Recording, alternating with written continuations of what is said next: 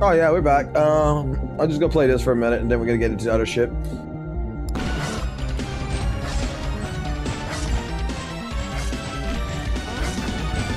I wanted to play some Mega Ball real quick. I wanted to play the new WUWA event, bro. I wanted to play the new WUWA event, so I figured why not play it? It's so incredible. It's not a copy paste at all.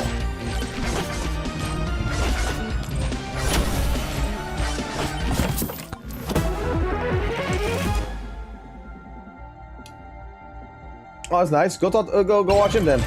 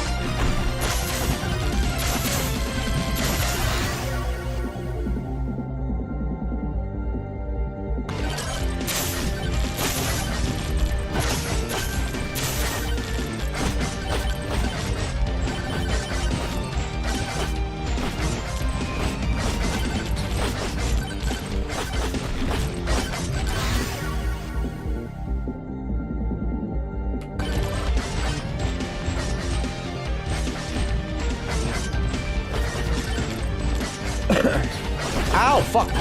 Tits. Give me the tits, bro. I'm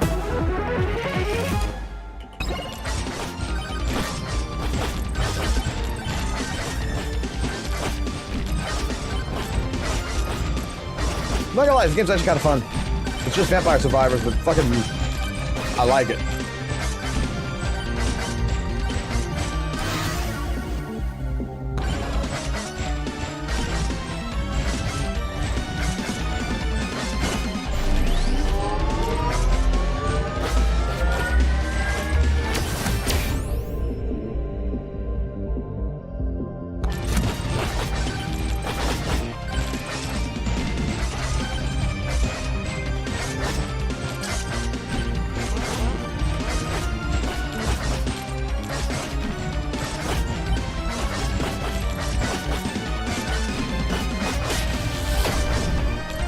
Bitch.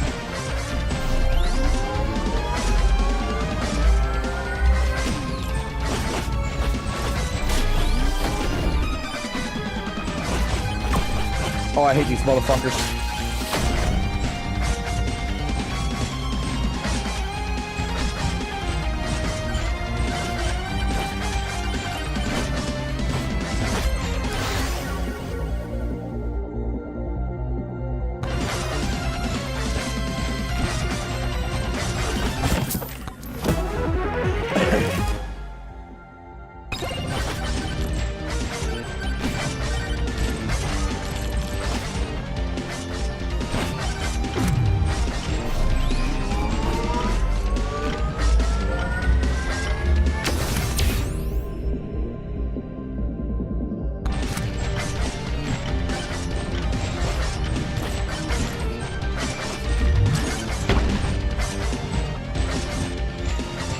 Chuck Ham, the marvelous.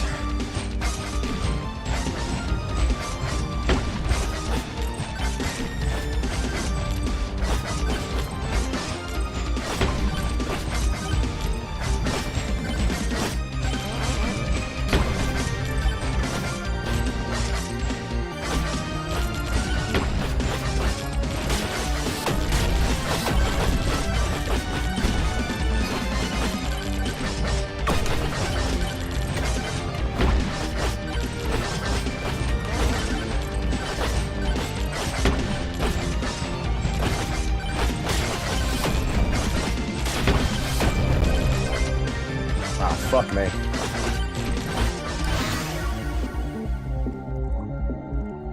Give me the cooldown reduction.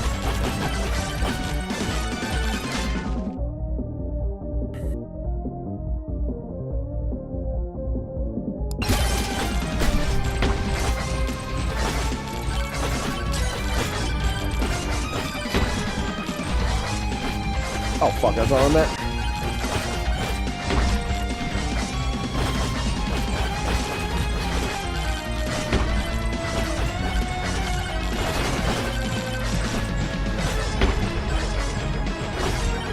I'm going down, I'm going down.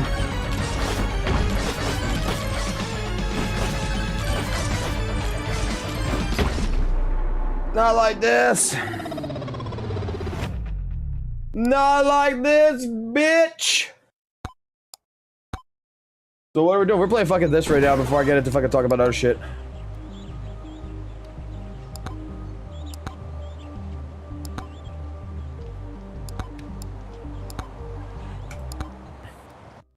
I'm playing some of this shit, then we're gonna get to talking.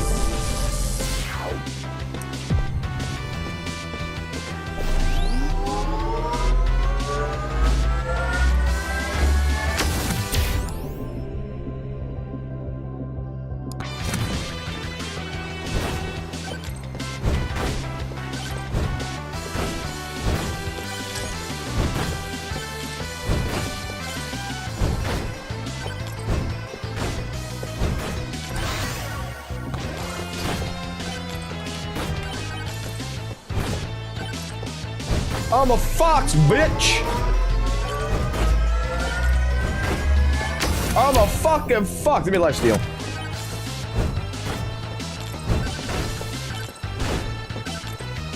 Early lifesteal. Sounds great. Give me the lightning.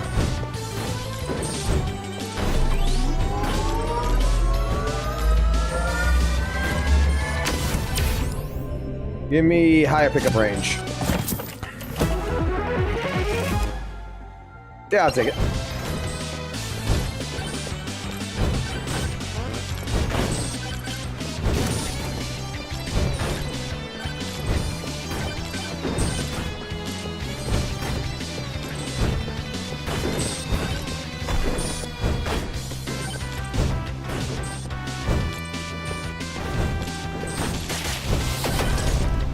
Suck on my balls, bitches! Very cooldown reduction. Cooldown reduction would be very handy right about now. Bum bum bum bum bum bum dum dum. We're just sitting here playing some WUWA, bro.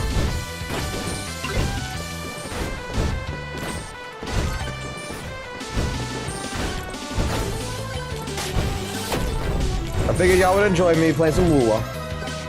Everybody enjoys playing WUWA.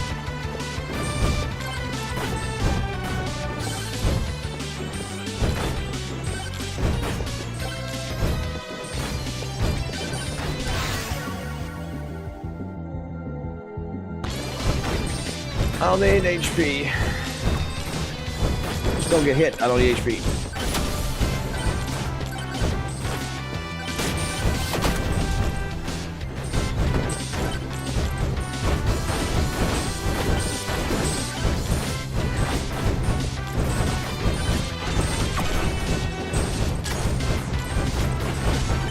Put that there. I'll have to come back into that. I'll take it. We need to find the boss portal.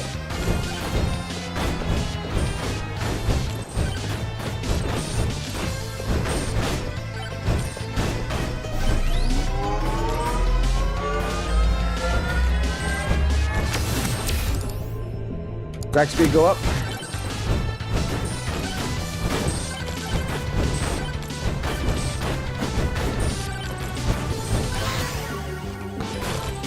Put a little bit more in the lightning.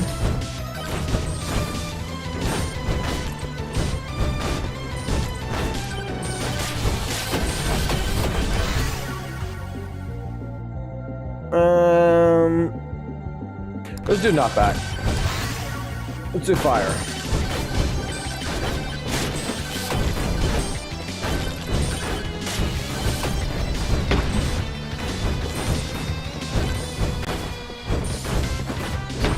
Ow, motherfucker.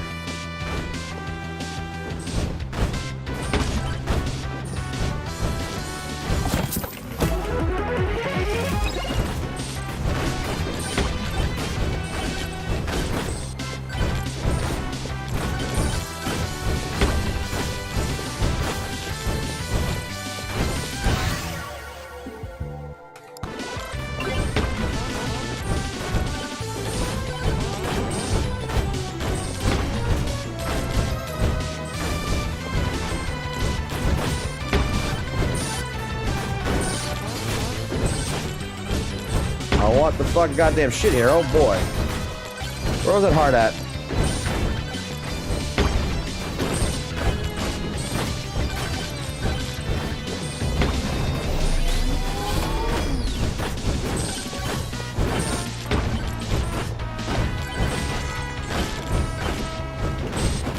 God damn it, right in front of my fucking face. Suck at my fucking balls, motherfucker.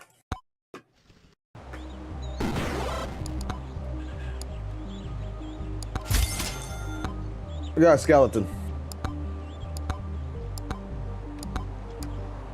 We got calcium. Let's see how calcium works.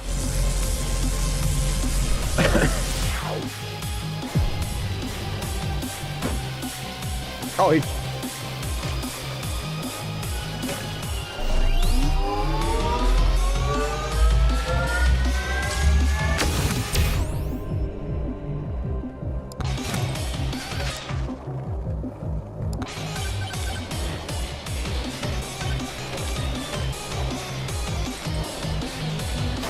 Oh, got projectile speed up.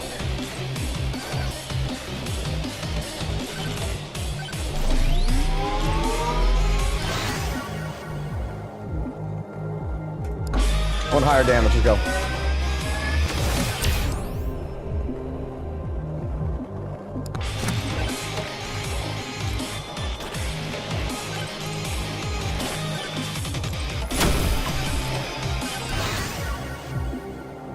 We'll do fire staff.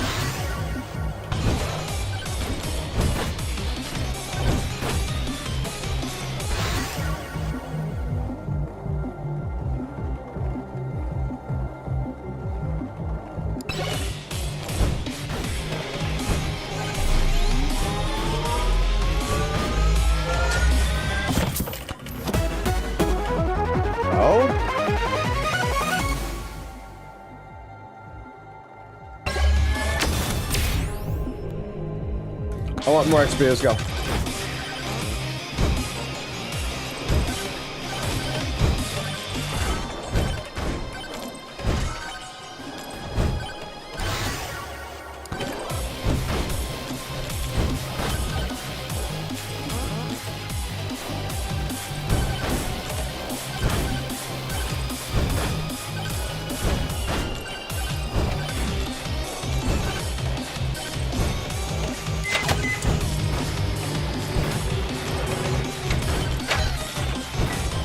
I don't know what we're cooking, but we're cooking some. Let's do this.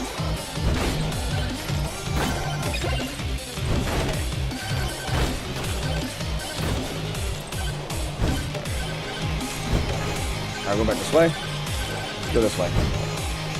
See what's over here.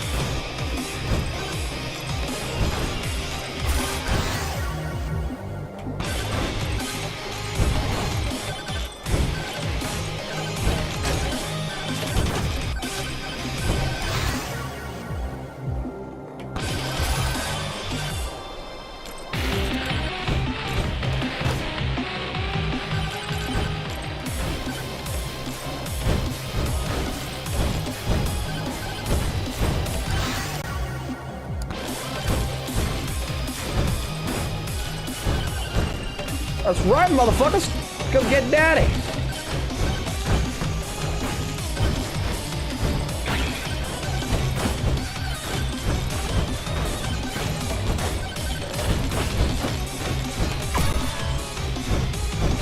Ow.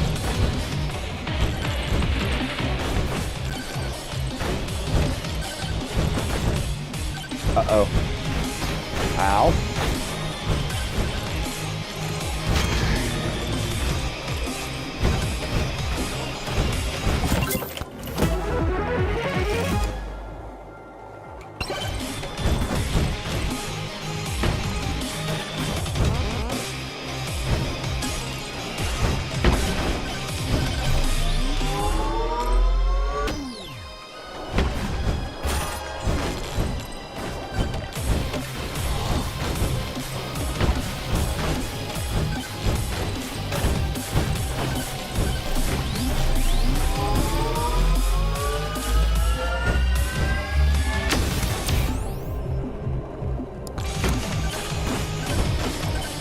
I'm doing my attack speed right now.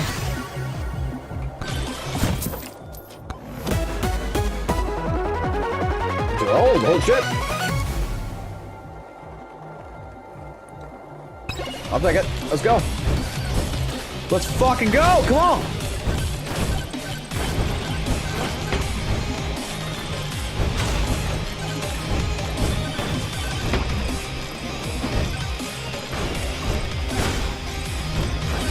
Where's the fucking boss at? Where's Chuckham at?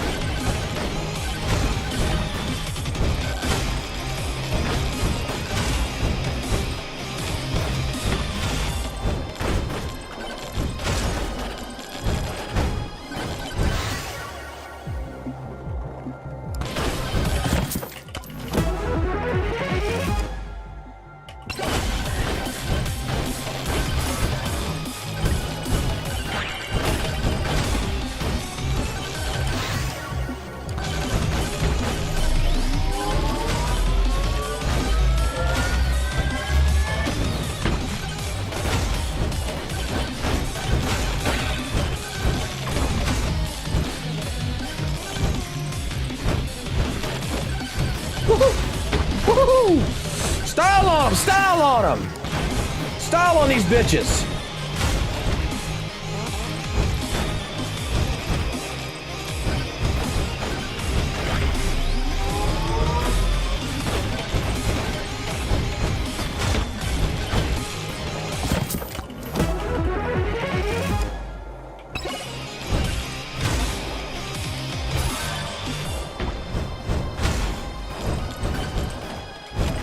Style on all these motherfucking bitches, bro.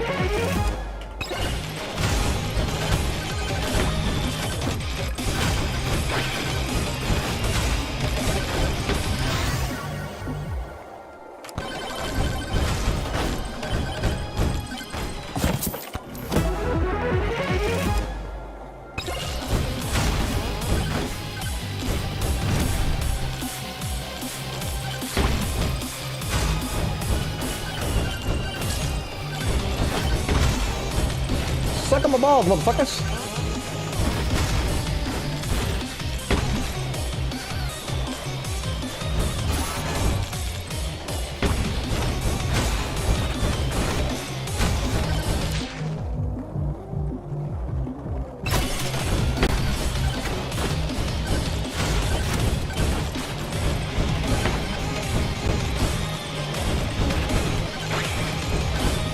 Good, Chuckham's around here. There he is.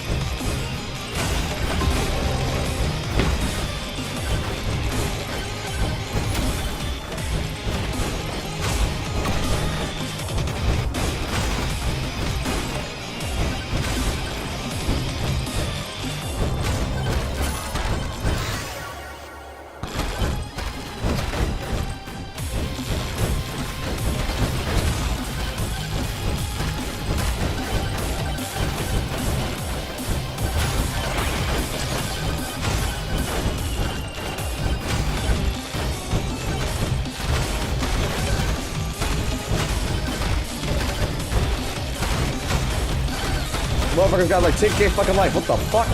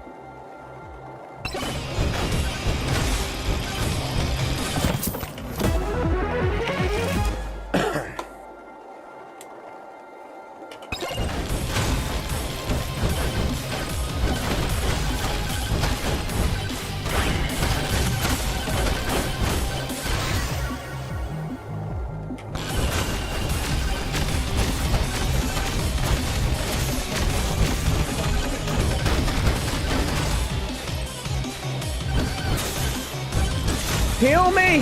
Heal me! Heal me!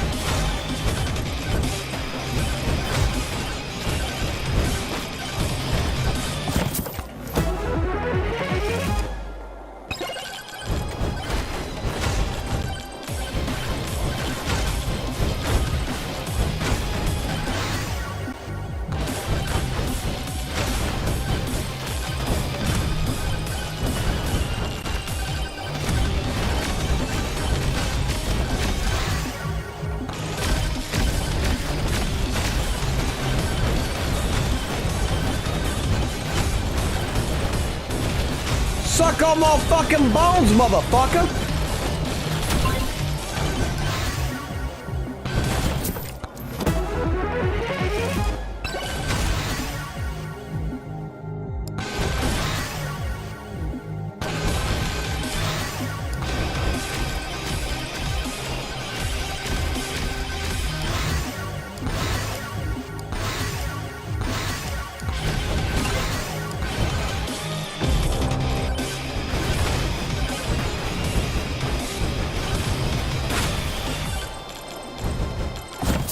Final swarm here. I fucking guess I should be worried here.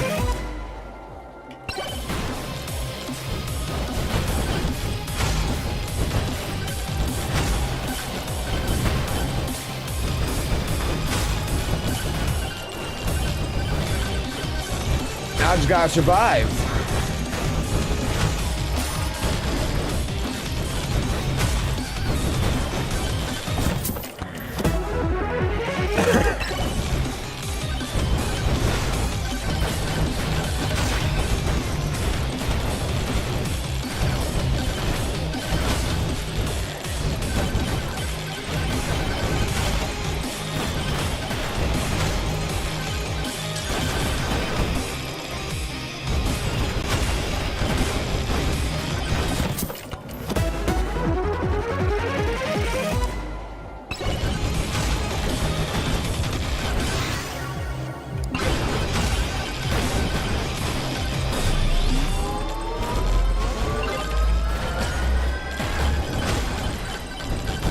Oh, now they turn black.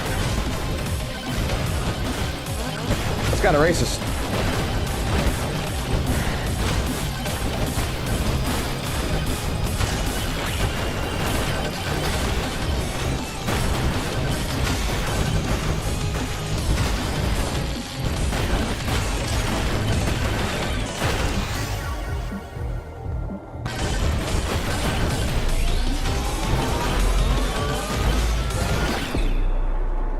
Almost. Oh, it just kept going in a loop. You did. Maybe he had some skill issue.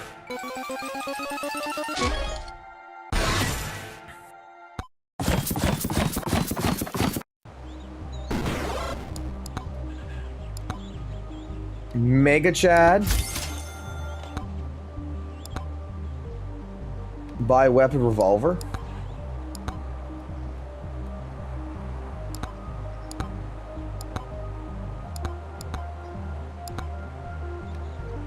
We're almost there to buy it. One more.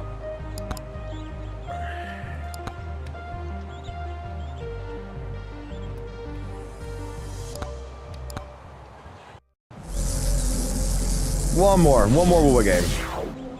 Yo, I'm the Mega Chad. I'm sexy as fuck. Holy shit. Oh, I'm just aura farming. Holy shit. Yeah, come on. Come on, motherfuckers. Get in my fucking ring.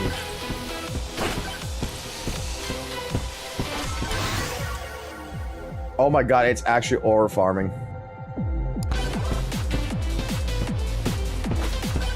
This is fucking hilarious. It's the fucking garlic.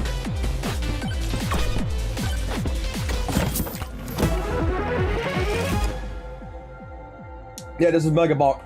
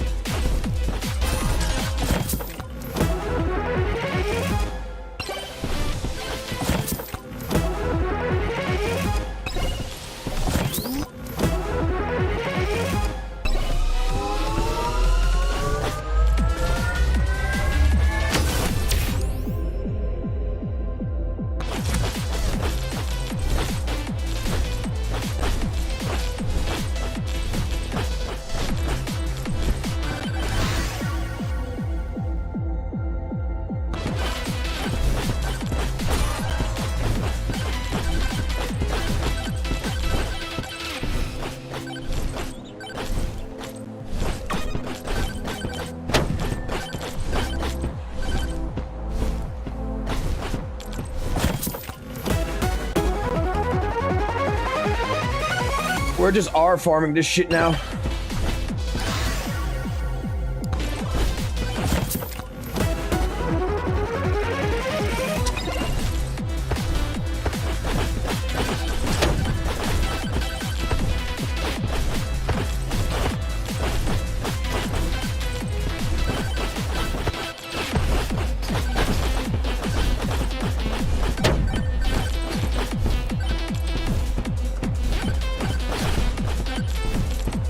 Oh, the R farm's not working as much as it used to be.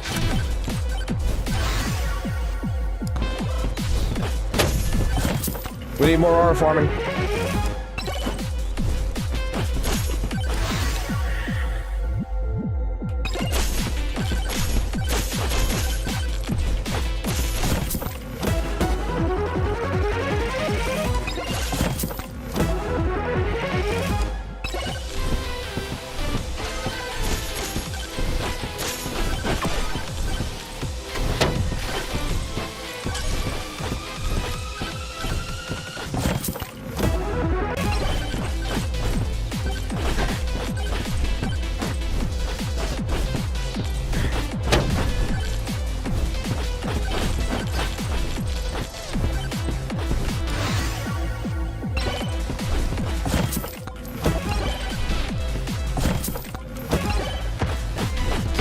Alright, so we can skip all that.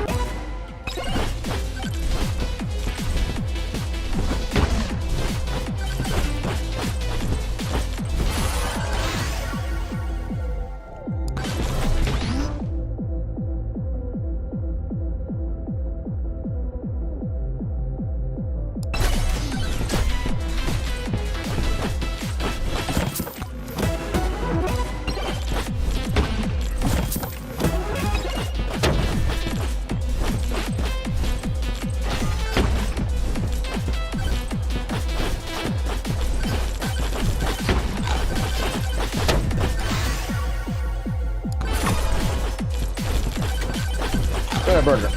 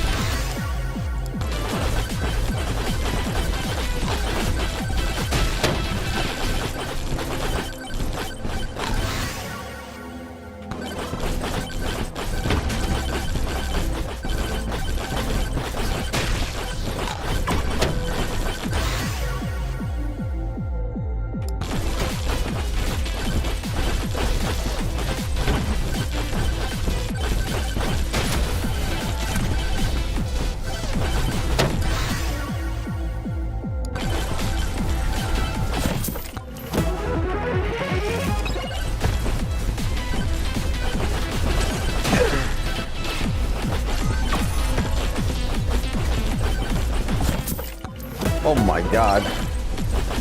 This is WUWA, baby.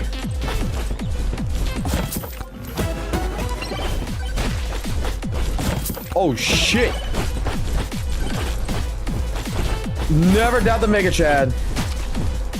Never doubt the Mega Chad. He had this shit the entire time.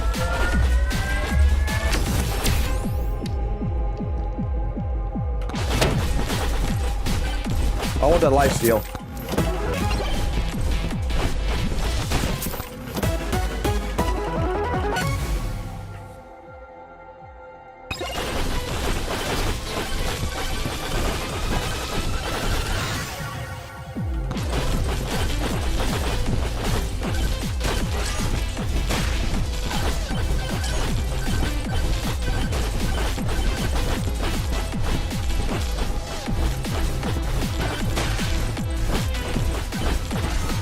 Just fucking style on these bitches. Just keep walking like a goddamn fucking model in heat, bro.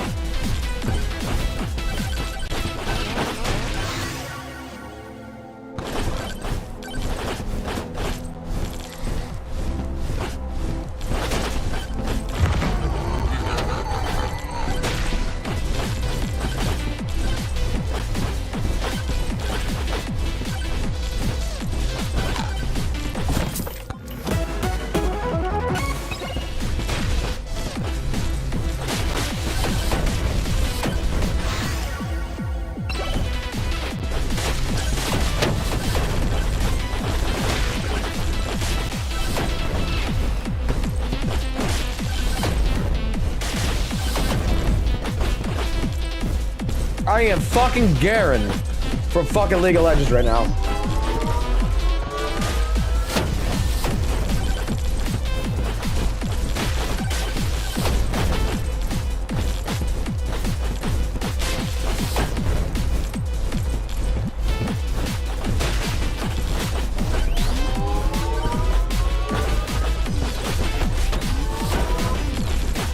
God damn, I hate these fuckers.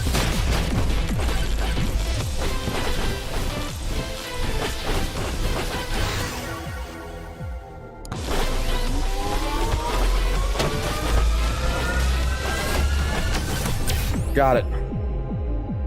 Ah, give us more elites. Fuck it. Let's go.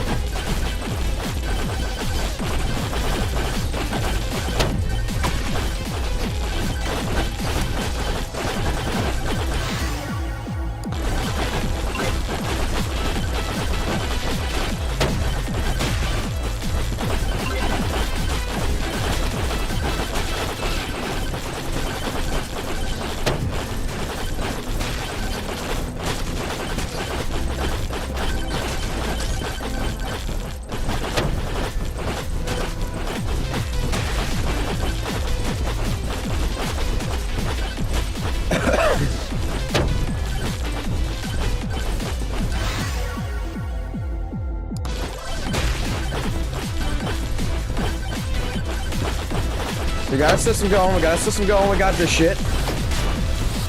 There you go, I think that.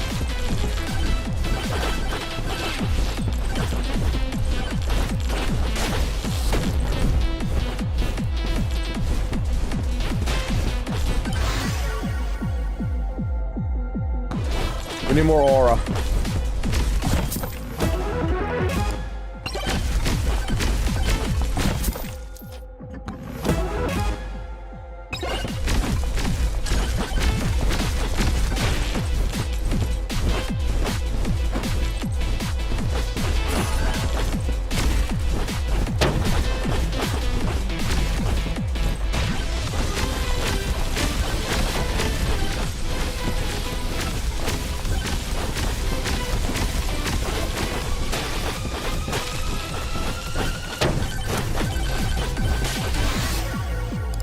More aura.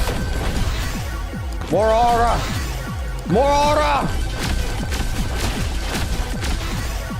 More fire. More aura. More health regen. More aura.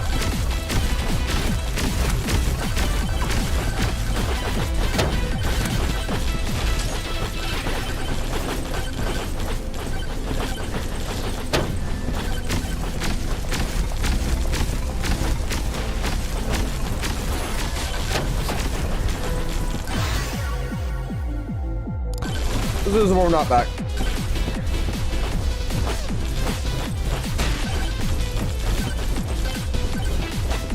Fuck these bitches.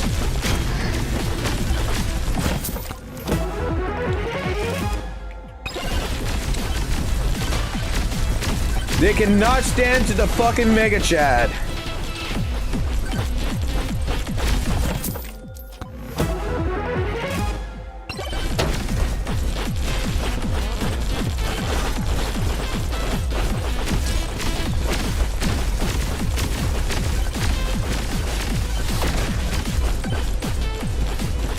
So far, this has been the easiest run because of Mega Chad.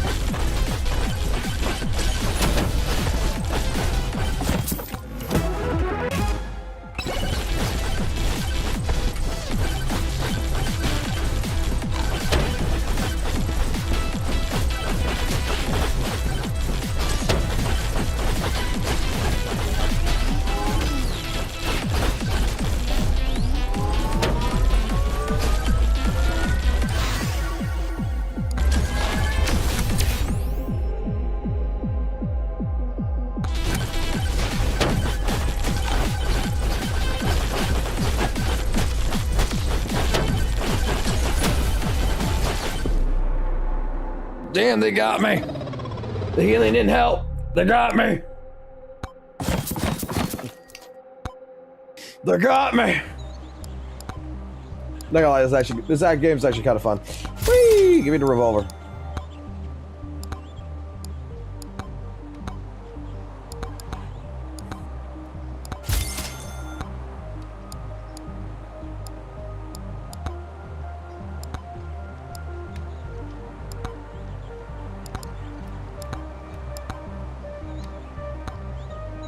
I don't know, we're not worried about the fucking bosses.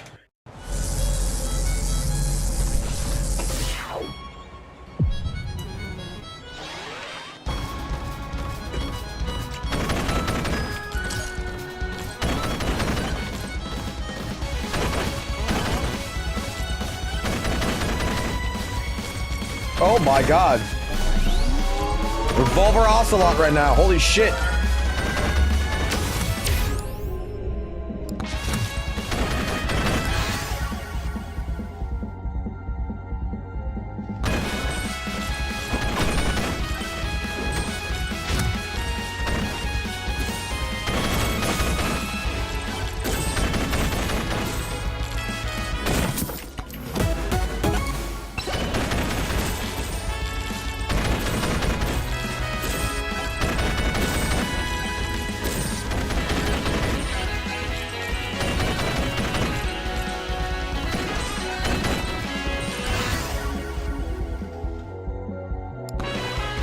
Crit chance.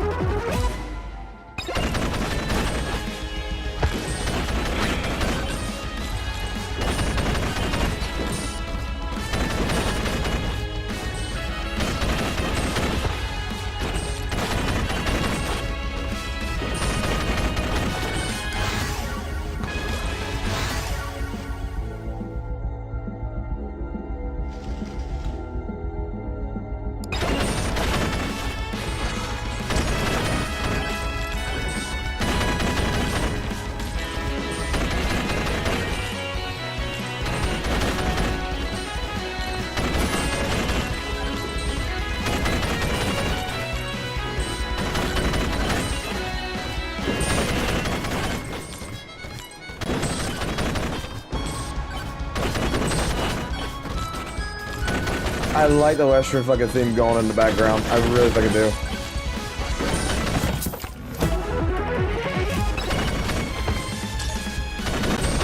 Don't worry, we're gonna get to our gotcha shit in a minute.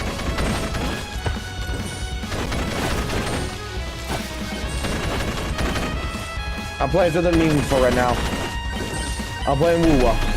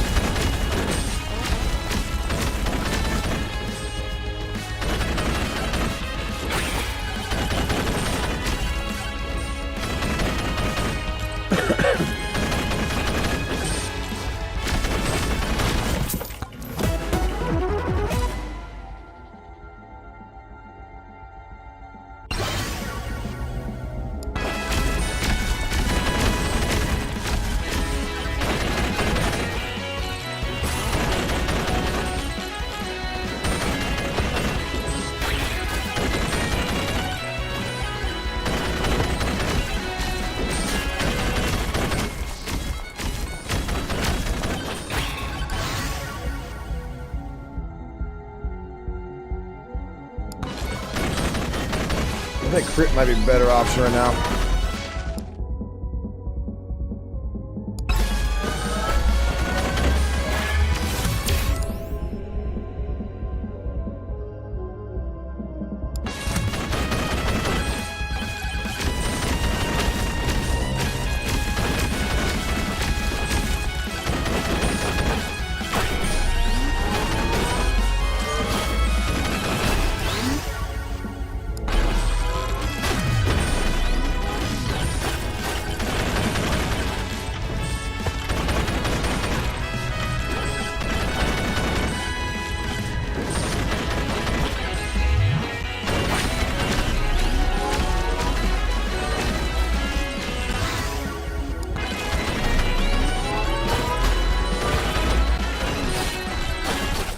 Fuck! Got stuck.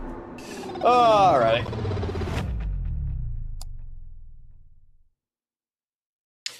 This is the new WUWA fit? Yes, it is. This is the new WUWA fit. This is a fucking... The dude, fucking WUWA fucking blew it out of the fucking park, bro. Like, straight up blew it out the fucking park. There's a Monato trailer? You're not bullshitting me, are you? You're not bullshitting me. Oh my god, there is.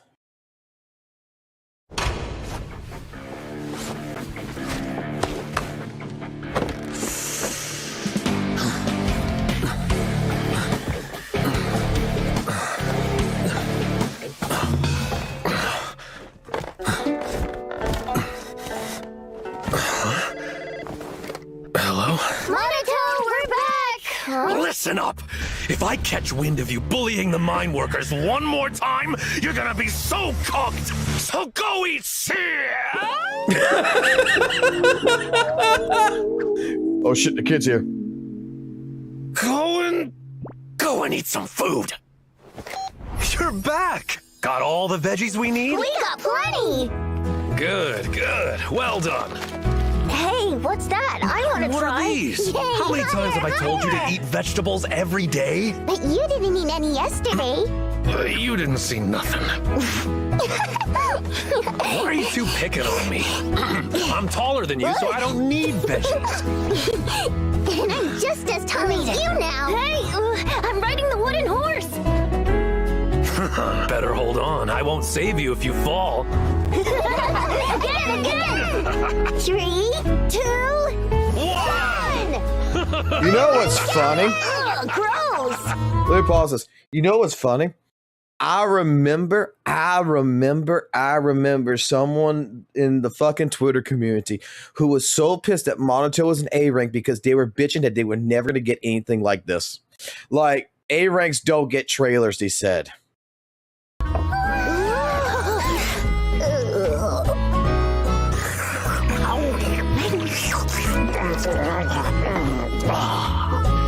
So tasty! Monato, thanks for cooking today!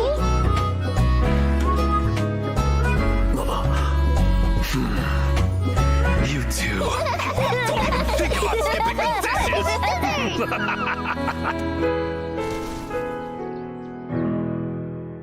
God, having kids is amazing.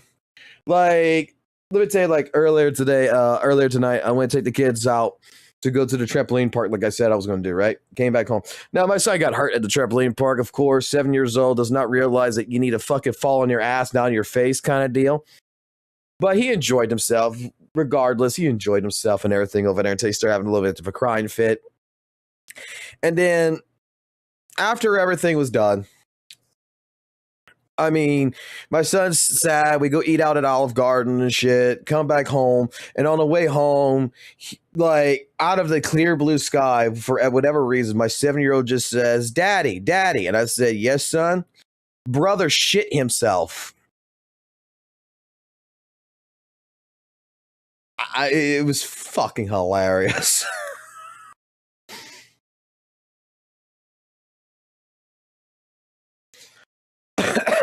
Alrighty. 7-year-old saying that his brother shit himself was fucking the most amazing thing, my most amazing part of today. Oh, God. But no, earlier we had Vincent, we had different things. We were talking about the 2.7 storyline and stuff like this. And I think that conversation went well. If anyone was here for it, I think that conversation went very well. Like, we shouldn't have to, like pointing it out, we should not have to be scared or afraid or anything like that. Just go ahead and speak our minds of pretty much what we want to say. And again, Feed Finger, thank you for also becoming a member, bro.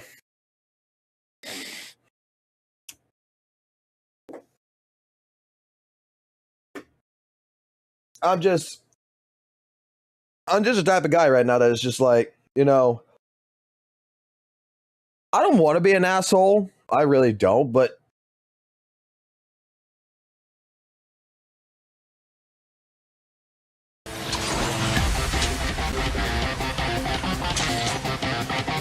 hold on.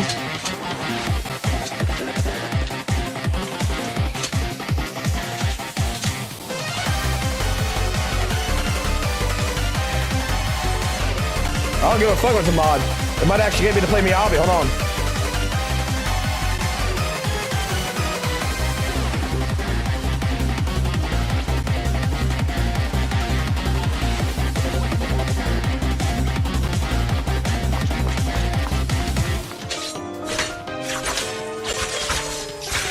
Not enough show to the tits, though.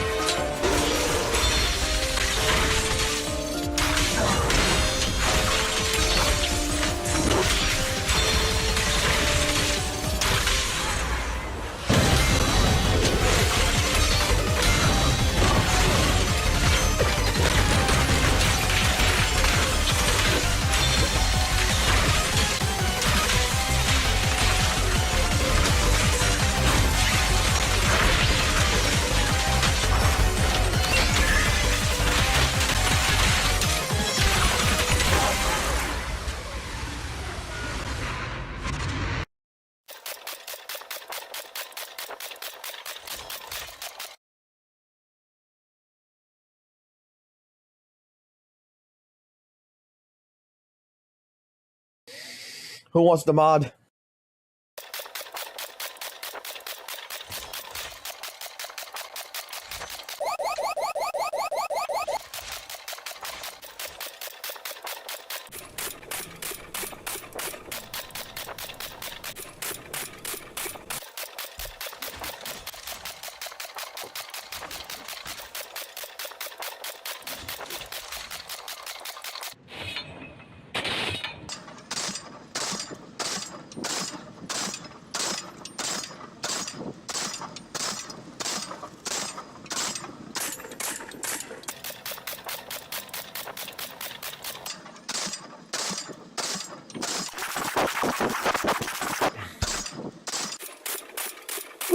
the fuck?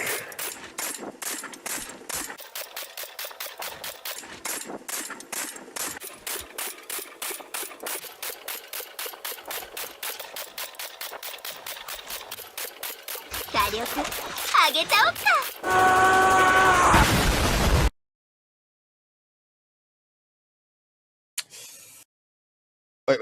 I saw some. Go back. I saw some. God damn it. Fuck. Bitch. Fucking shit.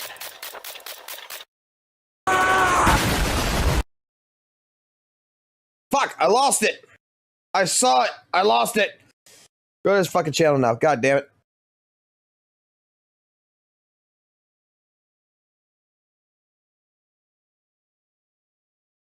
The f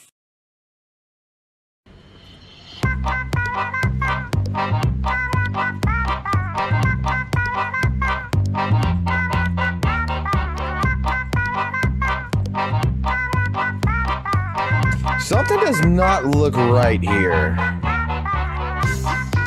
Oh wait, it's getting clearer.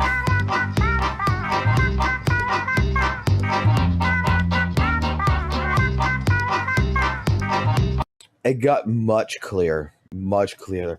Holy shit, so much clearer.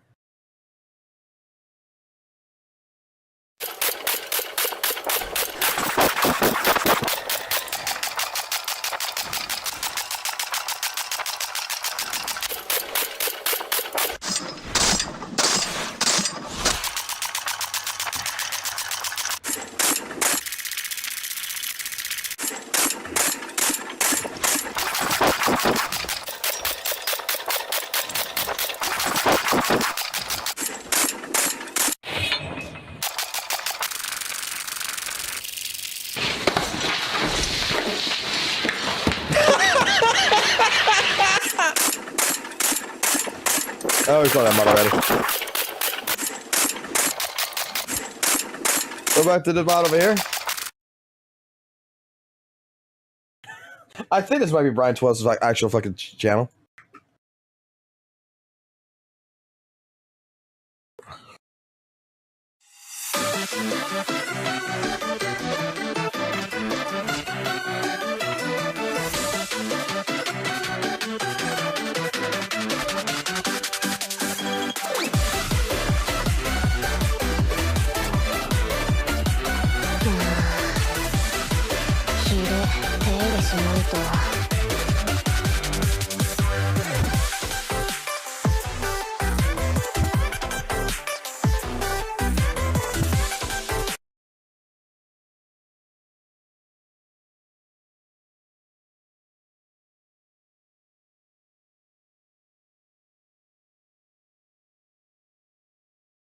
What the fuck going on here?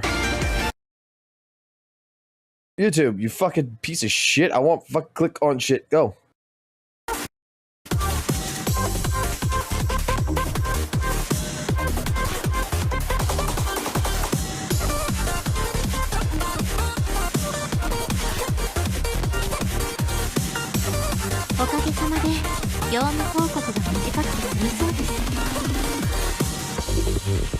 So, adding mods ain't too hard, right?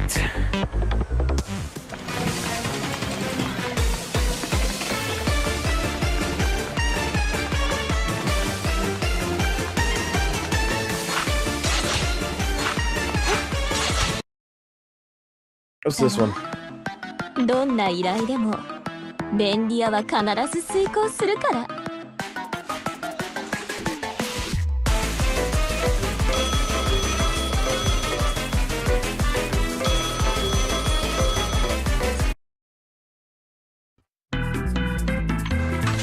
Oh my fuck nuggets.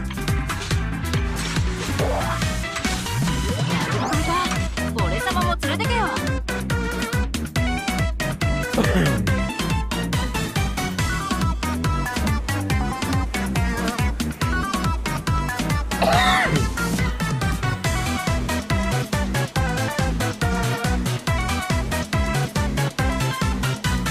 俺様は優れた覇者になる。ここで止まってらんねえ。 That is a beautiful view.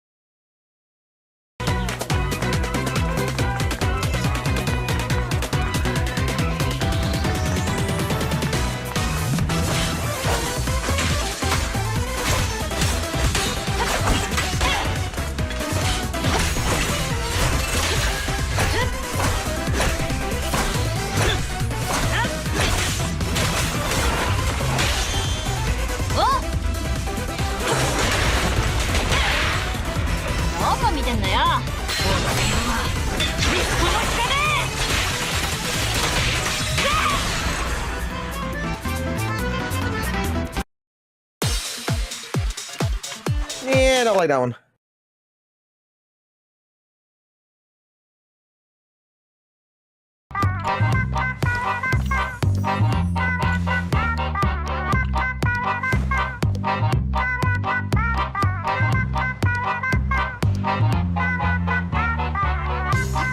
I don't see a difference. You guys see a difference? I don't see a difference. I don't see a fucking difference at fucking all. Nope. Looks normal to me. Looks...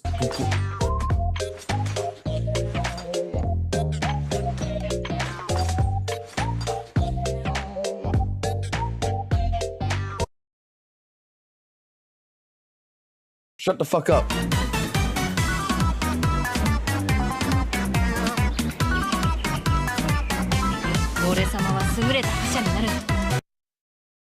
This is the one I want to see.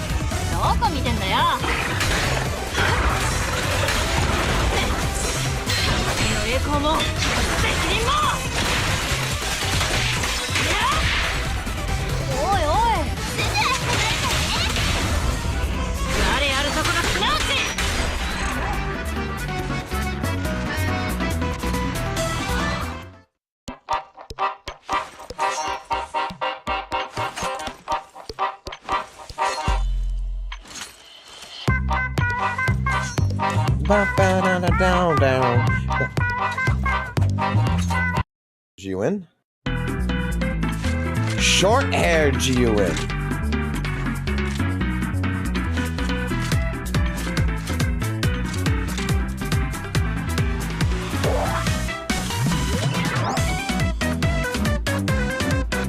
I'd fuck it. Oh no.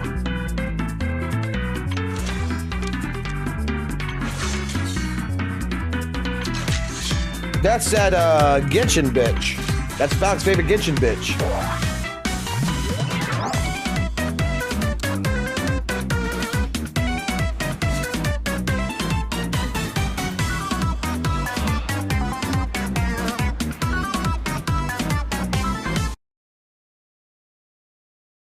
Raiden.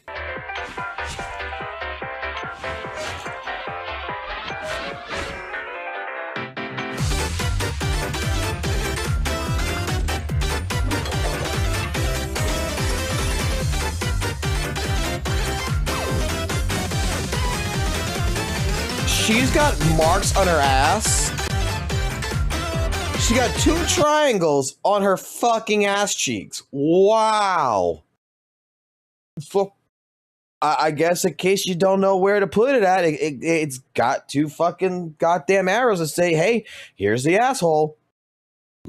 Alrighty. So 2026. So 2026. Let's take a look.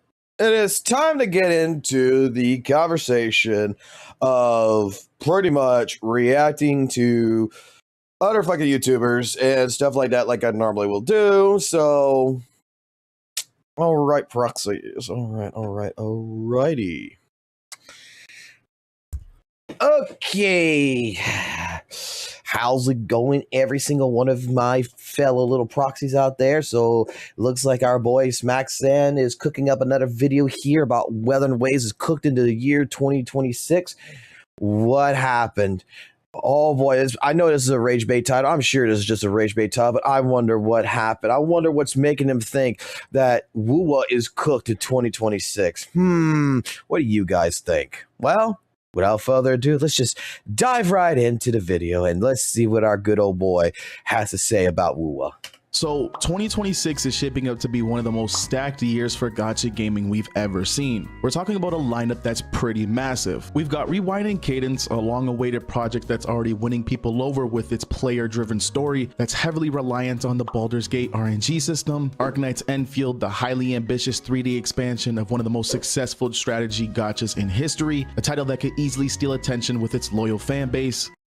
Wait, but you're the guy that reacted to that said, brother, I don't have time to do none of this goddamn factory bullshit. Then there's a Zerpremilia, one with insane amount of potential with really unique visuals, and the first gacha game with a pet system, and the backing of a studio that clearly understands what modern players want, and of course, Ananta, a game that might not technically be a gacha game, but let's be real, it's targeting the exact same audience. What about the It's two kind of Hoyo? release What about the that's three gonna Hoyo pull fucking gacha players games? away, not because of RNG or waifus. What about Hoyo Pokemon? You know, Genshin Pokemon. What was the other one that they had? They have the Genshin in-game, you know, where you could build your own custom game kind of deal. And they had the other one that you were talking about, Animal Crossing. What about them? I mean, we're not going to mention them? But because it's offering something different at a time when people are craving fresh new experiences. And that raises a real question for one of the biggest names in the new era. Can Wuthering Waves survive 2026? I'm not sure if it can survive 2026 in that regards, but with you, sir, I think that, you know, it's the infield that's going to be like $30 to buy an in-game account there. We're looking probably about like $20 on the other one with the Baldur's Gate crap, so about $20. You're already about $50 deep already. No, don't worry, Smackson. You probably got about a good $100 right here that you can spend. That you'll be fine. Your Neta account probably the one that's going to be the most expensive. Because while WUWA has been holding on strong, dominating conversations, setting new standards for the genre, and holding that #1 spot, the truth is, next year might be its biggest test yet. This isn't just another update cycle or content drought. 2026 might be the year that decides whether WUWA stays for the long term or becomes just another gacha that peaked early and faded once the competition caught up. So today I wanted to break down what 2026 really means for Wuthering Waves, how the competition is evolving, what threats Curl Games is up against, and most importantly, whether or not WUWA can adapt fast enough to stay relevant in what easily could become the most competitive year this genre has ever seen. All right, really quickly, pausing again. Straight up, WUWA's perfectly fucking fine. I'll spoil the end of this fucking video. WUWA's perfectly fine for 2026. Again, we had this conversation earlier tonight on the live stream, earlier this morning, actually, excuse me, with Vincent, where we were discussing this. Where we were discussing like back in the day when everybody was talking about EOS WUWA, and like I was saying this, no one fucking realizes in the first 2 fucking months, you know, well, first 1 month, the first 30 days, Wuthering Waves just on mobile had made over $164 million that was reported. That's not counting PC, that's not counting Epic, that's not counting where else you could have spent money, top up, LDSHOP, all this other good shit. And the case can be the same for what recently happened with Wuthering Waves with 2.0 all the way to 2.4, to where it has seen some of the massive amount of money, to where, let's be honest here, we discussed this earlier. These game companies, you know, all in the beginning are very fucking generous for the most part. They're trying to drive new playership into their games. They're not trying to, you know, maintain their current class of players. For every person that leaves Wuthering Waves, 5 more comes in. If for every person that leaves Genshin, 5 more come in. That is basically what it comes into. And when that honeymoon phase hits and you have new players that come in, they spend money. And that's just how it is. Welcome to a casino. This is what it is. So I will tell you, like I said, to go ahead and spoil it for you, year 2026, Wuthering Waves is going to maintain its projections. It's going to be good. It's especially since they're trying to push for 2 major updates in a year. There's a lot of hype that goes around that. So they're perfectly fucking fine. They're perfectly fine. But before we get into this video, if you've been enjoying the content recently, make sure to subscribe and turn the notification bell on so you don't miss out on any future videos. My community Discord server is pinned in the comment section down below for those of you that want to say what up. But without further ado, let's get into this. If we look back at 2025, it's honestly been one of the quietest years for gacha gaming in recent memory. The only game that I can honestly think of that made the space move a bit was Ethereum Restart, and that was very short-lived. Most of the big names have been stuck in maintenance mode, not really doing anything different, just essentially coasting by. It's been a year defined less by growth and by more stability. And in that silence, Wuthering Waves really stepped up after what 2025 has been stale when it comes to gacha games, but at the same point in time, it hasn't, because a lot of these games, Dual Knight Abyss, you know, Ananta, all these games that people knew about them already, okay? People were hyped up for them already. It's just that this was the year of trailers, of saying, hey, by next year, these games are going to be coming out. This is what you're looking at. There's one game that I'm waiting to see if they're going to do another trailer for, which is Unending Dawn, so that way I could get it, which is my Dark Souls gacha RPG that I am waiting so heavily on to come in. While it's been a quiet year in the space,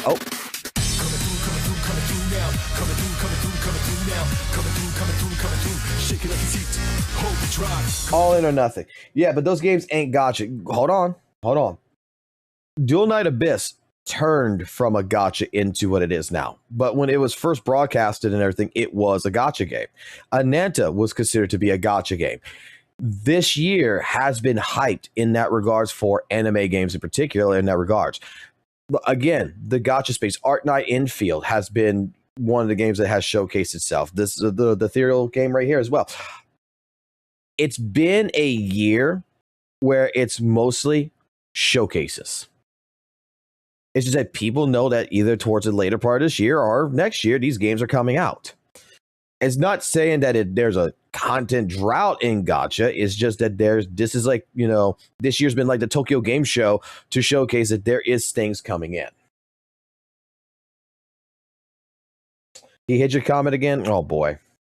It started as a rocky launch. Kuro Games did what many thought impossible. They turned the narrative around through consistent updates, open communication, and a real effort to fix their mistakes. They rebuilt something most gacha studios never get back once it's lost: player trust. For a while, it genuinely felt like WUWA had become the new gold standard, the proof that a live service game could stumble, learn, and come back stronger. Other studios started watching closely, taking notes, seeing how Kuro handled feedback, and how they treated their players. But calm years don't last forever, and as we edge closer to 2026, you can really feel that shift in the air already. A new wave of challengers gathering in on the horizon, each one aiming to claim that spotlight, each one ready to test whether Wuthering Waves can truly hold the throne it's fought so hard to earn. Next year isn't just about one or two big releases, it's a wave of competition. Every single one of these upcoming games is built to make a statement. Flashy visuals, a new twist on narratives, innovative combat systems. Essentially, each one of these games are bringing something new to the table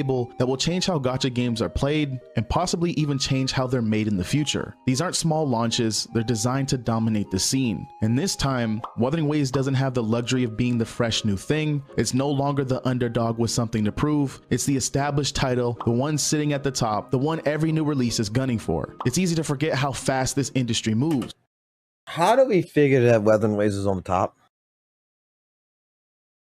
And when is it to come to games like Ananta, Dual Knight Abyss, and such, like non-gacha games, they're not overthrowing gacha.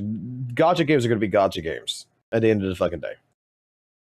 It's just that those games are gacha games that evolved into being something else, okay? They started off as gacha, that's what the hype and everything, and they're really trying to take from the gacha market, but in general, they're going to find their own fan base outside the gacha market. I 100% believe that. But in regards to this, like, how do we regard Wuthering Waves on the top? Because Wuthering Waves has a lot of different things that still holds it back. It's in the top. You could say it's in the top 10, the top 5.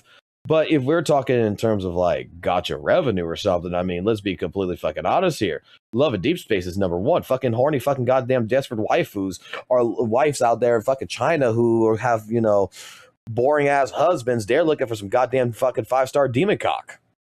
Like, how are we determining that what is the metric that you are using, sir, to determine that Wuthering Waves is on top? That I would like to understand.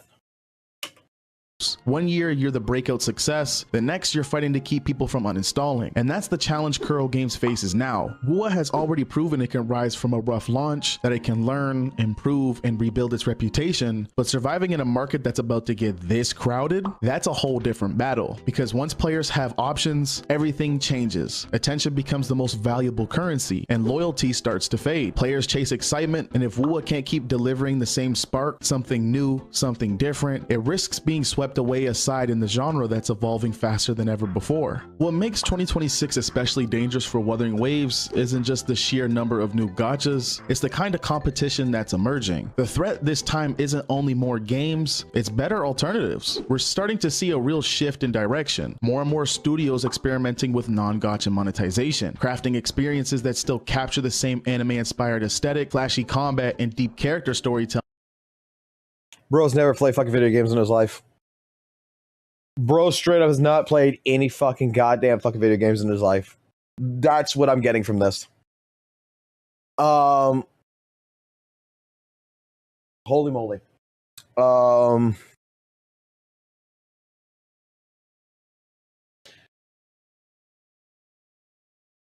There's a lot to take. There's a lot to actually take involved in that just that short little time period. There's a lot to take involved, but like, let me rewind this and explain like what we're gonna get right here.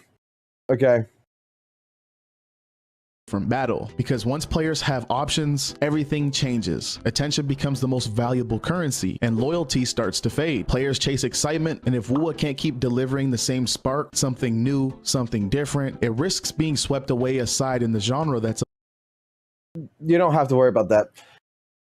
When it comes first and foremost with gacha games, like, dude, Wuthering Waves, like, this is not like the first year of gacha games. Wuthering Waves has not been a key point in the gacha community to the point to where, like, this is the first time we've ever seen this. You know how many fucking gacha games have been out there for fucking decades that has gone through this shit that's still alive to this day?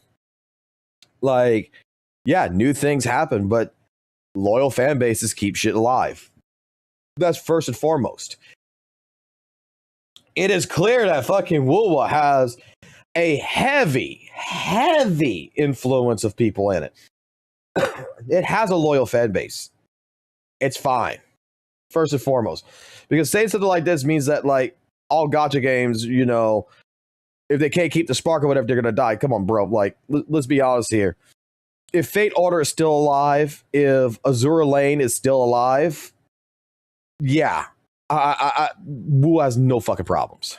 Evolving faster than ever before.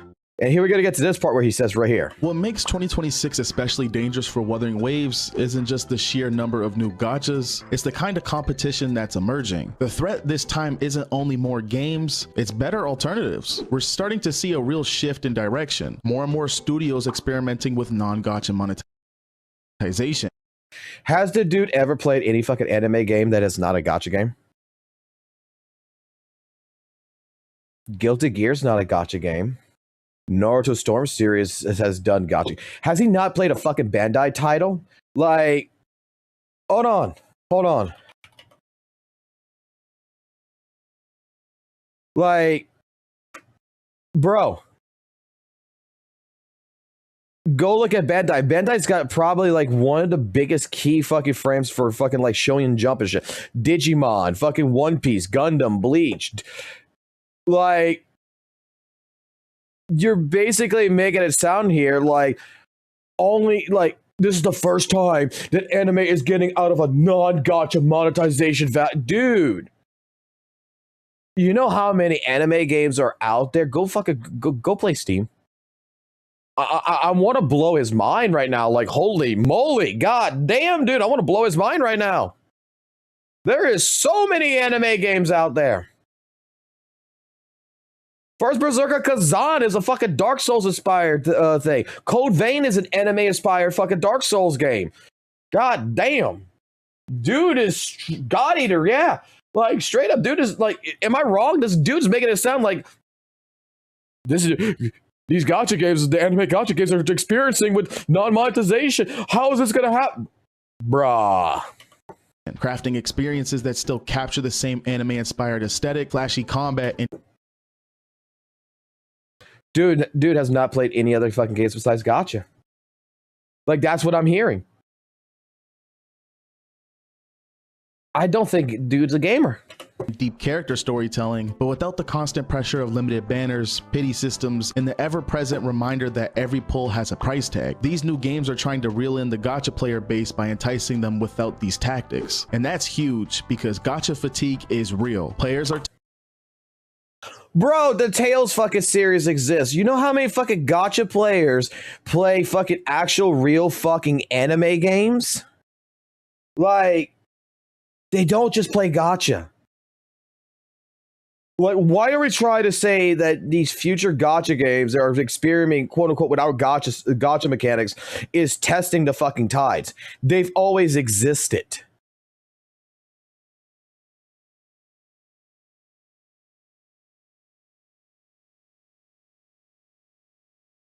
This is like legitimately the dumbest thing I've heard so far.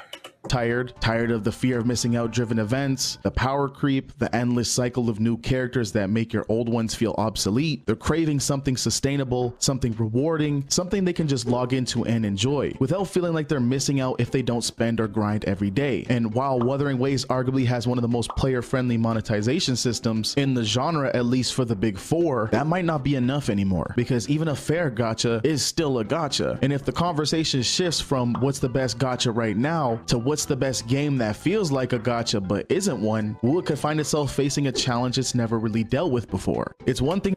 You think Ananta is gonna feel like a fucking gacha? You think Dual Knight of Abyss is gonna feel like a gacha?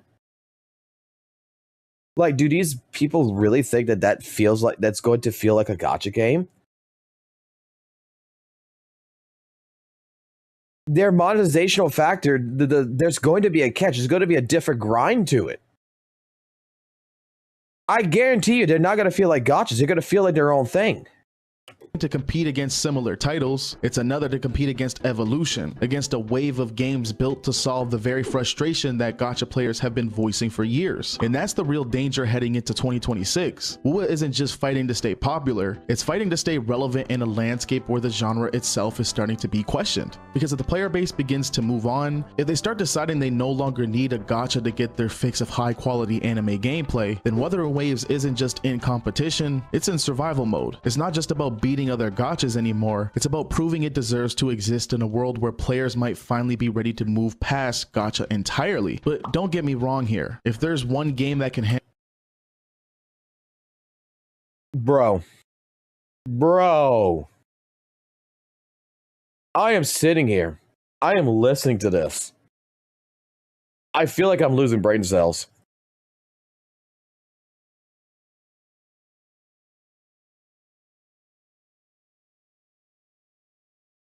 Like, their gacha fix? Let him continue cooking.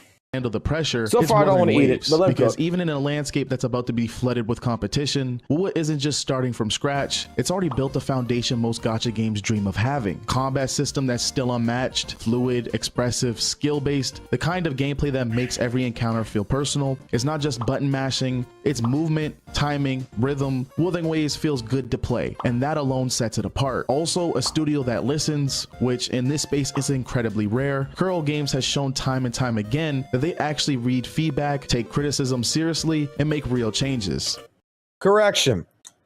Kuro Games has a patent, which says in the patent, you can go look it up yourself, that they have a feedback system that calculates from all the feedback what the players want and fucking produces it so that way the developers have it.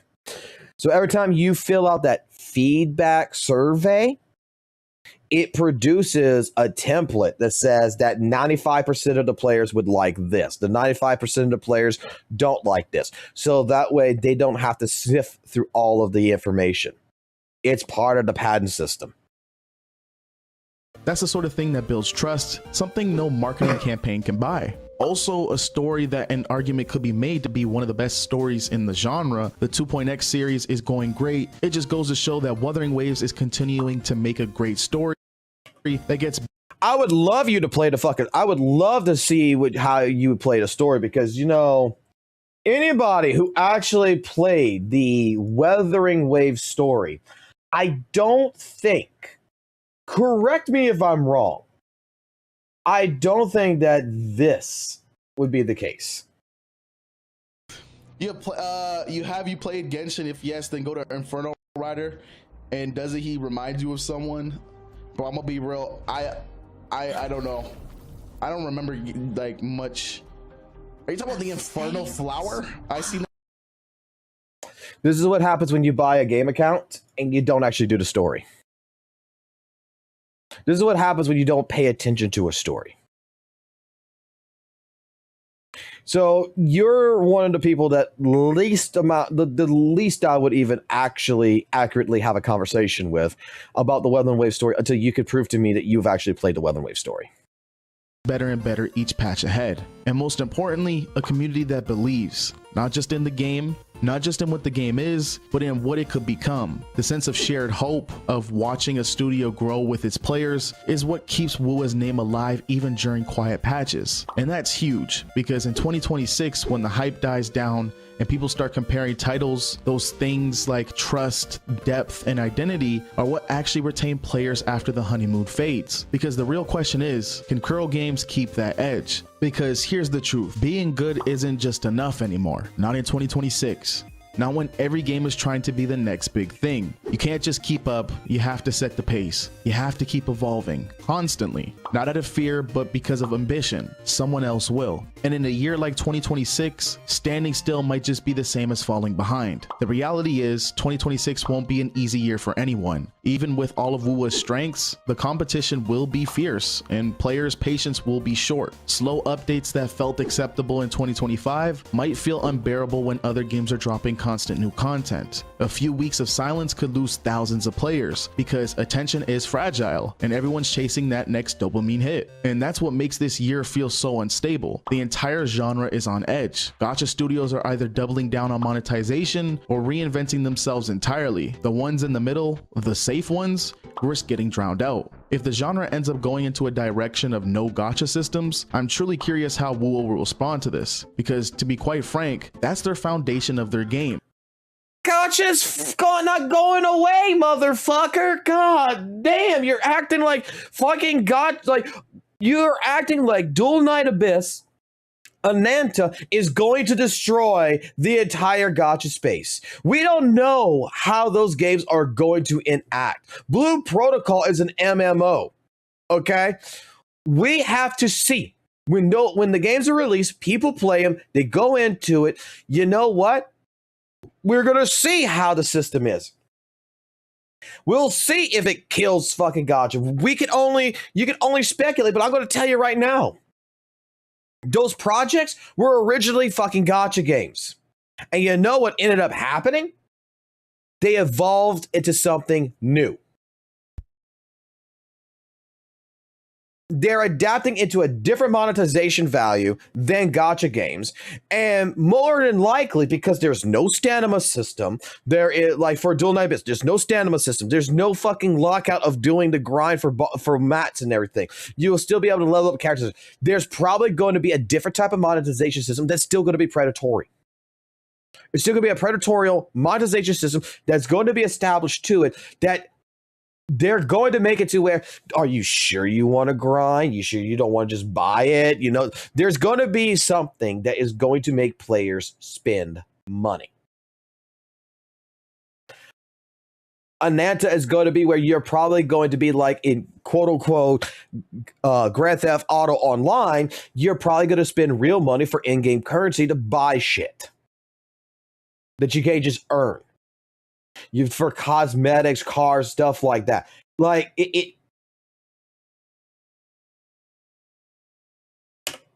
it'll be very hard to stray away from that. So what does survival look like for Wuthering Waves in 2026? It's not just holding player counts or topping revenue charts, it's about retaining relevance. That means content that challenges players, systems that respect their time, and updates that make them feel heard, not farmed. WUWA's identity has always been tied to player trust and developer passion. If Kuro Games can keep that at the center, even when the competition is at an all-time high, they'll have something most gacha games don't: stability and chaos. The next year is going to separate the companies who rely on hype from the ones who rely on craftsmanship. And honestly, WUWA's fate might depend on which side Kuro Games decides to stand on. 2026 will be a defining year, not just for Wuthering Waves, but for the entire gacha genre. We're entering an era where quality alone isn't enough. It's about innovation, identity, and connection. WUWA has proven it can adapt once. Now it needs to do it again in a much tougher arena. So can it survive?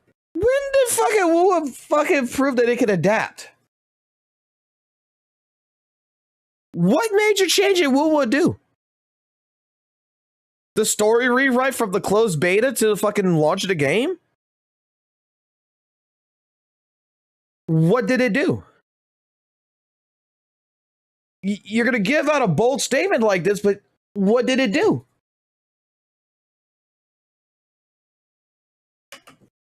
Personally, I think it can, but only if it stays bold, hungry, and true to what made it special in the first place. But what about you? Do you think Wuthering Waves will hold strong, or will 2026 be the year it gets overtaken? Let me know what you think in the comments.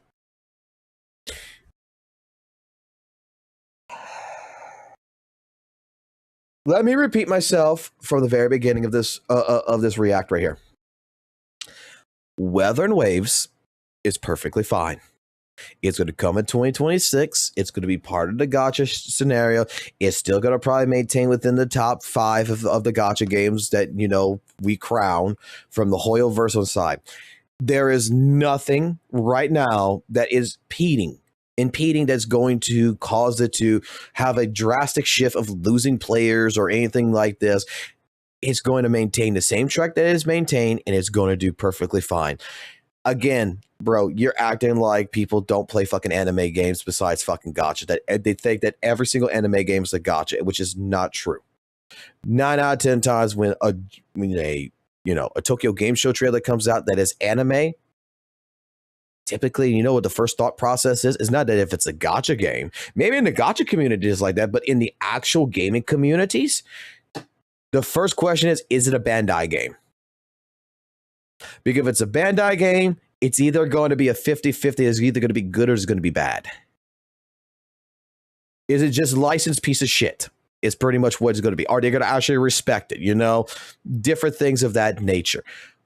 But we're basically, in this video, we're treating it as if gacha is the only fucking anime source of material that's out there in gaming, in the gaming industry, when there's so many other anime type titles. You want to get your gacha fix, in a sense, like not your gacha fix, but you want to get like your Wuthering Waves fix. You could go play games like that's with Bandai. You can go play the Tales series. You could go play an action RPG with them. You could play Tales of Zestiria, you know, Tales of Zestiria. You could go play basically Code Vein. You can go play Dragon Ball. I'm sure that there is a action adventure like game, you know, that's kind of like Breath of the Wild and Genshin and all this other stuff that some company has made that is you could go buy on Steam right now for Tales of Arise, for example. You could go buy that gives you the same feeling as some of these games. The thing is that people play gacha because it's easy accessible. And if they like something, they follow with it. And again, if tomorrow Wuthering Waves lost thousands of players, Kuro Games wouldn't care. We had this conversation on a live stream before, and the conversation was very simple. You're established. You had your time with it. You're not spending as much as a new player. What Wuthering Waves and Kuro's going to be doing is, like with 3.0's patch and everything, they're going to entice new players to download their game. They're going to entice new players to spend money. The new player market, it's always in every single video game company's fucking realm, is what they're trying to establish. Not the one that's already established. They're trying to establish the new player base. So yeah. I'm gonna leave the video I'm gonna leave it like this. I'm not sure what you guys think and everything, but drop your comments down below. Bro, just in this sounds and I'm gonna be honest. Bro, in this video is trying to sound smart, but coming off really, really uneducated. That's how I feel. Like, this is some Wuthering Waves doom posting to a fucking extreme that does not that's never going to fucking happen. That's just how I feel.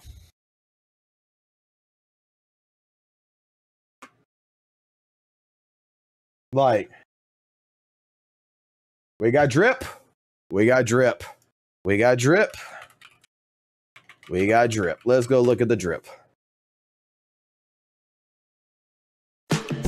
Should fear or worry trouble you, just call my name. Name's Barney. Time has taught me a thing or two. It's a pleasure to meet you.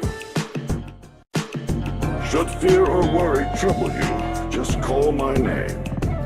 Name's Barney. Time. I swear to fucking God, that sounds like fucking Chrisabot. Time has taught me a thing or two. It's a pleasure to meet you.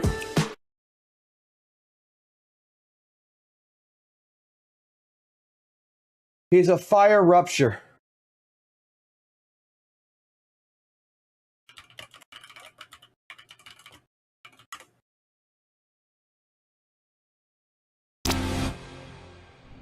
Nomo. Hold on. What's up? We're fighting after all. Because I am. Thought it would. Let's clear this level and go home. Hold on, close my eyes right here. Hold on. Even so, I have to stop these villains. Heads up, we're fighting after all. Because I am.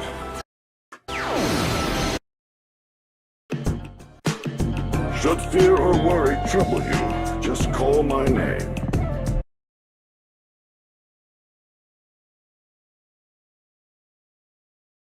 Name's Barney. Time has taught me a thing or two. It's a pleasure to meet you. Did y'all hear it? Villains. Heads up, we're fighting after. I'm afraid that I barely have a minute left in this form. My power's declining faster than I thought it would. I'm afraid that I barely have a minute left in this form. My power's declining faster than I thought it would. I don't. Typically, it's like it's not till later to the VA till you can find out the VAs. Like I don't see them until they come out to release the majority of the time.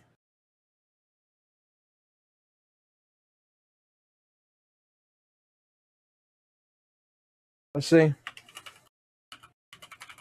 But that sounds like Chris Sabat. That sounds like All Might Piccolo and shit.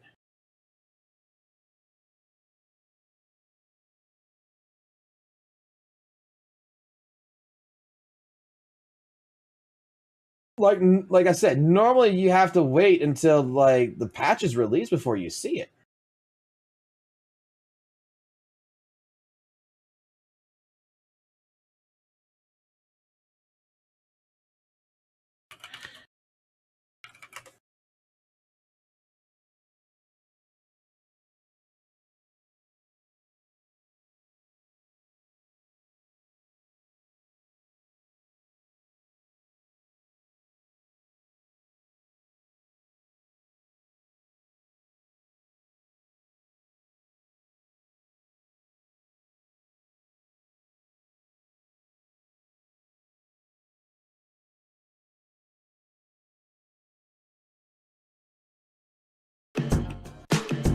Should fear or worry trouble you, just call my name. No, that's gotta be, dude. That sounds just like Chris Sabat in that regards. If not, that is one hell of a good impression. Name's Barney. Time has taught me a thing or two. It's got that robotic theme to it, but should fear or worry trouble you.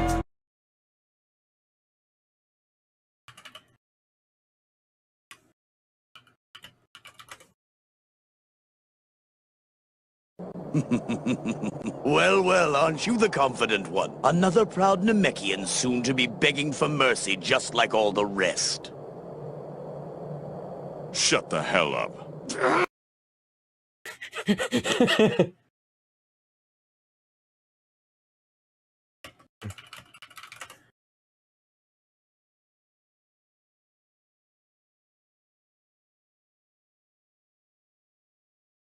I want multiple lines, like.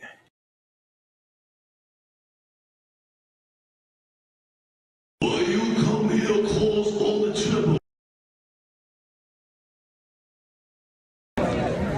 You may have invaded my mind and my body, but there's one thing a Saiyan always keeps. His pride!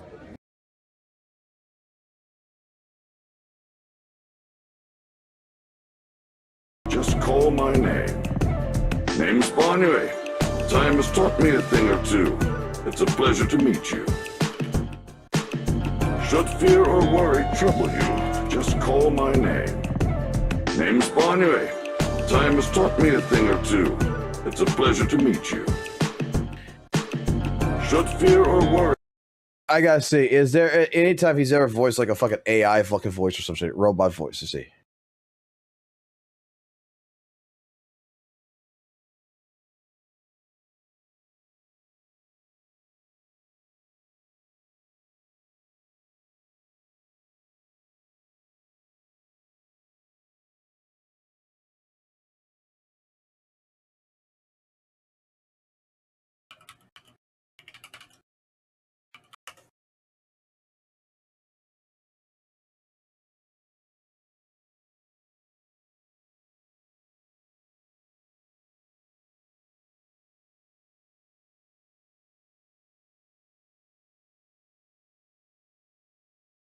See.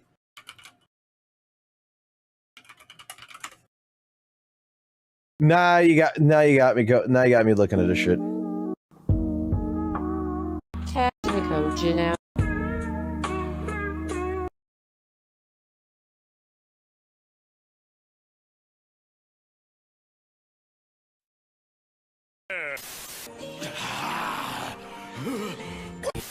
What are you doing? Time to sprint! This method of short-distance running has been passed down the Armstrong line for generations! A real man doesn't tolerate that kind of disrespect. So get ready to get schooled. Yo, dinner! Confidence, sir! Alright, bring it on! Go nuts and hit me with everything you've got! I'm gonna see you rip those puny little arms of yours to shreds!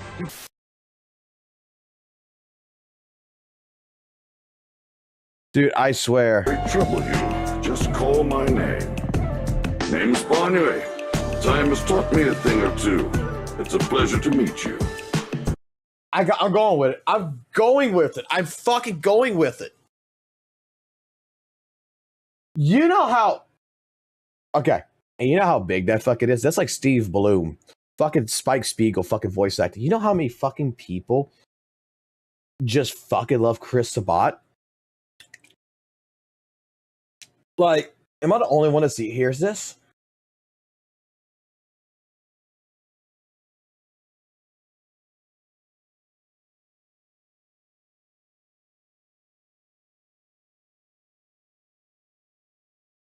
Pretty sure it's VA Chris Sabat.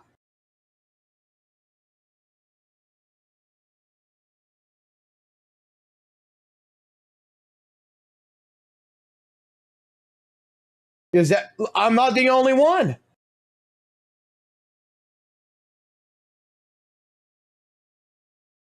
You know how big that is?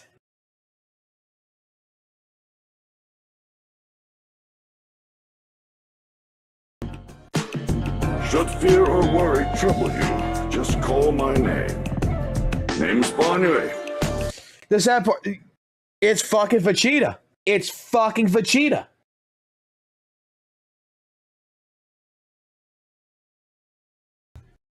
It's All Might. You know how big that actually is?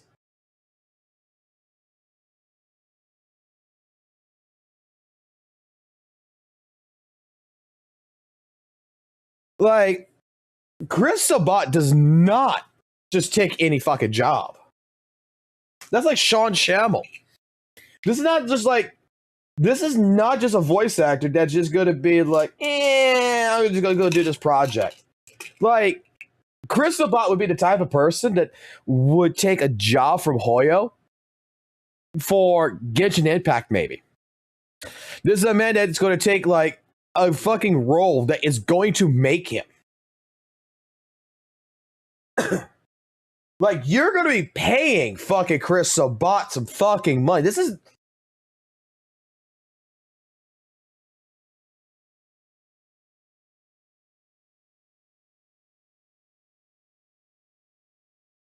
I'm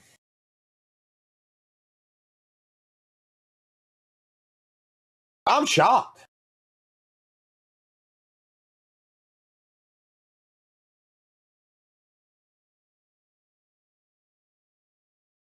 I am shocked.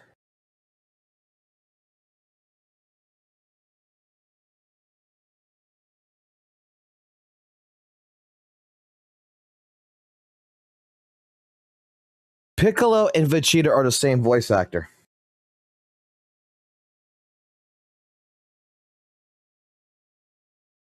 Chris Sabat voices Piccolo and Vegeta.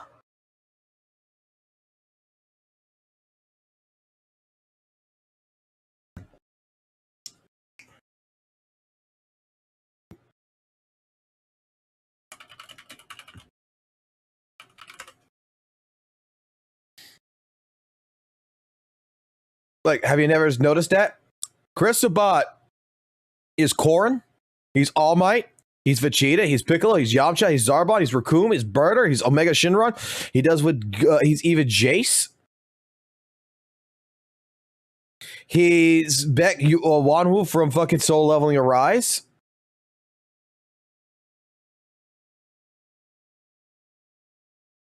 He's Kuwabara from fucking Yu Yu Hakusho. He's a prominent voice actor.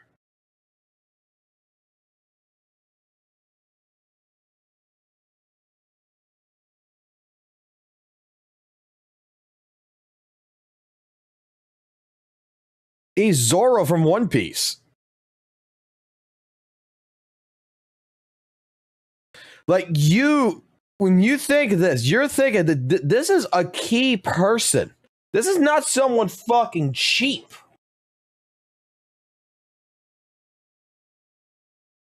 Chris Sabat is not someone fucking cheap.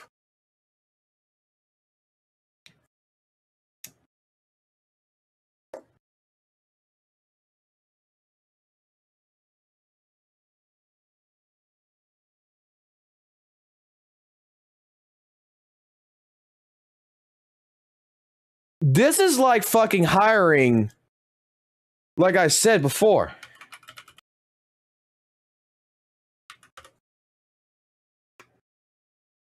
This is like fucking hiring Steve Bloom.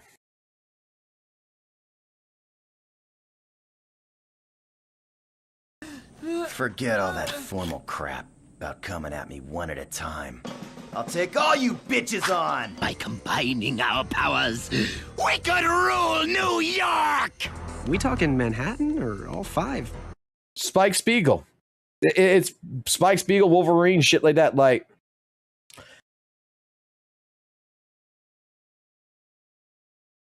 Chris Sabat and Steve Bloom are in like the same fucking league. All right? This ain't someone like Scott McNeil, like who is one of my favorite voice actors, who used to be the original Piccolo. You're a grown man now, and I got a couple of pieces of advice for you. First thing you need to know, as a Namekian, it ain't easy.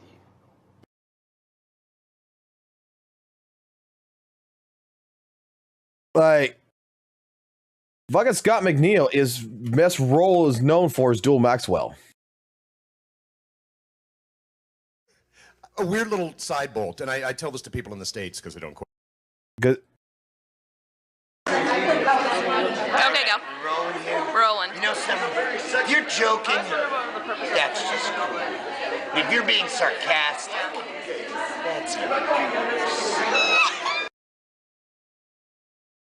that's I'm tickled right now. That right there. That's a good sign for ZZZ. Because, okay, let me put it like this. Chris Sabat is a smart motherfucker. Okay? He's a very smart motherfucker. You know how they had to replace the voice actors, you know, for like Coletta? They had to do it for Lycon and shit, right? You know how they had to replace voice actors? Chris Sabat is the type of person that you don't replace. Oh, I'm not a big fucking Vegeta fan. I'm not going to M6 it. I'm just straight up explaining, like, right off the bat, why this is a big fucking deal. Because Chris Sabat, in his contracts, typically, with all of these animes and all these games and everything he does, you know, is the one thing that he fucking does? in his contracts, he puts royalties in it. Normally, when it comes to him voice acting a fucking character, he claims royalties, meaning that he can sell goods and shit like this with the pictures and everything else, like merchandise and shit. So, Ben Yu, most likely, unless it's a different deal going on with Hoyoverse and they paid him a good bit of money, this is a possibility he's got a fucking royalty deal. And he's going to own this character, meaning that he's going to voice it. He is serious about his voice acting shit.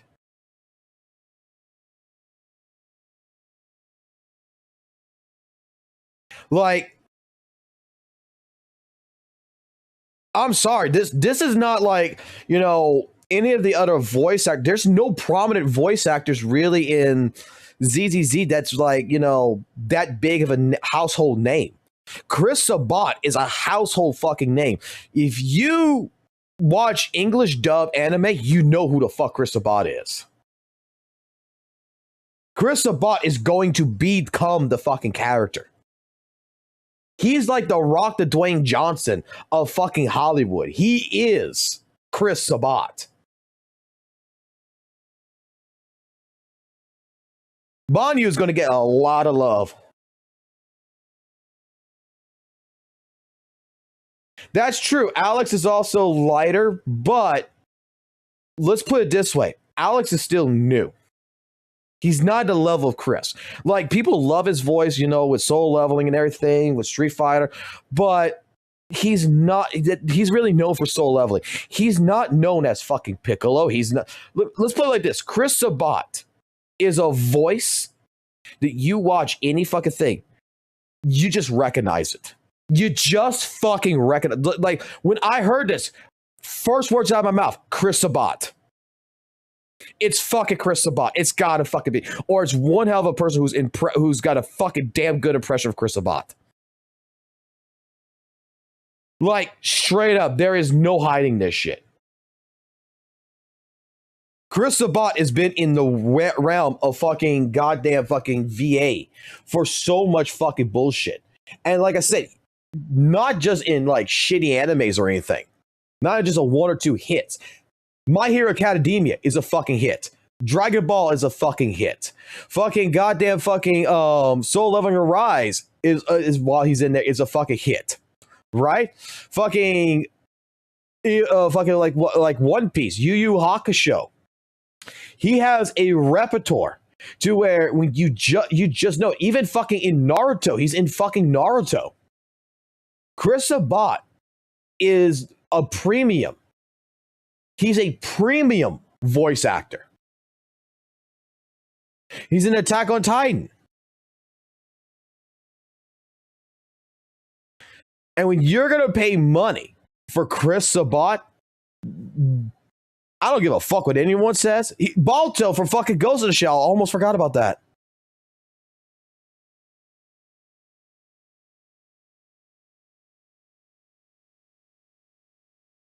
Smite. Apparently he was in Smite.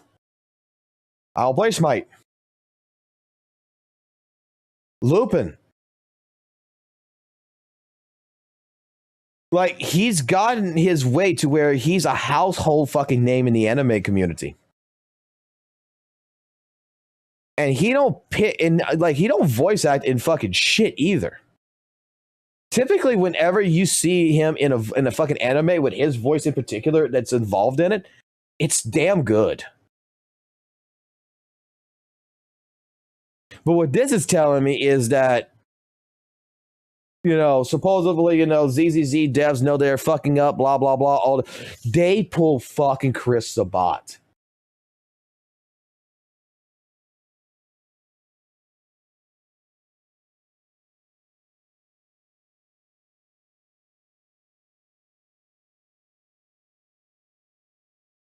Holy shit. We have Vegeta in Zenless Zone Zero.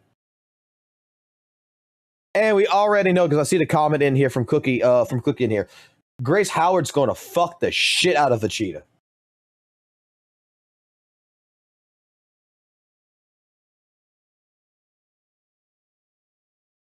All Might, Chris the Bot.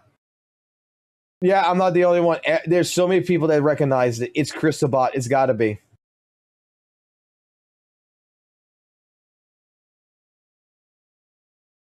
Holy fucking goddamn shit.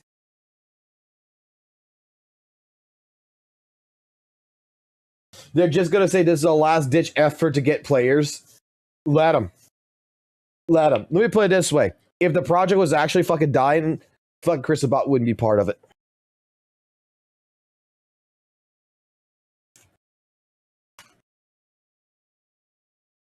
Ashley, you woke up. Do you know what you just woke up to? Do you actually know what you woke up to? You woke up to Vegeta's voice actor. No, fucking goddamn fucking Chris the Bot. Time has taught me a thing or two. It's a pleasure to meet you. It's fucking Chris the Bot. It's All Might. It's fucking Vegeta. It's Piccolo. It's fucking Jace. It's Zarbon. It's a premium voice actor. This is like, let me put it like this. This is an S-rank voice actor.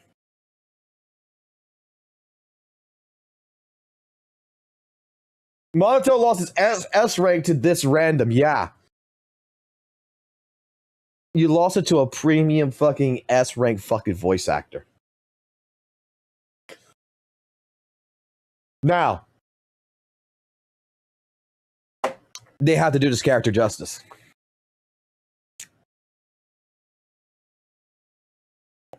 Like, holy shit. Really? Should fear or worry trouble you? Meeting a new friend calls for good luck. Care to leave a 5-star review? Rep 2493, Dylan! Happy to assist with your request. Should fear or worry trouble you, just call my name. Name's Barney. Time has taught me a thing or two. It's a pleasure.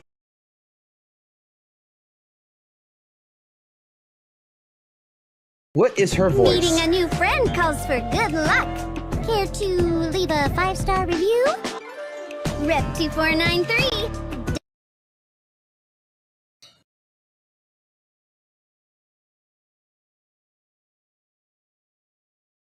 Women are so hard to pick. Like, the only person I could tell you that I wouldn't recognize the voice actor of if I heard her was Jennifer. Crap. Jennifer Hale.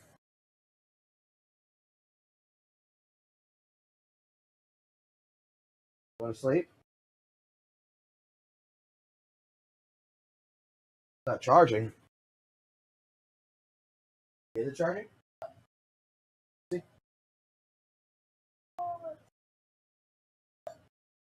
Hiccups.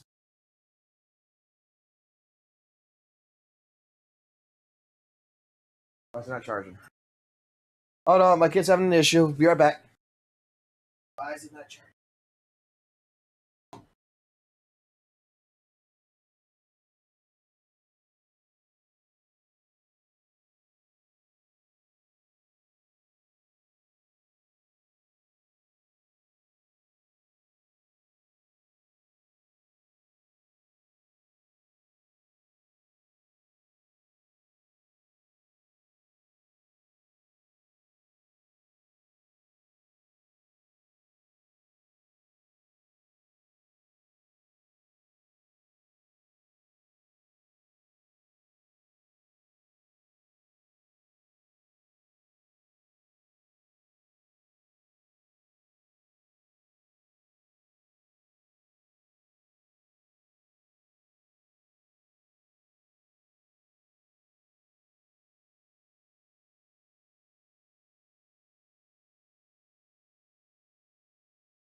That's right.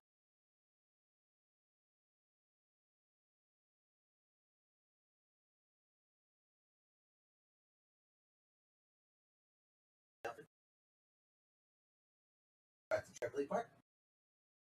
Go. Get hurt. Give you a hug. Give me some love. Okay.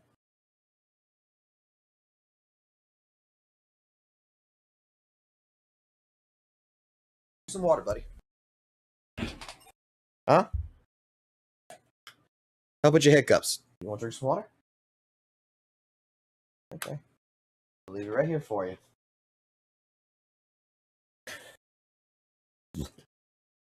All right, I'm back.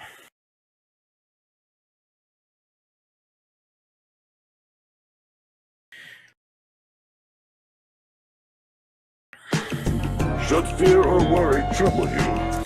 Dude, like I said, fucking ZZZ is in fucking ZZZ is in the fucking good spot. Like, holy shit. I mean, there is no ifs, ands, buts about it. I don't care what fucking some motherfucker tries to put out. When fucking Weathering Waves is able to pull a fucking voice actor like fucking Chris Sabat, and they're able to get someone in there like that, then come talk to me about fucking goddamn fucking voice actors. Then come tell me your fucking game's better than my game. Okay? Like 100 fucking %.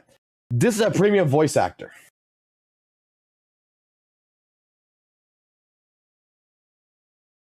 When you can tell me you got the Prince of All Saiyans or someone relevant in your game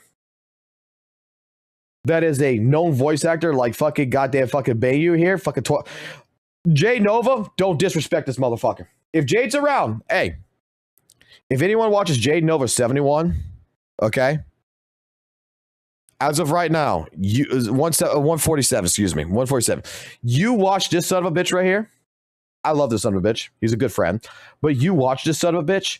If he ever fucking disrespects Banyu and fucking goes ahead and straight up fucking says some fucking bullshit about how like this guy right here in particular, blah, blah, blah, is, you know, a toilet again. If he calls Robo Daddy a fucking toilet, you tell him that FOXSOL will fucking go ahead and end his goddamn career. And I don't give a fuck about Aizen. I don't know shit about the Japanese voice actors. I don't really care about them. I'm gonna be honest. Unless it's fucking Dio's voice actor, then we got a fucking goddamn conversation.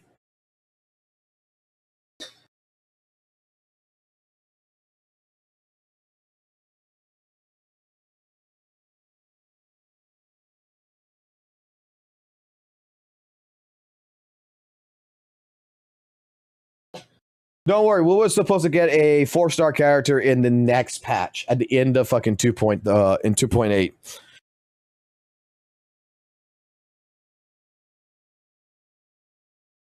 Special live stream on the 14th? No way.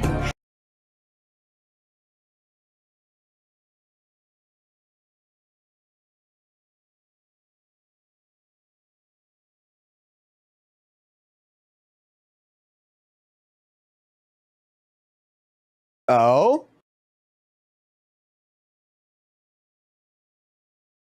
The day before?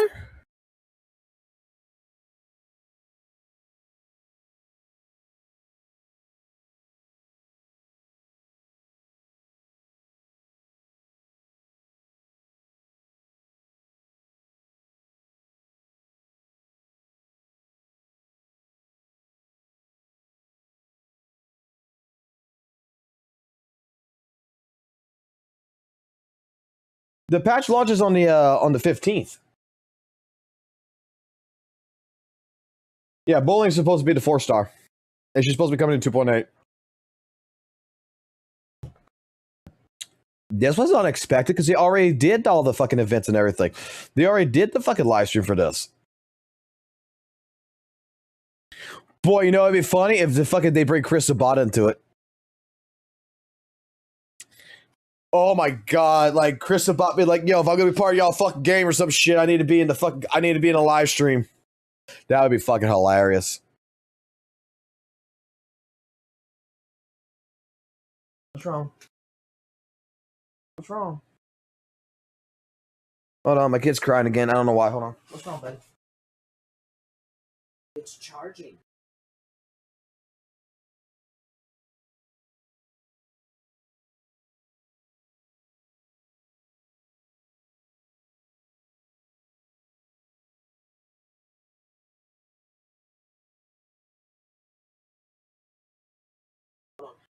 Let me see if I got something here for you.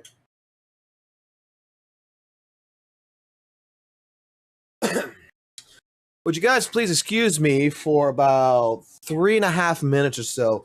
I gotta go run to my car and go get my iPhone charger because apparently I think the iPhone cable for my kid's tablet is busted. Yeah, go get you something new here. Okay, hold on, maybe not. Do I have it right here? Alright. Let's go get you the charger.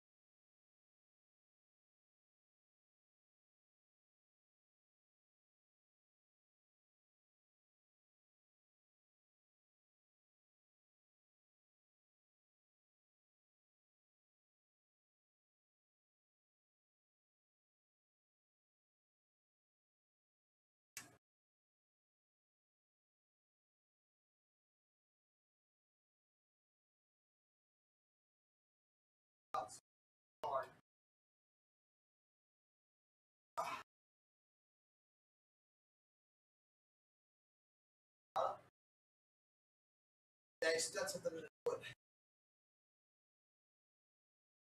Yeah, hold on. Oh.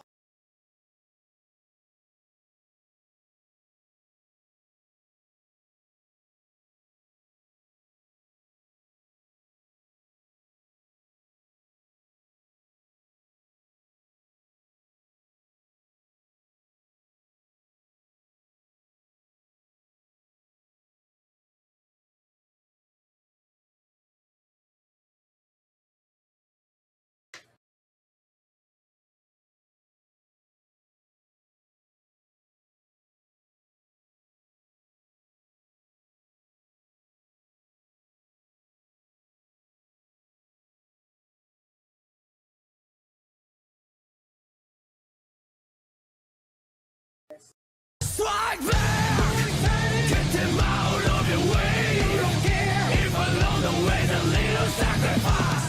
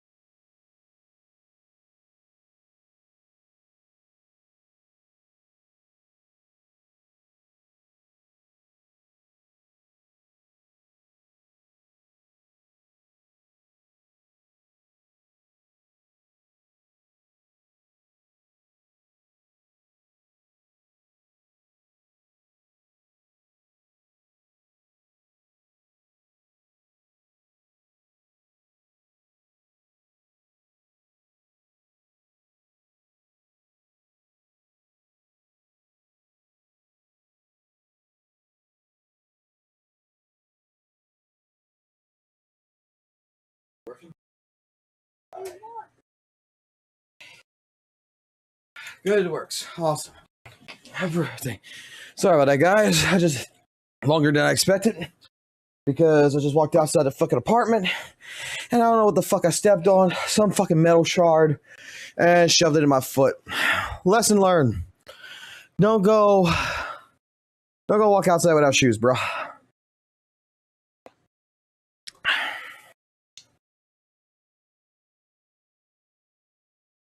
So, live stream on the 14th.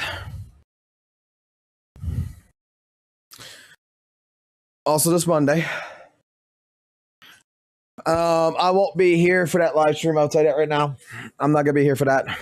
I'll be at work. No, it's fine. Yeah, clean the wound. It's fine.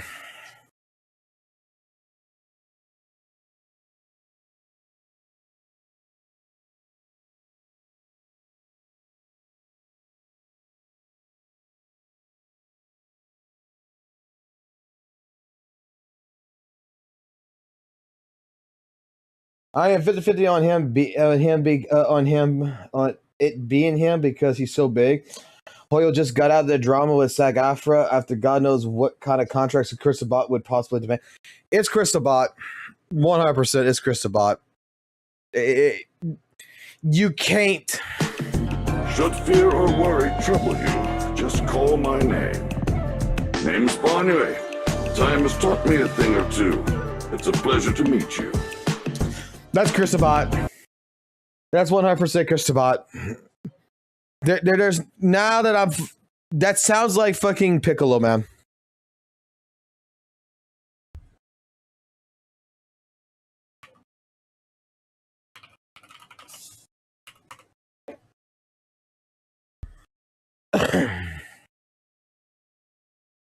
Cheer up. I'm sure your mom will be here soon. Hey there, Pan. Sorry to keep you waiting so long. Don't worry. Mama was busy, so she sent me to pick you up. Take my hand. We gotta get... Oh, crap. Oh, Pan! What have you done? I've never met that man. Oh, hi, Piccolo. Hey, you recognized me? Yeah, of course. Not bad, kid. Huh. Does that mean this large man came here with you, Mr. Piccolo? Sorry you had to see that, Janet. Random security exercise. Oh? Yeah, Mr. Satan is serious about his family's safety. Ah, so that's what it was. How nice to hear. That's not a legal parking spot, Piccolo. Yeah, we should get out of here quick. Yeah, that's definitely Chris Sabat. Should fear or worry trouble you, just call my name. Name's Barney. Time has taught me a thing or two. It's a pleasure to meet you. Should fear or worry trouble you. Like I said, Chris Sabat has a very, very distinctive voice. It's very distinct. You can't miss it. And if it's not him, let's just say there's a 50-50 shot it's not him, then I will put it this way. There's someone who did a very damn good impression. Like, holy shit balls.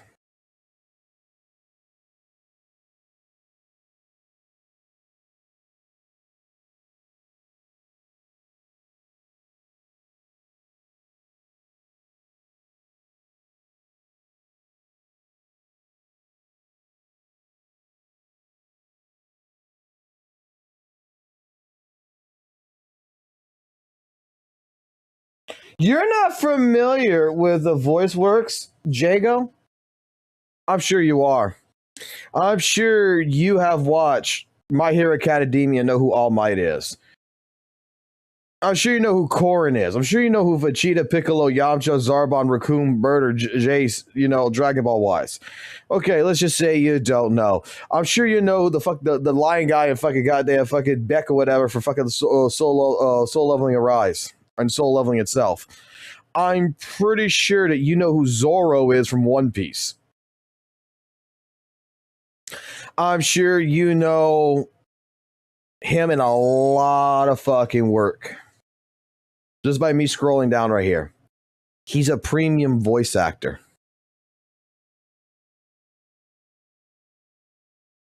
Like, when we're talking, like, someone like you should recognize what I'm fucking scrolling through.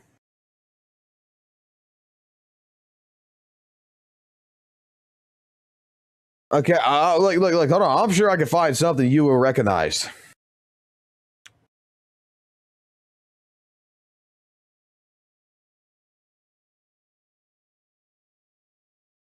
Has there been any anime you ever watched that was an English dub? Like Balto from fucking Ghost in the Shell, Kurobawa from Yu Yu Hakusho.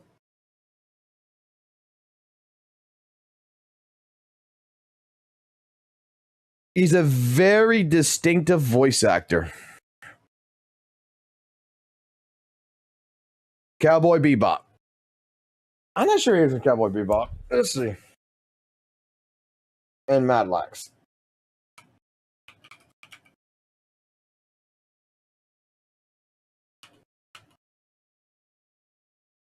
I don't see none in here. Let's see. Let's scroll all the way down.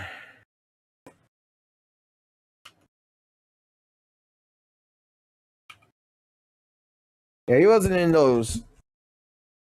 Let me put it this way. You've seen Cowboy Bebop in English, right? So you know who Steve Bloom is. I'm going to tell you that Steve Bloom and Chris Sabat are household names in the English anime V dubbing. They're both at the same tier.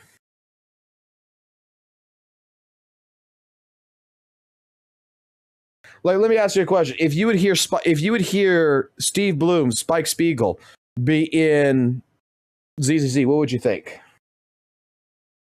Steve Bloom is a meme as it being ever. Yes, he's a meme. But the thing is, he's a premium voice actor in that regards.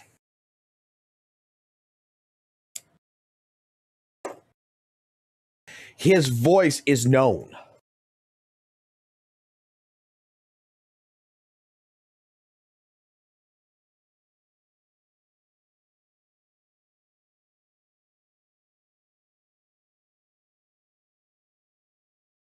Meeting a new friend calls for good luck.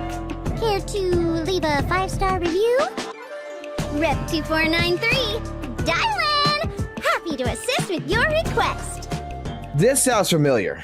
Meeting a new friend calls for good luck. Care to leave a 5-star review? Rep 2493, Dylan! Happy to assist with your request. Meeting a new friend calls for good luck. Care to leave a 5-star review? Has anyone made mention of who this could be? Because this voice actress sounds familiar. I just can't put it. Jad Saxton.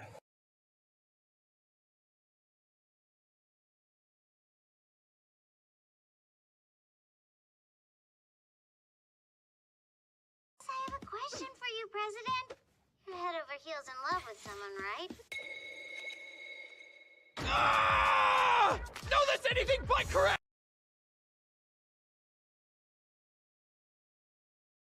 I've got news for you!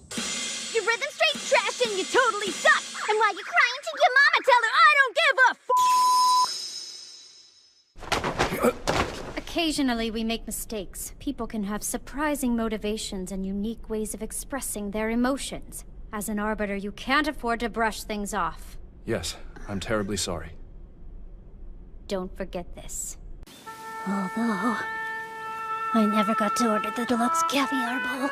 I always wanted to get that from the cafeteria. And now, it's looking like it'll just be another one of those regrets that eats away at my soul for the rest of my life.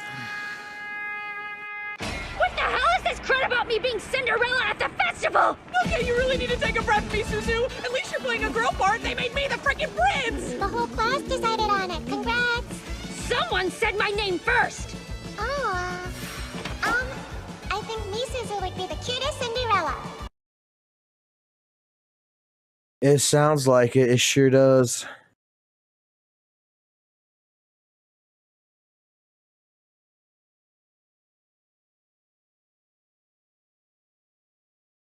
I'm just trying to see if there's anything I recognize.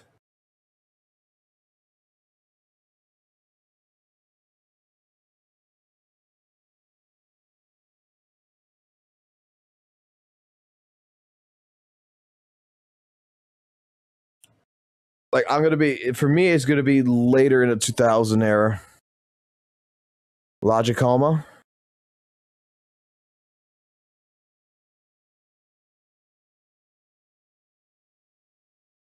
High School DxD.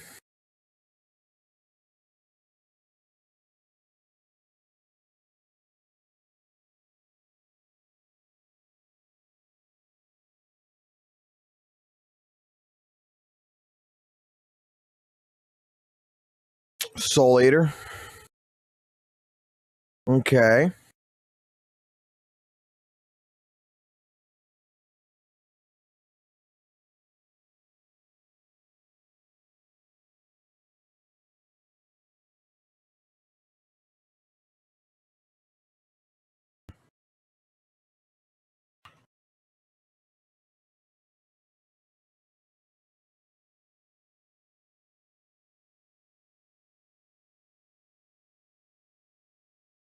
Voice actors from anime. Jade Saxton, Part 2. You're passionate.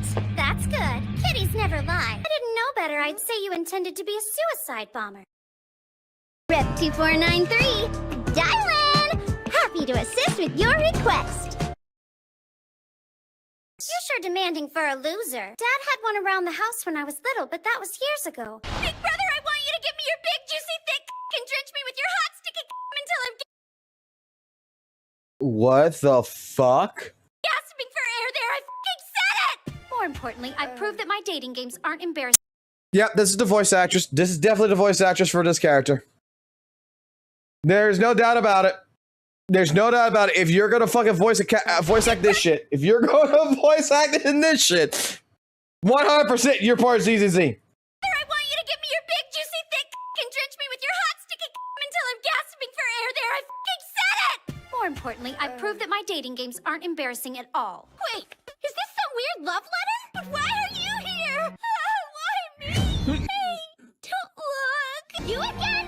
What the hell is your problem? You're a pervert. But wait, there's more. You can also be a really hard worker. Don't you dare try to peel me.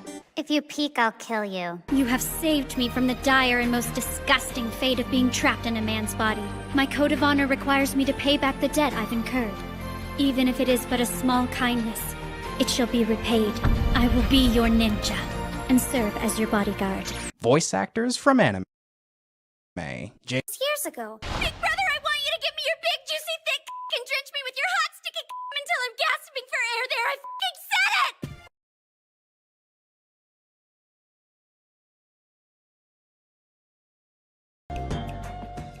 Hold on. Meeting a new friend calls for good luck. Hold on. Hold on. On the house when I was little, but that was years ago. Big brother, I want you to give me your big, juicy, thick and drench me with your hot, sticky until I'm gasping for air there. I said it! More importantly,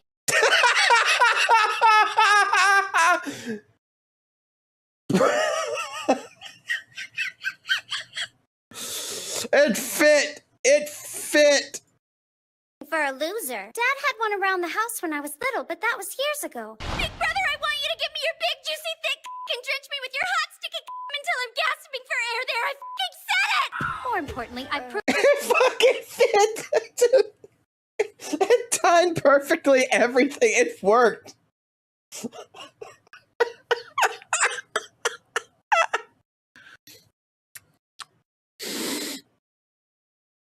It just fucking worked.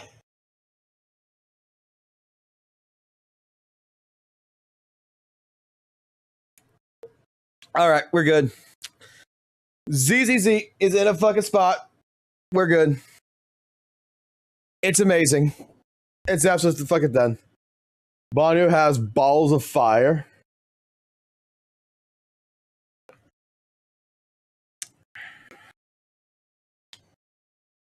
Oh, let me do this real quick. Let's see. Banyu, let's go. Let's go. All I'm saying, see,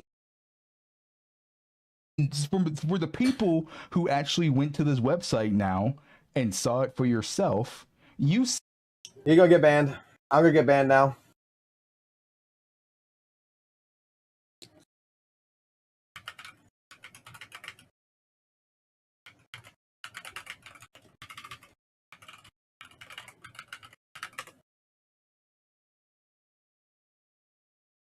dick because you thought I was lying. Haha.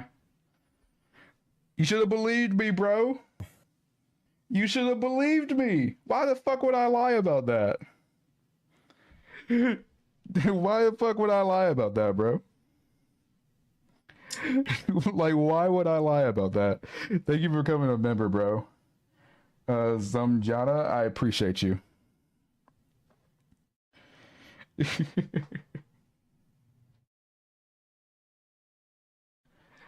Oh man.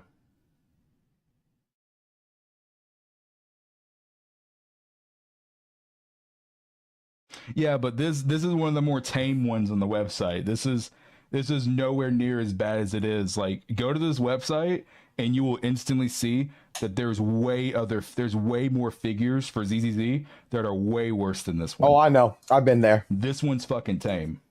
Oh, that's tame as he's 100% right. That is tame as shit.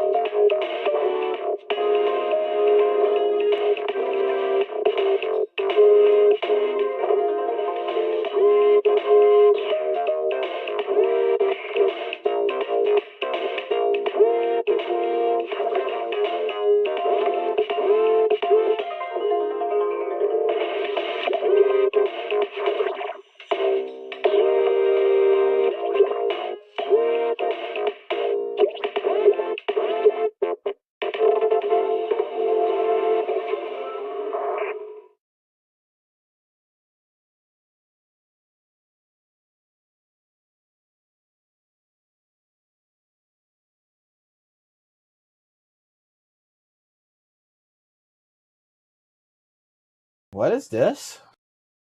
What is this? Hold on. Any creature that threatens Auguste will go through me. Even if that remote course was a scam, at least my shark foo is the real deal. I'm Meg. Just your average, everyday girl.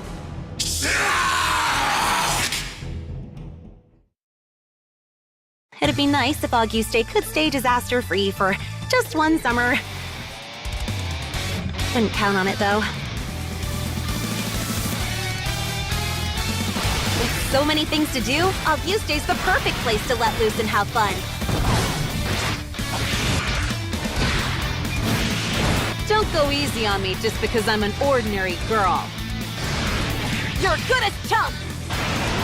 Really? Mari, ready the launcher! Got your back! When Meg and I unite to fight, we can overcome anything! I gotcha! Come on, Ursula! We've still got work to do, Ursula. Auguste's in danger. I can feel it. I won't let someone like you ruin it! You're through!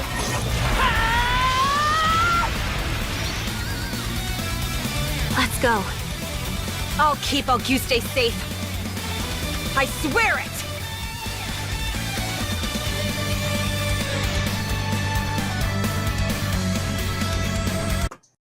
Not interested.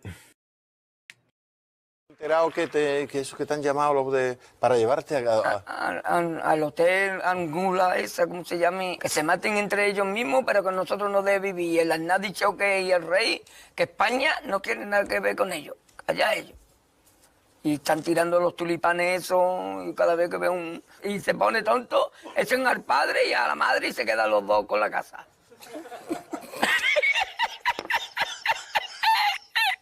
¿De que están viendo las novelas? Ay, te estás riendo tú? Que mi hermana me metía para adentro y pelaba la pava un cuarto de hora o media hora que la dejaba mi padre a la niña. Que vaya para allá, risita, y además salió 2 veces anoche en la tele mi cuñado. Okay. Okay. Alrighty. All right, I want to see this one. Okay. What other ways creator exposes a hate group targeting fans? I wanted to see this.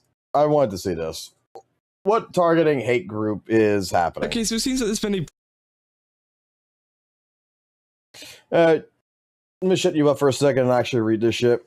All right, Too Long Don't Care is a CC in China with 3 million followers. Got himself banned for 3 days for exchange of Bilibili for taking actions against the XJJ. The initiative posted that he would stop streaming WUWA because the streams of the game performed worse than others. And some XJJ members seized the opportunity to slander WUWA, spreading claims that it was a dead game nearing the end of servers, and even the biggest content creators was quitting. Later, Yeshu made the follow-up post apologizing to WUWA players, revealing that his initial post was to bait the exposed XJJ members during another content creator stream because he got banned, and he explained the situation in detail. Gushu had approached Bilibili, asked him to address XJJ members who were constantly harassed with CC and average players. Bilibili informed him that they can't do anything about it. However, he provided evidence of the harassment. They would do something about it to gather evidence. He mentioned to lure the XJJ members. Oh yeah, he also mentioned Bilibili would release new policy talking to XJJ members in the future. As a result of the sting operation, received a 3-day ban for abusing the system, likely because his sting operation made Bilibili look bad as well. Meanwhile, several SJJ members, including Tanhua, were permanently banned, with Tanhua facing an IP ban that affects all his existing and future accounts. Okay. Pretty interesting situation going on in the Chinese space of the kind of gacha community at the moment. And this is a pretty interesting one. Now, obviously, this is coming from a person over on WUWA Unfiltered, so take a lot of this information with a grain of salt. But again, I've looked up on Bilibili and I found the guy's account and stuff. So again, I do think it is pretty legitimate. But they say a well-known CCR named Greyshoe, 3 million followers over on Bilibili, conducted a sting operation that led to the banning of several XJJ members. About it, however, if Greyshoe could provide evidence of harassment, likely because his sting operation made Bilibili look bad. Meanwhile, several XJJ members, including here. Now, obviously, we don't know how 100% true this is. This could be a complete made-up kind of statement here. But again, I do think that, you know, obviously there has been some stuff going on over at Bilibili. Again, I don't really read Chinese, so I'm unsure. But they say, bro, what the hell is up with Chinese social media? So the internet is like hell. It's deeper. The deeper you go, the worse it gets. Not going to have a popular game out, I'm pretty sure, including the bad writing of early Girls Frontline 2 CBT story of WUWA and all the stuff that Snowbreak faced, and massive report waves CN games with heavy fan service faced, and the ban. So again, this is some obviously proof of them getting banned and people being happy about it. Again, I'll have to translate it here. Hopefully, I don't know if even sometimes it doesn't even translate it, but again, obviously. This is, yeah, you can see here, they're literally screenshotting some of the kind of stuff that has come from all of this that we've seen in the Reddit kind of bit as well. Again, I don't know why this isn't translating, but that's kind of annoying. But yeah, obviously this is a post where I'm guessing this is both of their accounts here, which got banned. So I'm glad to see that they did get banned and people are happy about that because, again, it does seem like they have been a bit of a nuisance in the space recently. And it seems like a lot of other people are very happy to see that, you know, they are gone just based off the emojis here, seeing as I can't actually do anything else about it. Obviously, yeah, as you can see there, here is the original account, and I think it is now gone. So, yeah, overall, pretty good day for a lot of people who hate the XJJ. That should be pretty much anybody in the gacha community, to be honest, because, again, of the amount of harassment and attacks they put out. But yeah, overall, really, really good. So... Big nothing burger.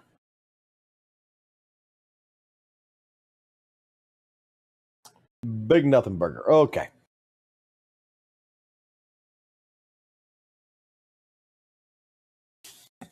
Lolicon media often portraying sexualized depictions of prepubescent imagery. has sparked ongoing controversy across online communities. While some defend it as fiction or artistic expression, many others have voiced serious discomfort and concern. But what exactly is a lolicon and why is it so controversial? Well, according to research from the University of Oregon, a lolicon is defined as a person's attraction to prepubescent art. This attraction is responsible for sexual prepubescent art being heavily commercialized in certain countries. So, following the definition and application, lolicons aren't just attracted to small characters. They're attracted to intentionally sexualized prepubescent art commonly seen in Japan's commercial industry. And I'm here to tell you it's okay to be against the sexualization of children in fictional media. After all, I'm against it too. But oftentimes expressed discomfort is met with critique rooted in logically fallacious thinking. And I'm here to expose all of these fallacies. When asserting your discomfort on the subject of sexualized prepubescent art, one of the most common responses isn't a real rebuttal, it's an accusation. Oh, so you don't care about real children then? This is a classic case of the whataboutism fallacy, when someone brings up another subject with the intention of demonizing the opposition on the basis of alleged certainty. Stating your discomfort with intentionally sexualized prepubescent art doesn't mean you're in favor or apathetic to horrible things that happen to real children. Stating an opinion isn't in any way correlated to the acceptance or apathy of other subjects. But there's more common strategies people confront you with for stating your discomfort. One of them being the appeal to fiction. Although it is very important to distinguish arts from reality, stating discomfort in regards to sexualized prepubescent media doesn't entail a lack of ability to distinguish fiction from reality. Whether it's fiction or not, it's perfectly reasonable to be uncomfortable or even disgusted by sexual prepubescent art. Another common rebuttal to the expressed discomforts for prepubescent art is the appeal to alleged harmlessness. While it is indeed important to state real children aren't harmed, the point often serves as a deflection from legitimate discomfort with sexualized prepubescent art. You see, the absence of direct harm doesn't invalidate someone's right to feel uneasy about sexual prepubescent depictions. Whether it's fiction or not, it's perfectly reasonable to be disgusted by lolicon media. Okay, but how do you respond to the infamous tourist accusation? Appealing to a label utilized to accuse people of being new to a subject in an attempt to minimize their authority just because they disagree with your stance regarding provocative prepubescent art is the most blatant display of an abusive ad hominem. Even if the person you're trying to paint as a false authority is new to the subject, it doesn't make their discomfort on sexualized prepubescent art any less reasonable. Appealing to an abusive ad hominem by insulting or labeling someone a tourist isn't a real argument. It's simply a reflexive insult. Now this last one is extremely important. The quote, "you hate short women" accusation. Saying this will be blatantly ignoring what a lolicon actually is. A lolicon isn't defined by an interest in short adults. A lolicon is defined by the purposeful sexualization of prepubescent art. The "you hate short women" accusation is a red herring fallacy, as it's completely unrelated to intentionally sexualized prepubescent media. While I understand the confusion, bringing up real short women to paint yourself as morally just isn't a real argument. I would even argue it's a completely dishonest rebuttal because 1, it ignores what lolicon actually means, and 2, it ignores what the media actually depicts, that being intentionally provocative prepubescent art. A lolicon isn't the same as someone that's simply into short women. Those are completely different subject matter. Now, being against lolicon content doesn't mean you can't dictate fiction from reality. It simply means you're against the sexualization of children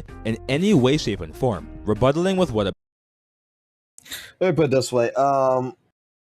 I get what you're saying, but even I'm guilty of this. I mean, let's be honest here. You call someone a lolly or some shit right now. Like, I don't think that, let me put it this way. I don't think lolly is quote unquote like a PDF term, right? Like, I never thought of it that way. Like, now you're gonna maybe go research this. Like, I've never even bothered. Like, lolicon.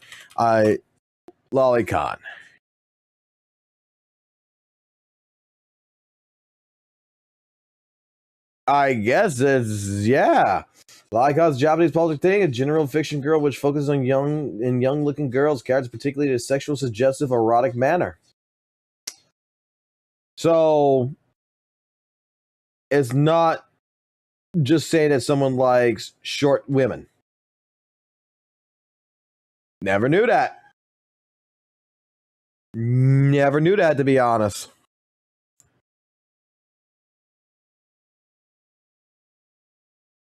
I just thought it was something that people used just to describe like short women.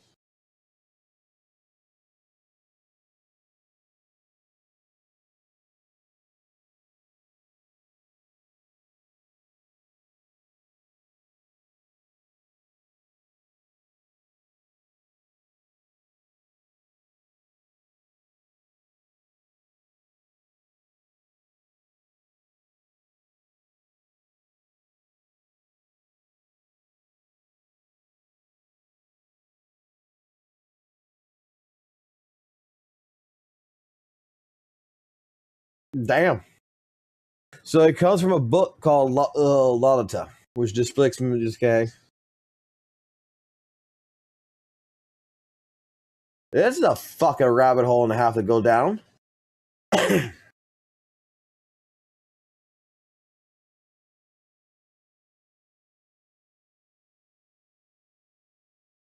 Lolly is the word, not lolicon.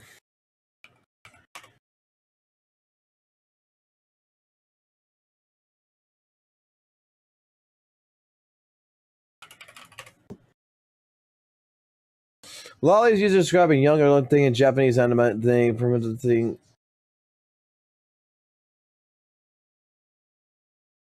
But it's prominently associated with the illegal terminology.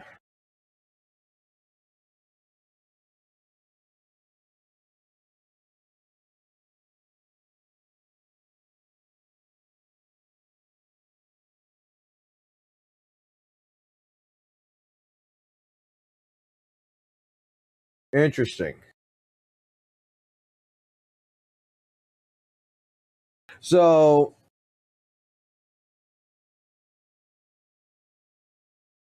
in any which way, shape, form, it is really fucking used.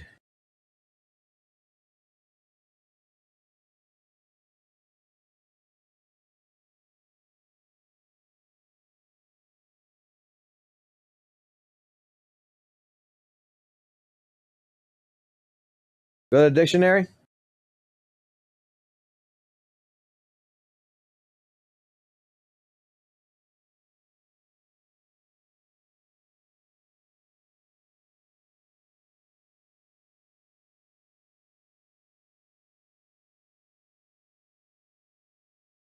Huh.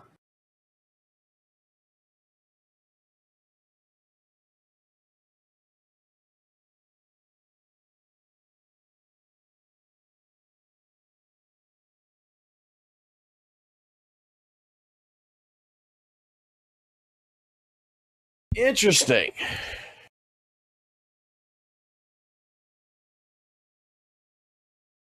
This is a rabbit hole and a half. About this and fallacies and baseless accusations doesn't suddenly revoke one's right to be against sexualized prepubescent art. Notice how I haven't demonized these people or compared them to pedophilia. That is a whole other debate. My stance here was simple. It's okay to be against lolicon culture. Now, although it's a very simple take, it's going to be a very controversial video, and I'm expecting to be mass disliked, but I've already decided I don't care. Shout out to all my YouTube members and Discord boosters. That's about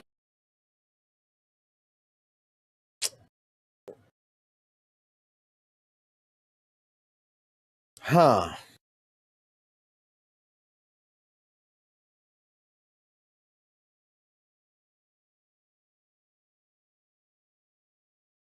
I'm gonna be honest, like, I just recently learned about fucking like lolly shit and everything else, actually from fucking St. Jonas with the fucking genocide shit. To be completely fucking honest, like I heard about it, I've heard about it, but I never fucking bothered like to really understand it, and I don't really care to fucking understand it, if that makes sense. Like, if you're looking at, let me put it this way, if you're looking at lolicon shit in more of the terminology of trying to make it always about the sexual glorification of certain things, you know? Yeah, no, I don't really support that. I don't care for that. If you're using it to describe, you know, hey, this character here, it looks like a lolly, and we're using the terminology of lolly, saying that, you know, a grown-ass woman looks like an adult, you know, if that's the actual terminology that was being used from Japanese culture and not based upon like talking about sexuality kind of deal, then okay. As of right now, you're just making it to where I don't want to fucking I don't even want to fucking I don't want to touch this word at all. Like, this is a rabbit hole and a fucking half.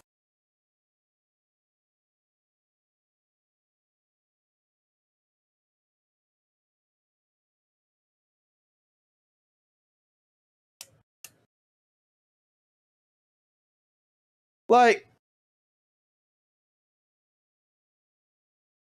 there's some fucking weird people out there. Like, I swear there's some fucking weird people. There was one guy, I got grabbed a 50-foot pole, pretty much. There was this one guy, dude, that was in our friend group, and this is years ago. Like, we didn't even know about this shit until he got fucking arrested. Okay? Like, I'm gonna tell you a story. We had a friend group that was going on. This is before fucking gotcha games. This is before fucking real thing. This is like some Call of Duty motherfuckers and playing like Sonic the Hedgehog and shit, right? We're fucking young 13-year-old kids and shit, right? And we're online. We're with AOL Instant Messenger, Skype and shit, and we're just having good old days. We're having our LAN parties. We're playing fucking games and shit. And we had one guy that was in our group back then, and his name was Ryan. And Ryan, though, was... because I want to say I was like fucking 14 or 15. Ryan was like 17, and he was just like in military school and shit. And he was, well, not military school, but he was going to go into the military and everything. Didn't think much about it or anything. Ryan was this dude that was perfectly fine. Now, this is not the same Ryan that I talk about the other thing. This is Ryan Paul, and we have Ryan Price. Ryan Price killed himself. But Ryan here, we used to make the joke all the time about him because, you know, he's going into the military. He's Private Ryan, right? Didn't think anything of this dude. This dude was in every single call, perfectly fucking normal. We're playing Call of Duty and shit. Everything's fine. Everything's great. And Ryan Paul him. Well, we found out maybe about like 2 or 3 years later that one of our guys that was in the group, and that was fucking Joshua. Joshua comes in and he fucking straight up fucking brings up the article that we found out that fucking Ryan was arrested. And I was like, what the fuck did he do? Well, basically child porn. But what it was that he had pictures of kids on the toilet. Sitting on the toilet. And then apparently that's a whole different fucking thing that it was explained to me later on, like that was not actually like child porn. That was actually the guy had a fetish of watching kids sitting on a toilet.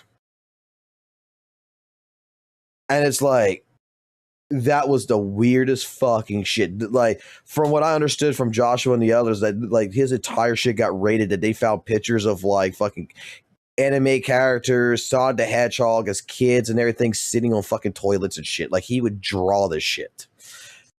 Weirdest fucking thing I've ever heard in my fucking life.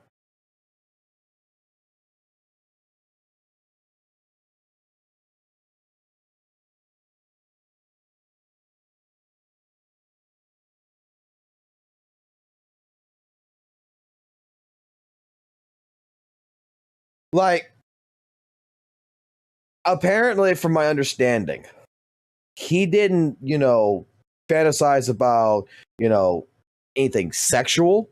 He just liked seeing pictures of kids on a fucking toilet. And it's just like, what the fuck kind of shit is this? Like, some people are just fucking weird, man. Like, what is the fuck? Like, what is fucking people, man?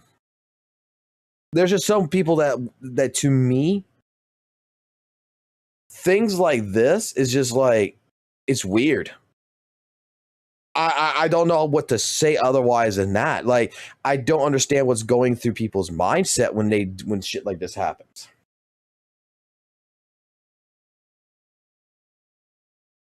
Fetishes are a rabbit hole. Like, look.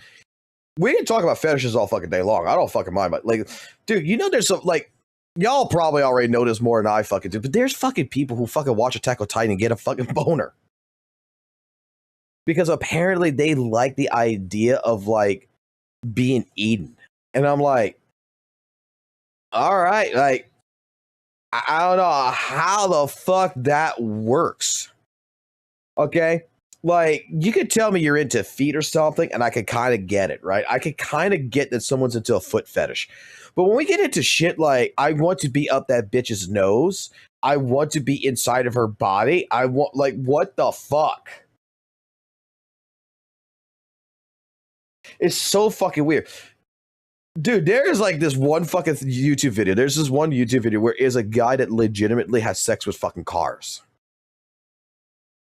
That he has a fetish to fuck the fucking goddamn exhaust pipe on a fucking car. Like he went to the adult store, he bought, you know, one of the fucking pocket fucking shits. He puts it in the exhaust pipe and he fucks the car. And it's like, what is wrong? Like, what goes through your mind that you want to fuck a car?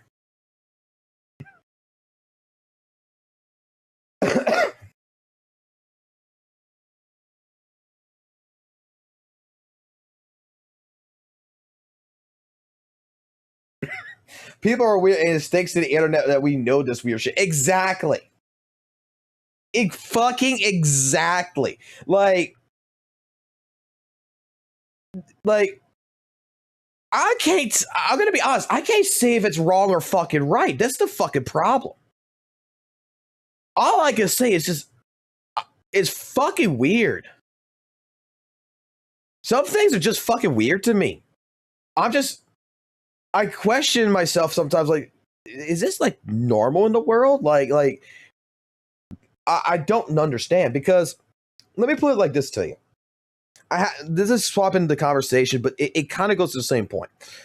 When I was at work, I had a conversation with a couple of different coworkers, and there's a guy that I would talk to, and Will and Jeremy were having a conversation about good versus evil.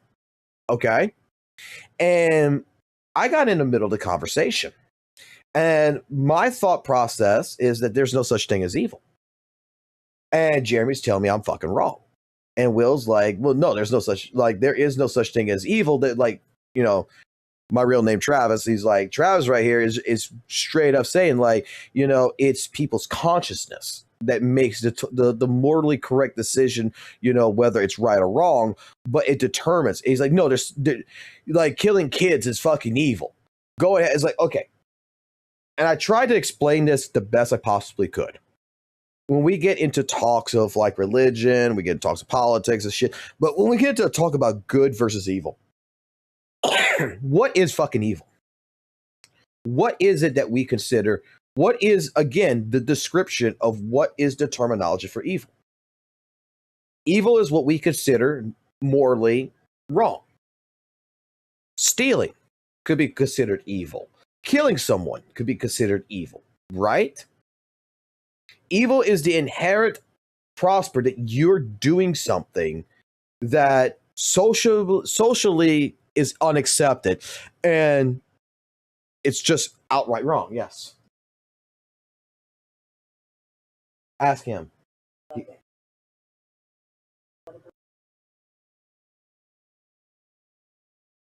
So we get to this whole entire conversation, and I bring up a couple of different points. I said, okay, good versus evil. Let me give you a primary example of something.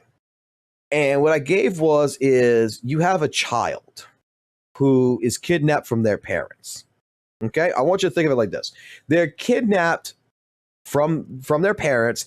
They live for the next fucking, let's say they're the age of like 5 years old, and they live for the next fucking goddamn 18 years or so, like the next fucking 15 years or so with their kidnapper. And their kidnapper brainwashes them. Their kidnapper raises them to kill people, like Dexter Morgan. You know, if you ever watched the series Dexter, and they go kill people.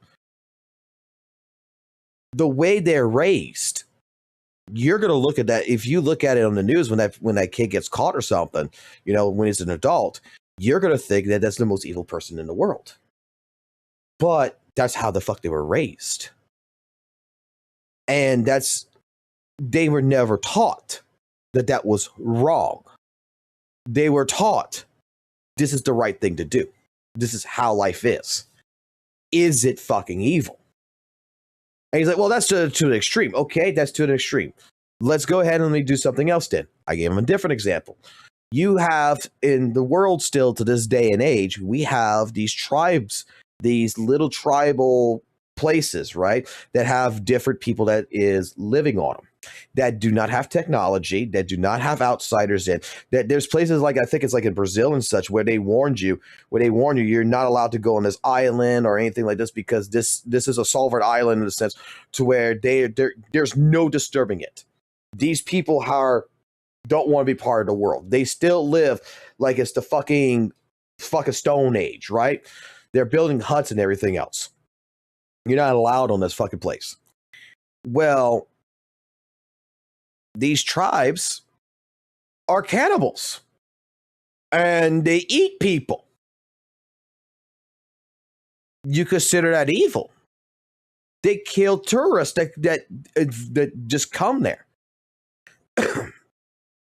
It's their way of living. If they fucking believe that their sun god says, I have to kill my firstborn child and eat it in front of them, you may consider it evil, but to their culture, it's not.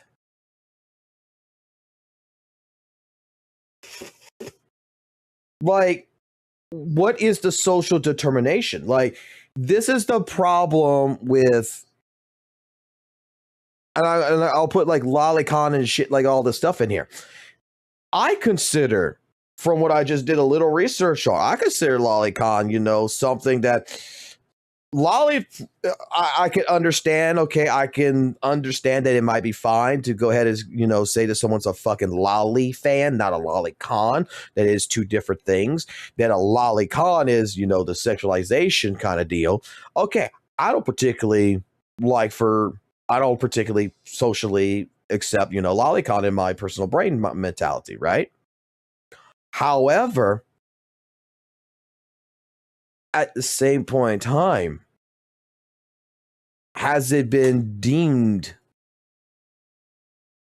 completely, like, is it really deemed completely fucking evil? Like, where is the majority fucking stake on this sin with lolly characters and shit? What is the, because if someone has been doing this shit for fucking years and likes this shit, it was never taught different, was never taught anything, is it really their fault? Or is it the fault of the school systems? Is it the fault of the Japanese culture that allows this shit? You get what I'm saying? Like, there has to be something that ignites this. This is why, like, we still got racism in this fucking world, and it's fucking stupid. We still got people out there who fucking want to be racist, that spill out fucking words and shit. And Morgan Freeman was the fucking perfect person. One of my most favorite movie actors of all time. Said it the best. You want to stop racism? Stop caring. Morgan Freeman wants to stop Black History Month. And he wants to make it American History Month. Stop talking about it. Don't let the new generation know what the fuck racism is. The moment you stop racism is the moment that you're going to stop caring and stop talking about it. And then the next generation of children that come in, they're not going to know what the fuck racism is, because they're not raised in that regards. They're not raised to care. They don't need to know about it. And that's why, like I said, a lot of problems nowadays with fucking parents and such, in my personal opinion, is that, like, children just know way too fucking much. But all this kind of shit, like, you don't want lolicon to fucking exist. You don't want this. You got to fucking stop it. You got to stop enabling it. So Japan's got to stop enabling it. If it's a thing they don't like, if they particularly don't like it in their fucking culture, stop selling it. Stop making it. It won't be overnight, but years down the road, decades down the road, it'll stop. Exactly. Hate is taught. Hate is taught, hate is learned.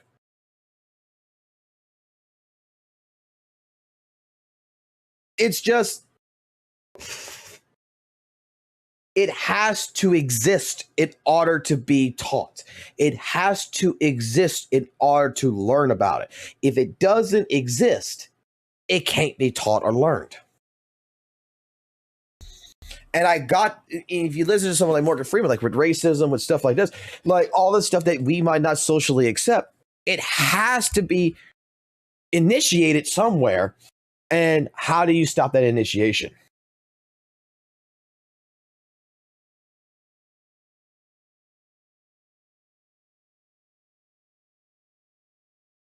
Look, we're going down the rabbit hole.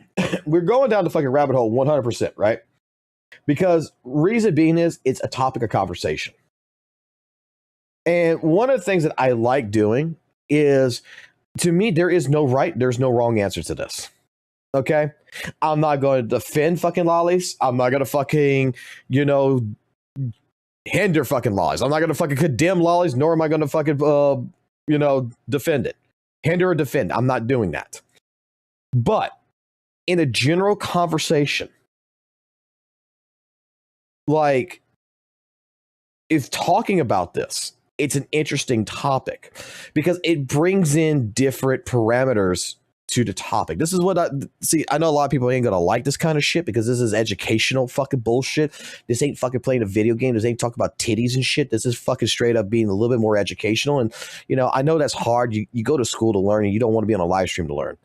But this is why I like doing conversations like this. It's because straight up, you're a person who's either for it or you're a person that's against it. Okay? Each of you have your own different thought patterns. And I'm going to express, like, don't like actually say anything in the chat or whatever, but think to yourself here. When it comes down to it, and whether you're a person that's for it or whether you're a person that's against it, the question comes into play. Where did all of this kind of stuff get initiated from? Where did the talks of good and evil get initiated from? Where did the talks of what is socially acceptable or not get initiated from? So this is where something that I, to this day, am still trying to get answers for a lot of different things that I don't think we'll ever get an answer for. When did society deem this right, this wrong? When did society deem this is good, this is evil? When did society make these decisions for people?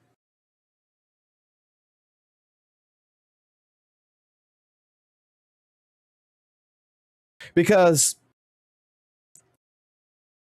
when we grow up, we're learning. We're learning multiple different things. And each thing that we learn, I honestly believe it like this.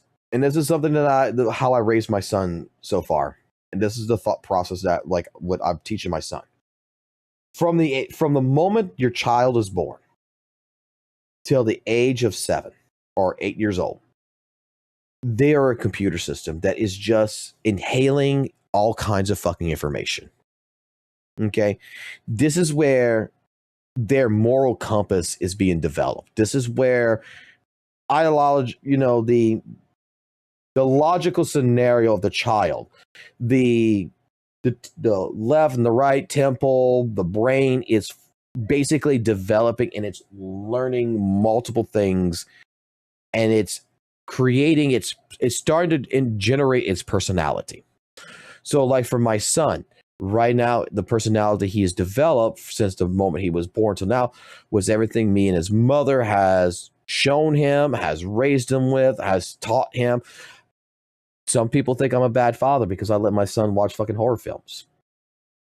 I've watched horror films when I was his age. I've watched Five Nights at Freddy and everything else. But some people fucking think that I'm the worst person there is.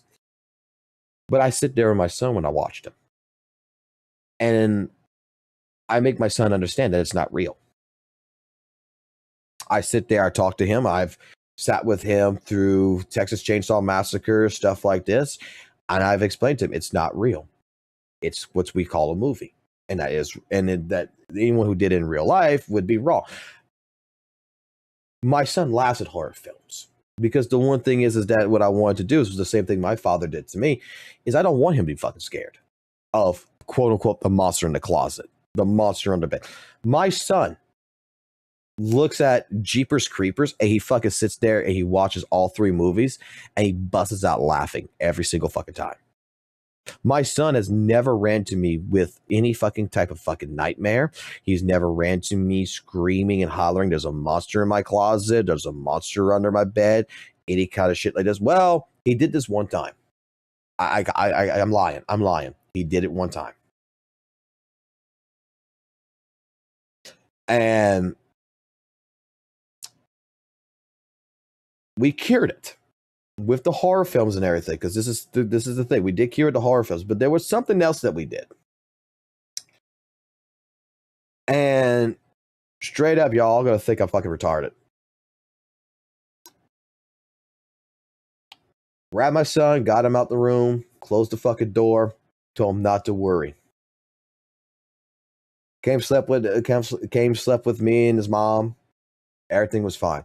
Next day, we go to fucking goddamn we go to fucking Walmart and shit. Go pick up a couple of different supplies. Then I go to fucking Academy, the outdoor store, and Dick's Sporting Good and shit, looking for something. And I finally found it and I got it. Wife thought I was fucking retarded. The wife thought I was fucking retarded. I bought fucking airsoft guns with the fucking metal beads. Okay? I made my son think it was a real fucking gun. We go upstairs, kick in the fucking door. My son, I give him the flashlight. I say, I need you to blind the monster. He's scared as shit. He don't want to go in the room, but he's with me. And he's like, I'm with you, Dad. Fucking give him the flashlight, kick in the fucking door, fucking start fucking hammering fucking goddamn beads in the fucking closet. This fucking goddamn CO2 fucking airsoft gun. Fucking just start slamming it in. Fucking just fucking paling. There is still fucking beads in my fucking goddamn closet wall, okay? I gotta have to pay a fucking security deposit. I pay a security deposit. I lost that fucking security deposit. Fucking pallet the fuck out of that goddamn closet. And told him we killed the monster. He never had trouble sleeping in that fucking goddamn room ever the fuck again. He never had trouble sleeping in the room again after that.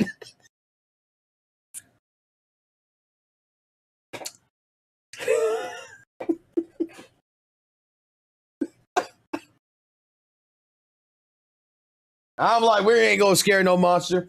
We're gonna kill that son of a bitch.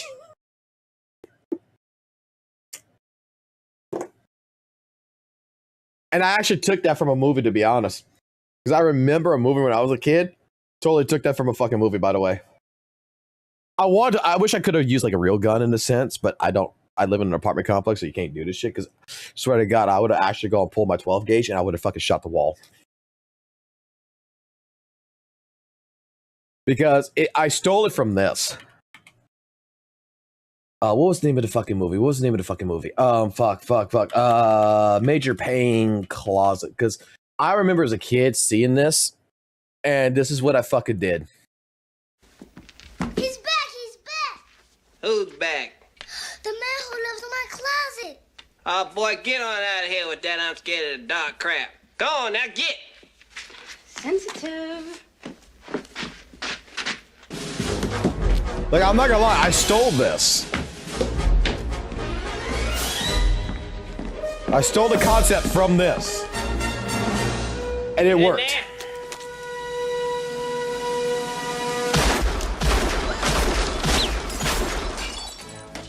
He's still in there, he ain't happy. Major Payne just terminate that Batman with extreme prejudice!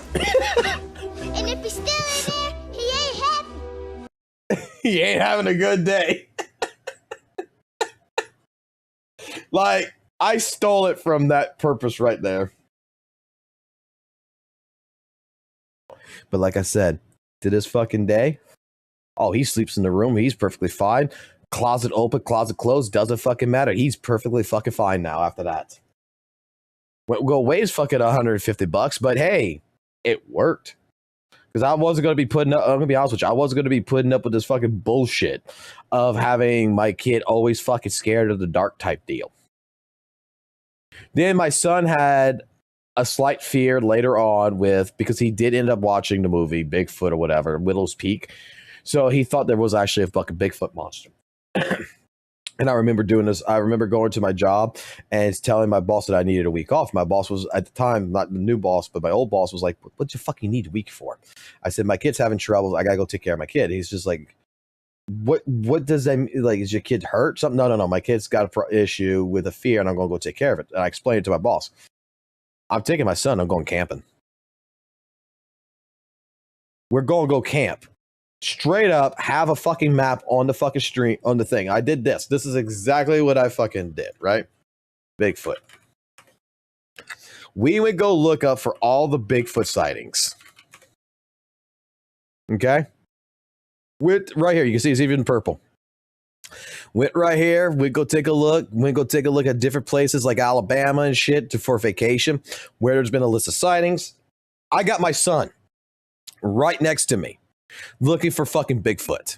Looking for all the fucking sightings. Fucking trying to find the most recent one. Go ahead, reading this out loud to him and everything. And then we go on a fucking camping trip to go camp in the fucking place where there, quote unquote, is a fucking Bigfoot monster. Fucking camp the entire fucking couple of nights. Everything else perfectly fucking fine. And then nothing happened. Everything was fine. There was a couple of noises here and there. Go show him that it is some fucking goddamn, some fucking goddamn foxes and shit that's in the fucking woods and everything that's scared and they're running off. That there's some fucking goddamn beaver that he saw and everything. Best fucking moment of his fucking life. Then he realized that, after all that, it's like, look, Bigfoot does not want to hurt people. Bigfoot, if he exists, the Sasquatch, quote unquote, runs away because they don't want to be around people. So, for the longest time period, my son has always fucking thought of is that, even though Bigfoot is real in his mind, Bigfoot does not want to hurt nobody. Bigfoot just wants to be left alone.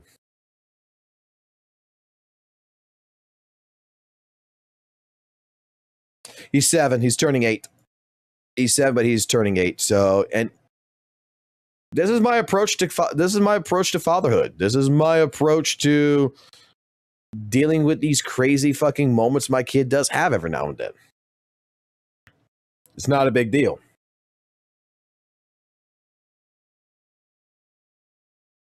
You're a base father better than how Asian people treat their children. No, I mean, if he's got a fear, he's got something's going on.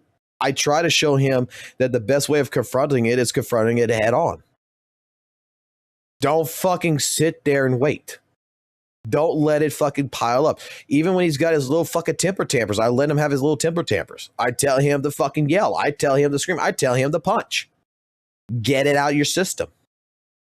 And then when shit gets broken and everything, and he looks at it as like, now you feel better? But this is broken. Yeah, that's a consequence to your action.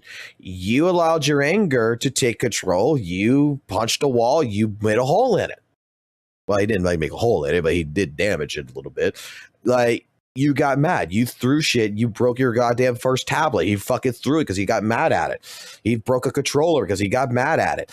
The consequence is that you let your anger take control. Boom.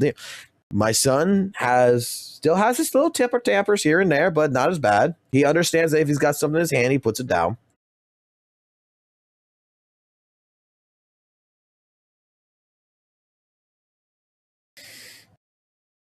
I mean, it's better than my father. My father always taught me to fucking bottle up my fucking feelings. My father went ahead and taught me that a man does not fucking cry. A man doesn't get fucking man the thing. And then my father's the type of person that fucking used to throw fucking coffee cups at me, and I fucking had to dodge them. I remember the day I told my dad I was gonna go self-employed. Then I just quit my fucking job and I was going to go self-fucking-employed. He threw a fucking coffee cup at my head because he was pissed off at me that I quit my job. And I had to duck. And when I fucking ducked, it hit the hot water heater behind me. I had to replace it. Like, I'm the type, I don't want that for my child. I want my child to understand that any and all problems, anything that he's going through emotionally speaking, he needs to be taught, not told, to stop it. And the way I was raised is I was told not to do it. Today, the trampoline area, he wanted to go so bad. He wasn't listening about, hey, don't belly flop into the fucking trampoline. You're going to hurt your face. He thinks he knows better than me. Okay. He got hurt. I didn't sit there. His mom wanted to, but I didn't go ahead and let him cry, run up to me and all that. I'd be like, yeah, I'm hurt. No. You did the action. You got the consequence. I told you. You didn't believe me. You need to learn.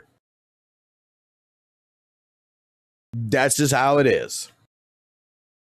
And I have realized that even with my work, with people in general, that the only way you're going to deal with fucking problems in this world is if you straight up teach people by showing them. You could tell them all fucking day long that Hoyoverse bad, fucking Kuro good. You know what you got to do? You got to shut up for a minute, and you got to just wait for Kuro to fuck up, and then you got to show the information back, being like, really? You're saying Kuro fucking good, but you don't have no combat events for fucking goddamn 3 patches, right? You say Kuro the fucking goddamn best fucking game company, but they're making fucking premium units now, right? That fucking has to be attached to other. So wait a second here. They're taking a page from Hoyoverse's book, right? Guess what, motherfucker? Maybe next time someone goes ahead and tells you that quote unquote this great ass fucking gotcha game isn't actually that fucking great, maybe you might believe them next time. Let's go. Yo, I'm good at doing this shit. I'm fucking great at doing this shit, Ashley. I could fucking switch the topic instantly from one to another like that. It's one of my secret fucking powers. You're not the first person to remark on this shit. Like at work, I do this shit all the fucking time. Like I'll start a conversation on one fucking topic and I'll fucking somehow wrap it up into another topic. And it's just like, how the fuck did we get from point A to point fucking goddamn fucking 2.5 in the multiverse over here? And I was just like, I just did it. I'm more surprised how this went from Lolly to Parenthood to Gotcha. That's just some ADHD stuff. Been there. I like swapping topics around. But in general, we're talking about socially acceptability versus, deniability. What is socially accepted? To some people, what I just told you about my son, about how I deal with my son, right? I'm considered a bad father. I'm considered one of the worst fathers known to fucking man. Because I don't sit there and I don't fucking go ahead and treat him like a fucking baby. I don't go there and go tend to every single whim of his fucking life. I treat him like like one person made a comment to me on my streams back time that said I was a bad father because I treat my child as a fucking adult. And that's wrong. That everything that I'm talking about and how I handle my child and everything, that's how you treat an adult. That's not how you treat a child. And my wording to them, and I'm going to say it like this to anyone who disagrees with me, I'm not raising my child for me. I'm raising my child to where when he goes into the fucking world, he has a clear understanding of how society works. That he has a clear understanding that the world's not fair. He has a clear understanding that he does not have to be scared. That when he is angry, when he is this, when he is that, and all these emotions build up, that he knows from a young age how to deal with it. That he knows life has consequences. If you think that I'm a bad father because I treat my child like an adult, that's your prerogative. To me, I want him to be a functioning member of society. I don't raise a child for myself. I raise a child for society.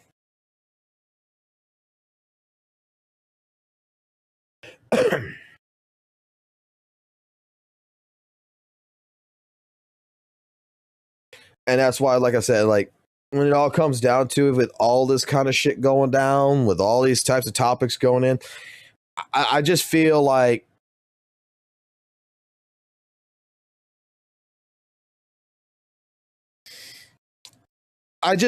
there is no right or wrong answers to a lot of different things.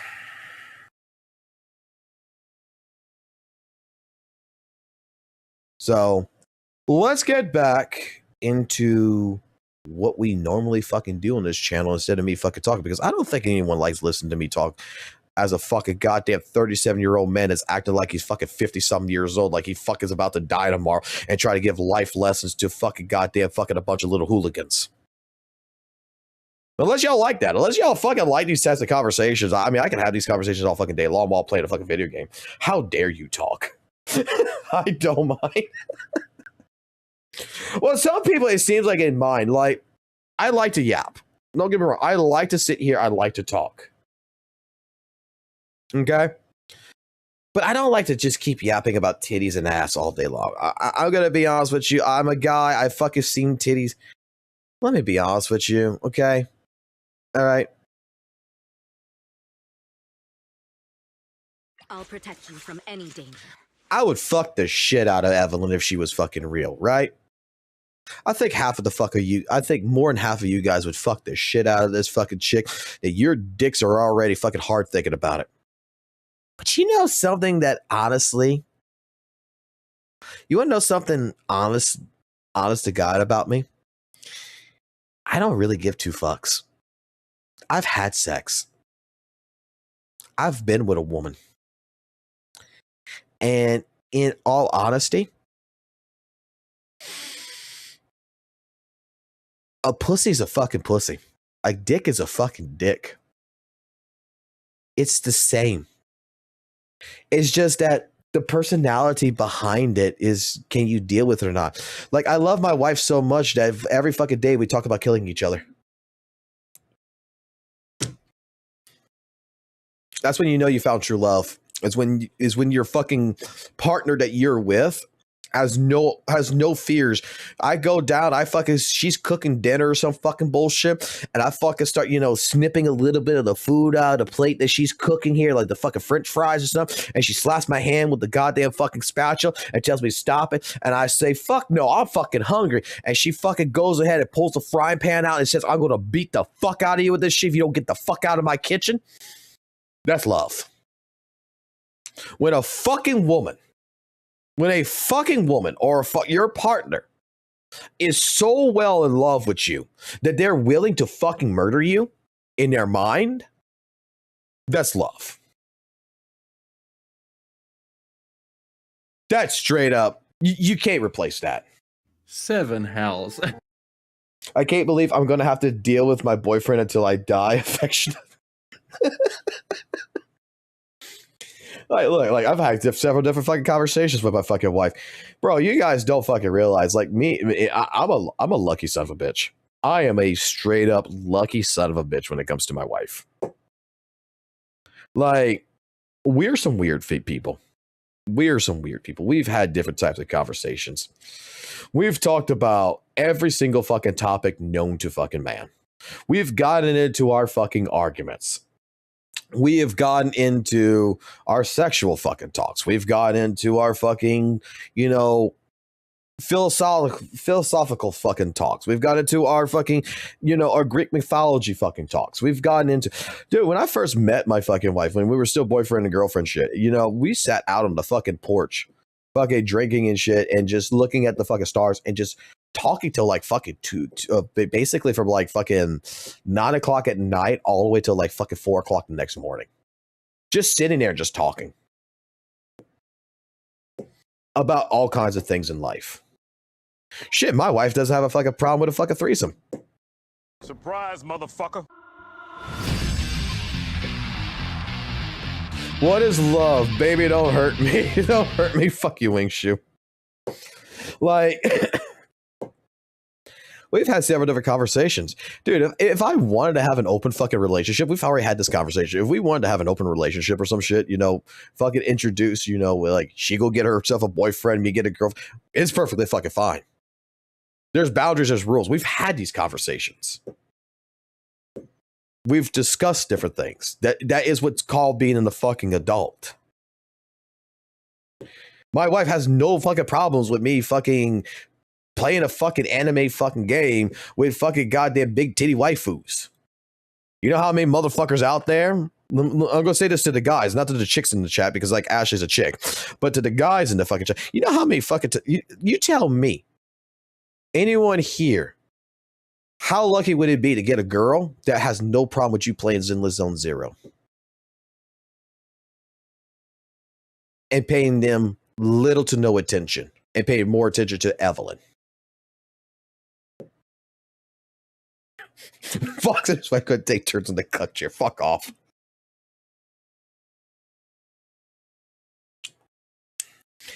Oh, I'm going to introduce her to fucking Monato. Trust me, I've already introduced her already. I'm going to introduce her to my fucking boyfriend.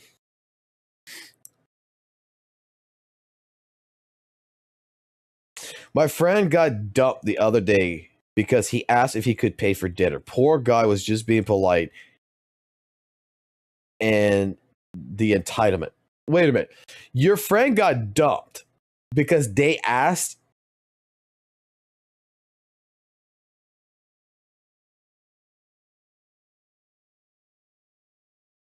Because what that sounds like is that he asked, hey, can I pay for dinner? Or is he asking the other party to pay for the dinner? If he's asking the other party to pay for the dinner, let me tell you something. And they fucking dumped them because of that shit, they can go fuck themselves. You can tell your fucking friend they can get fined better. They dodged a bullet because, look, I paid for my first time I dated my wife. The first time I dated, I paid for her dinner. But my wife insisted that she was going to pay for her half of the fucking dinner. Like, I paid for my half, she paid for her half. That's how she wanted. I said, no, I got this. Don't worry, I got this. I'll pay for it. But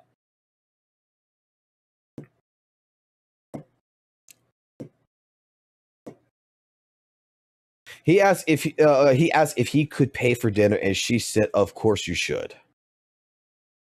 Yeah. No, fuck that.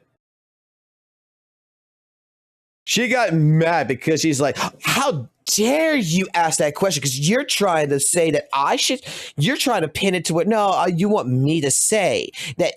I know exactly what the fucking kind of chick that is, okay? Straight up, this is the type of chick that your friend just got dumped by. Excuse me? Yes, you should pay for dinner. Why did you ask me originally? Is it because you thought that I was going to respond to you that no, don't worry about it, honey. I'm going to pay for my half of the dinner. You pay for yours. Were you trying to test me? Well, unless you got a big dick, you ain't getting none of this coochie tonight. And you know what? No, fuck you. Fuck you in the ass. You are going to pay for dinner, and I'm dumping your ass. Because you know why? I am a woman that you should not even have to ask that question to. You should be simping for me like a Twitch fucking tier 3 sub. You're not even a fucking sub now, are you? You just follow me. Fuck you.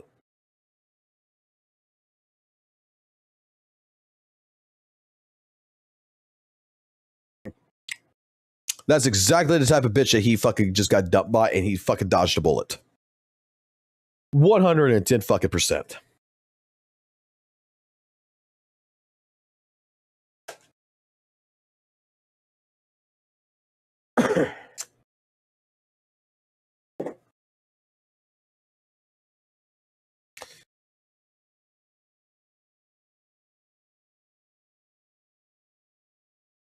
Watch a movie. Do different things. Like, get your friend's mind off of it. And just let your friend know that fucking girl is a bitch.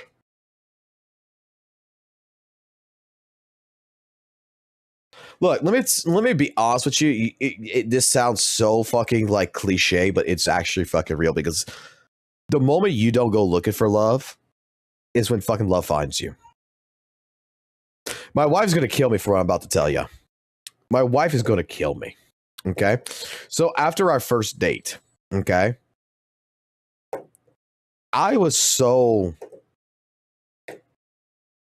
headstrong. I was so fucking like, you know, she really fucking likes me. She fucking really does like me. You know, I feel like a fucking teenager in the fucking goddamn being 27 years old. I feel like a fucking teenager that just fucking won the fucking lottery or some shit, right? That the fucking very next night I call her and I'm on the fucking road driving because she generally told me where she lived at. And I asked her where she fucking lived at. And lo and behold, kind of stalkerish vibes, right? Kind of stalkerish vibes. I didn't think about it. I was just so fucking obsessed with her at that point in time that I didn't think it was going to come off creepish. But she gave me her address, everything else, because she lived with her mom and dad. And they agreed, let him come. Well, let's meet him. And when I got there, okay, like I said, she's going to kill me for this. Love finds you in the weirdest of fucking places. Love hits you in the weirdest places. She was sick the next day. Okay, she was sick. Like, she was throwing up. She is outside. And she's like, give me a second here. Like, I drove up, everything. And she's just, we talked for a minute. And she's like, give me a second before we go inside and get introduced to the family. She's at the side of her property throwing up. I go walk to her and I help her hair out of her face while she's throwing up. Her mother saw this shit. I never knew this. Her mother saw this shit. After this was all fucking done, everything else, after I talked to her father, her mother, and I shake her father's hand and all this other stuff. And apparently the father fell in love with me at that point in time and everything else. It wasn't told to me much later that the mother told her that is going to be your husband. And she says, what the fuck do you mean? Any fucking man that is going to grab your fucking hair out of your face while you're throwing up is a keeper. That is what the fucking mother told her.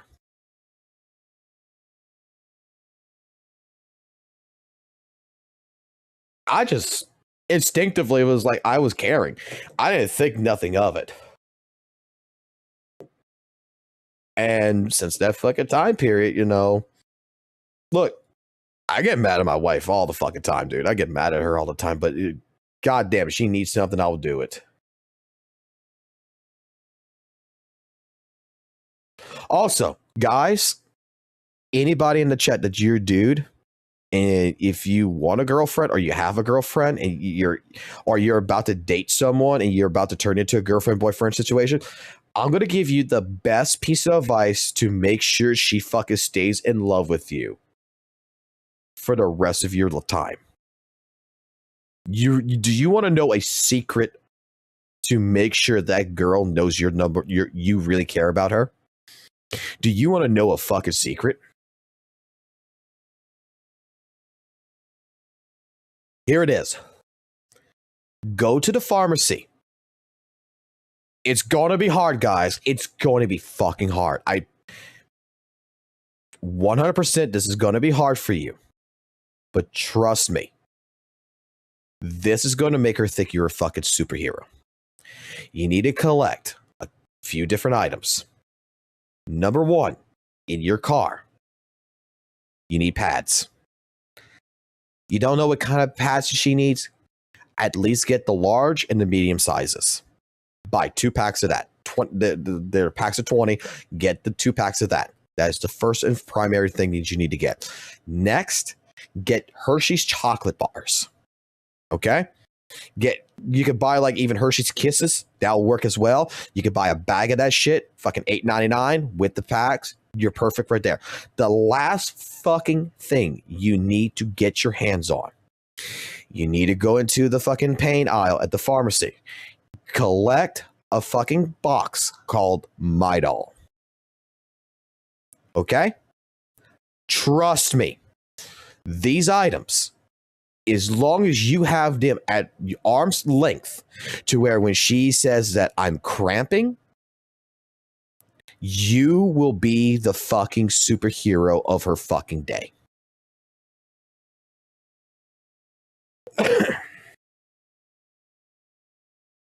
You will legitimately, at that point in time, be asked, do you want to marry me? She will fucking say yes. Because the one biggest problem a woman has, if you can be there and you can save the fucking day, is when a woman is on her period. Nothing else fucking matters. If you give her fucking chocolate, you give her pads, tampons, whatever it is, you get her that, and you give her Midol to help with the period cramps, you're in. You are fucking Jesus at that point. That right there shows a woman that you have paid attention to her long enough that you know to take care of her. Thank you. I will remember this. Don't be scared to go ahead and buy it and go to the fucking counter and all this other shit. Don't be scared to ask a fucking woman thing like I did. This is the fucking trick that I have fucking used. It's not really a trick. It's just that when I met the thing, I have had this shit. I know exactly what was necessary. It's because the biggest problem that a woman has is that fucking period. I have seen women at work that worked under me that had to take the first day of their period off because apparently it's the most excruciating pain that they ever will have. And if you are fucking with that woman and you have all that shit and you can bring it to her, you're done. You are golden. There is not a damn thing. There is no other man. Other men are going to bring flowers. Other men will bring fucking chocolates and flowers, you know, thing. Oh, there is one more item. There is one more other item that you do need to collect. And I would say every 6 months, get this. I'm not sure how Ashley's going to receive this one, but apparently there is one other item that you need to get for a woman that instinctively makes her absolutely fucking happy. I don't understand why. I don't understand what the fascination about this shit is. Okay? But trust me, if you ever go to Walmart, you ever go to a store or anything, and you fucking stop and you see some big ass fucking fluffy ass fucking socks. I mean fluffy ass big fucking socks that looks like they have like fucking Nightmare Christmas on it, fucking like especially around Christmas time. Like fucking Snoopy, fucking different things. Hello Kitty. Buy a pair of these big fluffy fucking socks. Comfort items. Okay, and hand that, and when you get this, give it to her. She gonna fuck you. I don't understand what it is. I saw one time. I didn't even know about it. I just saw one time. I was like, oh, these are some Nightmare Before Christmas socks. My wife loves Nightmare Before Christmas, and they were fuzzy. They were some fuzzy, thick fucking socks. I just bought them. I thought of her. I bought him. I brought him home. Immediately, she fucking puts them the fuck on, and immediately I had sex that night. Plus, she's awesome. But for some reason, it's the fucking socks with her.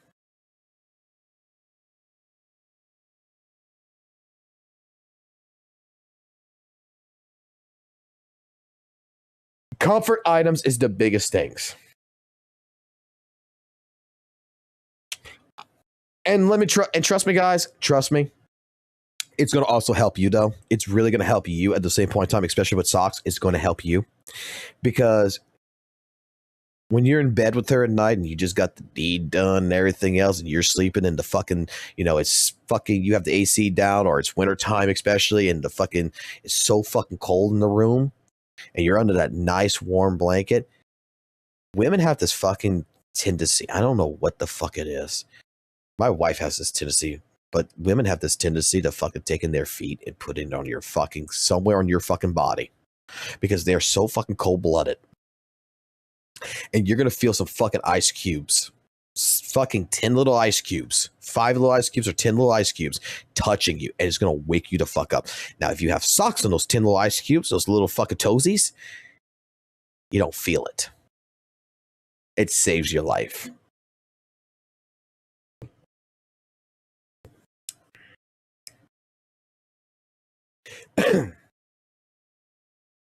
But comfort items are the best thing to go. But again, the biggest thing I will do to save anyone's life in a relationship, my doll, pads, tampons, and fucking chocolate. These are the 3 items that you need to always have every month on standby. Because the moment her period hits, you give her those 3 items. Trust me, when that period's done and she's back to normal, what kink do you have? Because she ain't going to question it.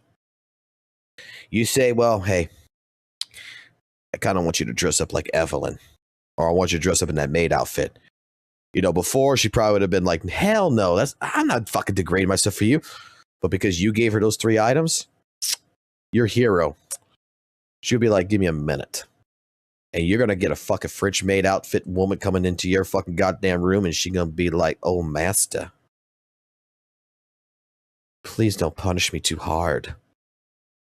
Just because you bought 3 fucking items and you saved her from her period. Straight up. The Triforce pieces. Basically, that's what it is. It's the Triforce pieces. Pads, tampons, my doll, and fucking chocolate. Hershey's Kisses work. Like I say, a bag of that will last you for a good long time. You get those 3 items. You can have what she gonna give you with a fuck. Dude. Let me make sure my wife's not around. Hey, honey, you in the chat by any chance?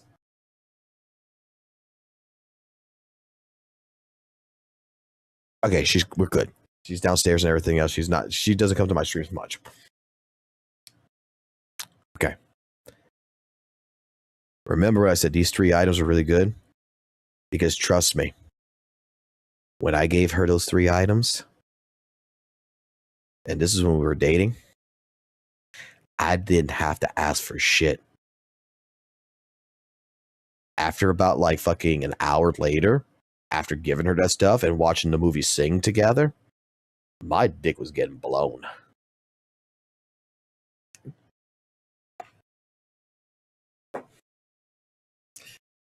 Like straight up. I got a BJ right after that. I didn't even ask for it. I didn't even hint at it. I didn't do anything. I was like, yeah, I was watching a movie and everything. And in the middle of that fucking movie, it was like an hour after I gave her the chocolates. It was an hour after the fucking pads. It was after. Dude, my head was cocked back and I was the fucking one moaning.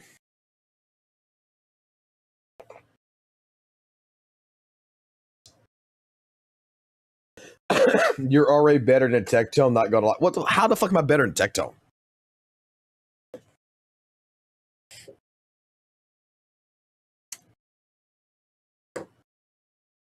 Dude, I'm a shitty fucking person. What the fuck are you talking about? I'm an asshole.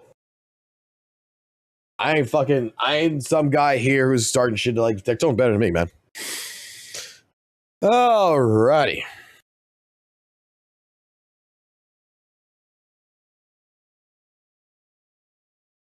Cough, cough. Tectone got allegations of abuse of his wife. Hey, it wasn't proved. It wasn't proved. I'm not. Look, I understand that there's one person who stopped watching me because straight up, I had this conversation about Tectone before. Okay. And my wording to this exactly, okay, is not that I don't believe victims. It's not that I don't believe in Tectone's wife or anything like this. I just know for a fact from my own personal experiences and from friends' experiences and different things that I've gone through. Women are just as vindictive as men are. Okay? And it is not my place with someone else's relationship. If abuse accusations or whatever's happening, blah, blah, blah, it is not my place to say if Tectone's right or Tectone's wrong.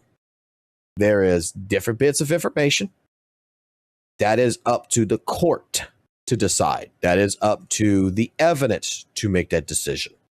Because there has been times where, like I said, I've known people, and it's happened to me, where just because of a breakup, just because someone did something, that a woman has accused someone of something that they did not do. And look, I'm going to say it like this. It still applies to this, okay? Because I know there's going to be somebody who's going to fucking hate me for this. When a woman accuses a man of doing something pretty heinous, it typically fucking ruins a man. It ruins their life. It ruins, like, legitimately, women have more power than men do. A man accuses a woman of something, and it's not true. The man gets a slap. You know?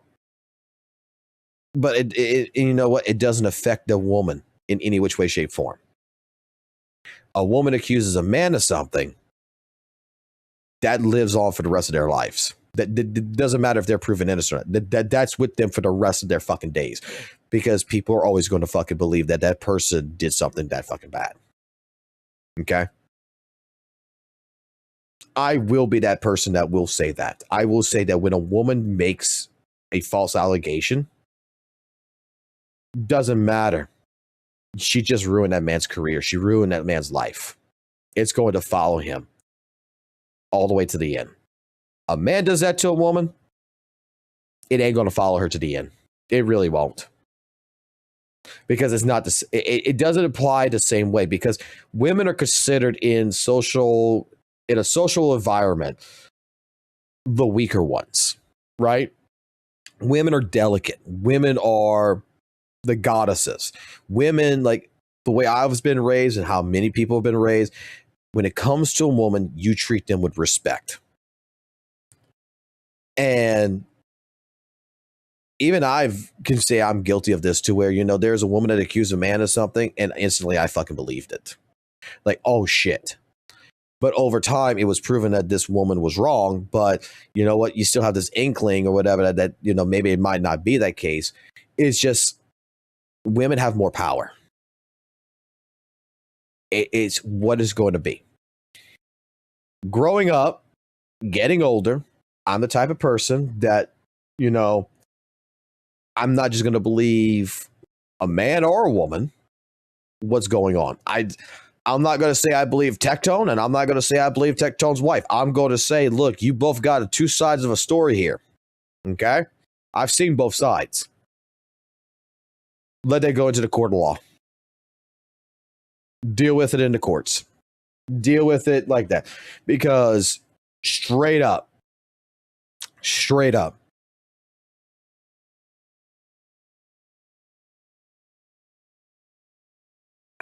that is a very, very finicky, very fucked up situation that can go wrong either fucking way. And I don't want to be the one to make accusations. I don't want to be the one that agrees with an accusation. I don't want to be I want the final decision to be made by someone else. Because I don't want to be the type of person that be like, you know, you believe the woman, but then after all, then you find out fucking 5 years down the road that Tectone was actually, you know, telling the truth. Because that happens all the fucking time. I don't want to be saying that Tectone's right and then actually finding out that, you know, she was fucking abused. And you find that out and then you feel really fucking scummy either way. This is something that just needs to be handled. And just because I didn't take a side, I've actually lost subscribers because of that.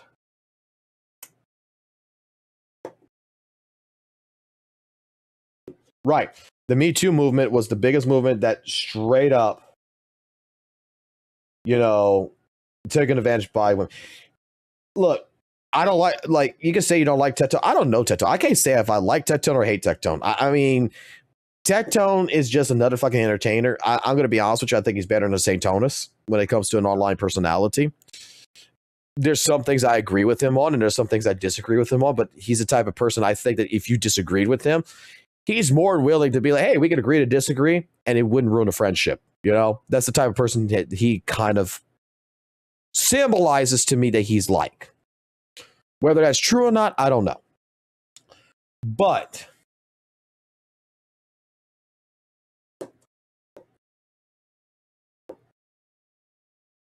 at the same point in time,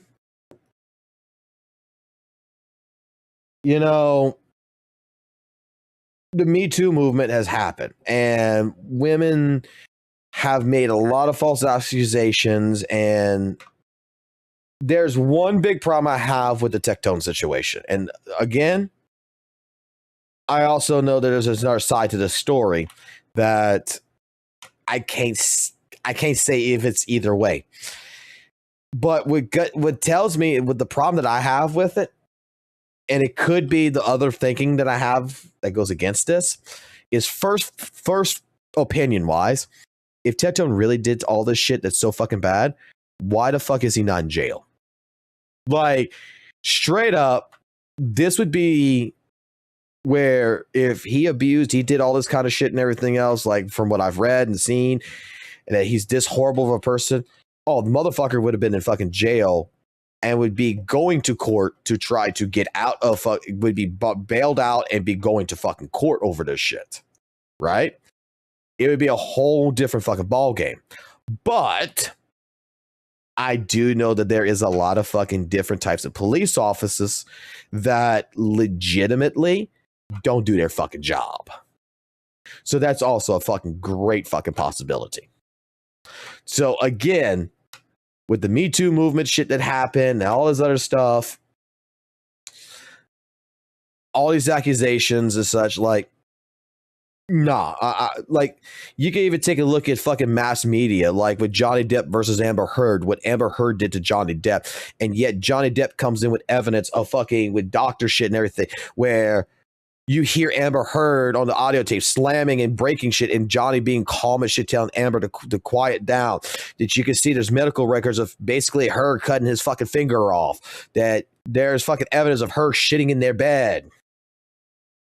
And she's the one that says that Johnny was abusing her. And then you have testimony from several different people that says, no, Amber was abusing Johnny. And Johnny was trying to make their fucking marriage work. And do you see Johnny Depp working in fucking Hollywood after being, winning the case? No, you don't see that. You have Vic Mignogna, a fucking voice actor from Funimation, that got accused of sexually assaulting women, that went to court over it and everything else, that it was dismissed on both ends. No one won the case because court didn't give a fuck. But the problem there was that there was no evidence from the women's side as much as there was from Vic's side. There was no evidence from the woman's side perspective from Monica, Rial, and Jamie and them that actually proved that Vic sexually assaulted them. They just said he did. And like when it was asked, like, one of the biggest things is, like, I sat here, we did the entire fucking Vic Mignogna fucking podcast. We fucking sat here throughout that entire time. I had like 100 people watching me at the time. And one of the biggest questions I had is, apparently all this happened in Funimation's fucking office. This happened. Monica's fucking testimony, Jamie's testimony is, like, especially with Jamie's one, that she was in the lobby. Listen to this. She was in the lobby and he pulled her fucking hair back and slammed her basically into a wall and said, I want to fuck you. You know what the fuck I did? I would go look up a fucking video of a tour inside Funimation. And I would go point and say, where's the fucking security camera footage that would prove this? Like, it's right there in the lobby, a security camera. The door's right here. The secretary stands right here. And there's fucking cameras. Where's the fucking security footage that would prove this? Because there's no fucking way a man's going to grab a woman by the fucking hair, slam her against the wall, and there's not a fucking tape of this.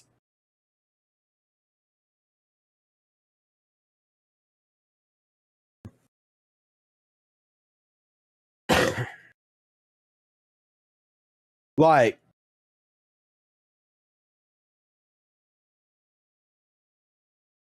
this is the things when it comes to allegations and stuff like this. I like to be in the middle until there is die-hard evidence that proves one side. That's it. If it's a he said, she said thing, I'm sorry. I'm sorry. I'm not going to be the type of person that's going to go ahead and just believe either party. I'm going to say, look, you say this, you say this. There's no evidence on either side. Personally, I think it's best you two don't talk to each other. That's it. But he did this to me. She did this to me. She did that. She did this. He did that. He did this. Where's the proof? Because again, we lived in a situation where everybody throws fucking blatant fucking accusations out everywhere. Precursor fucking thought processes is just thrown out the fucking door. And we are just supposed to blindly accept it? No. I'm not that type of person.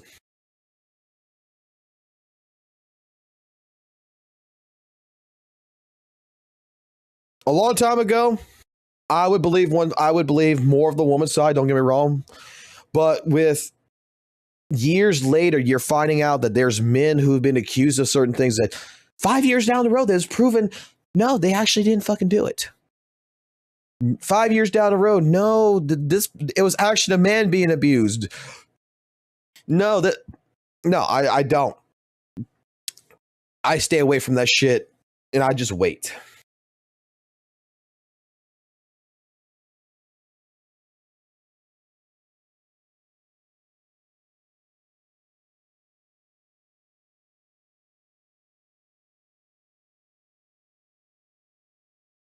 How can you give evidence for something you didn't do? Well, let me put it also like this too. Okay? Especially in the United States of America. We live in a fucking country where you're innocent until you're proven guilty. And that's what I feel like it always should be. It should always be a situation where the accused party, no matter male, female, whatever, the accused party should be innocent. And the person who's accusing them of a crime is the person who has to bear the evidence to ensure that you can prove that they committed the crime. But in this day and age with new generation and everything, everybody's fucking guilty of fucking doing something. And you have to prove your fucking innocence. It's just like the fucking, look, ADHD's gonna kick in. It's just like the fucking gotcha space.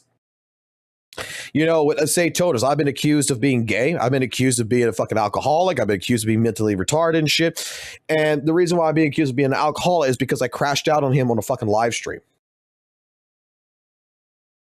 But what everybody regards it at is that I fucking just yelled at him or some shit. Where the crash out on the live stream was straight up me crashing out on the fucking chat saying that you guys don't understand how gotcha revenue fucking works.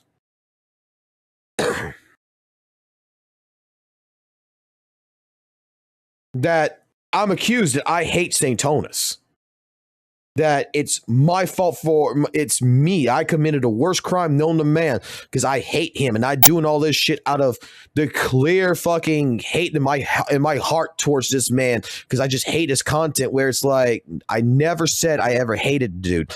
I've always said I agree with 80% of his takes, but the fucking goddamn fucking 20% of this I don't agree with because of this reason. But you know what? I'm guilty.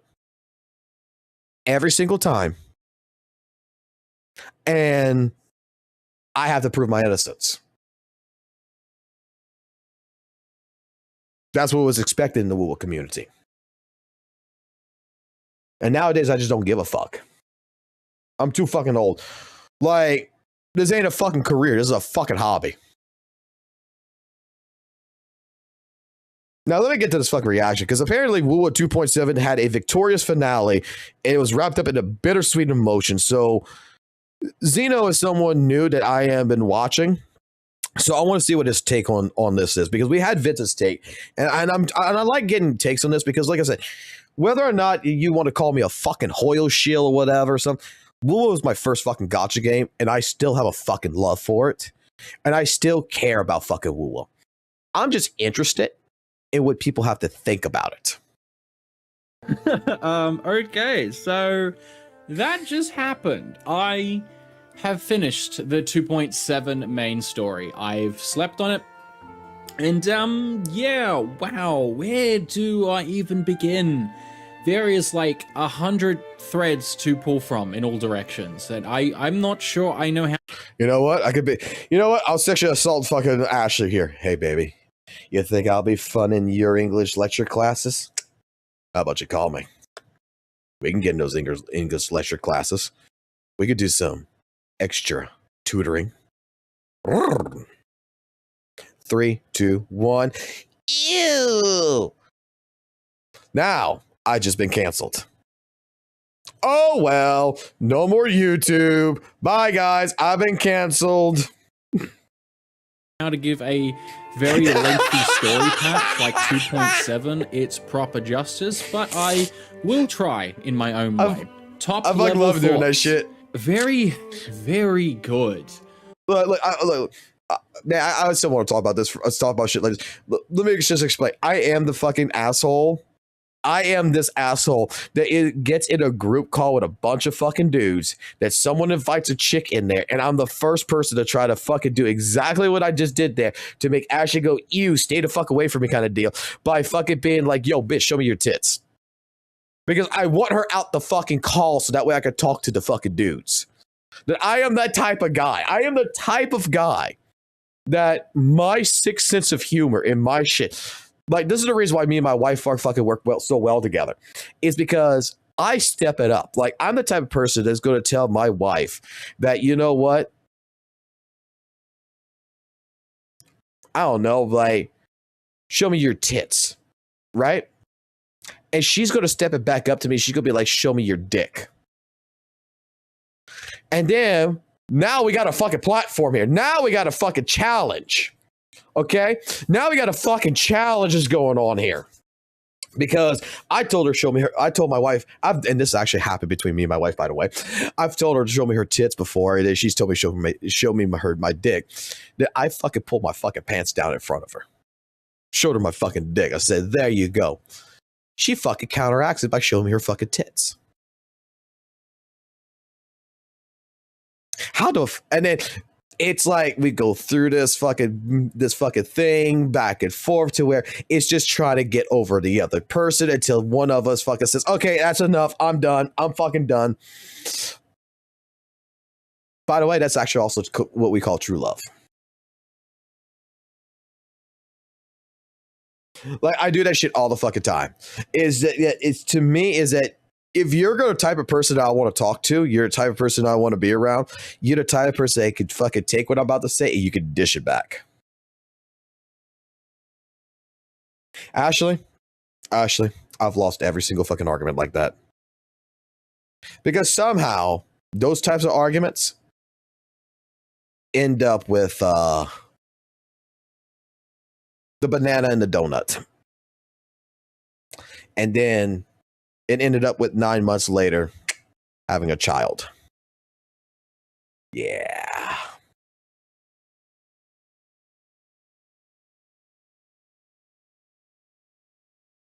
Lost a good bit. I can see the argument or debate from a lot of people as more and more finish this story patch for this being the pinnacle story patch in Wuthering Waves. Like, full stop, actually. Like, it's just for its overall level of pure quality, especially for the length of the story, which comes in at around 6 to 7 hours for me. It's really long, but it's really worth it. Now, I have my gripes, I have my positives, and there is negatives, but just like TLDR, if you're here just for the short version, this is about the best you're possibly gonna get in terms of a finale story. Like, for a gacha game, wrapping up the main plot that started in 2.0 while leaving like plenty of breadcrumbs and tidbits to follow up lore-wise, hints for future patches at the same time, and including basically every single goddamn character, and even some extras on the side, like Calcharo, just an aura farm in the background. Good for you, buddy. And for the most part, giving them all fairly efficient screen time so that they mostly don't feel too shoehorned in, and as such, like the finale wasn't just like Rover's finale, it was like the entire cast finale. So the way I want to structure this video is like simply in my own way. I won't deep dive everything, all the moments, all the characters. I'm going to keep this fairly casual as I always do. So I do hope people enjoy listening to it. Obviously, you can probably see the wrong time of whatever the video ends up being, but this video is going to be really, really long. There will be timestamps, best I can, if you are interested in seeing specific things. But obviously, I do hope people will stick around to hear the context if you are interested in my thoughts, because without at least the very lengthy ramp up that I'm about to give you, that's going to run a few minutes in a moment, a lot of my thoughts probably just won't land the same. So before we get started though, Rovers, welcome back to the channel. My name is Zeno, and let's talk about the finale of Rena Sita. And remember, if you like what I do here, remember to like, comment, and subscribe. I also cover other gacha games like Zenless Zone Zero. And let's just jump into it, shall we? Alright, so like I mentioned, let's set up some background first. So stick with me here if you can, because there is a certain structure to this, and trust me, it does pay off and lead to something.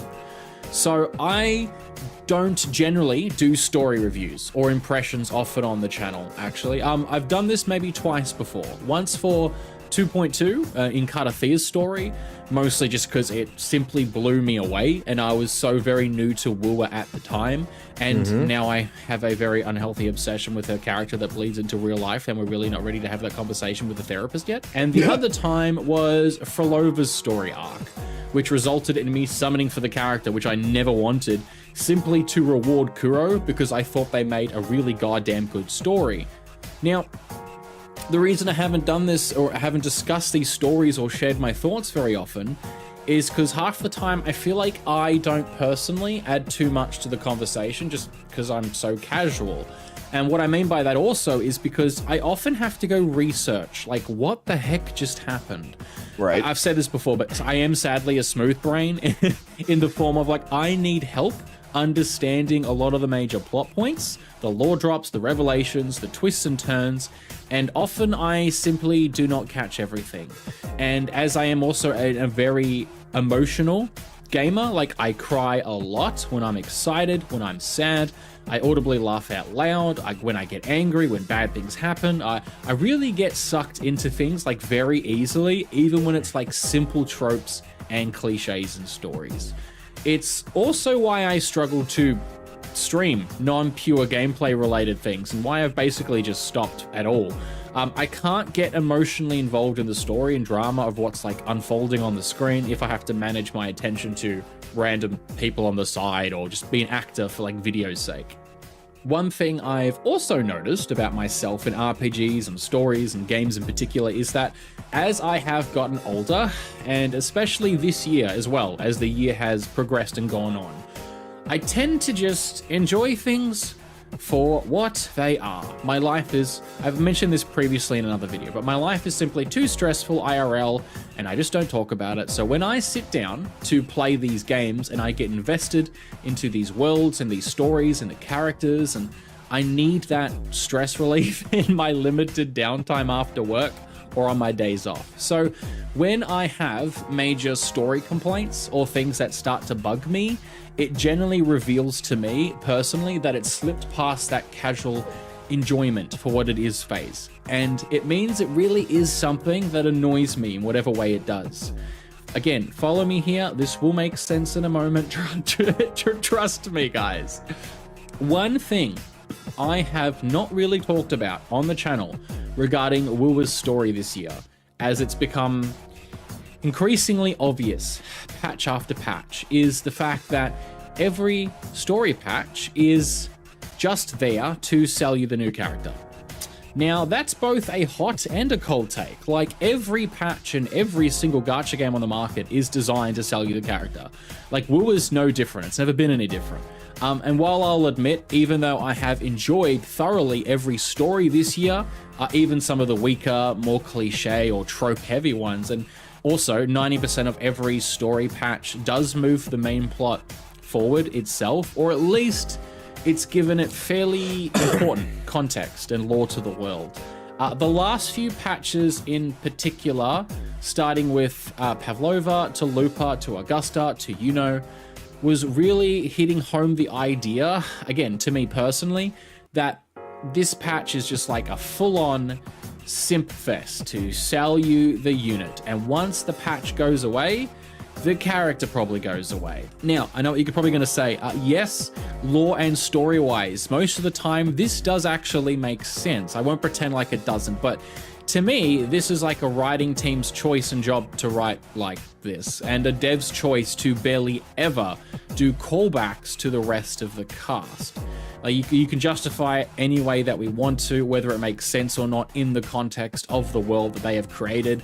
And I know this doesn't mean a lot to everyone, and even then, a lot will disagree with me, and that's fine. But to me, when I invest into your world, your characters, your story, your locations that are built around them, my personal money into the game, my playtime, which is now over like 500 hours this year, since January between PC and now PS5 console, I like to think that whoever I choose to invest in, or summon for, build up, or fall in love with, I get to see them sometimes after their patch ends at the like barest minimum, unless it's like something super specific lore-wise that stops that from happening. I also recognize, and I'm super blessed and lucky in the fact that Cardathea completely stole my heart in 2.2, and that she is such a pivotal driving force in the entire story of this year, that I've gotten to see her time and time again. Like, that is not lost on me.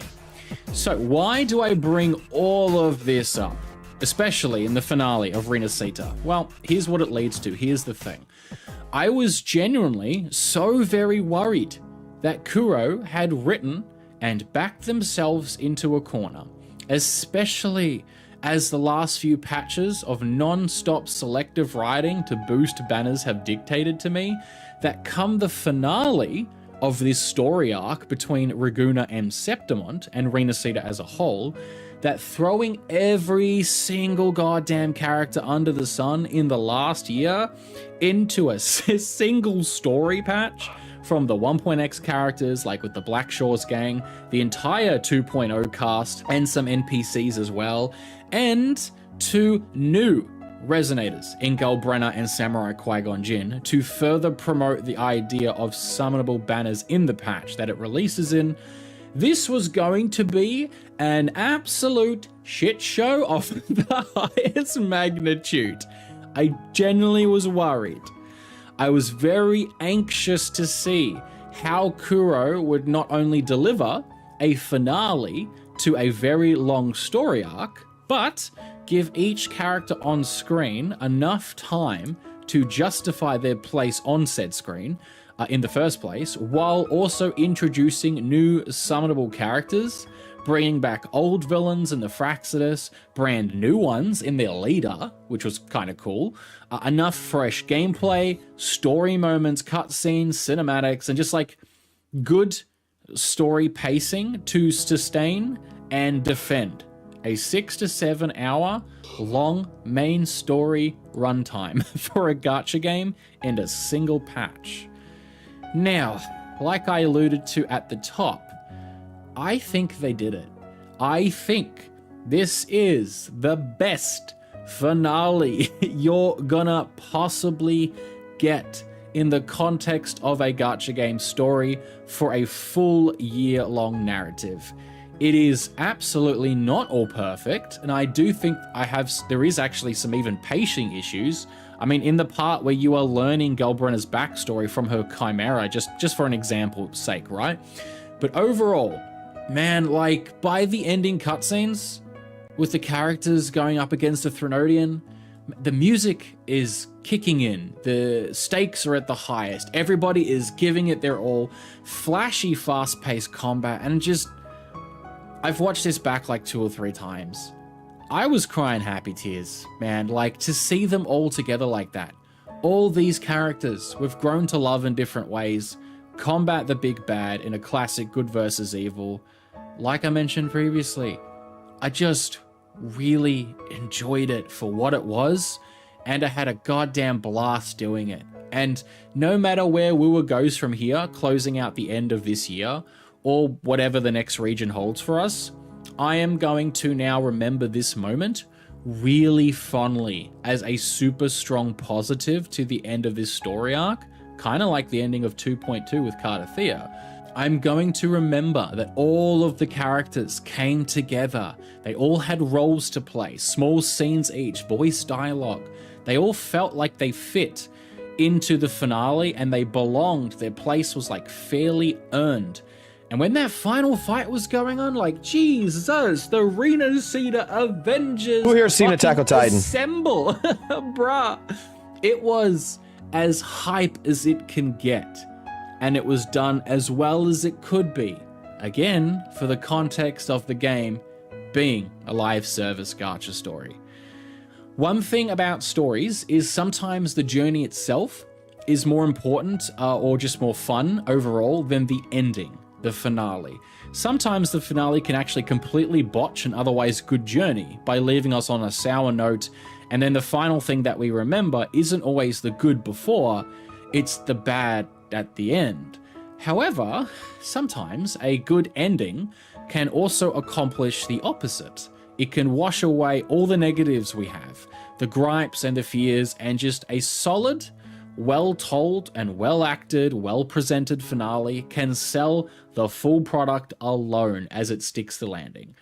And we can look back at this in hindsight at a later date with positive feelings, emotions, and just a nice smile on our face. And that's what I think this finale did. No matter where you stand in terms of issues with the game, if you are invested into it, like even slightly in some of the characters in the story, I would say the amount of people that probably walk away from this finale chapter and that they're still somehow upset or sad and angry will be very few and far between. All right, so let's start breaking down some. Okay. I think that was for a good long time period there to go through that, and now I can process a little bit of a different thought process to this real quick.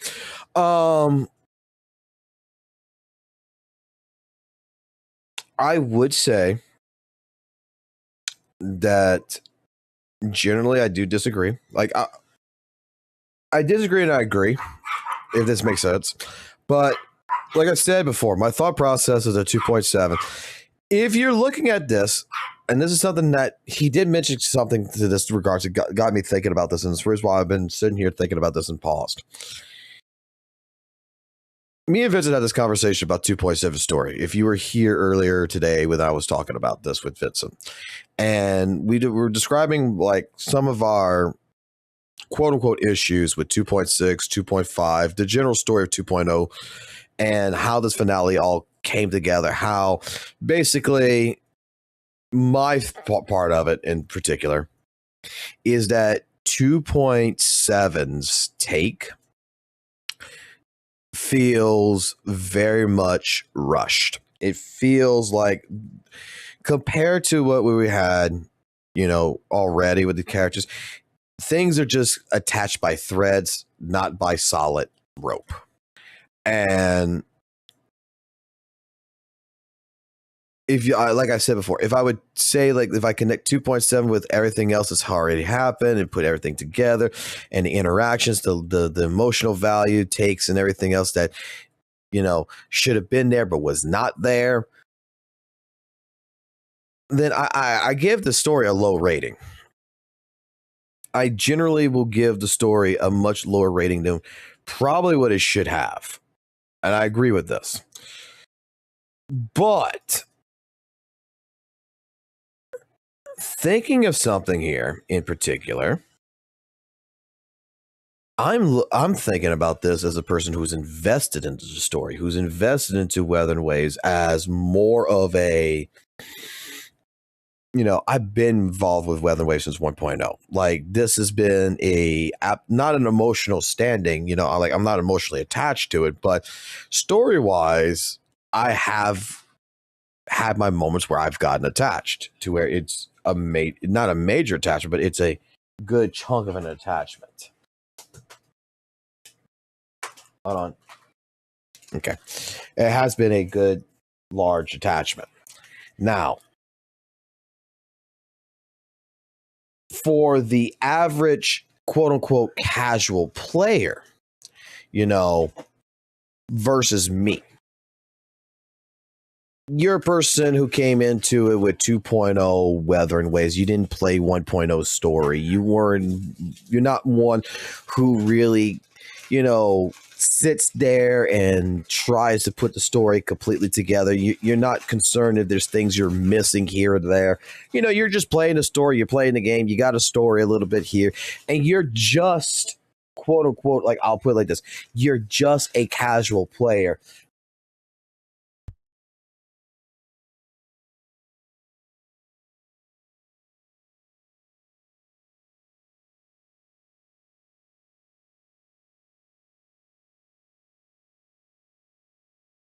Hold on, sorry guys, my wife's here real quick.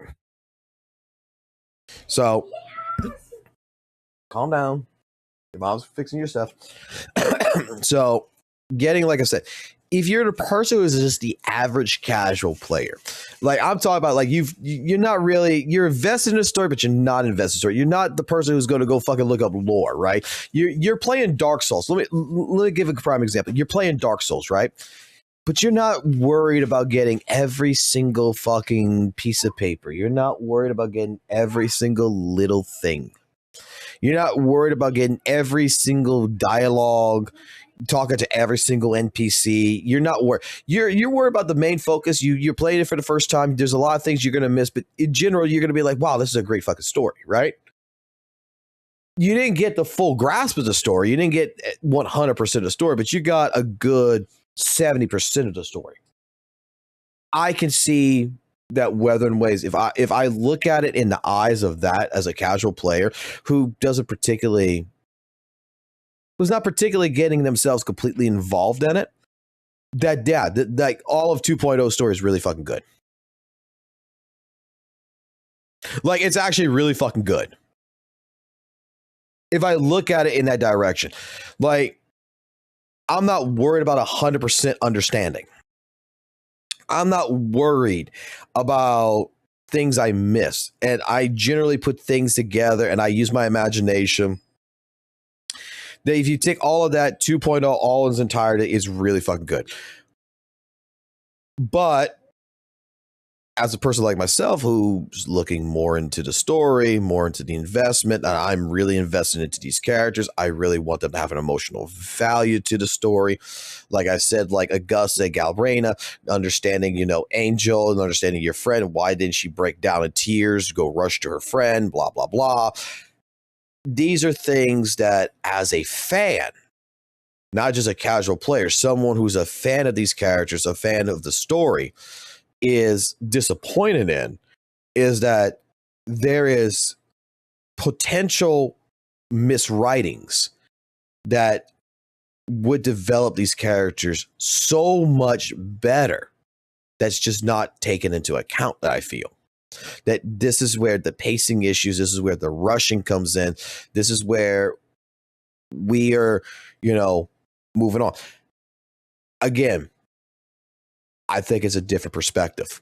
I think if it's a perspective that you're just a person who is just here to enjoy a story and you're not too keen on caring about every single minute little detail and you're just here as a casual player just to enjoy it and move on with your life, that, yeah, this is a great fucking story. But if you're a person who wants to be invested into a story, you want to be invested with the characters. You want to be a person who's sitting here and understanding every single minute detail about them, because this is something you're invested in. You could get upset.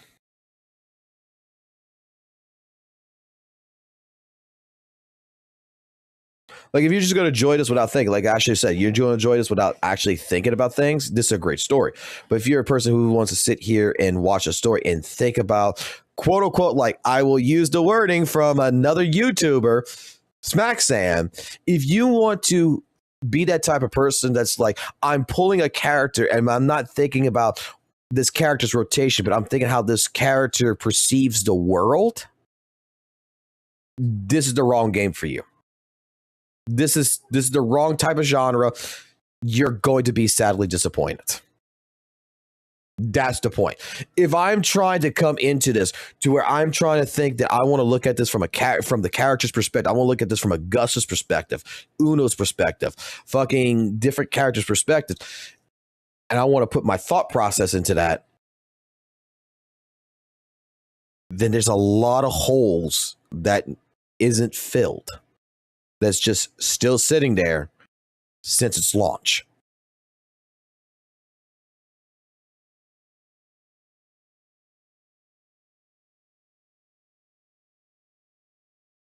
So, because he made a mention in the beginning of this video, like from a casual perspective or something. And that's what just got me thinking about this. It's like, holy shit. Now I can understand why maybe someone actually fucking really likes a story compared to me. It's because we have two different thought processes.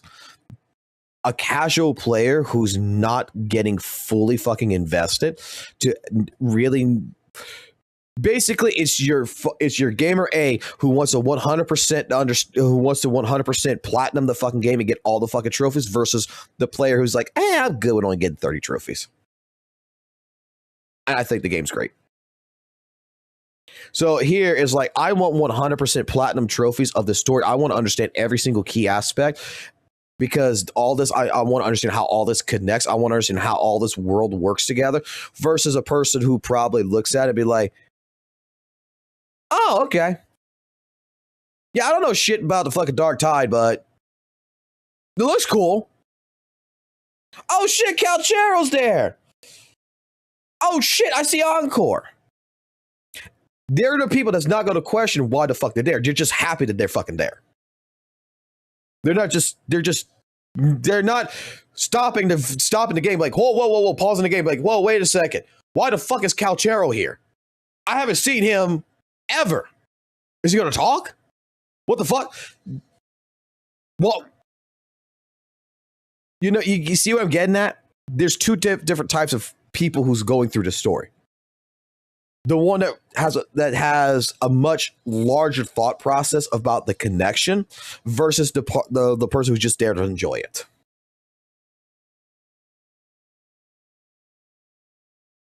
I didn't put two together there. I really didn't put two together there until after this.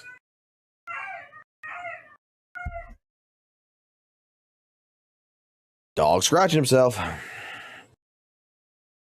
Fox, watch this clip. What clip?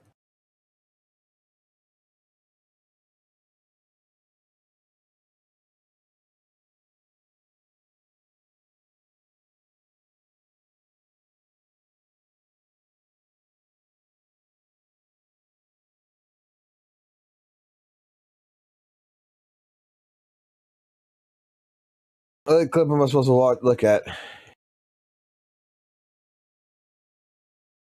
No, I didn't send because you're not a mod in the chat. That's why. Fuck. YouTube's fucking ridiculous. What you do is, if you're gonna send it, if you can, just delete. Like, just delete. If it's a YouTube video, just give me the fucking watch part. Just give me like the watch question mark shit, everything right here. Don't give me the YouTube.com. Just give me the last part. Or go put in the if you're in the Discord, put it in the Discord under the reaction. I can see it.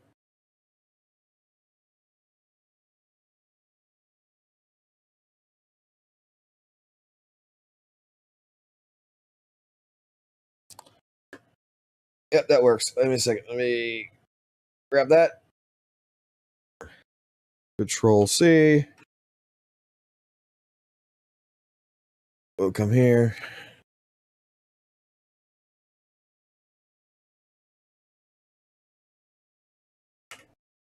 What we got here? So the reason why I'm getting a divorce, because when I woke up, it was my birthday. My wife didn't know it was my birthday. My son didn't know it was my birthday. I went to work. My co-workers didn't know it was my birthday. Okay. And my manager called me in and said, Mario. I said, I get in there and she said, happy birthday. I said, oh, thanks. Then she said, you want to get some lunch? And I was like, okay. And then she was like, you want to go back to my place? And I was like, all right. So I went back to her place and she was like, let me step in my room. I'll be right back. She got back 5 minutes later and my kids, my co-workers, my wife, I've heard about this. I've heard this shit already. With the cake, and I was on the couch butt naked. So the reason why I'm getting a divorce is because. Okay, I've seen the clip. Okay, what's the context for this? All right. Anyway, I'll get back to this now. Like, I just want to know what the context for this was. Talking about fucking Weatherways. What's the context? Just being caught in 4K or some shit. Is that what we're going with here?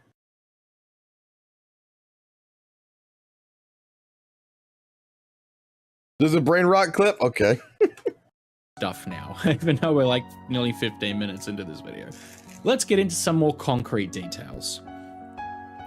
One of the negative things in terms of characters fitting in to this finale and earning their place, Samurai Qui-Gon Jinn. I lied. Not every character fits in here.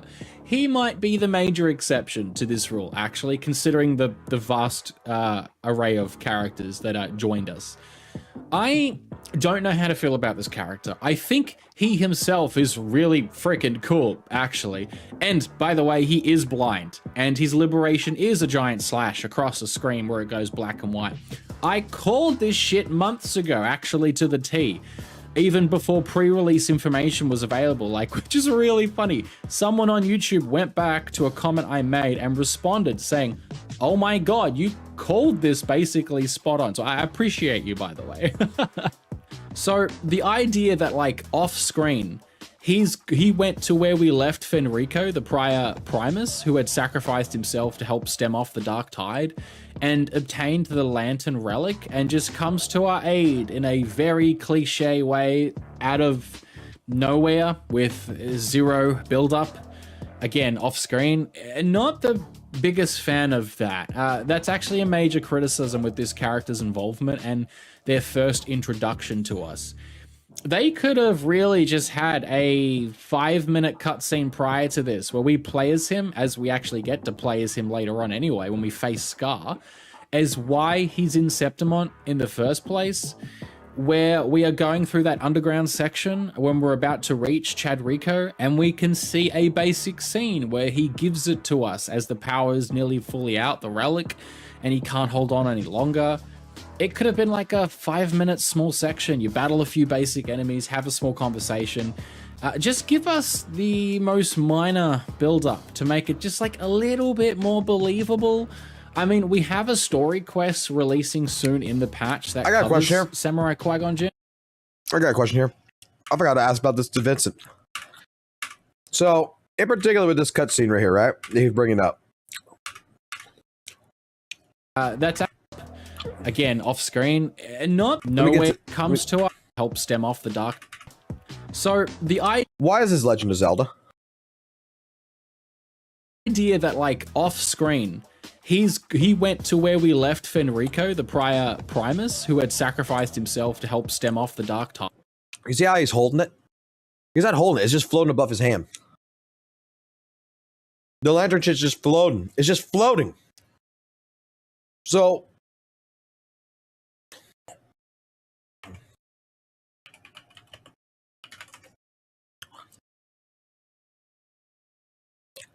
this is all I can think of. This is all I can think of.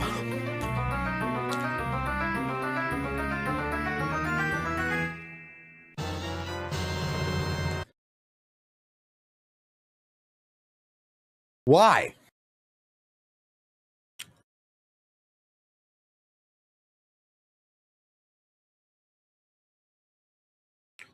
Dungeon, but so who knows? Maybe Like you said, magic. Oh, that's right. Fucking magic. Some of that's in there, but by then, I don't really think a lot of us will care too much about what happened prior because we already know the ending.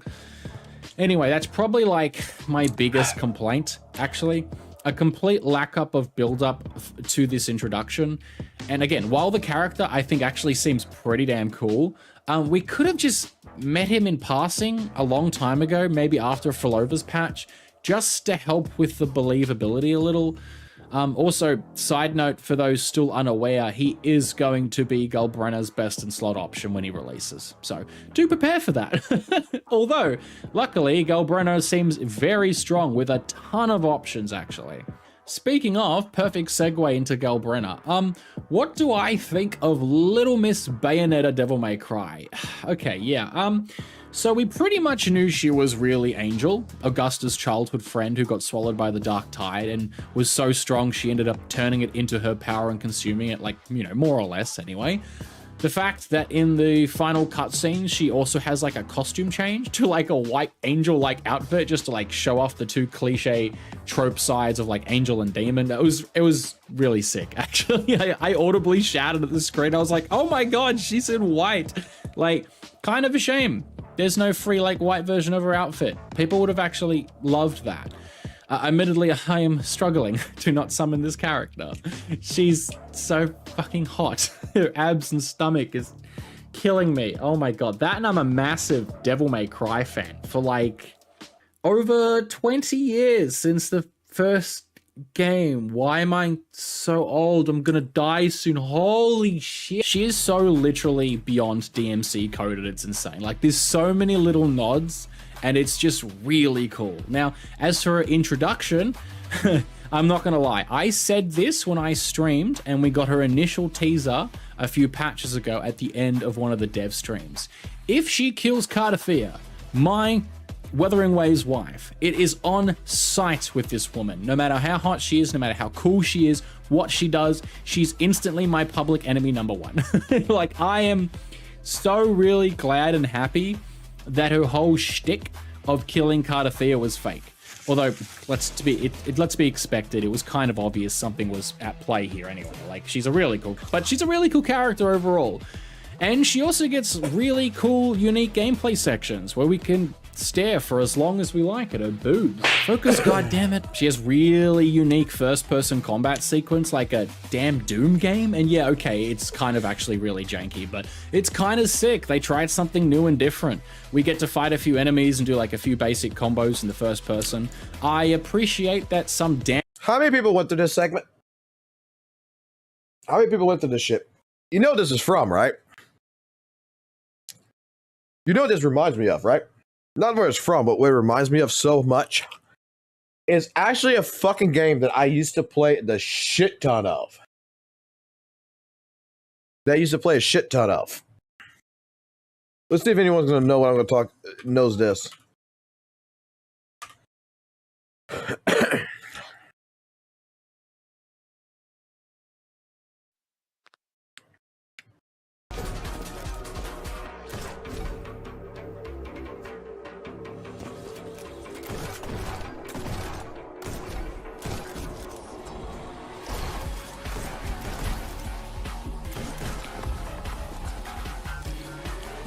Who's played Neon White?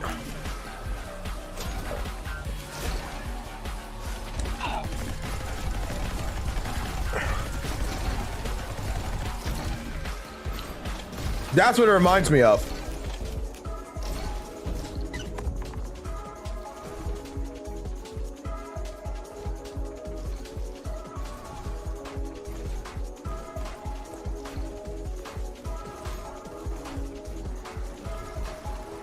Dude, I played the shit out of this. I fucking loved it. The music and everything's great in this shit. And Steve Bloom is a fucking voice actor for it.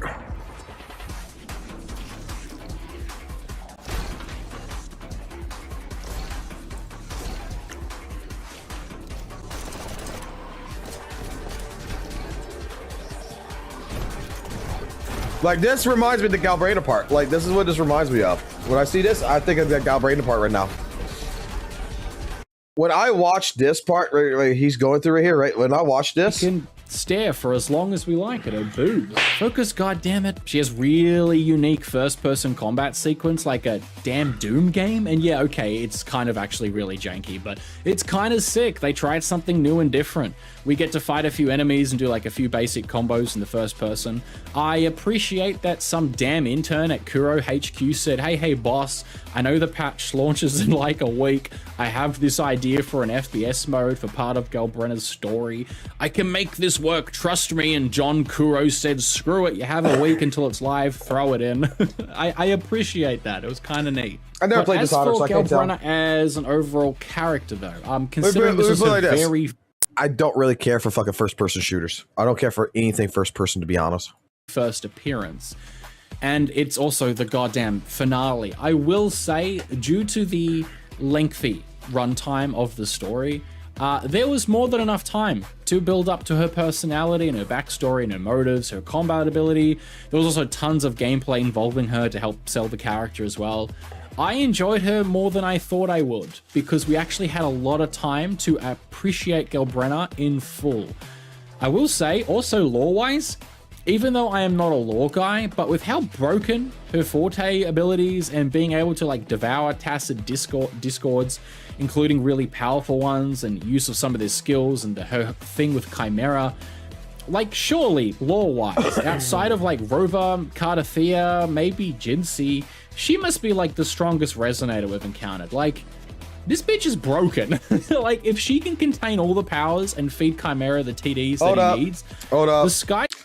Apparently, we have an emergency situation. Apparently, we have an emergency clip we need to look at. I have no idea what the fuck this is. Subs are bye-byes? What? I ate a lot of dislikes. I lost a fair number of subs simply for expressing the correct opinion about 2.7. But don't worry. They'll all come back. Because they got nothing to do in-game. And so they'll watch my videos instead. And they'll realize, damn, this motherfucker was right the whole fucking time. That's really how it's going to work. I ate a lot of dislikes. I lost...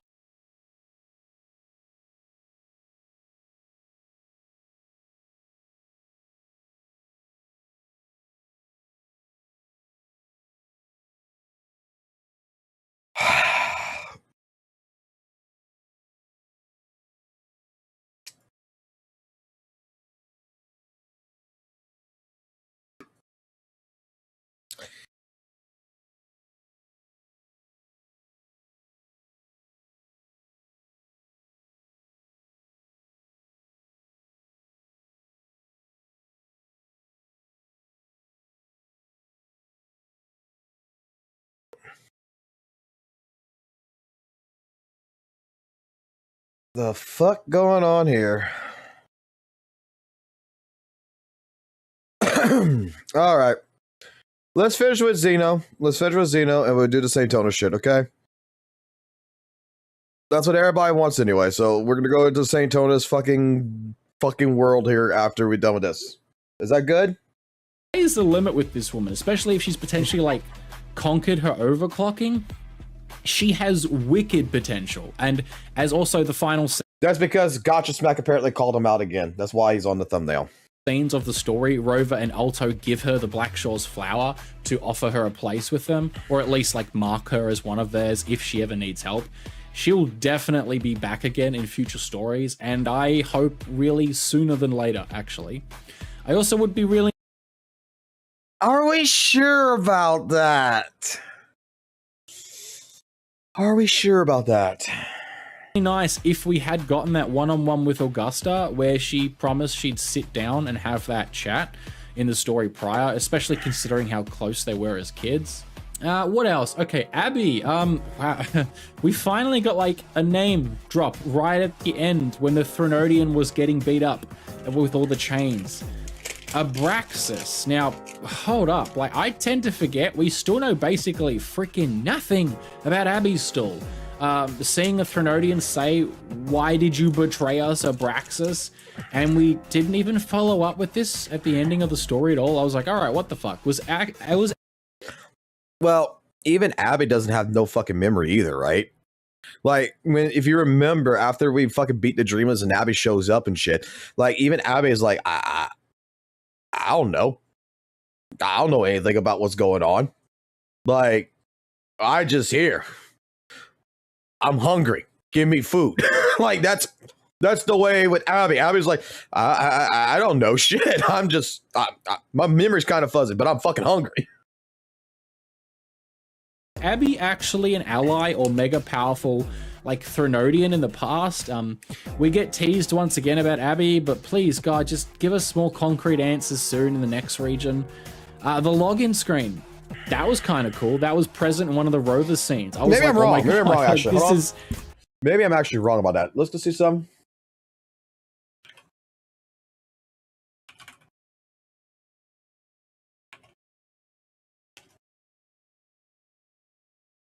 Let me double check this.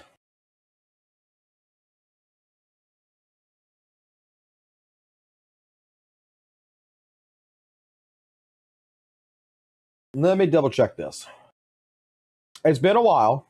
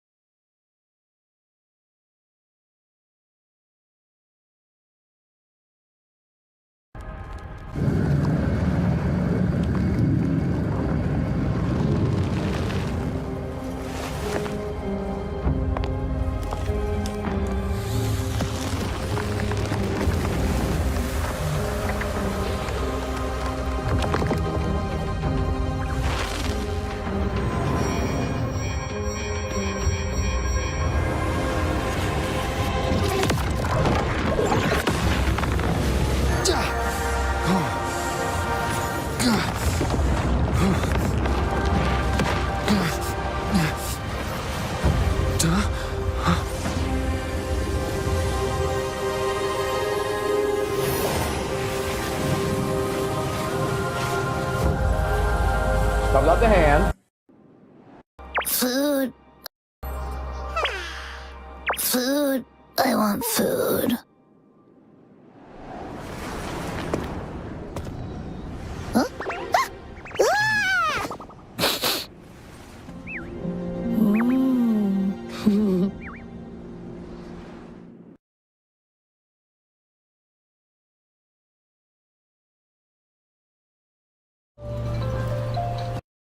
WUWAは残像を構成する間は恩骸と宿主の関係だけでなく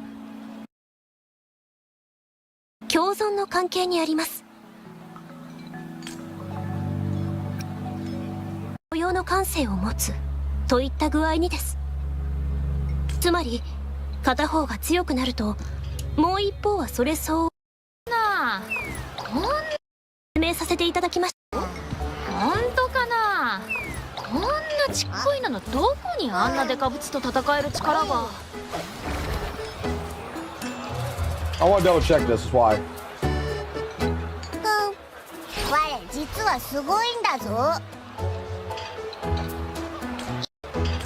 検査をやってじゃない。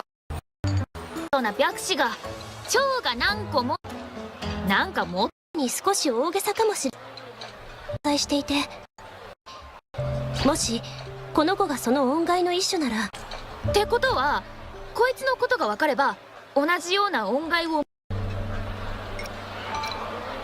ないしね。それになんてったってあんたのことだしな。ないよ。こいつに聞けばいいじゃん。明らかに気をこの子もわかるやつが。話のは仏頂面にも聞かれたもこいつの体の中でずっと眠ってたからな。Yeah, he doesn't. 眠ってる間のことはわからない。Yeah, they don't fucking remember. They got the amnesia trope. Because what it is, in my fucking theory, so that this would mean that Abraxas or whatever is going to be this. It's going to be the fucking goddess. This is what. This to me. That's Abby. This is Abby.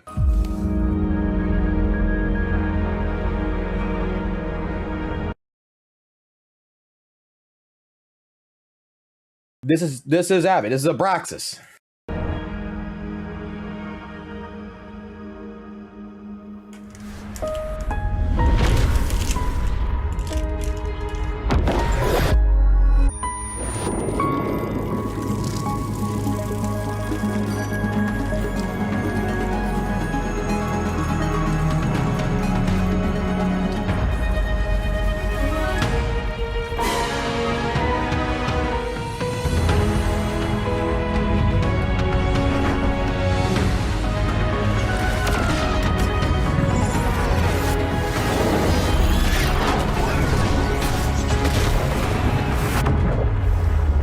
This was always my theory.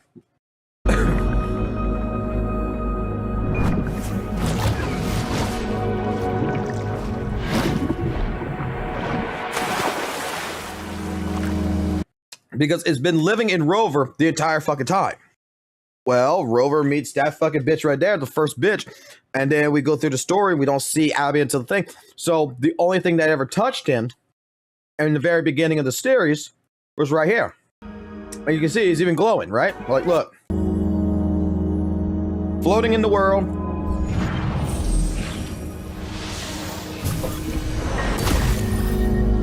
Opens his heart. Look. And look. The birth of the fucking the birth of the Tassin mark.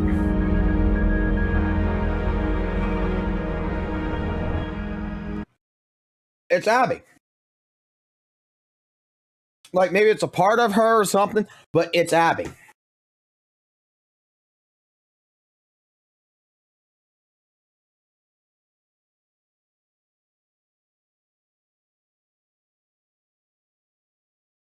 And then they're talking about the name of, like, Abraxas, you know, and such. But that's what I've always thought. Like, I thought that that was Abby.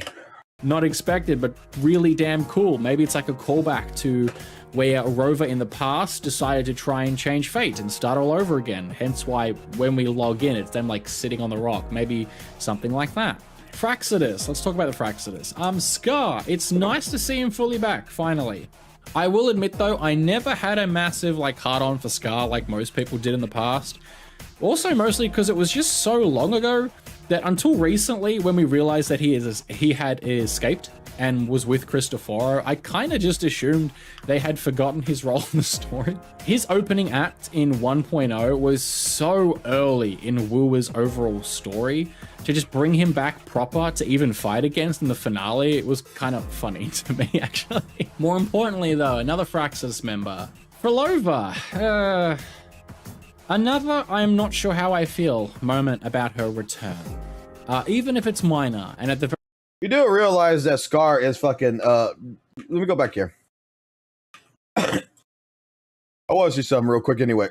Oh, Scar. He had escaped and was with Cristoforo. I kind of just assumed they had forgotten his role in the story.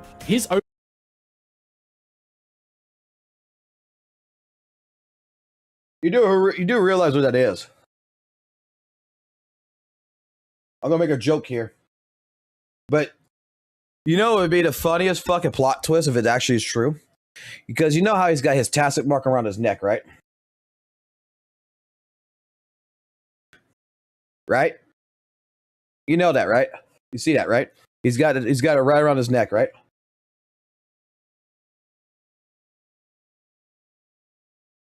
The only other character that has it in the same exact spot.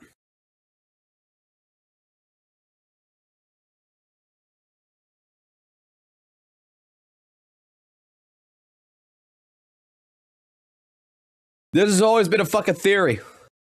That fucking Scar and Genshin are the same.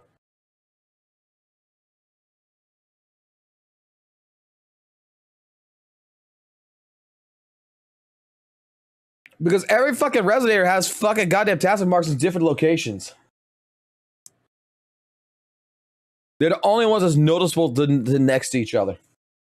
Opening act in 1.0 was so early in WUWA's overall story.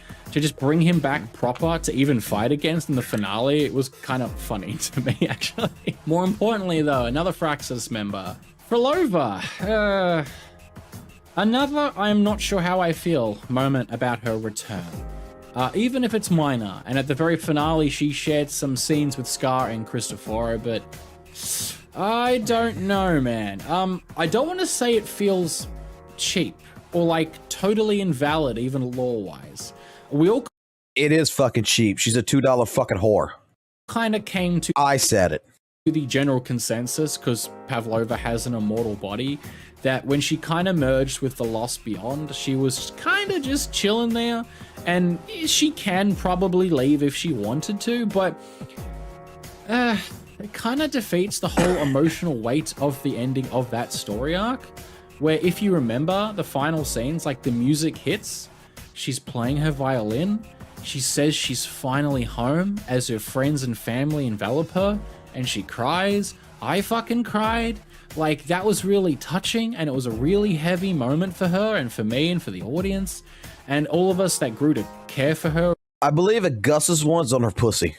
And just whatever. Like, it's in her bush. Weird ways that we care for Frolova. To just bring her back very, very briefly was like, okay. They do kind of explain that the Threnodian's power, I think it wasn't enough to sustain the Lost Beyond anymore. And in her final scenes, she's basically, at least from what I understood it meant, or what I took away from it, is she's walked away from the Fraxidus. Like, she says goodbye. And she's like, maybe I will do my own thing now. But, yeah, I don't know. When I saw her pop up, I was like, God damn it. Like, I don't really care how it works narratively.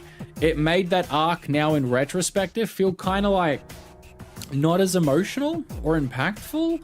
I don't know. I would have loved to see her in the future, but not quite yet. Maybe have her come back in a different way, like down the line when we've really missed her and she's been gone a while. Maybe Rover has to go see her because we needed her powers specifically for like another plot point. Maybe we'll see her in a year again. We had to work together again, maybe, but like, then we could have brought her back, but I don't know. Maybe it's just me. Maybe I'm harping on too much about this, but it just kind of stung a little bit. Cristoforo, God, fucking damn it, Cristoforo. I will say, Kuro has made a great villain in him, because I hate him so damn much. He's so good at being a pretentious asshole and stirring up trouble that I'm like, damn, I like you as a villain, purely because I hate your characters so much. That's when I was like, all right, you're a decently well-written villain character. Because if I was left alone in a room with him, I'd be throwing hands. Like, bro, this man needs to die or needs to be stopped. Like, oh my god. The leader of the Fraxidus, even if it was like some form of like clone form or mask or whatever, he's kind of cool. His fight scene with Golbrenna was like incredible, super flashy, loved it, like the whole cinematic thing. Also, that it's just fucking Skeletor. That ending shot of Golbrenna was totally a DMC reference, by the way, saying Jackpot, which is like what Dante and Virgil do, or of something similar to Jackpot. I don't have too much to say on him. He speaks incredibly slowly though. Like, oh my god, someone needs to turn the dial up. Yes. We don't know enough, Go, but it was nice to finally let's see the actual leader of fight the big me. bad who rock up in the finale, so I'll definitely give him that. He did have one line at the end, just after we beat the Threnodian, where he said to Rover, I beat the fuck out of He-Man for this shit. So obviously in the past Rover life, like they were all friends or knew each other or something and worked together. So there's more evidence there to support that theory, which has been hinted to in the past. Other characters, Avidius. Oh, I nearly forgot him. Oh my god. His appearance at first actually kind of confused me, because the last time we checked in on him, he was underground in like Tetragon or whatever it is temple in Yuno's story, and he was having like a mini meltdown because he was coming to terms with the fact he was a fake person written into Cristoforo's script, and nothing was real or mattered. And now he's just kind of back, all cheerful in the beginning, helping people evacuate. And I was like, damn, I do kind of like this character.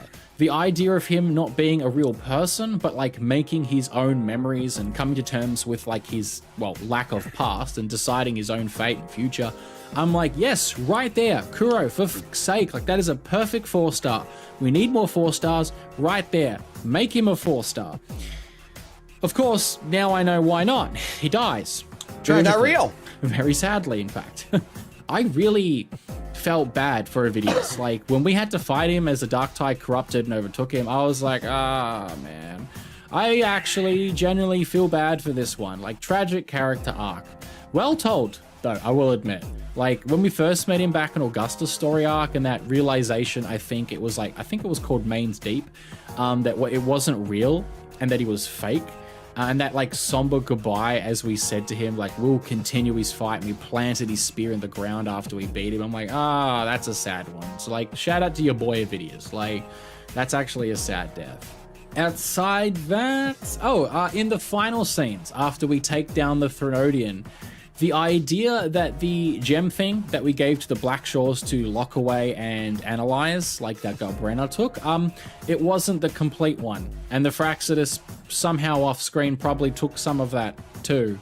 Kind of annoyingly and really dumb. Like, just let us have the goddamn victory. Why is there always gotta be some caveat to this? To just leave the thread open to pull out Rena? No, we beat the damn thing. Leave it at this. Move the gun from Rena Cedar's Threnodians. I'm kind of over this. Go away. Like, although Alto did mention in passing the ways that Rena Cedar has made echoes into tools to use. Maybe we can do something with the Threnodian powers. And look, I don't know, maybe that's what Abby is, a transformed Threnodian for like personal use for the rover. I don't know. I'm spitballing, but it's something to think about.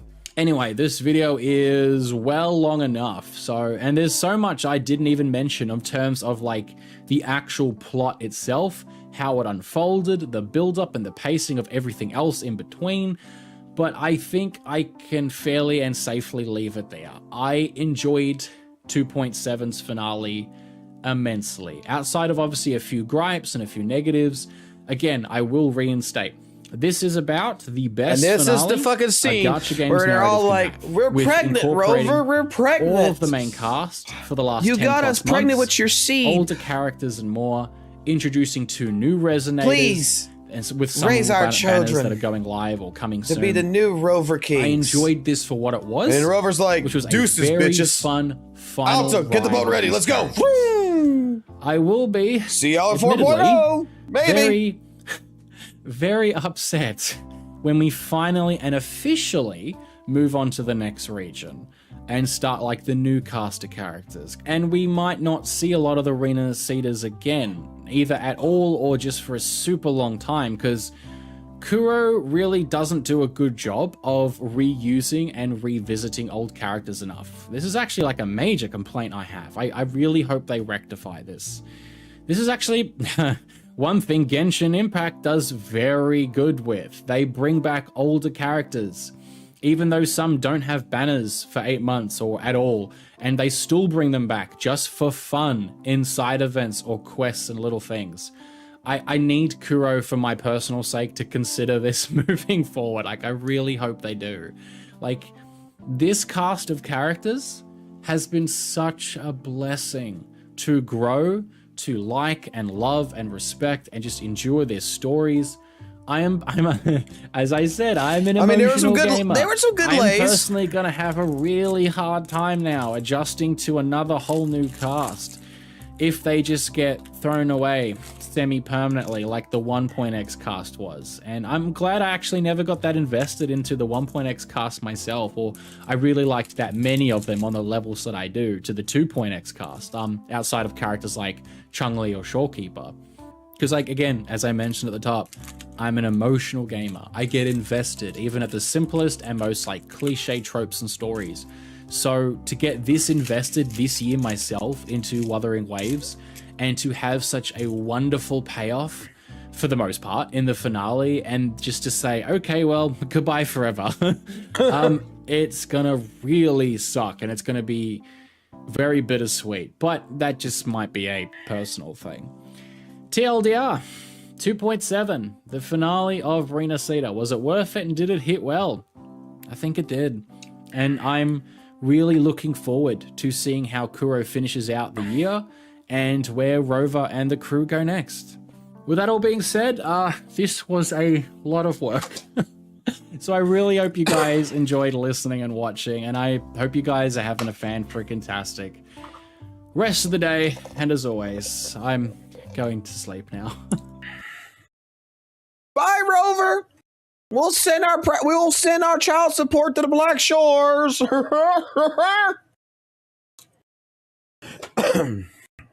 Even the two Echoes were like, "Don't leave, Rover. You got us pregnant too."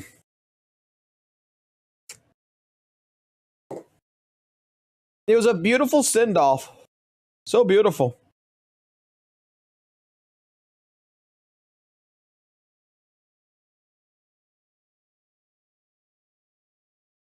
What?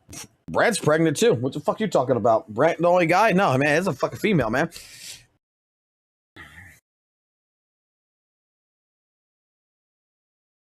Brant's a little flamboyant. Brant and fucking Rover are lovers. Alright, let's go back to this clip real quick. Let's listen to this one more time before we get into this shit. I ate a lot of dislikes. I lost a fair number of subs simply for expressing the correct opinion about 2.7. But don't worry, they'll all come back because they got nothing to do in game, and so they'll watch my videos instead. And they'll realize, damn, this motherfucker was right the whole fucking time.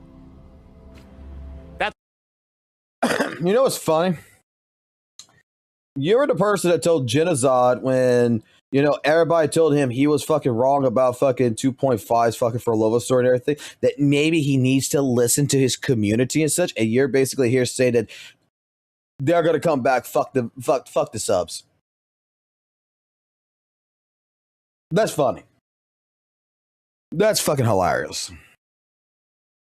All right, I want to do the Gotcha Smack call out one. Let's first, before we get into Genshin 6.1. Ladies and gentlemen, it appears that we have another Wuthering Waves drama on our hands. We've got none other than the #1 Kurobot going ahead and slandering my name, Mr. Gotcha Smack. If you're not familiar with the situation, there's some baseline information that This gotta be rage bait.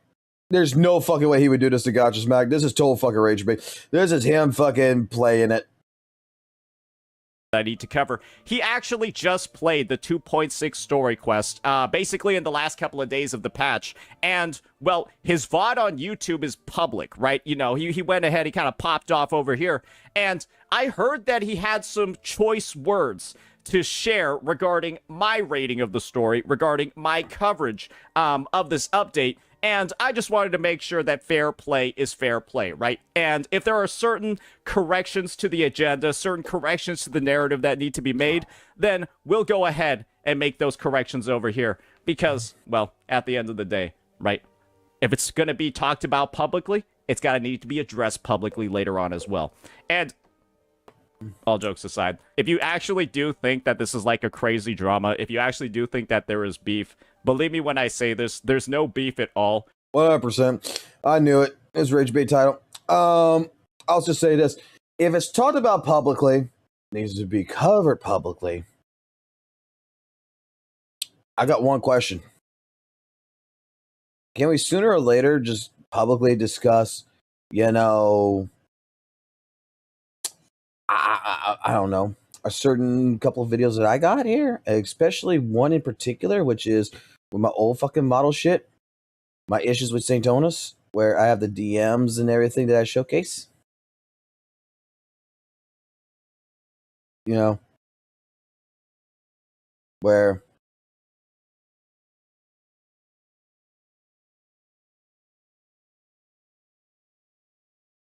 I mean,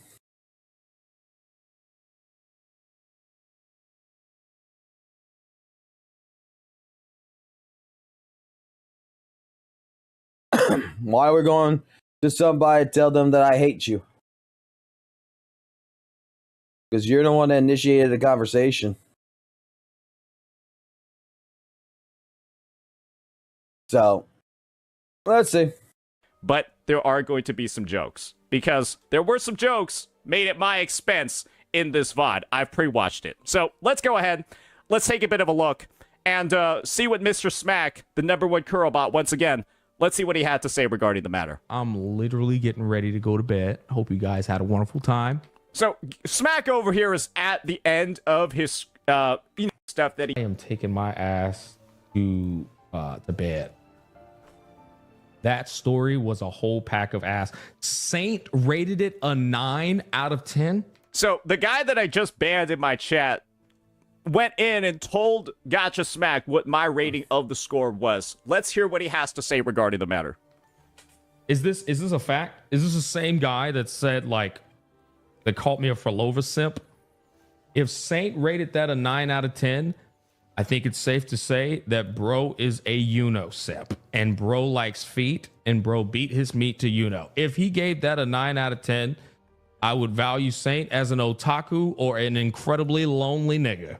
1 billion %, bro beats his meat to Uno 7 days a week. There is no way on God's green earth anybody is giving that shit a 9 out of 10. So clearly, a lot of loaded statements coming from the #1 Kurobot over here. But what I wanted to do was actually go back in time a little bit. We're going to go all the way back to version 2.5. And we're going to take a quick look at, remember, Gotcha Smack is the one that called me a simp. He called me the simp. Let's take a look at his reaction to one part of the 2.5 quest.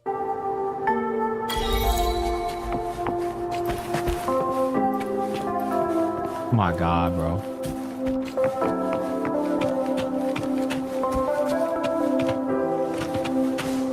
Oh, she down here too. She down here too. There's more. There's more, Chad. Wait. Ah, hell no. She can't go. Not like this. Not like this, Chad.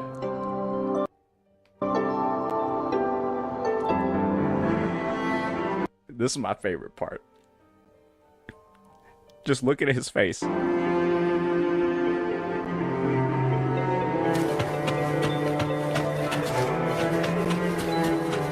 Nah, ain't no fucking way. His face looks like, why the fuck am I playing this shit? Bro giving me vibes like a high schooler at their first prom. That's what he reminded me of right now, like a high schooler at their first prom. He's like nervous. He's like, ooh. Oh, I hope she likes me. Hope she likes me. This is the dude that going around telling people that I'm lonely, that I'm a simp. Brother, the second you entered this world, your mouth just dropped to the floor and it stayed there the entire time. Bro's got wife and kids. That was this dude's reaction to the 2.5 story quest, right? You want to see what my reaction to the quest was? Screw it. I think Smack plays it. I think Smack plays it. No fucking logic to it whatsoever. Otakus and lonely. I'll believe it when the next patch comes. When the next... She can't be dead. No, she's alive, I swear. MSQ comes, I'll believe it. Playing this sentimental, sad-ass music. Ain't no way for Lova dead. You know Cristofaro in the...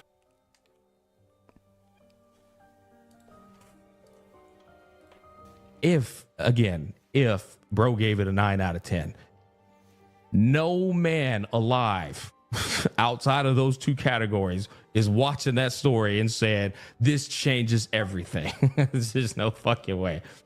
Let me see this. Hold on. Let's see it. So I would just say overall, my rating of the quest would be like a solid, man. I think it's close to like a 9. Just say, so that was my spiel at the end of the quest, right? Like that was me giving my rating of the quest. Let's just once again, let's juxtapose this to what Mr. Smack over here was feeling at the end of the quest. What does this first conversation with Frolova look like?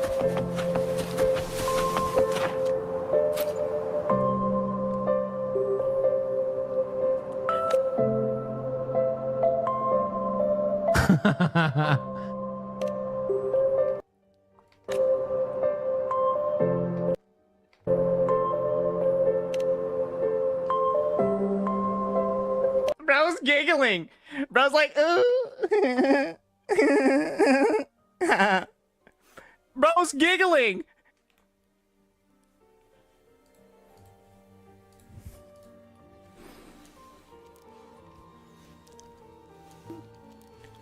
To be fucking fair, 2.5 was a hell of a lot fucking better than 2.6.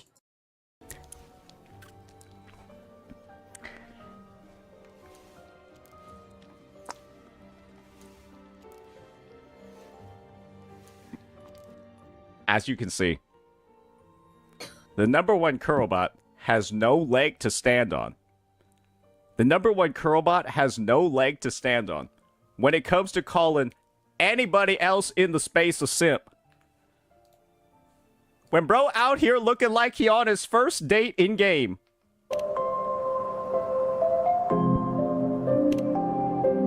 No, it looks like he's interested in the fucking story. Doesn't mean anything. Like, we're hard reading. He's reading.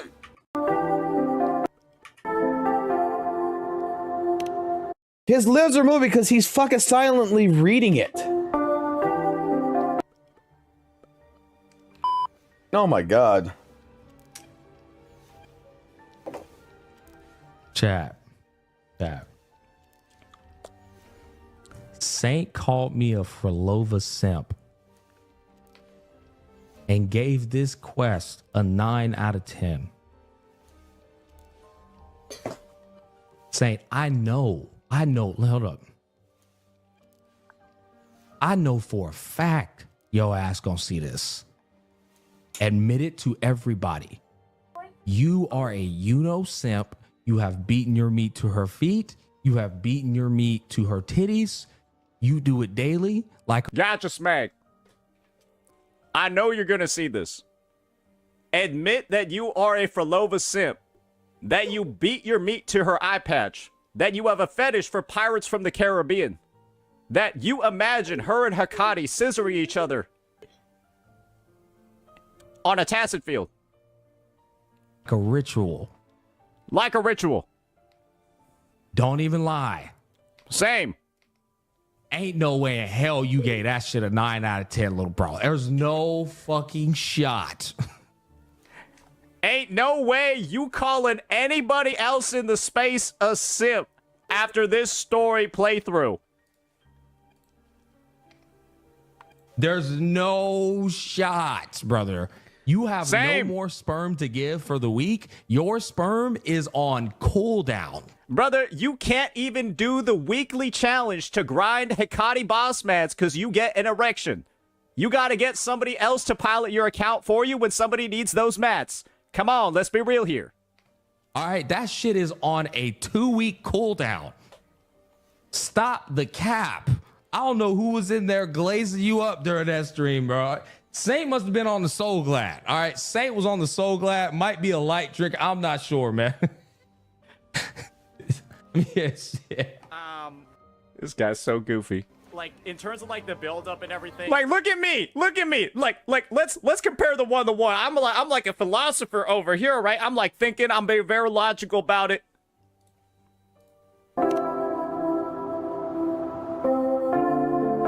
Bro, chat. This shit pissing me off.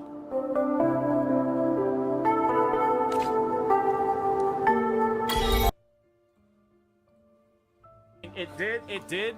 You ended up learning a lot about her and kind of like her motivations and stuff like that. Yeah, All we learned in that quest was I'm gonna deny fate and change it. I would say 8.5 or 9. Somewhere around those lines, because I really did. All right, the rest of the video is just me getting into why I thought the quest was pretty good in my opinion. I'll just rehash my take again. Yeah, my score for the quest is like an 8, 8.5, right? 9 was probably a little bit overly ambitious. I don't really care that much because, like, what are you gonna do if you have a problem with my score being like a half a point higher than what it should be in your opinion, right? The music was great. The cutscenes in the quest were great. Introduce new mechanics like the hand holding that, you know, might have some story relevance later on, might have like some overworld relevance later on. The actual story involvement itself, it turns out, you know, is like the key to ending the Dark Tide and all of that. And so she's gonna have like a pivotal role to play in the future.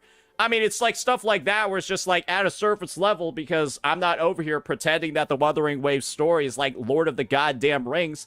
On a surface level, is very satisfying for me, right? So it's like, at the end of the day, right, I don't really think there's an issue at all. And Smack ends with this statement. And this is where I kind of want to, like, round us out. Like, all of, like, the cinematics and stuff. Nah, bro's glazing. Bro's glazing. You can tell he's saying a lot of shit, but just... I'm gonna be real, bro. Listen, guys, boys. Say that's a Mr. Pokey moment. That is a Mr. Pokey moment, 100%, man. But hey, you know what? At the end of the day, see, that's where it's crossing the line. All I was gonna say is so far is that I think fucking all Saint just proved in this fucking video so far is that he got his ass roasted by fucking Gotcha Smack, and Gotcha Smack won this fucking roast war.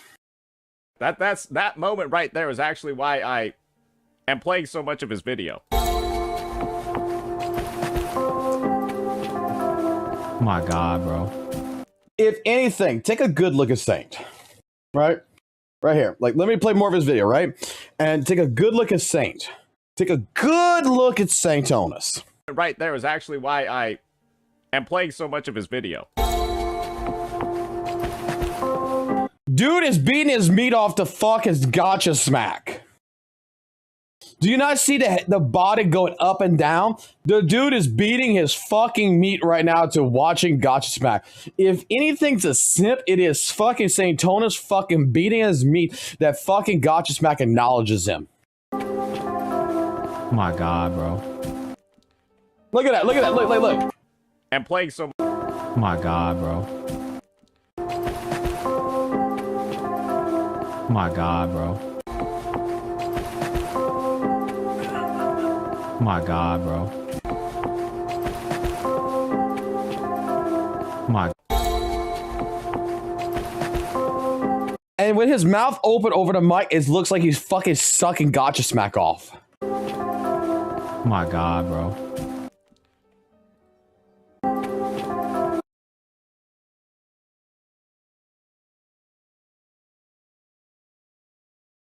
Wait a second here.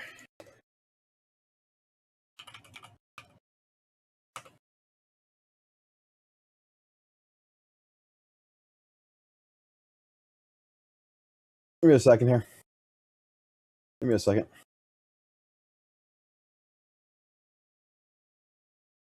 This got to be done now. This has got to be done now. I know guys who could do this. Hold on.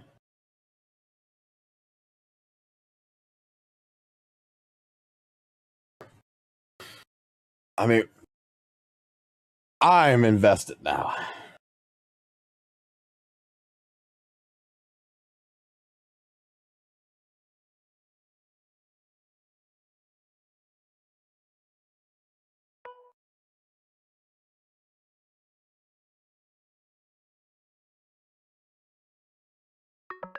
Okay, we can do 7 of it. Okay, 7 seconds. So much of his video.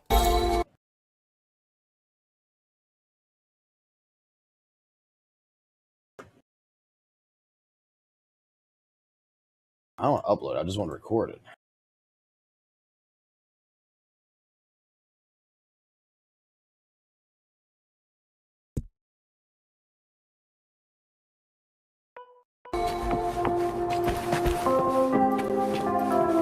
My God, bro.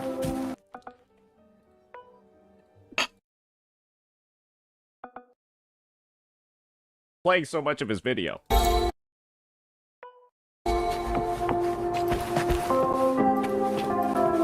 My God, bro.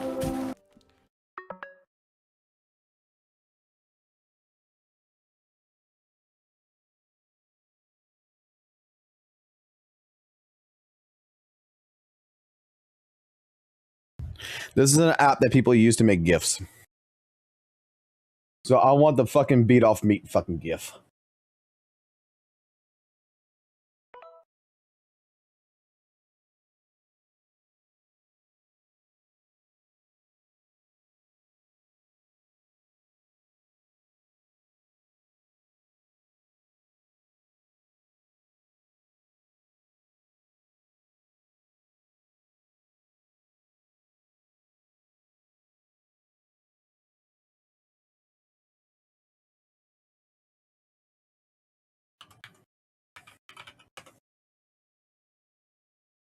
I'm a petty motherfucker. In a sense.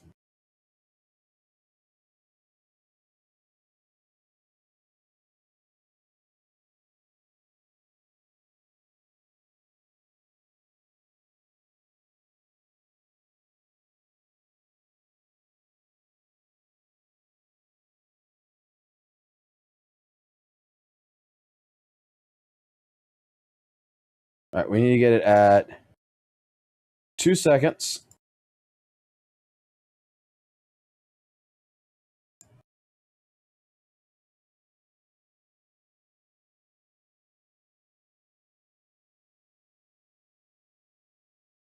You get it here.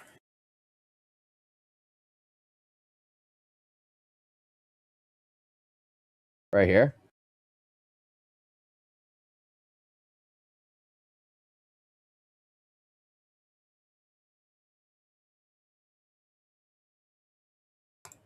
All right, good.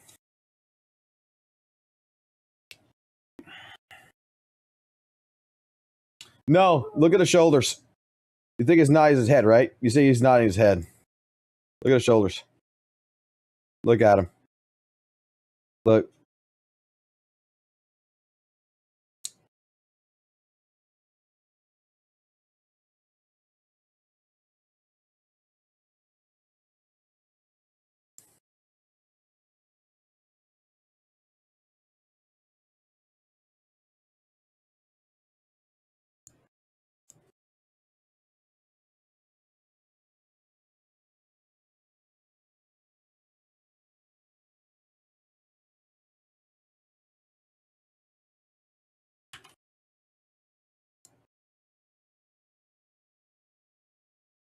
Why isn't that going faster?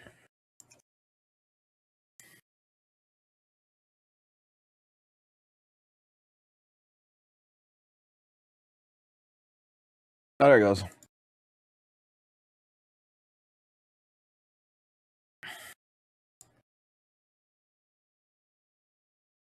We'll save it.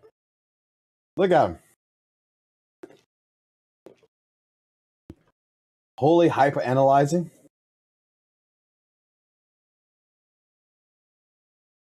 Oh, I'm totally I'm seeing that fucking shoulder.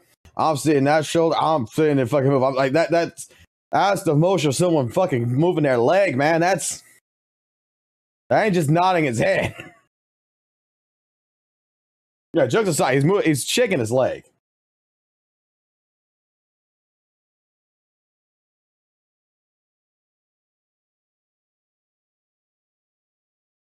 Hey, Vincent.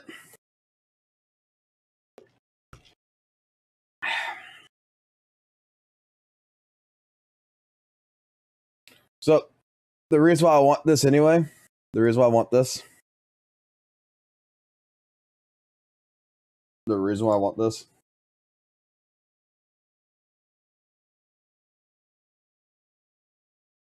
Man, but hey, you know what? At the end of the day, see, now that's where it's crossing the line. That moment right there is actually why I am playing so much of his video. My God, bro. Little shit talking, man. Hey, one thing about me, if you liked it, you liked it. That's your experience. Me personally, I wouldn't give that shit anything higher than a 6 out of 10. Hey, and me personally, I didn't look like this when I was in this part of the 2.5 quest, right? At the end of the day, once again, it'll go both ways. All the statements that are being made. There's no issue at all with reacting this way to certain parts of the 2.5 quest, right? If this was the way that you wanted to react, if this was like, you know, it was plucking at your emotional heartstrings and all of that, that's perfectly fine. Do what feels good for you. It's all about being happy and enjoying this media in the way that you want to enjoy it. So again, right, we're all just poking fun over here. I didn't realize that he went like this full frontal with it. I never actually saw this though. I feel like this was something that I wasn't supposed to see. But once again, this shit public is almost at like 93K views, so I think he's cool with it, right? Once again, this is just a light little clap back, right? We're just having some fun. Because at the end of the day, you know, I ain't gonna take getting called a simp who be beating his meat to feet and stuff like that. No, you beat your meat to fucking gotcha smack. That's basically, dude. I'm sorry. Tell me I'm fucking wrong. Like, he's so happy that gotcha smack's acknowledging him. That's what it looks like. The dude is just sitting here and like on the camera, fucking giggling, shaking his fucking leg, which makes it look like he is straight up beating his goddamn meat.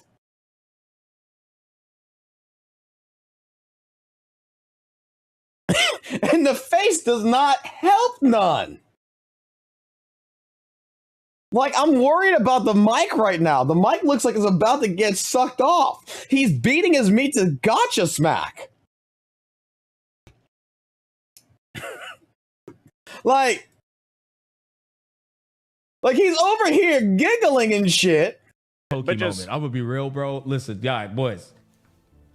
Say that's a Mr. Pokey moment. That is a Mr. Pokey moment, 100%, man. But hey, you know what? At the end of the day, see, now that's where it's crossing the line. That moment right there is actually why I am playing so much of his video.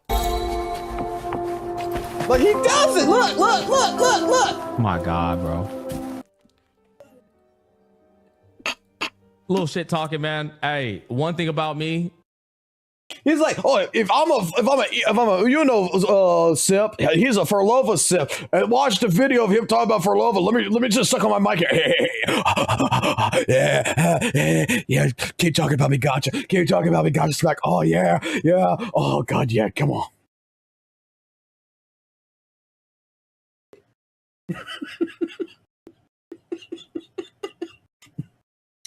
Oh, gotcha smack. Yeah, keep degrading me. Oh, God, you know my kink is. I love being degraded by you. Oh! Keep playing. Please, keep making fun of me. Oh, God. Oh, God, I'm about to nut. Oh! Let me suck on my mic while we're at it.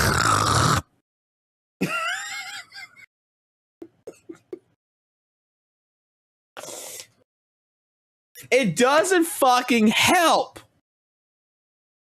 that he fucking did it like that.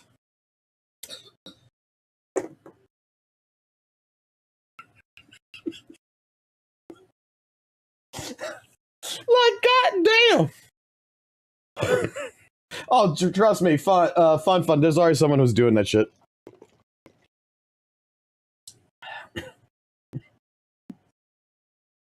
That's enough, Mr. Fox.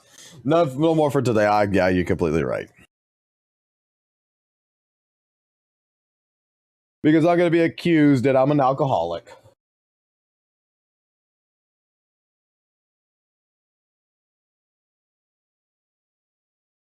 Don't you do the same? Oh, I fucking totally fucking do. I totally fucking do. It is beautiful. Like, I didn't expect, like, I'm expecting him to be over here, straight up, you know, doing like he normally would do with Gotcha Smack. That's why I was like, okay, this is a rage bait fucking title. And the dude over here is just like shaking his leg with his mouth open. And it's fucking hilarious. Straight up, it's hilarious.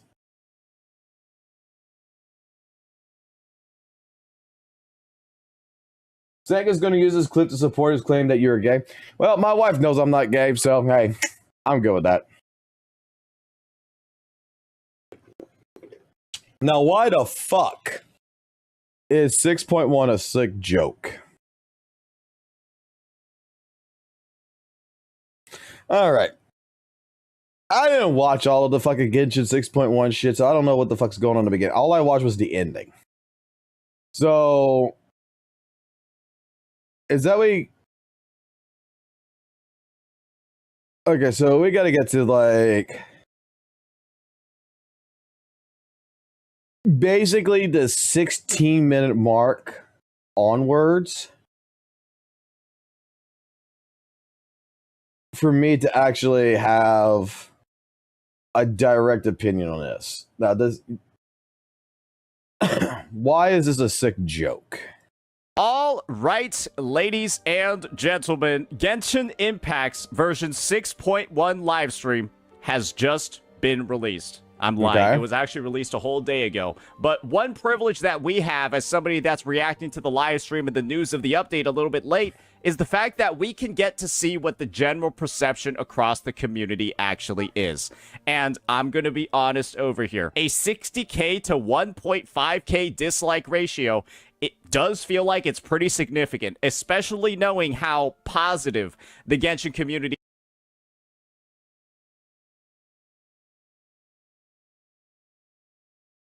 All right, guys. So it is very significant. And even he disliked it. That 1.5k people did not like this update compared to 60,000 people liking it. That is very much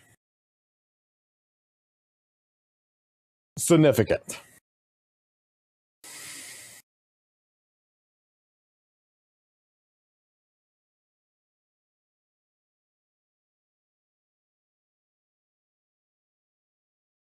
I don't know about you, but 60k likes to me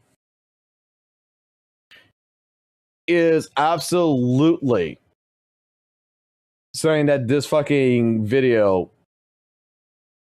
was fucking amazing in that regards. You know what I'm saying? Like, that's a significant, like, holy shit, that is, this means that something was done right. It can be on YouTube. And this is the official channel after all. So I'm just going to go in. I'm going to join the crowd over here because, well, I've just heard down the grapevine that this update doesn't look particularly great at all. So, do y'all notice something with me when I watch his videos? I don't even like or dislike his videos. Like, I'm neutral.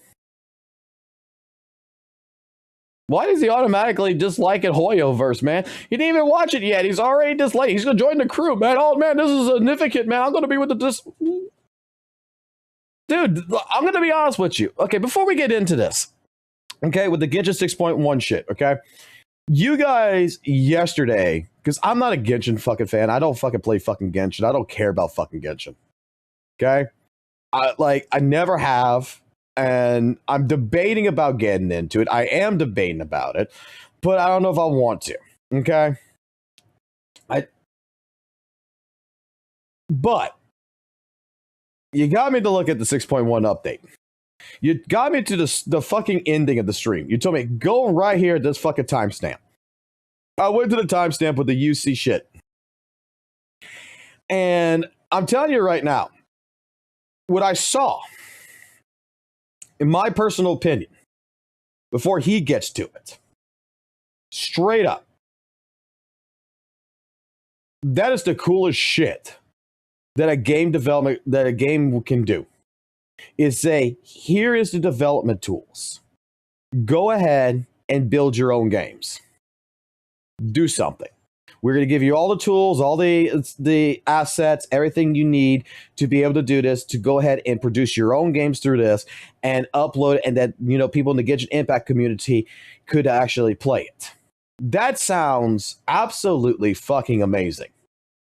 From the entirety of what I saw.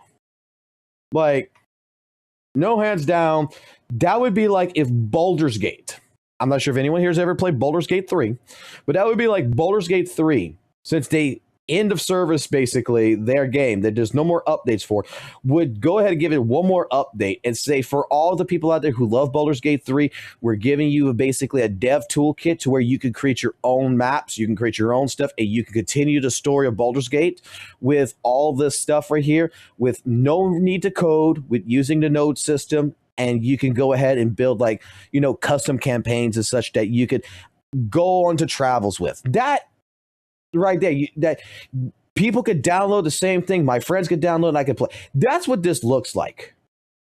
That gives an unlimited precedence of what you can do with a game. That gives you freedom. That is, like I said when I saw it, is like, this is the perfect end game. Like, that's the perfect end game. And dare I say, Genshin killer that everybody's tried to have ever remarked, you know, when it comes to any kind of fucking things out there. Genshin is going to kill Genshin. And this is a way of doing it. So maybe the poetic side of all this is that before another gacha game would kill Genshin, Genshin decided that it was going to kill itself by giving the tools out there to where you guys can go ahead and build your own shit and you can go play other shit. And it's dude, you know how many people, what's it called? Hold on, before we get into this, what was it called?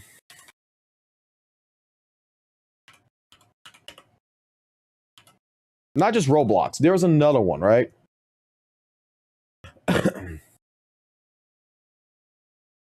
Is it called Dreams, I think? Not Dream, it's called like Dreams.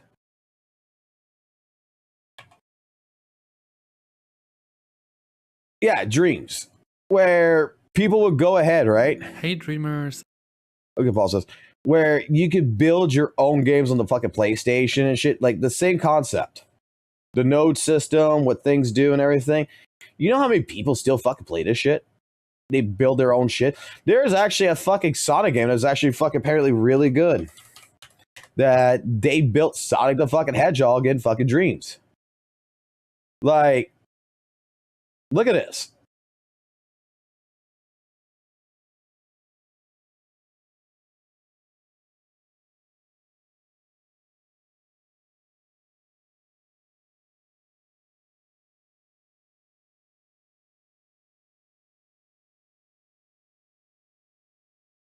Like, this is built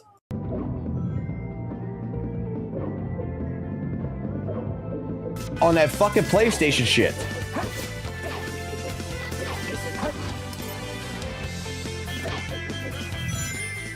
You know how much you know how much fun. Yeah, Made in Dreams right there, like on the fucking screen right there, Made in Dreams.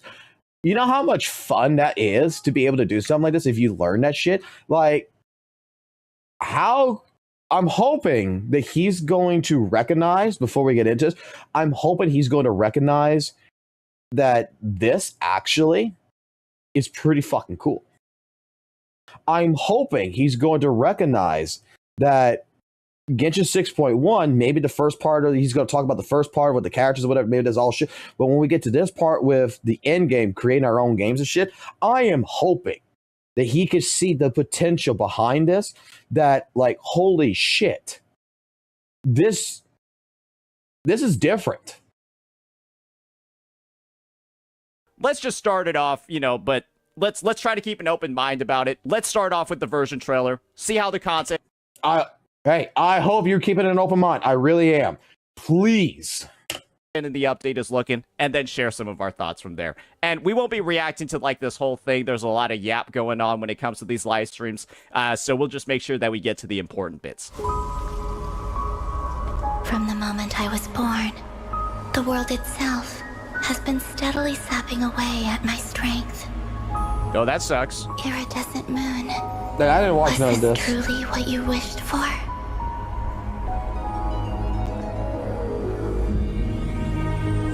We finally got a clear look at his face and learned his true identity. What the fuck? I want you to kill him. Huh? He would never suspect. A visionless visionary? I did indeed. Did Genshin put the hard K in there? The hard K? Kill? Really? Damn, I didn't realize that. Lose my power to see the future. Maybe this is not a kid's game. I don't know what it is, but does it feel like the voice acting quality in Genshin Impact has sort of gone down in recent months? I don't know if these are like all NPCs or if they're playable units, but the last couple of people have sounded kind of bad. Just now, I believe I saw something new. Why is he attacking the damselette? What's going on? I can barely sense any Kuvaki at all. This whole area feels like a soul. Can I be honest? Can I be honest real quick? Okay. He said that the voice acting go down. I don't know about shit about Genshin's voice acting, okay? But Wuthering Waves voice acting is not that good either. Rover's fucking English voice actor is still kind of shit. You know, some characters still don't sound that great. English dubbing really kind of sucks in a majority of cases. So, just saying. I don't particularly think they say, oh, Genshin's voice acting quality went down. Whereas ZZZ's fucking voice quality went fucking up as of fucking today. In case anyone does not know this shit. In case you do not know this shit. We got ourselves a premium voice actor today, baby. Should fear or worry trouble you, just call my name. Name's Barney. Time has taught me a thing or two. We got Vegeta, baby. We got All Might. We got Piccolo. We got fucking Zero shit.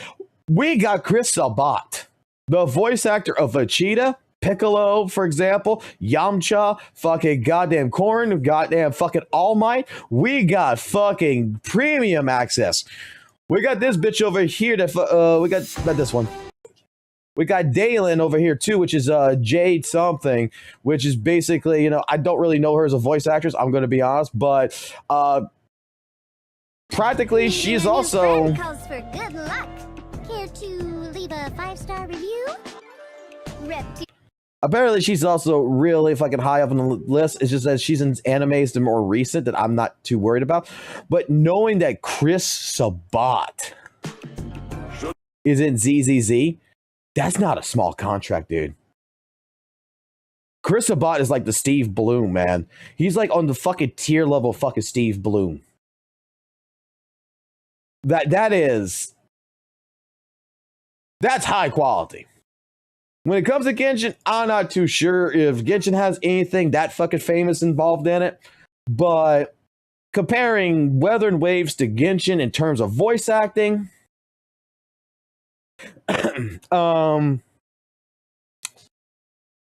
yeah, this is a situation I could call, calling the pot the kettle when the kettle's already black. Call the pot black when call the kettle black when the pot's black. You know what I'm saying?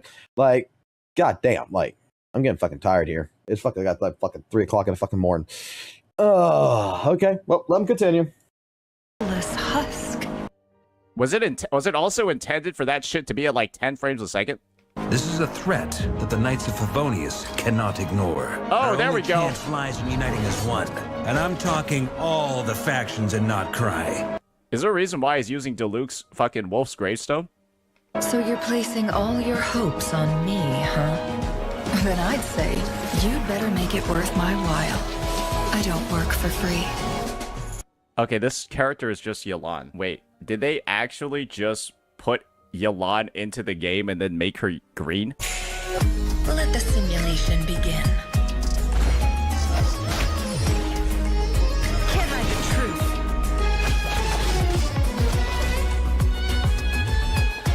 I don't know who the Yelan is, but Seek within. I mean, she's Egyptian. Her kit, she looks like a pretty cool, like, on-field looking DPS, but I've heard down the grapevine that if you don't have Lauma, you're kind of cooked.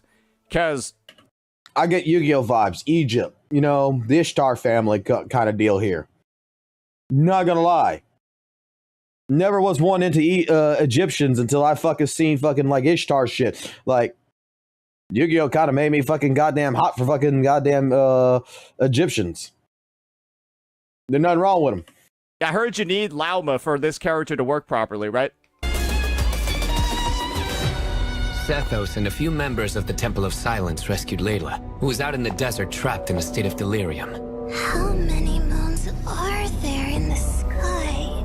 What causes our rise and fall? I knew she was from Sumeru. What obliterates love and hate? Even now, with the sun shining high in the sky, there are those who would call forth a dead moon's ghost.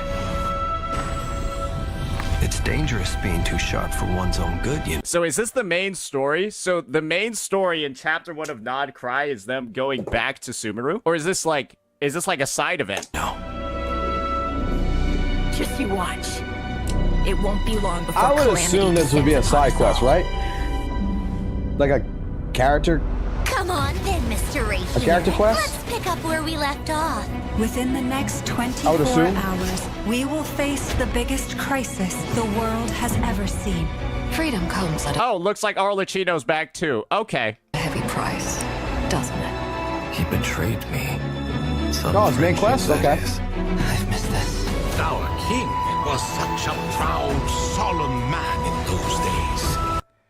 I don't know what it is, but it seems like the story's going fucking everywhere in this update.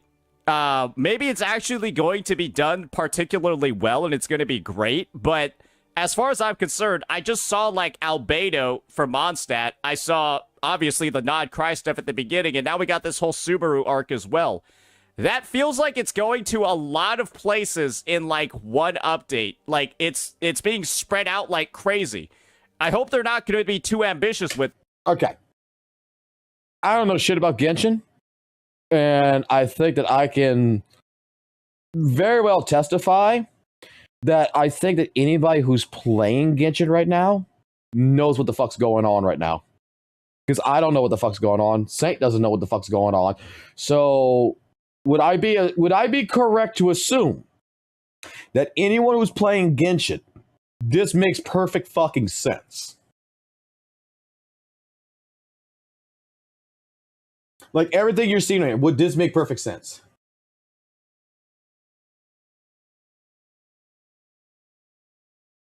Okay. It does. Yes. Yeah, this makes sense. Okay. So it happens all the time. Okay. So this happens all the time. This makes sense. So again, I don't play Genshin, so I don't know what the fuck's going on. Saint doesn't know what's going on. That's why I would refer to the Genshin community, people who play Genshin. Hey, this makes sense. Cool. Though, but let me ask a question before anything, because I've seen something in his chat say that the story's too spread out. Is that true? Is this quest is the story like just way too spread out? Is it like narrow to where this all makes sense? Like, is it all over the fucking place? I want to get an idea about this, so that way I have it. That way I can understand. From your guys' perspective, is the story going for like, okay, the main quest is going to be taking me all over the fucking place, or is it really just going to be a steady stream going in this direction?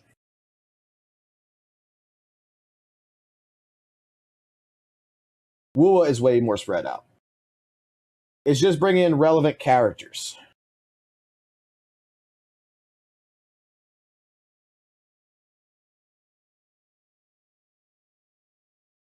Okay, so we're getting characters from different... Oh, okay, so let me see if I got this correct. We're getting characters from different locations coming into this. It's not us going to different locations. It's not us going back to places or anything. It's basically characters coming together. Why does it sound like I'm fucking describing fucking Avengers like Avengers Infinity War or some shit here?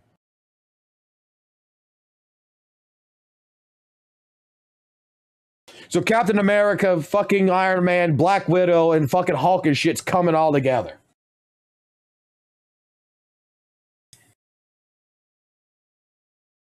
Okay. I got it. Don't think like the story being too spread out is a reason to warrant this many dislikes, so surely it just gets worse then. The far side of eternity. Will you not rest until everyone down here is dead? But the fragile crown was shattered by lies in the end. Your little game of heroics is over. This guy's moveset looks pretty neat though, at least. He reminds me of like a Dark Souls character, actually. Or like an Elden Ring like polearm or like poleaxe user with like that moveset.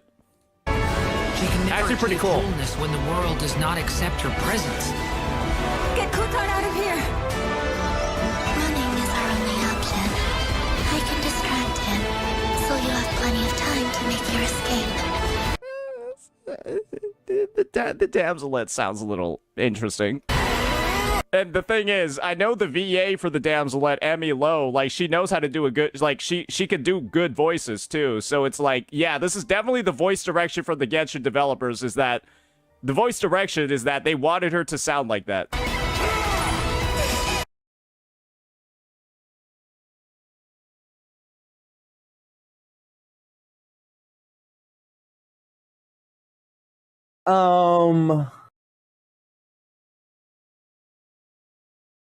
I don't know much about voice acting to a certain degree, but I watched an interview, right, from the developers of Nexon, of the developers with Nexon for the first Berserker Kazan, when I was following that game.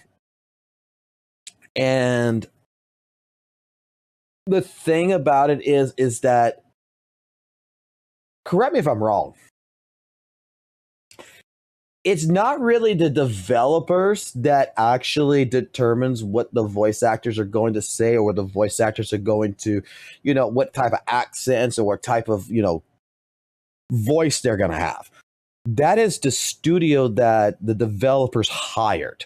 So like in the interview with Kazan, they had hired a fucking studio. I forgot what the name of the studio was, but they hired a studio which found all of the different key voice actors and put them together. And they're the ones that decided that you need to have this voice. You need to have this type of accent. Like for them, they wanted to have kind of like an old English accent, but they wanted it to have a little bit more flair to it. So like it was the studio that made that decision. It was the voice directors and such that made that decision. It wasn't the developers that made that decision because the developers are from fucking China. Right? They don't speak fucking English. So they're relying on the voice director to do the job of here's the character, here's the story, here's the lore of the character. Your job is to find a voice that fits that character. You see what I'm getting at? So maybe like the developers of Genshin would be more inclined to be working with like the Chinese voice actors, but I don't think they understand the English voice actors in a sense. So they would have to rely very heavily on the voice director's direction of what those voice actors do.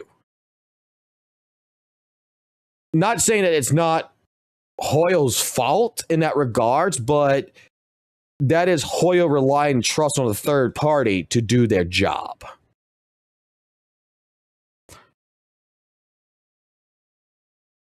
Just saying.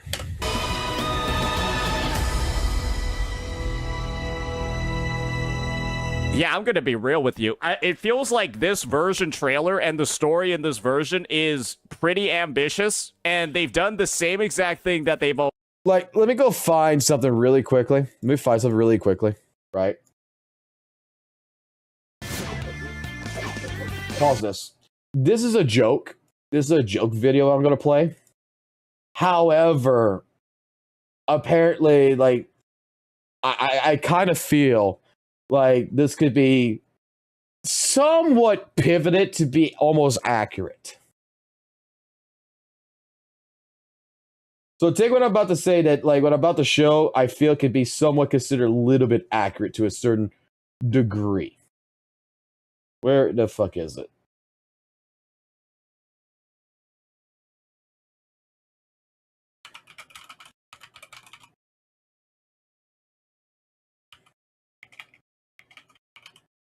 What was the name of this fucking guy?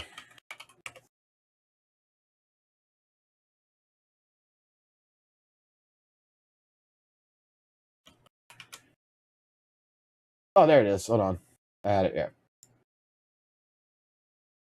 This is what I feel like, you know, what happens in this regards. 失礼します。こんにちは。君だね。どうぞ、お座りください。はい。ありがとうございます。じゃあ、自己紹介をさせてもらう。私は、トロールボイスという事務所を運営している佐藤だ。そして、こいつが事務をやっている武田です。よろしくお願いします。空と申します。じゃあ、質問だが、声優歴は何年目かな？今年で、もう8年目です。ほう。ということは、期待しても良さそうだな。はい。任せてください。どんな役でも完璧にこなします。どんな役でも。ね。まあ、とりあえずは。Like, I feel this is the reason why they hire third-party contractors and they just don't fucking do shit is because of this reason. 脇役から、Hey, do you know where the station is? 外国人。どうやら、駅の行き方を知りたいらしいですね。待て、これはチャンスだ。ここで適当に英語で道案内すれば有能アピールができる。知ってますか？僕ハリーポッターを見まくって英語がペラペラなんですよ。ほう、じゃあお前が対処したらどうだ？はい。 Hey, may I help you? Oh, you speak English. Can I take a taxi from here to the station? ここってタクシーないから駅まで歩かないといけないよな。 You can't take a taxi.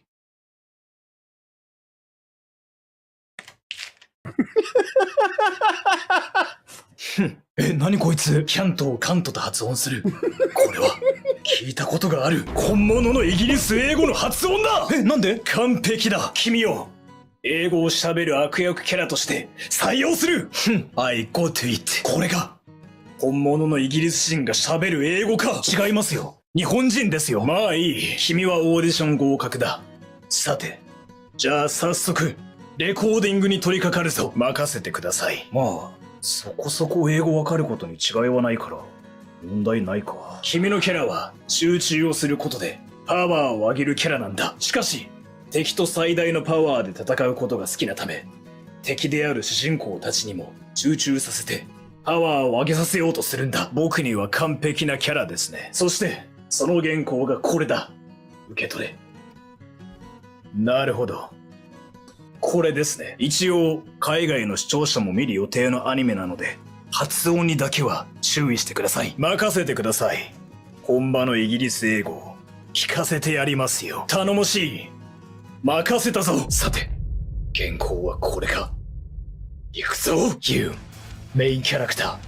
You don't have much power. You need to focus. What? Focus. Right now.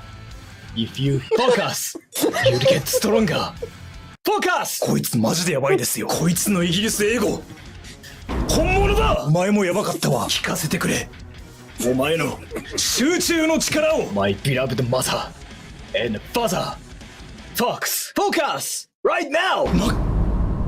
まさか。そう、こいつやばいんですよ。君 Focus! ブリティッシュイングリッシュのネイティブか。お前頭悪いだろう。そう、僕はハリーポッターを見て育ったんで、ネイティブと同然ですよ。I'm really sorry for this, but I really don't know how to get to the station. あ、またあの外国人だ。まだこいつ、道に迷っているのか。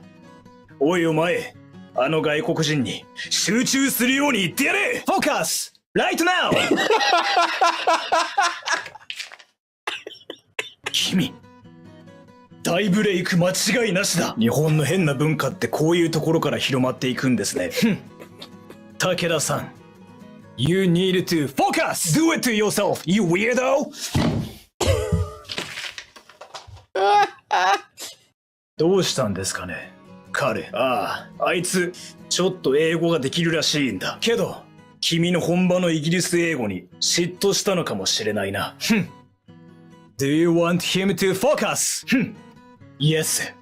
Focus!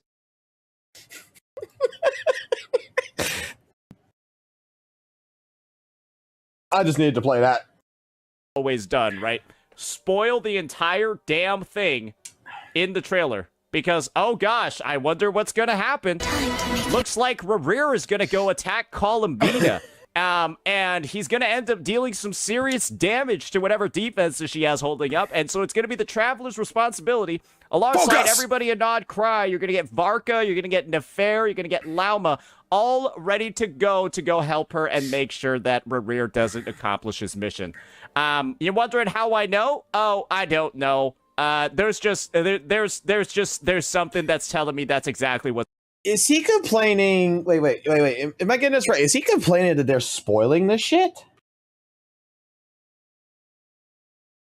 I'm not gonna lie, I wasn't paying attention. Entire damn thing in the trailer. Yeah, I'm gonna be real with you. It feels like this version trailer and the story in this version is pretty ambitious, and they've done the same exact thing that they've always done, right? Spoil the entire damn thing.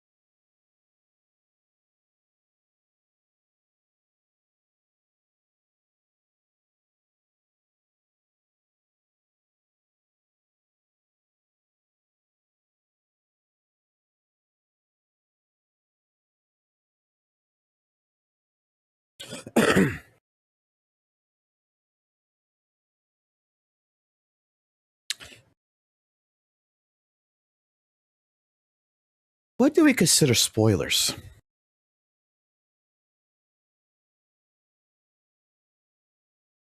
Because we never had to, like, to me, that's a spoiler showcasing that, oh boy, we're going to be going up. We got the new characters, everything else in there. They're all coming together in one.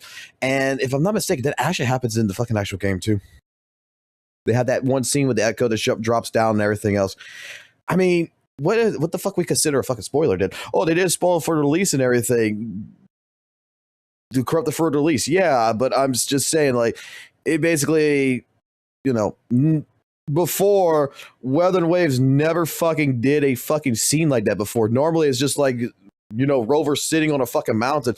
But right there, we get all the characters. They all show up. They showcase that this is the finale. They're showcasing this is Avenger Endgame. Like, what the fuck do we consider spoilers? And even then, like, straight up, I'm pretty sure there is some misdirection that is happening with this entire trailer right here. I'm pretty sure that it's showing some key parts, but I'm pretty sure this is not that spoiler. I would be look, I don't play fucking Genshin, but I would be very fucking shocked if that is actually major spoilers that's in this fucking trailer. Like, I would be massively surprised that they just spoiled the entire shit in the trailer. Because, oh gosh, I wonder what's gonna happen. Looks like Rerir is gonna go attack Columbina.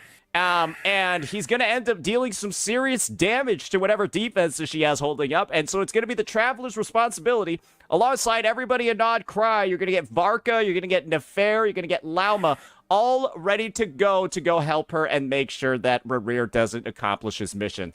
You're wondering how I know? Oh, I don't know. There's something that's telling me that's exactly what's gonna happen. But yeah, Surprises aren't really necessary when it comes to the Genshin Impact space, so let's just go ahead. Let's take a look at whatever else is going on in this patch. I mean, I can be honest with you. So I can be honest with you. I'm not spoiled because I don't know what the fuck's going on. How can I be spoiled if I don't know what the fuck's going on? They got like all the stuff going on over here. They talk like 17 minutes about the character. Let's just see what her kit looks like and what she's able to do. Okay. She can unleash a special charge attack by consuming Verdant Dew, created by Lunar Bloom. Okay, I feel like I don't need to read anymore. Yeah, okay, if you don't have llama, go fuck yourself. Is that just it? Do I need to read anymore? Because I think there's only one character in the game that can do Lunar Bloom, right? Outside of her, it's llama. So if you don't have llama, good luck doing any of this shit in her kit. Is that a fair take, ladies and gentlemen? Have I not been treating the game very fairly at this point? Because I don't think I need to read the rest of it. Let's look at what the reruns are looking like over here. Maybe they have details about her weapon. Do we know what her weapon does? Along with 3 Nod Cry. Okay, we have no idea. I'm pretty sure this weapon is going to be, after triggering a Lunar Bloom reaction, boost the character's damage by like 35%. After Lunar Bloom is like active on the field, boost the character's damage by X%. Good assumption. It's probably spot on. They're also going to be running Zhongli. Nobody's going to pull this unit because he got power crept. And so, yeah, the supports in this game. So he's a sustainer. That's the first character I got, and you know what the fuck I called him on my live stream? I could probably go pull up the fucking old Genshin live streams and fucking find one. All I called this motherfucker was Shit Jacket, because his jacket looked like fucking poop. Like, I called him fucking Shit Jacket, and I just didn't like him. I did not like him. Right, he's there to make your team survive. They've decided to make the sustains in this game. They're also now the best buffers in the game as well. And so his buffs aren't even close to the levels of any of the other existing sustain Okay, units. look, I've learned something from the past, Daniel. I've learned something. This is Geo, okay? I called this because I was looking at the colors and I thought this was like sun or some shit because it was yellow. Okay, I apologize. It'll never happen again. It is fucking Geo. It's not the power of the sun. He's also... Even though basically he throws a giant fucking meteorite from the fucking sky, which looks like the fucking sun, and fucking crashes in the ground. Are you sure it's Geo? Are you actually guys positive it's Geo and it's not the fucking sun? Because this character basically throws a fucking giant fireball from the fucking heavens into the fucking ground. I remember that shit. The Archon, he's also the leader of China, so they're probably going to buff him later on, because I have no idea what he's doing on these banners. And all Chino's a steaming pile of dog shit. Just go pull Mabuika instead like everybody else. I don't even know what the point of her on the banner is. For this phase, Farina's still pretty good, because she... It's green and is shaped like a heart. Hold on. It's green and is shaped like a heart. Is she a strawberry character? Can be usable grass. With all the broken She's teams. Fucking grass. I think Lauma at C1 actually heals.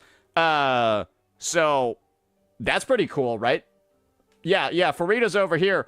Lauma at C1 heals, I think, the entire team. So it's like intended for you to get Lauma C1 and then use her with Farina to go fuck up the game. Remember what I said about sustains in this game being broken? Yeah. What else do we got going on over here? That's you can see over here, they're progressing through the content of the live stream relatively quickly. Okay, now, are they just spoiling more of the story? How long did they do this for? Okay, they just spoiled the story for like 5 minutes. Like, what? And now they're gonna spoil the boss that's in the world. Hey, wait a second, go back. That's for fucking WUWA. That's the lioness fucker. Do this for. Okay, they just spoiled the story for like 5 minutes. Like, what? Doesn't WUWA do that shit though? Like, doesn't it talk about the story? So technically, like, they spoiled their story. And now they're gonna spoil the boss that's in the world quest. Okay. Saint, they spoiled the bosses for us in fucking WUWA. We saw lioness as such. Like, before even 2.4 came out, like... Yeah, 400分鐘。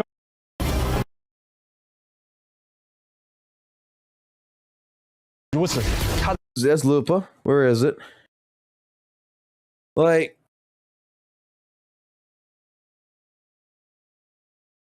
I thought it was somewhere in the beginning. Because everybody got so excited because we saw the fucking boss. We saw everything. Like, what the fuck are you talking about? They're spoiling the world boss. Like, bro, fucking WUWA does the same fucking jack shit.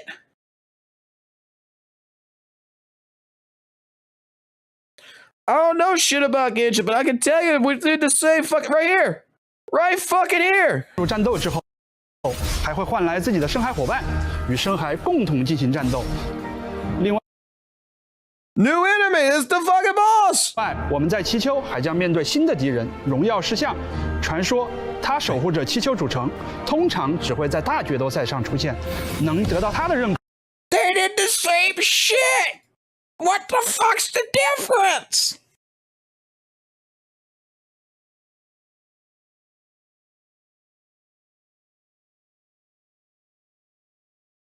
What's the difference? Holy moly, motherfucker! What the fuck is the difference? Hey, all right, like, okay, cool, dude.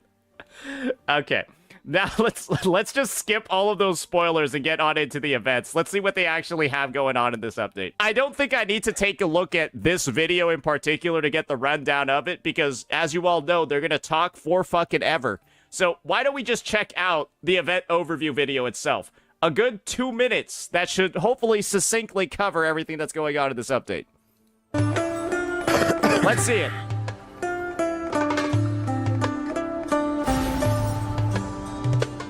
Ruins Exploration Field Wise Center. Returning once more to Sumeru, you reunite with old friends and set out to investigate a strange incident deep within the desert. And the amazing reward in store for you is a copy of Kale. These developers hate you. I hope you understand that. These developers despise you. That in the big 2025, they make the reward from this event a fucking Kale.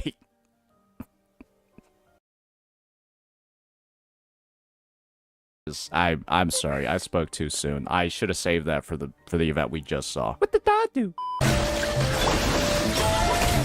Devs for doing that one. That's gonna be that for all the version updates. Now let's get into the real meat. Let's get into the real reason, apparently, for why everyone's upset. Because you can see over here, they're done with all the content in the update, but there's still about 20 minutes left of the live stream. So let's see what this is all about, ladies and gentlemen. All right. Welcome back. Please. I'm hoping he actually keeps an open mind. Like, you can talk all the shit you want for the first 15 minutes here. You can talk all the shit you want for the first 15 minutes. Because even I don't know what the fuck's going on with Genshin. But a person who doesn't play Genshin, I want to make note of this. A person who does not play Genshin, which is me, saw this.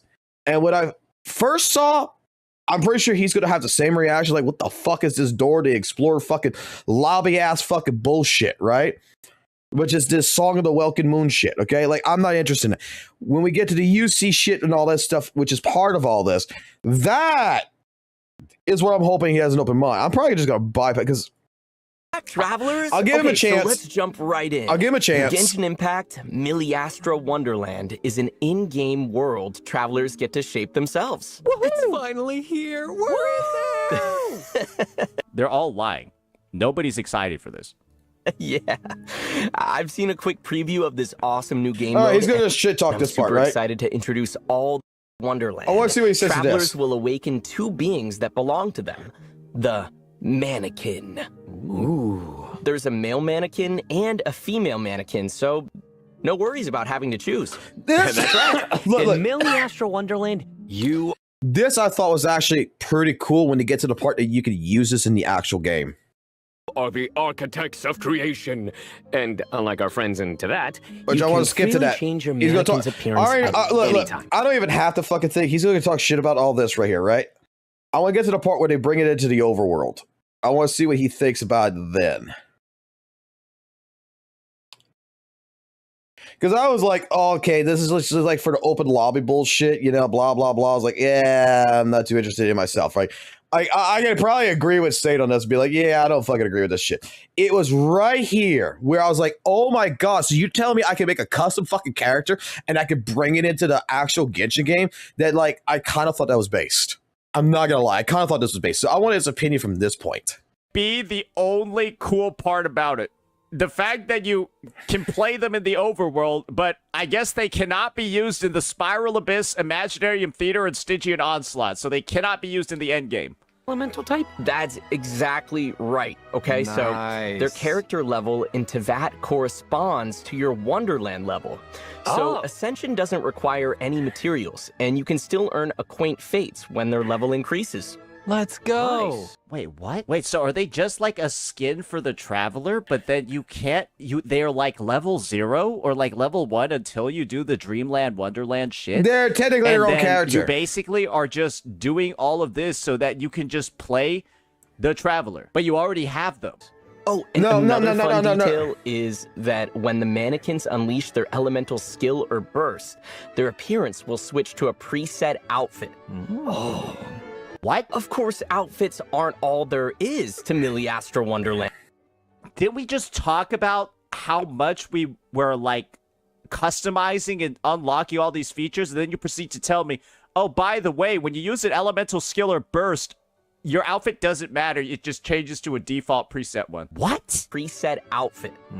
What? After they went through all of this time talking about, like, how they're adding the customization and stuff to the system? Of course, outfits aren't all there is to Miliastra Wonderland. There are fun games in store, too. Oh, fun games! Fun games! What we're looking at now is the Wonderland lobby, where mannequins from different places can gather. Oh, that's right. Travelers can meet new companions by matching with each other in the public lobby. That looks so fun. Okay, but what about players who prefer to play solo? Oh, right. Great point.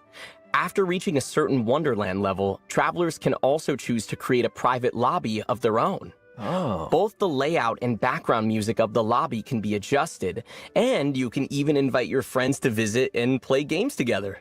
So you have to play with other people until you're high enough level to make your own lobby. Nice. I don't think they said that, but okay. Play your way type of thing. There's a little something for everyone. Seems great. Exactly. Plus, in addition to interacting with other mannequins, travelers can also go to the popular Miliastra Wonderland page in the Wonderland lobby and play all sorts of different Wonderland stages. From the preview we saw, it looked like there were so many to choose from.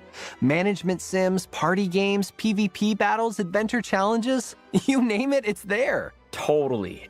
I mean, there's bound to be something that will catch your eye. And it looks like whether you want to match with strangers or team up with your friends, there are tons of options either way. I mean, this is just going to live and die, right? On the quality of the game modes. And if they're actually, like, good game modes, then yeah, there are going to be people that play it. And of course, there are going to be people that will, like, spend money to have aura in these game modes by having just amazing outfits like this in their gameplay. So it really, again, is all about like how good the actual game modes 100%, are. agreed. And this is the reality of the agree situation. with him, 100% right here. Well, this is why Genshin Impact, Honkai Star Rail, and ZZZ have been fucking around so much with all the events. It's so that they can do beta testing for the ones that they put in this game mode. So we'll just have to wait and see how actually good these game modes are, because if they're all dog shit and boring, then no one's going to have any incentive to do anything in this game mode, and they're not going to buy any of the outfits, and it's actually...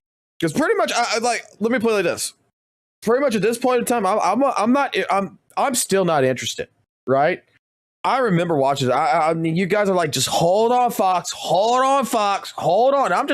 I was sitting here, I was like, dude, this is like so far fucking the most boring fucking live stream I've seen so far. So I get his take right now because I was bored as shit at this point too. Actually, just one of the biggest wastes of budget ever. And the other thing is that even if it does do decently, or it does sustain itself, or it does do well, just keep going. Worse Genshin Impact. Just keep going, keep going. Fucking Sims before. All right, it upset a lot of people. Okay, I don't really care that much anymore. What else? Oh, what the fuck? You're talking about Genshin Impact players over here. Nobody's gonna be smart enough to use this shit. Though it doesn't look like that bad. It looks like it would be decently easy to like figure out if you've, I don't know, played the fucking Sims Bro, before. watch it! And bring their wild ideas to life, the devs have provided a powerful editing tool, the Miliastra Sandbox. Ooh. Like, bro, fucking watch it. This is the part. Here, travelers are free to draw upon the vast amount of gameplay. Yeah, so basically what Hoyoverse is basically going to do is, hey, can you guys make money for us? We're creatively bankrupt and not actually able to design our own game modes, and so can you guys just make the content for us? There's probably some level of monetization that can occur for those UGC guys. You know, like, they'll probably, like, if they make popular game modes, then they'll get, like, a commission for it. But yeah, this is a...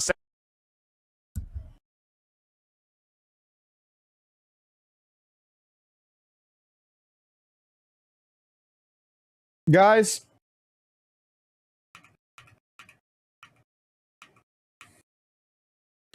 remember 3629. I'm gonna go ahead and react to it at this fucking point in time, all the way down.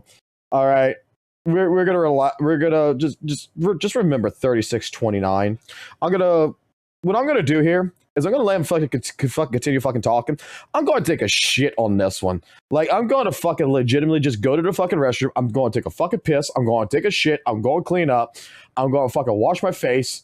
I'm going to fucking get myself a fucking goddamn fucking coffee going and get myself perked up for this because,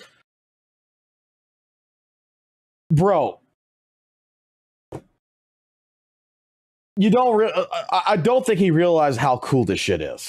Though it doesn't look like that bad. It looks like it would be decently easy to like figure out if you've, I don't know, played the fucking Sims before, so. And bring their wild ideas to life, the devs have provided a powerful editing tool, the Miliastra Sandbox. Ooh. Here, travelers are free to draw upon the vast amount of gameplay. Yeah, so basically what Hoyoverse is basically going to do is, hey, can you guys make money for us? We're creatively bankrupt and not actually able to design our own game modes, and so can you guys just make the content for us? There's probably some level of monetization that can occur for those UGC guys. You know, like, they'll probably, like, if they make popular game modes, then they'll get, like, a commission for it. But yeah, this is essentially just child labor. Features and assets that Genshin Impact has built up over the past 5 years. Dang. So if you can dream it, you can make it! Yes! Yeah, this is child labor. Bro, they showed this shit for way too long. Craftsperson tiered benefits. I'm sorry. Wait, so are they not, like, paying you? I'm sorry. Are like, so instead of you getting paid, you get, like, clout level? They are getting paid, surely, right? Played by the entire Genshin Impact community? That's right. So try your hand at Wonderland, travelers. Who knows? The next master could be you. Let's go. Oh, yeah. I remember in the Luna special program, there we go. the devs mentioned that creator earnings would be available. Right. The Miliastra Wonderland Inspiration Incentive Plan is launching in version Luna 2. The play data from the stages will determine their earnings. So basically, how much do they fucking make, bro? 2. The play data from the stages will determine their earnings. Okay. So basically, the more popular your stage is, the higher your earnings? Okay. Exactly. Plus, it's worth mentioning that the incentive plan offers long-term... How much is it? You just keep saying the word earnings 17 times and then don't give an actual number. ...earnings as well. So, if you create a stage that continues to be popular, your earnings will continue. You can also look forward to a new reward mode launching in version Luna 4, the Miliastra Wonderland Bounty of... Wait, what are the earnings? A fucking sweet madame? Like... Ingenuity Plan, which will give you the chance to create more detailed and engaging gameplay experiences and receive additional earnings from them. Okay, so if I'm understanding this right, starting in version Luna 4, we'll have the chance to receive... I'm gonna crash out. I've never heard somebody talk so long and they be this fucking vague. Like, what are the earnings? Is it like $1,000? Or is it 2 sweet madams? Double the earnings? That's right. It's all up to you. Unleash your creativity and generous rewards could be yours. Yes. I feel like I just got rage baited. Exactly. In fact, there are impressive teams and individuals pioneering the way in Milliastra Wonderland already. So, to incentivize you to join the program, they revealed to you the news that a bunch of other people have already gotten a massive head start. Guys, this is like advertising. How? If you guys, we're gonna have a bunch of winners for this marathon. If you're in the top half of people in this marathon, you'll all win like $1,000. Oh, by the way, there's 500 people that started the marathon like an hour ago. Anyone interested in starting it now? Yeah, they all started the marathon like 2 months ago. Anyone interested in joining right now? Let's take a quick look. Imagine if something like this shows up in Genshin Impact's... I don't care. All right, I'm done with this shit. This update looks like trash. I'm just gonna be honest with you. I cannot believe that they spent this much time on all this UGC stuff. This should have been literally like a 10-minute, if not even less, section of the live stream, and then you actually, I don't know, talk about the game. It feels like they like prostituted out Genshin Impact and the 6.1 update to just advertise the UGC. That's like actually what it felt like. I'm just gonna be honest with you. I see why it has so many dislikes, and to be real, it deserves more. This is like, I feel really bad for people. Thank God I have a wireless headset where I can listen to this shit.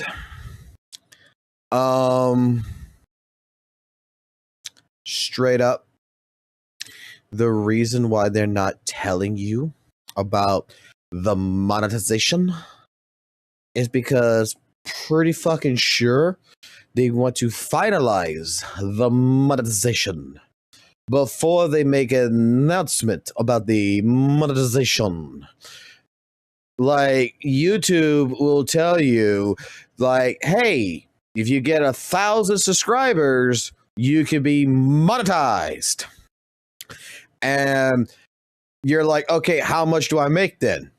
They don't tell you. They don't tell you. They don't tell you until you reach 1,000 subscribers, and then they tell you, okay, based on your CPM and your advertisement rates and everything else, you can be looking at making this much per 1,000 video views. Whether that's $5, whether that's $2, whether that's $3, or fucking 99 goddamn cents.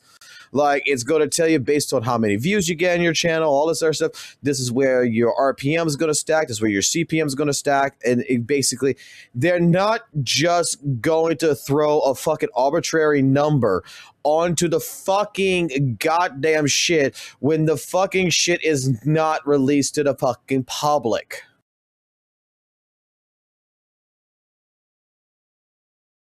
This is not how fucking business fucking works. Like,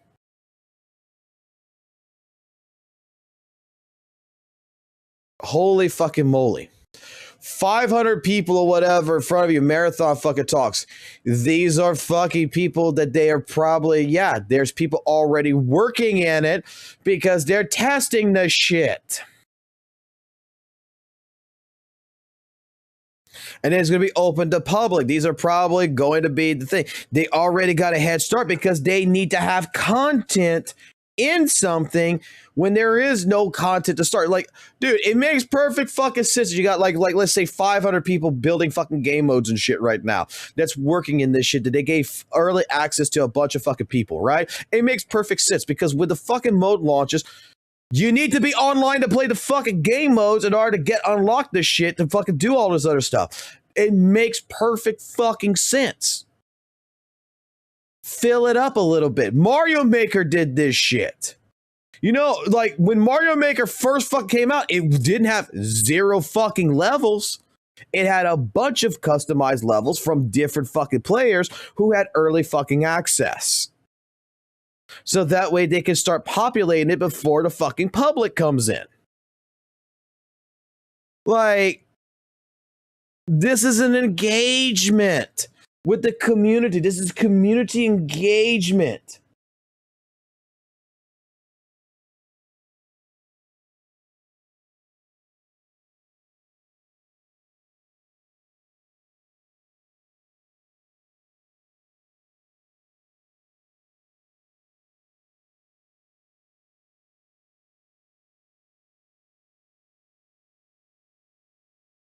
Like, holy shit.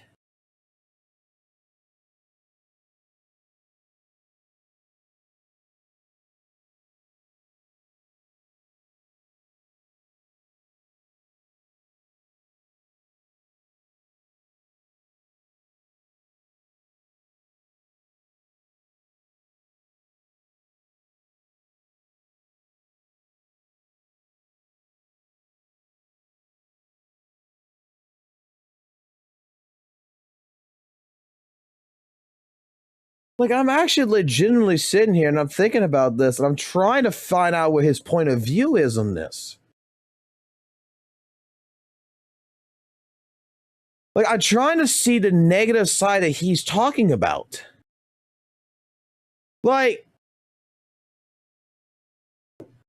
we're complaining that Hoyoverse is not creative no more, that says, oh, you create your in-game modes because we're not going to do it no more because we're tapped out, right? That is an argument. It's not a good argument, but it is an argument. That is one that could be made. So, thinking about my nights at law school and how I would utilize that with a fucking trial with several different fucking, like if I would be a public defender and I would have to defend someone and I would have to use that argument, how could I use that argument properly?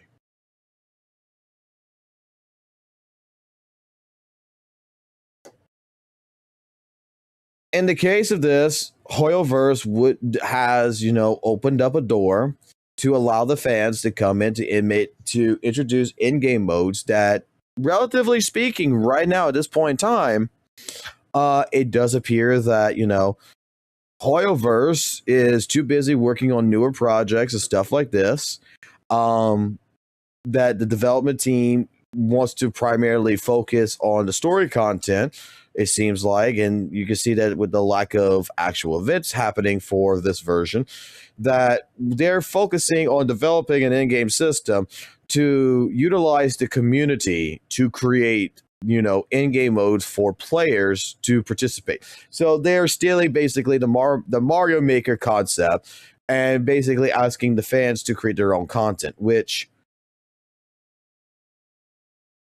like I said, that's a very reaching fucking goddamn argument. That's a very reaching argument because you know how many fucking people love fucking Mario Maker. Like, they love making the levels. They love watching people run through their levels. They do shit on fucking... Dude, there's going to be fucking people who's going to make levels in this shit. Like I told you, they're going to have people who's going to make dicks. That's going to be like the first fucking thing. They're going to make someone's going to make a giant fucking penis in this, first foremost.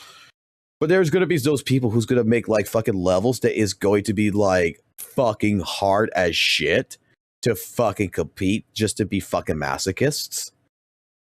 There's going to be so many types of different challenges that players are going to introduce to other players. This is just, it's like Mario Maker. This is just another fucking way of engaging, of having the community engage with itself. And you know how many people got pissed off when Mario Maker shut down? You know how many people asked for like Sonic the Hedgehog fucking Maker? Like, what is the fucking problem here? Like, I can't argue for him on this one. I can't see the fucking con in this. What I'm seeing is that this is the only con that I can see from this, from one perspective. There is a con that I can see from it. Is that Genshin, by doing this, nobody's going to want to fucking play Genshin. They're going to, like, newer players who are going to come in is not going to want to play fucking Genshin. They're going to want to play this. You get what I'm saying? Like, brand new fucking players are just going to install Genshin. They're not going to give a fuck about Genshin. They're not going to fucking play the fucking story Genshin. They're not going to do none of that shit. They just want to play this shit. They want to build levels. They want to be game developers. They want to see what the tools are capable of, and they want to produce content. There's a lot of people like that. They're not going to give two flying fucks about Genshin. They're not going to be real Genshin fans.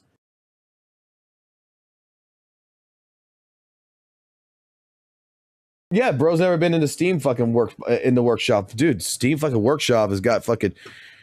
Dude, Last of Us, like all the content and everything else, Steam's got fucking shit tons like in the workshop. Like...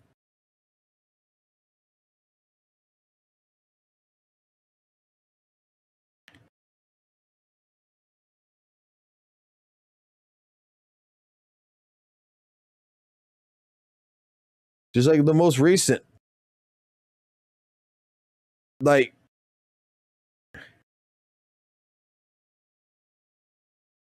I'm so fucking confused. That had a lot of faith in 6.0 and not cry. I feel really bad for the people that thought that Genshin was like really on like the road to recovery and that it was going to be like, you know, it was going to be different now that 6.0 was here and that Gatland was over. I don't think so, brother. Yeah, no, now they have an Infinity Nikki game mode, and just guess what? They're really trying to make a lot of money off of this one. And it's like making money in a way that to me is just like, it's weird. The whole like gifting friends shit, buying them clothes, and then knowing the types of freaks that play these games, and you know, the types of people that are like, you know, using this female avatar, but they don't, you know, they don't look like that in real life. You know, they look way different. They're about 200 pounds heavier, and you know, all the other stuff going on. Yeah, I feel like this is just like a disaster. I know what he's insinuating.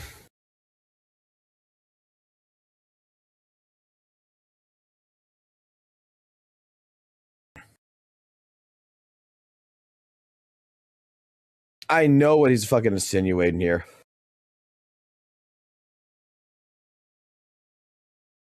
Even his chat has already mentioned it. Friendship, yeah, 40-year-old.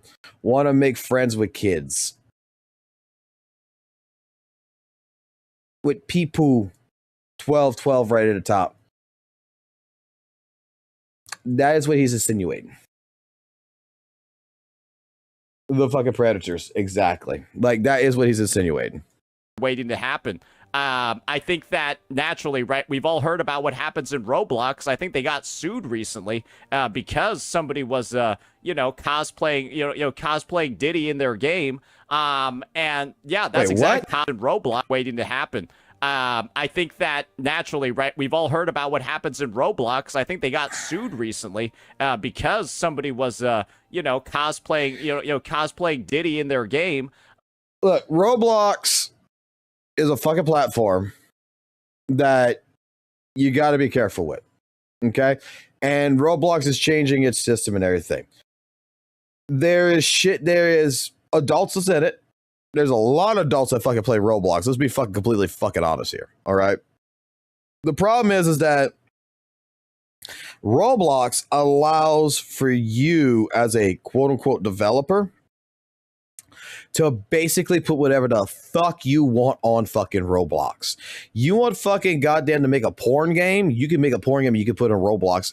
And the problem is that it's open to fucking kids. And that was the fucking reason for the fucking lawsuit. Is the fucking problem is that there's not a safe environment for this situation. And it's not every fucking thing. Roblox is a service. This is the argument that a lot of people don't understand. If you're going to sue, like right now, let's be completely honest here. Let's be completely honest. If you're going to sue Roblox, you might as well fucking start suing fucking goddamn Discord. You might as well sue fucking Steam. You might as well sue fucking League of Legends. You might as well sue Webland Waves. You might as well sue fucking Kitchen Impact. You might as well sue everything, because here's the fucking actual fucking truth here. If there's going to be PDFs in fucking Roblox, there's going to be PDFs in every other goddamn fucking game known to man. These motherfuckers who are the quote-unquote PDFs that people are talking about are everywhere. Watch Chris fucking Hansen.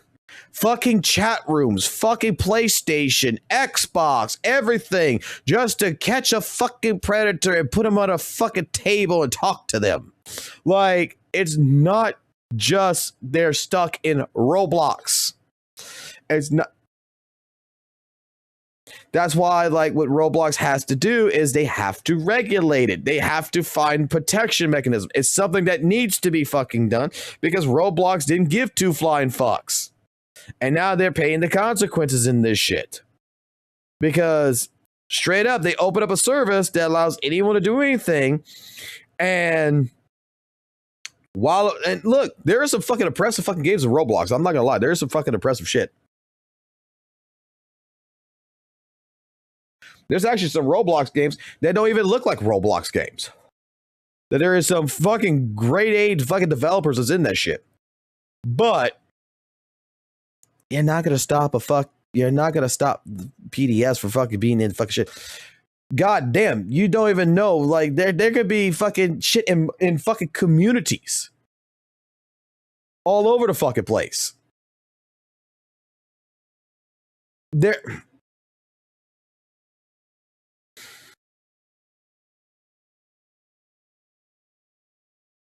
And yeah, that's exactly what's going to happen in Genshin Impacto over here. Yeah, this to me is just, I'm concerned. I think this is one of the weirdest updates that's ever come to the game, and it's all at the cost of the actual content in the update. Because, like, dude, they were done with it in 20 minutes. Yeah, Genshin Impact publisher with that was the fucking gambling fucking bullshit, and they settled a lawsuit for $20 fucking million, which was a piss in the bucket for fucking Polio. That's your 6.1 update, by the way. So, yeah, that'll be that for this one, ladies and gentlemen. Let me know what you all thought. Wait, I read his chat right here. Hold on. Roblox defends predators. Disgusting. Roblox doesn't defend predators. Roblox is fucking defending themselves right now because straight up they're trying to say, okay, let me put it like this. All right, let me set this up and let me set this argument up in a different way, okay? We're saying Roblox defends predators, and it's disgusting, right? Do you realize there's a fucking video on YouTube of a guy's fucking balls and asshole exposed on YouTube? So I guess YouTube must be defending porn, because you could technically, if you search for it, you can find porn on YouTube.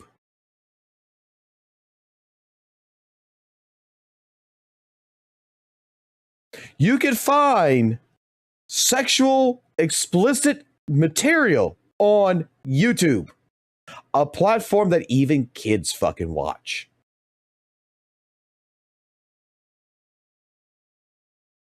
What is YouTube, guys? It's a fucking service that you, me, any Joe Blow can upload a fucking video to.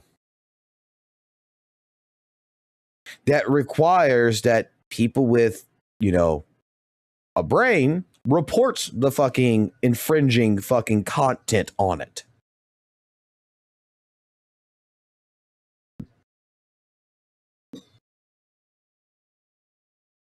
It is, again, YouTube is not defending porn, for example. But YouTube can't stop someone from uploading porn. YouTube used to have this fucking video that used to pop up almost all the fucking time back in the first years of some girl with a Nokia phone shoving it into her fucking goddamn fucking vajayjay and spinning it the fuck out and answering it. There used to be a fucking meme back in like 2012 where she would put it in there, pop out, and the video would be uploaded, it would be deleted, the video would be uploaded, it'd be deleted by multiple fucking accounts. YouTube had to put different restrictions. YouTube had to fucking do a lot of different things back then to try to stop that. And to this fucking day, it's still not stopped. It's just that instead of, the most recent videos uploaded on YouTube, you can see it right here. They disable that to where now it is, you don't see the most recent videos that some random Joe Blow uploads on the front page anymore. You're going to watch what's on your feed, what you're subscribed to, because they don't want an impressionable mind, for example, to be captivated. There is some fucking shit. Like, hold on. I guess YouTube must defend fucking pedophiles too, bro. I guess. Because I had to stop my kid when I fucking found this shit.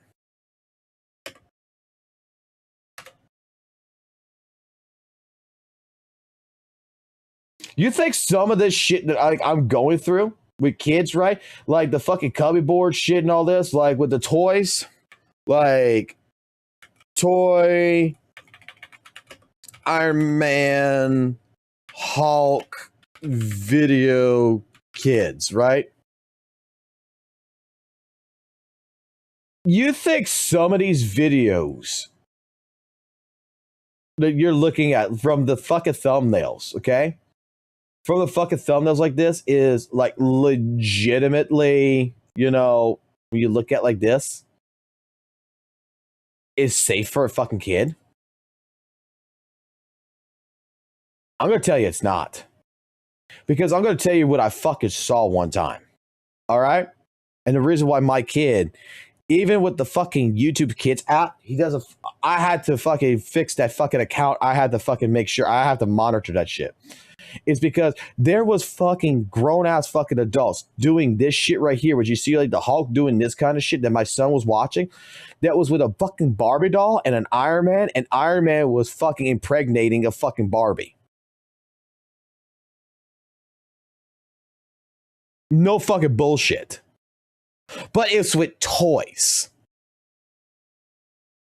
They were having fucking sexual relations by using the fucking toys. Roblox, YouTube, different platforms where users can put in user-generated content on there. You can't stop everything. This is the reason why, like, all that Roblox can do right now is they need to better their restrictions. They need to have basically kind of some kind of a review format to where someone's actually watching this shit before it gets uploaded, before some kid fucking plays it. Because the problem here is that when you open up a service that allows anyone and everyone to fucking come in and do whatever the fuck they want to do, you're going to have people that's going to break this shit.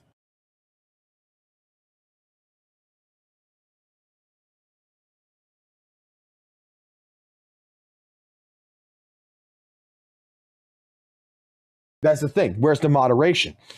The problem is that there's not enough people. Let's be honest, there's not enough people. That's not even on YouTube. There's not enough fucking people you can hire to moderate this shit. Like, how many games is on Roblox?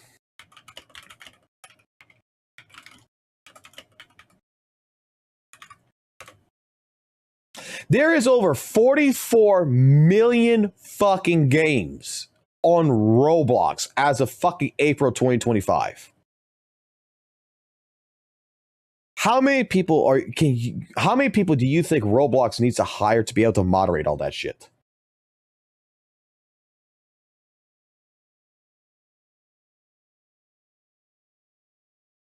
There's not enough. You're not going to be able to moderate 44 million fucking games when every fucking day there's a new game that's being fucking published to it. There's not enough fucking people you're going to hire in a fucking even a multi-billion-dollar company that's going to be able to keep track of all of it.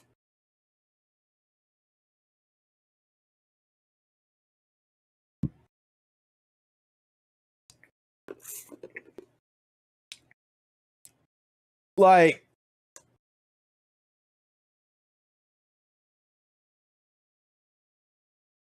put your fucking thinking cap on. It's going to be a problem even with this Maelstrom fucking shit, okay? With Genshin. It's going to be an issue. But,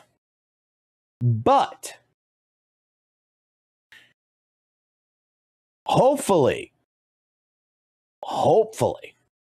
Genshin is going to be able to limit what a user is going to be able to do. Roblox, the difference is they don't limit the users what they can do, because I'm not sure if anyone here has ever played fucking Roblox Studios and tried building anything in Roblox Studios, but Roblox Studios gives you access to everything. You could build whatever the fuck you want. You could build a sex dungeon in that shit. You could fucking build fucking goddamn fucking animal abuse to fucking video game. You can fucking build whatever the fuck you want. As long as you got a brain and you know coding, you can fucking do it. You can build Postal again. Dude, even Minecraft doesn't have that fucking moderation. Dude, there's fucking Minecraft servers where I had to fucking, with my other son, that I had to stop it because he plays Minecraft, where there's some fucking servers he's fucking logged into that is, let me put it this way. This happened about 2 years ago, where he got into a situation where I had to stop him on fucking Minecraft. Now, granted, he's not my son; he's my stepson, right? And him and his father gave him the fucking shit, let him play fucking Minecraft, got him an account, all that shit in the beginning, and me and the father got into a fucking huge fight over this. Okay, huge fucking fight. My stepson met, supposedly, let me use that word carefully, a 14-year-old girl, and he's 12. Okay? On Minecraft. My stepson and this supposed 14-year-old girl was playing in her fucking little server on her world with a bunch of other people and stuff like this, and basically chatting in the chat. And he went to his father's for over the fucking summer. Didn't know anything was going on, whatever. He's playing Minecraft. His dad let him do it. And all of a sudden he comes back. He's over here. He gets in on his laptop. He's playing Minecraft, all this other stuff. And I just happened to go to the kitchen, and I'm noticing that this girl, because I'm over his shoulder fucking looking at this shit, is basically talking about how does he have like a Discord, stuff like this, that she wants to send him some pictures, or she wants some pictures back. And, you know, the basic predatorial fucking talks that you would expect from that type of world with some shit. Bro, I closed that fucking laptop as fucking fast as possible. I told him that he was not allowed to fucking touch it, who the fuck he was talking to. We had a fucking entire fucking thing to where, yeah, he was 12 years old and shit like this. And we were having, no, he was like 11 years old, excuse me. No, he was 12. He was 12. He's going to be 14. He was 12. And straight up, like till fucking like 2 o'clock in the morning, I'm trying to have a serious conversation. Hey, he doesn't want to talk to me. He doesn't want to listen to me. He's getting into this fucking fight because I'm not his dad, about me trying to explain to him that this girl that he's talking to, this fucking goddamn pretty little princess fucking 123 over here, is probably a 40-year-old fucking dude that would fucking do bad things to him. Without trying to be, without me being explicit or anything, you know, because I don't want to fucking talk to him about, you know, the full details, but I'm trying to explain to him that there's some bad people in the fucking world. And what she's trying to make you do, I don't trust it. I don't fucking trust it. If you would be playing with your friends that is at school and stuff like this, you know, but you're talking to someone you're claiming you're meeting that lives in fucking apparently Alaska, which makes no fucking sense to me, who's playing fucking Minecraft, that's 14 years old with you and all this other good shit, and is wanting dirty pictures. Well, like I said, me and the father got into a whole argument with this because I was told that I was being too overbearing, that it was his fucking son. He had no problems with him talking to her. Blah, blah, blah, that he knew about all through the fucking summer, and that he's 12 years old, and you know what? Boys are going to be boys. Let him experience his fucking life.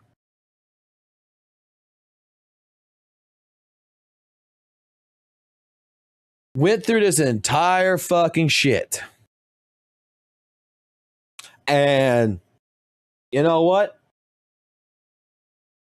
This is what I ended up doing. I said, fine. He's allowed to play Minecraft, you say. I got told that I'm not his father. I'm not allowed to make that decision. All right, cool. It's my fucking home. I banned Minecraft fucking online servers through my fucking router. I banned the fucking goddamn fucking the UPC and everything else. So if any of the kids try to get on a fucking Minecraft fucking server, try to go play the fucking game online, they can't. I only have specific fucking devices that's allowed to fucking do it. That's fucking monitored. Like when you hear me that like my son wants me to buy him something from the marketplace, I have to unlock the router. I have to go to the fucking marketplace. I have to fucking buy it, and I lock it back fucking down. I'm not fucking allowing that shit.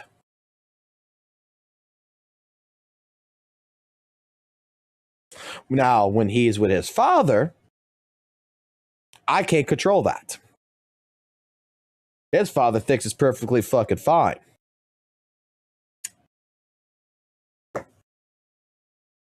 And you know what? I'm the evil stepdad. To this fucking day, like, look, my stepson does not like me. My stepson thinks I'm too hard on him. My stepson thinks I'm a fucking asshole.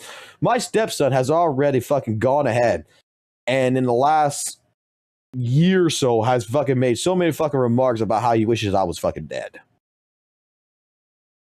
And the only thing I do is I stay consistent. If you're like, if you're gonna live under my fucking roof, you're gonna be over here, and I'll pay for your food. I'll pay for your clothes. I'll pay for that. You're following my goddamn rules, and my fucking rules is you ain't talking to no goddamn 14-year-old fucking stranger out there until you fucking learn basically the fucking what stranger danger shit is. When you're fucking 18 years old and you are fucking an adult, you can do whatever the fuck you want. But until then, when you're living on my roof, I ain't having that shit happen. You would think that. I would hope so. I would hope my fucking stepson, you know, when he grows up would be like, hey, I'm glad you protected me or whenever when he's older. But I got a fucking feeling that he ain't gonna give two shits. Nah, I don't care. I'm gonna do what I gotta do. That's just simple. But again, this entire fucking thing is that the fucking problem is that the moderation that the fucking company's gonna have to do for something like this and everything, you're not gonna stop this shit. How like Ashley, you've been, I don't know how many Discord servers you're in. Okay, I'm not sure if you even run Discord, but I'm pretty sure if you have been in Discord and you've used a microphone, you're a girl. I'm gonna put you on the fucking spotlight. Okay, and let me remark this like this. I'm not saying this shit to fucking creep you out or anything, but I'm pretty sure you've had the situation of this.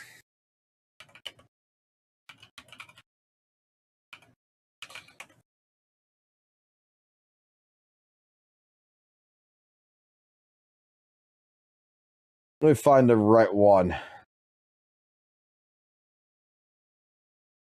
Toes. It's okay. It's better. Hold on, you're going to understand what I'm going to get at real quick. Hold on. There's one scene in here in particular, and there's another one. Probably half of you guys already fucking know exactly what I'm about to get into. Somewhere in the beginning, isn't it? Yeah, right here. I am pretty fucking sure, as a girl, you've fucking heard this line. Hello, kitten.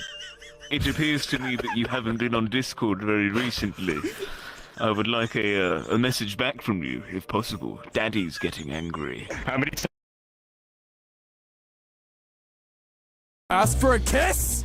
Fucking hilarious, but at the same fucking point in time, it's just like Discord is full of these big people who straight up like, you know, oh, it's this one. It's the KFC one. Gotta be the fucking, like, it's a joke, but I'm gonna use it as fucking thing. Right, yeah, it's been happening all the time. He just does not stop. I've told him to stop. He just keeps spam messaging me and he calls me his kitten. Calls you your fucking kitten? Yeah, he calls me kitten. And then he gets mad if I don't respond to his messages or calls. I'm so sorry you have to deal with some weird ass people on Discord. Please. Annie. Kitten. Oh, kitten, please. Onto your Discord messages.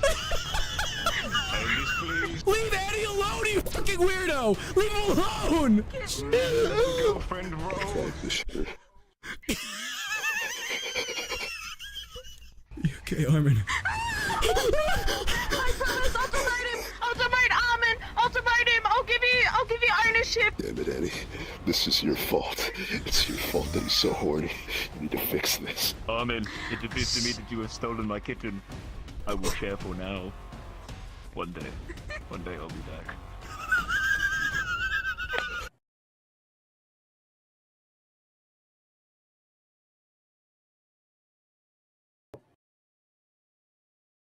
Every time I join a new VC, Des be like, "That's a girl."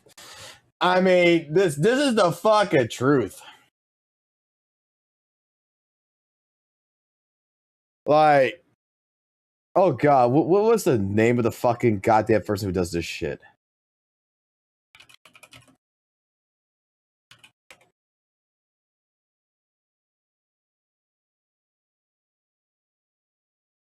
Pablo! Yeah, it's Baloo. I fucking love this channel. I fucking love this channel right here, guys. I fucking love this so fucking much. Gotta find the right fucking video on this shit.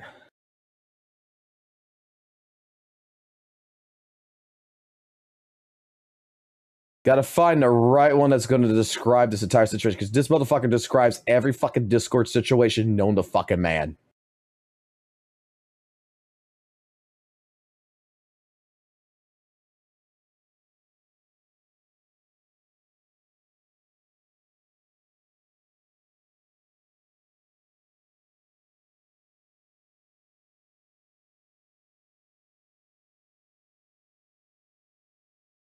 Which one was it?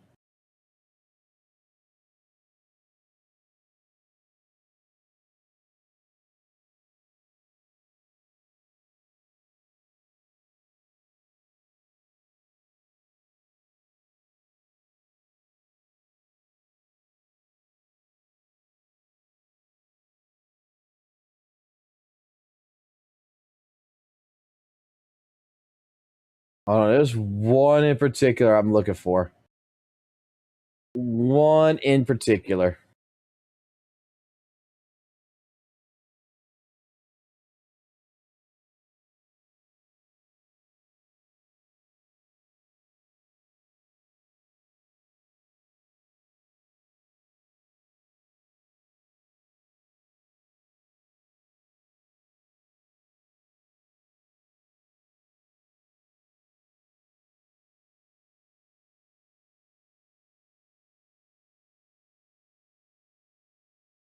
Let's see, sure.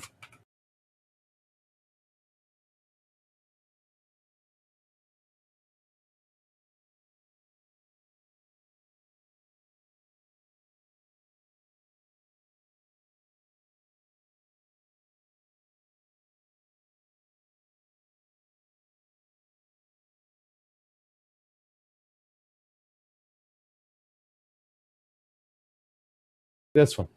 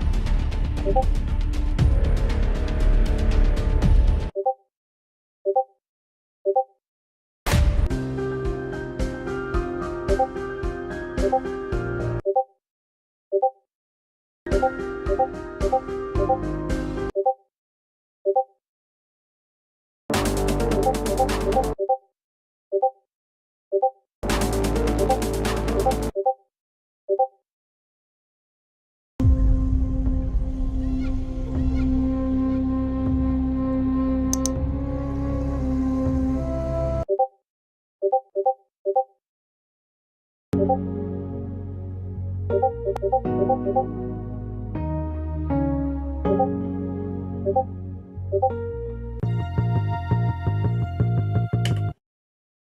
my god, bad fucking timing.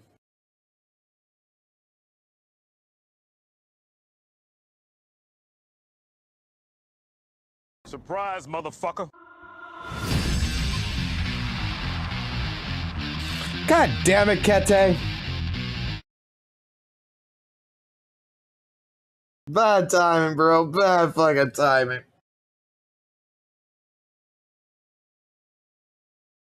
I'm just here watching goddamn fucking... Oh god, I'm just watching goddamn fucking stupid fucking videos. I'm fucking here fucking reacting to fucking stupid shit that I'm seeing with fucking weather and waves. Bruh. And I'm just... Oh, reset's already happened. Fuck. Oh god. We were just having a conversation because we were hearing about, like, from our favorite CC in the world, talking about, you know, basically Genshin is going to turn into the new PDF game like Roblox. And I was just like, bro, when it comes to it, it's like, there's not enough moderation for 44 million fucking games like on Roblox.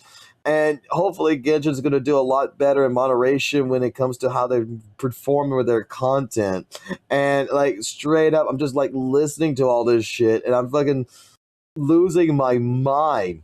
By the way, at least we got Chris Sabat in fucking ZZZ. We got Vegeta in fucking Zenless Zone Zero. Like, holy shit. Yes, we were on your fucking stream by accident looking at fucking goddamn looking at your stream. We saw the Vivian fucking goddamn statue and I was like, holy fucking shit. I've been to that website. I've seen what they have on that website and I guarantee you, bro, if a lot of that shit wouldn't be $500 plus, it would be bought. It would be absolutely fucking bought. Holy fucking moly. I did not expect the fucking raid, man. Go back to fucking live streaming, you son of a bitch. Pull your raid back. Go give it to somewhere else.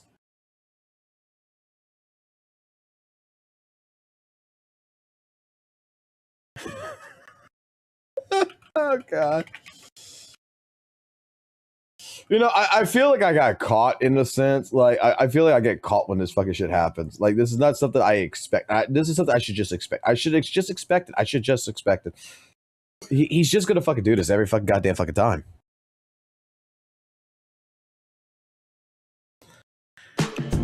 Should fear or worry trouble you, just call my name. Name's Bonnie. Time has taught me a thing or two. It's a pleasure to meet you. Welcome to Chris Sabat. Welcome to Banyue. This is fucking goddamn fucking Vegeta. Vegeta is in the fucking goddamn game.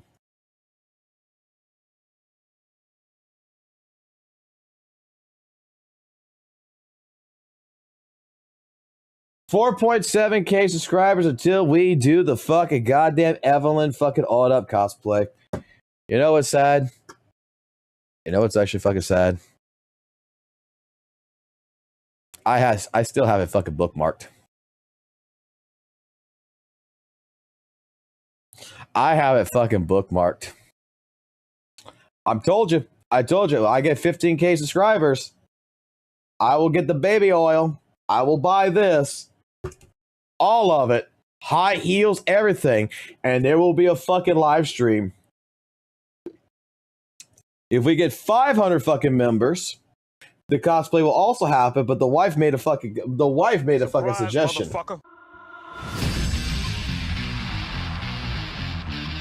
No shit the fucking Vivian fucking...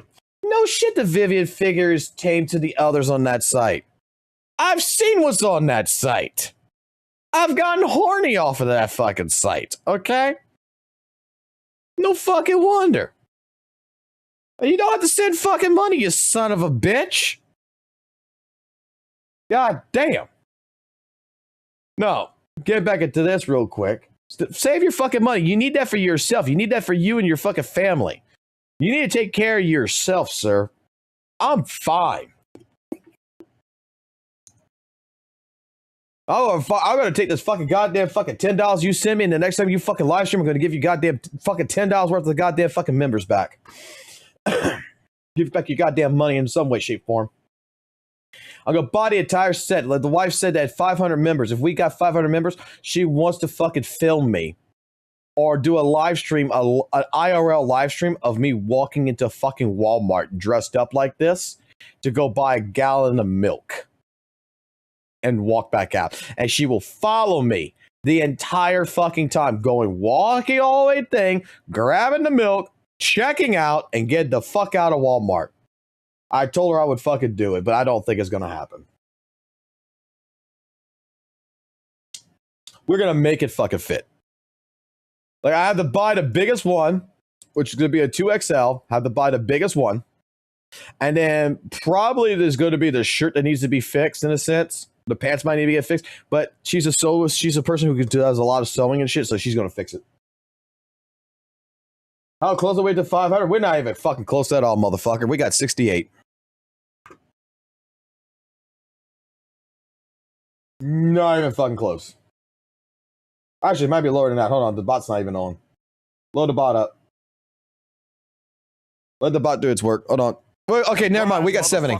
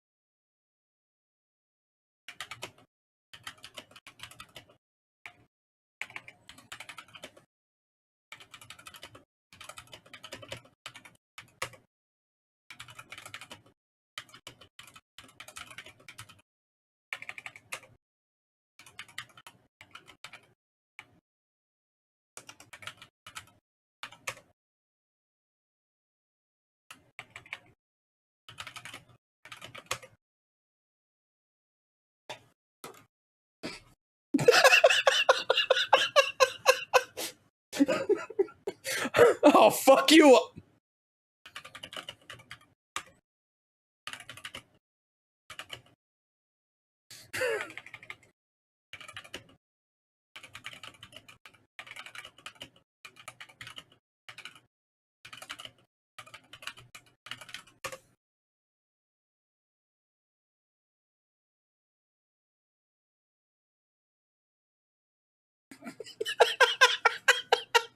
There we go.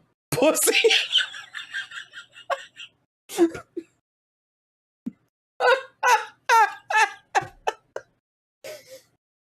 I'll fuck his ass up any fucking day of the week, motherfucker. Again, no, in all honesty, Kente, stop. Look, I've watched your video. You need to hire people. You need to help yourself. You need to work on yourself. God damn it, man. Like, I do this for a fucking hobby, man. Like, oh, God damn it.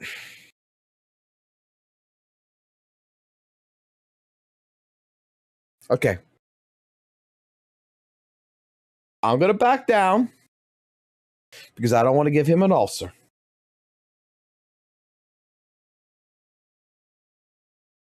I feel bad. Let me put it this way. I would feel bad having to fight someone who's handicapped.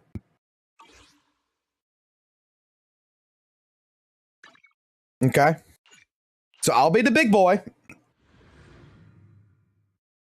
I'll be the big boy.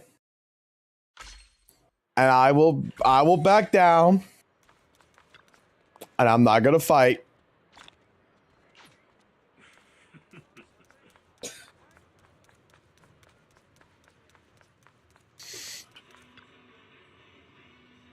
I don't want to accidentally kill somebody. Strike back! Get them out of your way! You don't care if along the way the little sacrifice!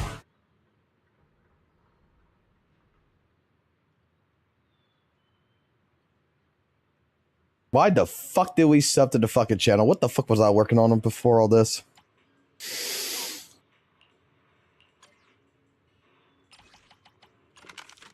I appreciate it. You're just scared of a whoop your ass, pussy. You motherfucker. You motherfucker.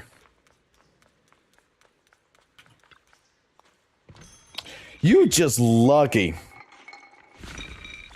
You just fucking lucky.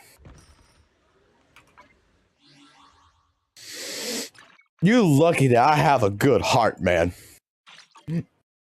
You lucky that I love you, man. But you know what you just did? Oh. Oh.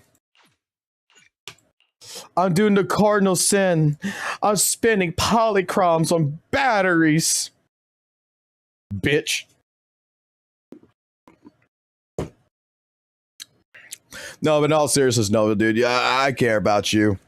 And legitimately, like no fucking bullshit. Like, your money is your money. I don't need no money, man. Like, I'm fucking perfectly fucking fine. Like, I'm gonna give that back to you. I'm gonna give that back to you tenfold now, though. You can mark my words. I'm gonna give that back to you tenfold. And straight up in this fucking community, like, I love this community right now because at least it's so engaging. But in truth, like, when it comes to you, I am worried about you. I do think that, you know, after watching your video and everything about how things are happening with you, that you need to relax a little bit. You need to take it easy. And I think that, you know, the money that is helping to support you, I think should stay with you. And I think it should help to benefit and help support you more.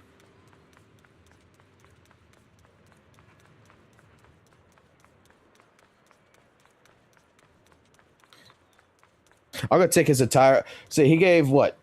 $60. You gave $60 tonight. What the fuck? So I'm gonna take that $60. I'm gonna fucking go ahead. I'm gonna ship that back to you. Yes, listen to Vincent. If you don't want to listen to me, listen to fucking Vincent, man. Vincent fucking loves you. You need to relax. You need to hire a French maid. You need to hire. Let me put it like this. You need to hire a sexy, hot, red-headed girl that can put some elf ear fucking cosplay ears on, dress up as a fucking Victorian housemaid that wears a fucking tail and fucking cleans your shit and fucking takes care of you, fucking rubs your feet and everything. You need to hire that. In some places, we call that a prostitute. But in this case scenario, we're going to call it a fucking house nurse for you.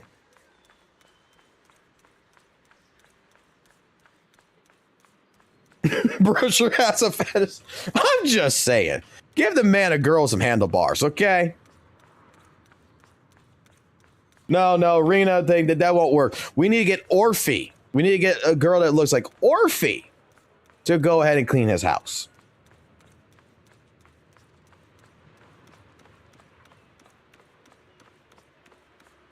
God damn.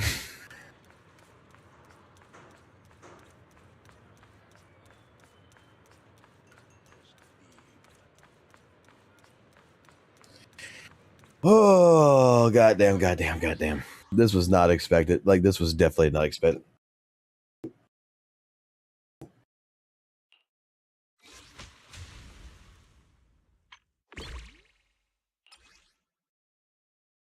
Oh, I didn't click this. After selection, remaining of things, the series designated redeem at the studio. Okay. Health plan, veggie squad. Does it fucking matter?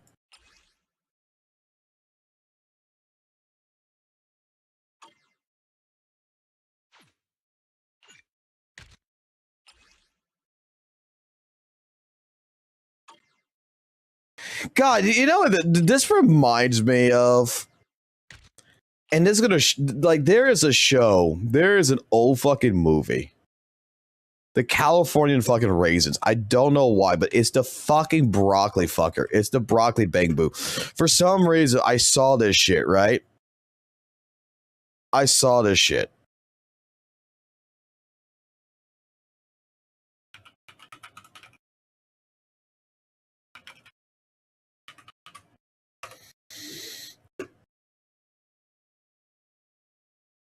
And let me find the fucking part in here. Let's see.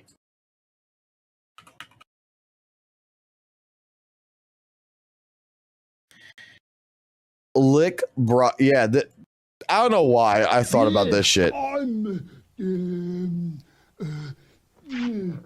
Lick broccoli! Lick, get right to work and teach these chaps everything you know. Right! Herbicide.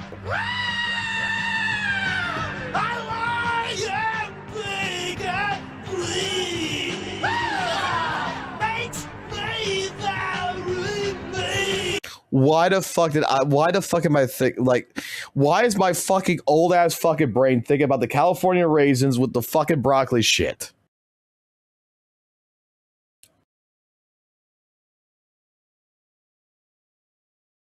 I need the health plant. Fuck it, I get it. My brain is thinking about the fucking broccoli fucking thing. I might as well fucking do it. Uncle Lore is crazy, dude. I am fucking old as shit. Okay, I am not gonna lie. I'm fucking old as shit. Like I think Kate is actually fucking younger than me. Oh God, what is this? Watch this on stream. What did he send me?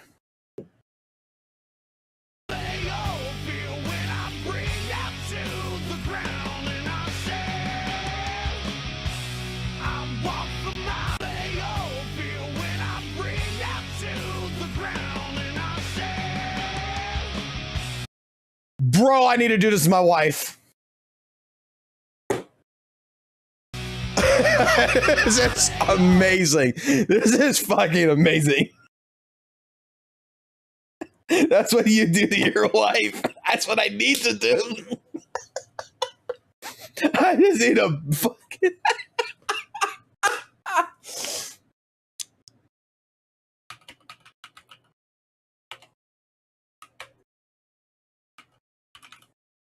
Like, I did this shit to her already. I've already done this shit to her. Forget about it!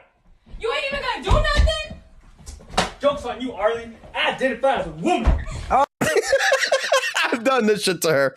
I saw this shit the fucking next fucking day I did that shit to her. Forget about it! You ain't even gonna do nothing? Joke's on you, Arlen. I identify as a woman.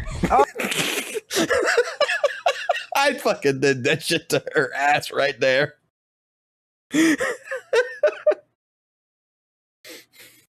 I am not gonna lie. I still won. You bought a wig? No, actually, what I did at that fucking time is I just fucking took a towel and I put it on top of my head, like one of the fucking wash towels and shit. And I just like, I identify as a woman now, and I fucking went at her ass.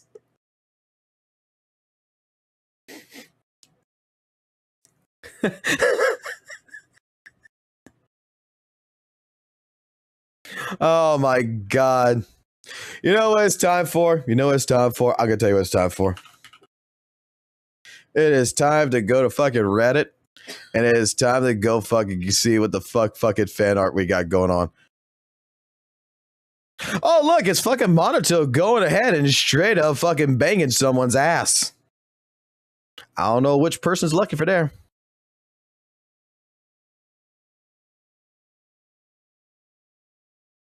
Smash.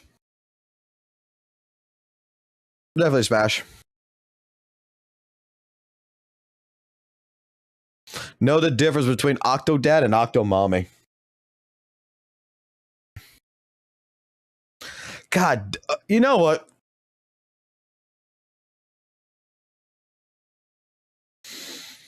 ZZZ is going to be very fucking hard in the next couple of fucking weeks to bypass a fucking character.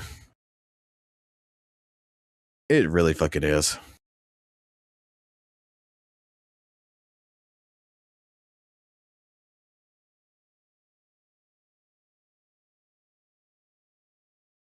Oh my fucking God. let's be honest. Rule 34 of this fucking character right fucking here has saved the ZZZ community. Everybody was bitching about HP inflation. Everybody was bitching about, oh, she looks like Yuan and all this other shit. Bro, I gotta get back into this conversation from fucking yesterday. I'm gonna get back into this conversation, right? Let's just go straight to the channel. The fucking moment that I fucking saw this shit, right?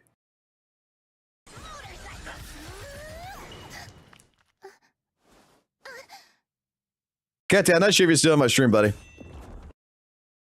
The moment I saw this scene right here,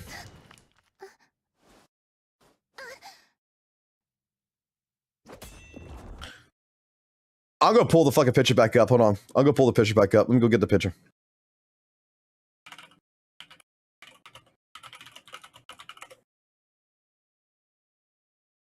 Give me the fucking meme.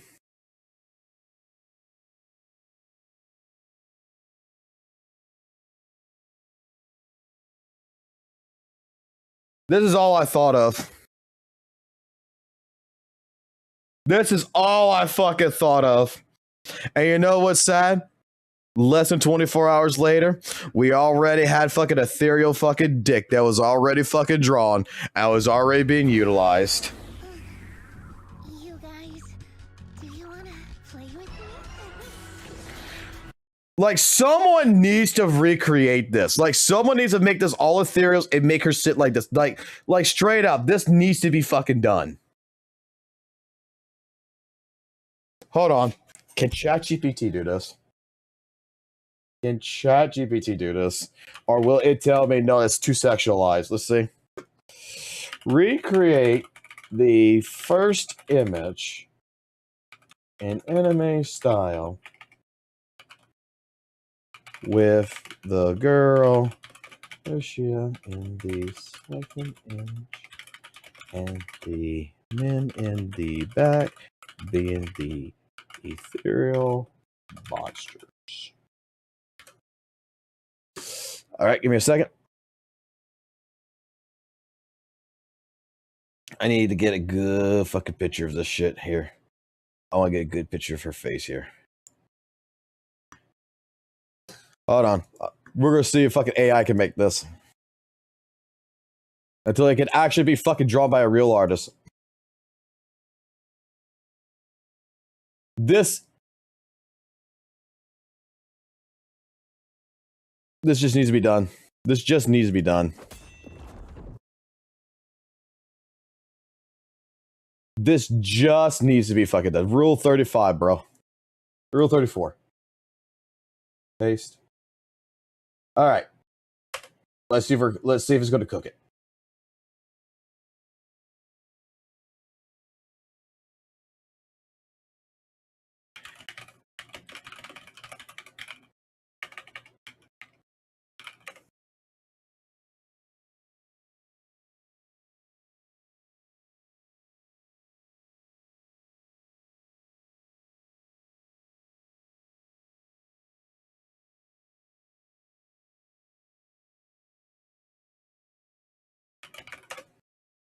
All right.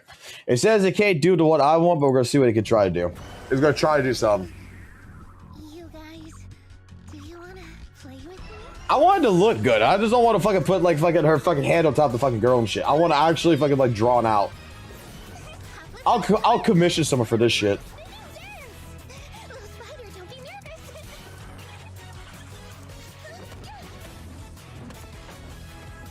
This trailer solved all of the Zenless Zone Zero community's fucking problems.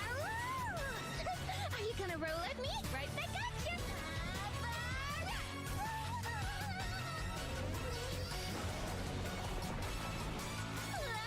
Are you getting serious now? Okay then, time to make some new plans. She solved all of the world's fucking problems in fucking 2 minutes and 21 seconds.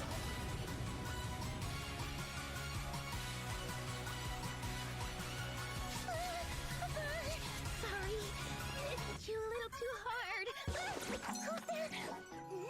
Hurry, what are you doing here? You house. What are you doing out here? The safe house is so boring. I just came out to play with the bar. She solved two problems. She gave you fucking the ethereal fucking dick down, and she gave you the fucking goddamn fucking tentacle fucking porn all in one. Let's be fucking honest here. But, oh god.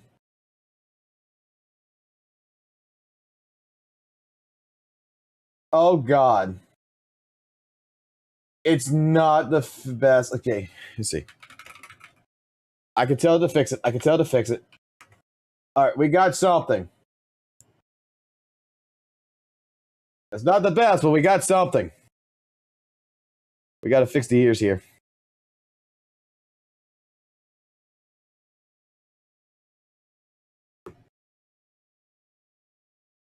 We got the fucking ears. We gotta get the ears going, but we got the monsters in the background. Yeah, it kind of looks too young. You gotta make her a little bit older. That's what I'm trying to fix right now. I'm trying to say, like, I want it more based on the image. But the head, like, the body's fucking young, it looks like. But the head's fucking, like, adult. Like, the head doesn't fit the body. But AI's trying.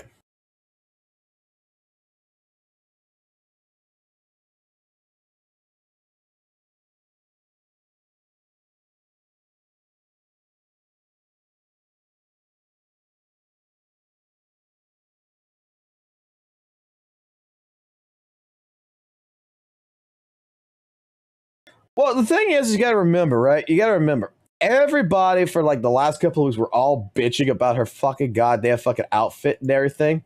And then straight up, this trailer comes out and everybody fucking fell in love with her. Everybody fucking forgot about the entire outfit.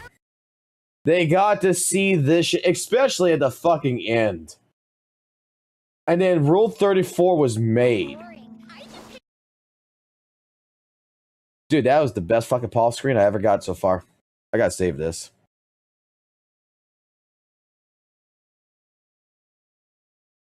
I can use this. I gotta save this.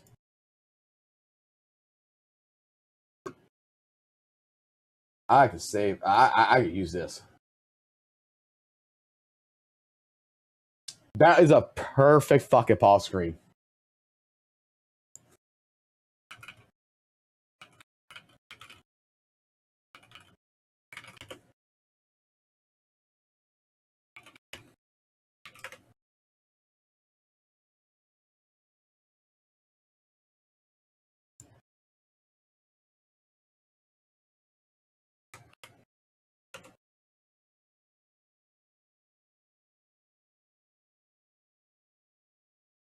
I still see a lot of people. Let them fucking talk about it. The thing is that, like, I saw in 24 hours, the fucking world change. All of a sudden, dude, in my fucking Discord, we got a non-safe for work section, right? In the first fucking goddamn fucking 5 minutes, it seemed like this fucking trailer dropped. Someone had already fucking drawn fucking her getting fucked by fucking Pompey. And put it on the fucking Discord. And go look at fucking Rule 34 website. You got nothing but fucking ethereal fucking dick all around her. And it's like, all of a sudden, Rule 34 is now making it to where the fucking community is no longer fucking bitching about the outfit. They're coming together and they're gooning over the fucking goddamn fucking hentai. I need that. I mean, who's that? I mean... Now, the topic is Banyu is after a Void Hunter banner. But Banyu is coming in 2.4. The Void Hunter is in 2.5.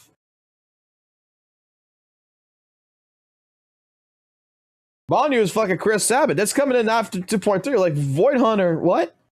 There's no Void Hunter in 2.3. How was the drip today? Oh, how was the drip today? Bro, I'm fucking happy. We got fucking the Monotone fucking teaser trailer right here, the intermission teaser. But in particular, we got Chris Sabat. We got no. Or worry trouble you. Just call my name. Name's Bonnie. Time has taught me a thing or two. It's a pleasure to meet you. Should fear or worry trouble you, just call my name. Name's Bonnie. Time has taught me a thing or two. It's a pleasure to meet you.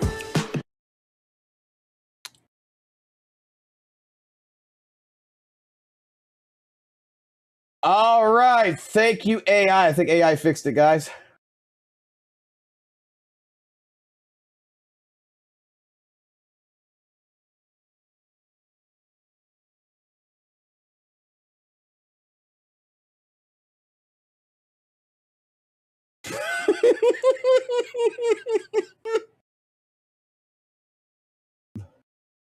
It's still a little fucking weird. Get over it.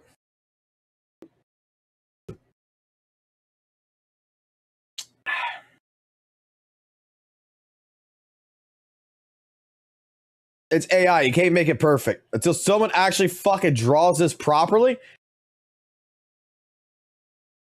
Bruh.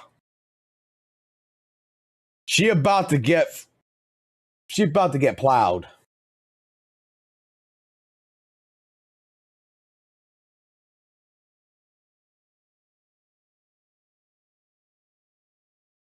I don't know why he isn't technically in the background. I didn't realize until now. Maybe he wants a piece of that ass.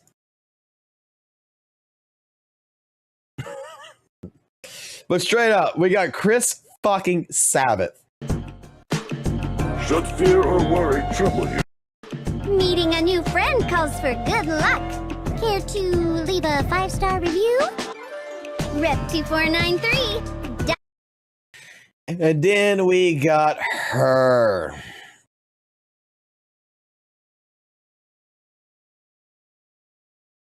Meeting a new friend calls for good luck. Care to leave a 5-star review? Rep 2493. Dial in. Happy to assist with your request. Was it Sax or Sav? It was, let's see. What the fuck was her name again? It was Jade something. Hold on. Because we found out the voice actress for this.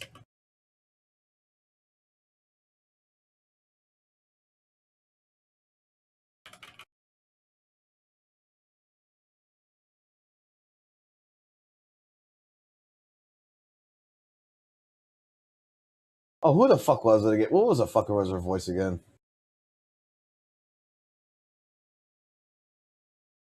What was her voice actress again? It was Jade something.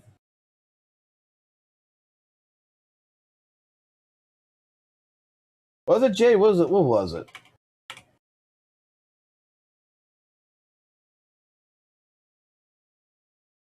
Jack Saxton. Hold on, I got you guys. I got you guys covered on this shit. Hold on. I got you guys covered. We got you guys covered real quick. Hold on.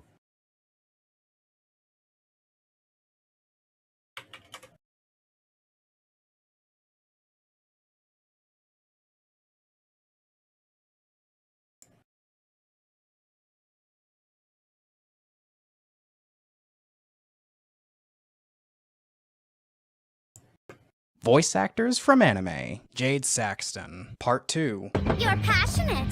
That's good. Kitties never lie. I didn't know better. I'd say you intended to be a suicide bomber. You're sure demanding for a loser. Dad had one around the house. We'll make everybody happy real quick. That was years ago. Big brother, I want you to give me your big. Hold on. Had one around the house when I was little, but that was years ago. Big brother, I want you to give me your big, juicy, thick, and drench me with your hot, sticky until I'm gasping for air. There, I f***ing said it. More thick, and drench me with your hot, sticky until I'm gasping for air. There, I ago. Big brother, I want you to give me your big, juicy, thick, and drench me with your hot, sticky until I'm gasping for air. There, I f***ing said it. Big brother, I want you to give me your big, juicy, thick, and drench me with your hot, sticky until I'm gasping for air. There, I f***ing said it. Big brother, I want you to give me your big, juicy, thick, and drench me with your hot, sticky until I'm gasping for air. There, I f***ing said it. That's the same voice actress. Dial in. Happy to assist with your request. Meeting a new friend calls for good luck. Care to leave a 5-star review? Rep 249. Someone found out it's Jade Saxton that does the voice actor for Dylan.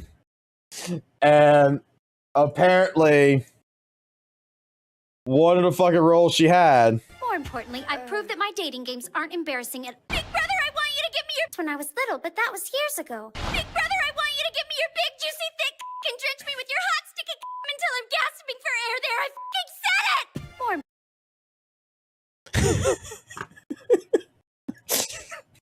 I don't know why she took Belle's lines, but I'm just saying that is the voice actress, and it's just like put it together, and it was just like that's what we found out earlier, and it was just fucking hilarious. Okay, Sauce. Oh, Vincent. Are we into the stepsister in the fucking?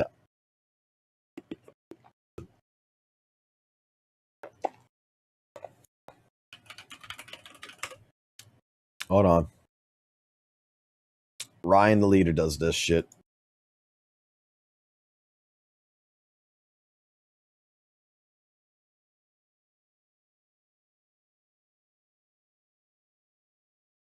I know exactly what you're into, and I'm going to give you exactly what you want.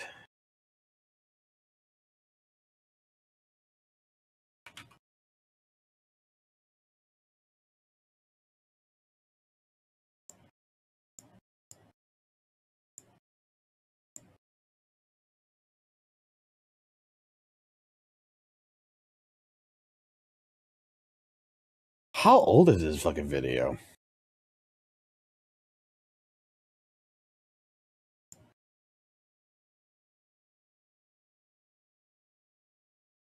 There you go.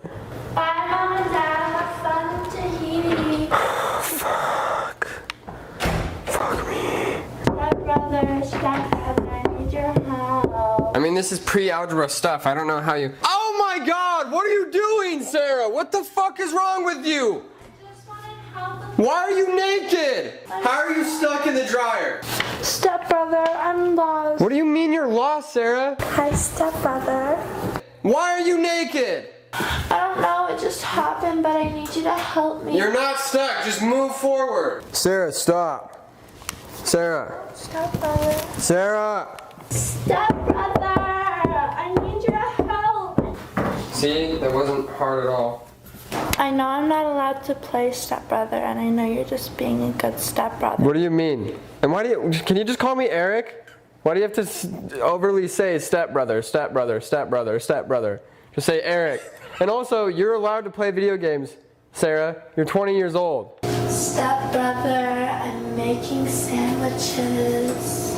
There's no ingredients out. What do you mean, Sarah? And why are you wearing the same dress you've been wearing for a week and a half? It's just my shortest dress, and I think I look the best in it. Do you want a sandwich? I'll be in my room. Thanks, though. They're hot. Our house isn't that big. What do you mean? We've lived here for 2 months. How are you lost in our own house? I just want to fuck you. Can't you tell that by now? Oh my fucking god. Shut up. I just need help. I'm not helping you with this. What the fuck is wrong with you? So, is that a no? Yeah, that's a no. It's weird. But no one has to know. Yeah, I fragged. I just fragged. Stepbrother, I need your help. What? What do you need my help with this time? I don't know how to cook pasta. You need to help me. You don't know how to cook pasta? No, Sarah, stop. Let me put it in my mouth. This? No, it's a microphone. You're gonna get it wet and fuck it up. I know. It's not sexy. You boil water and then put it in there, Sarah. That's all you do. I don't know where the water is.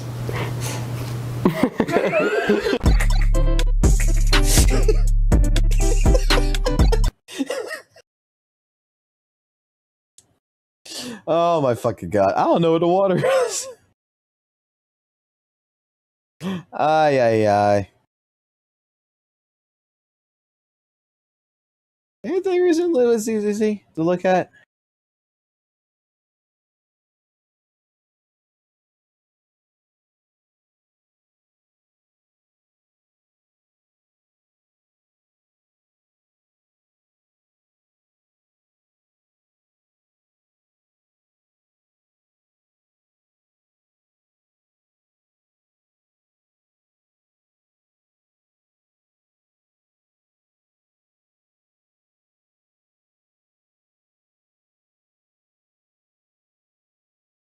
Oh, I didn't see Muzzy put this up. And that was right there in Version front of me. 2.3 is where we go from Anomaly Zone Zero to Rupture Zone Zero. That's because we're finally getting premium support for Rupture Agent, and she's amazing. Also, I just want to point out that I love the fact that she summons Ethereals to deal damage to enemies. Just like Pun, the buffs she provides are mostly for Rupture Agents, but the gameplay loop is super simple, and personally, it feels much better than Pun Yinhu.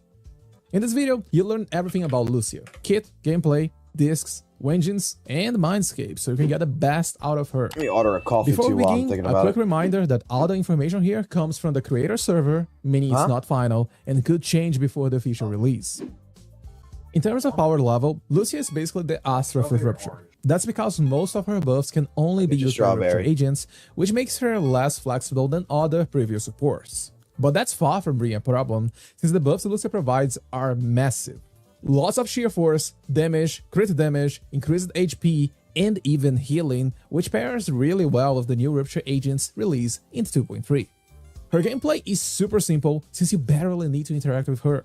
She will trigger aftershocks that refresh her buffs, giving a maximum of 36 seconds uptime for you.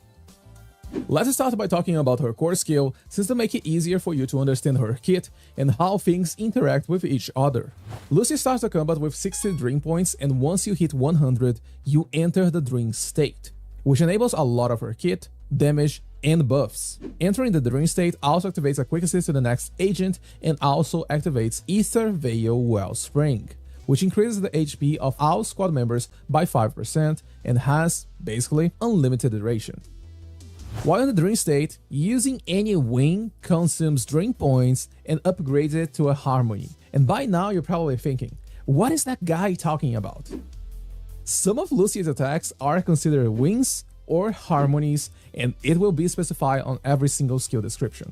Base attack 5, dodge counter, special attack, and quick assists are all wings.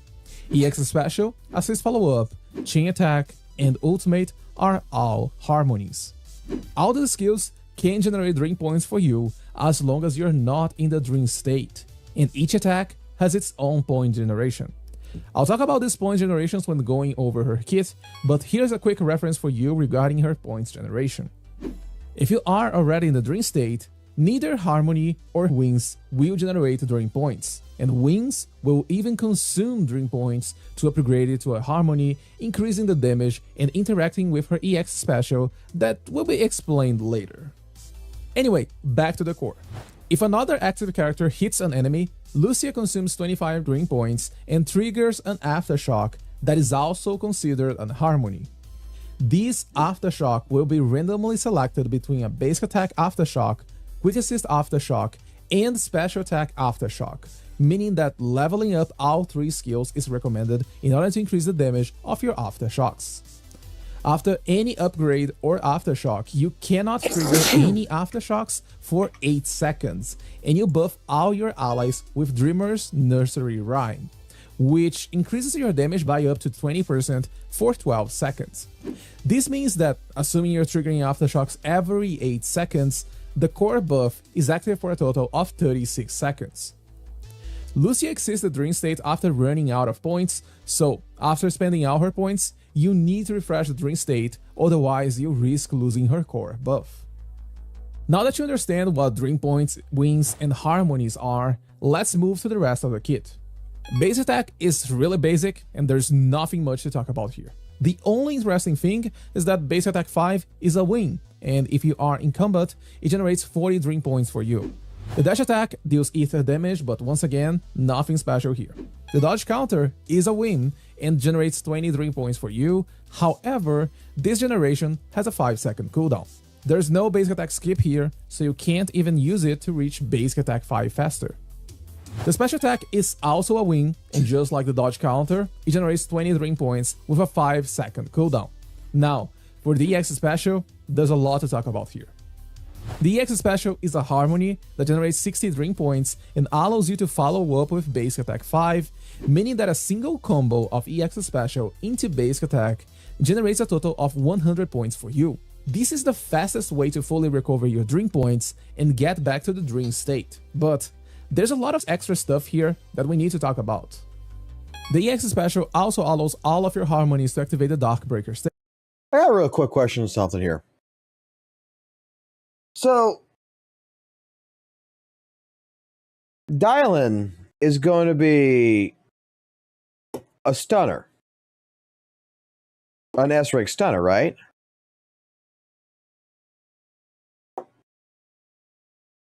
Are we sure if the leaks are correct now for Zhao being a stunner?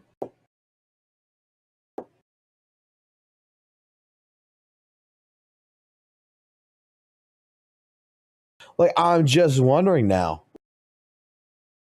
Because I don't think... I wouldn't assume, right, that you would have a 2.4, you're going to put a stunner, a physical stunner, and a fire, rupture agent together. And then in the since they're both part of the same faction, the Krampus faction, I don't think Zhao would be a fucking another stunner.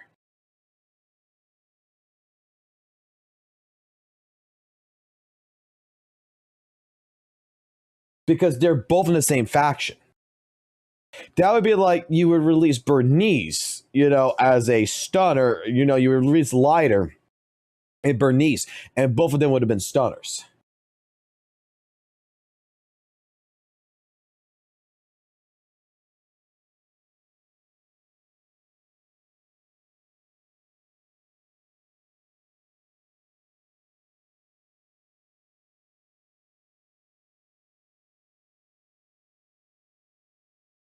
Like what would Zhao be? Because now I don't think they were like I said, I don't think they would overlap. I don't think they would make her. I don't think you would have two stunners in the same faction.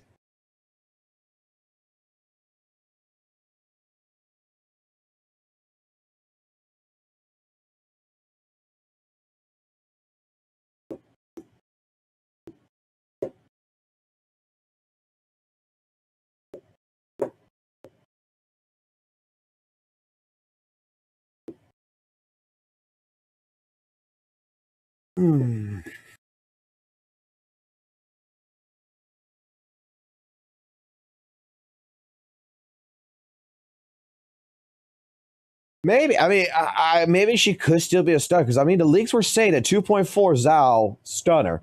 And then 2.4 is physical stunner. Dylan. Just fucking wait. It's not that hard. Fuck you, man. I like to fucking think.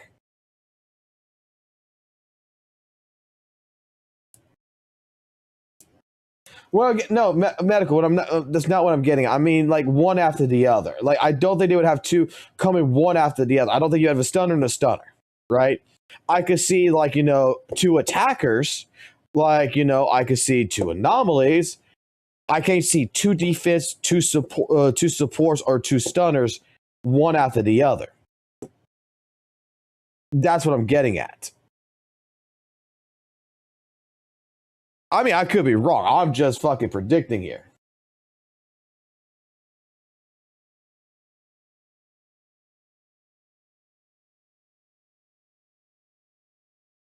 Bro, I hope they would bring back defense. And I think Rupture is actually the way of bringing back defense. The more... Which increases the... After Lizzie to Muzzy.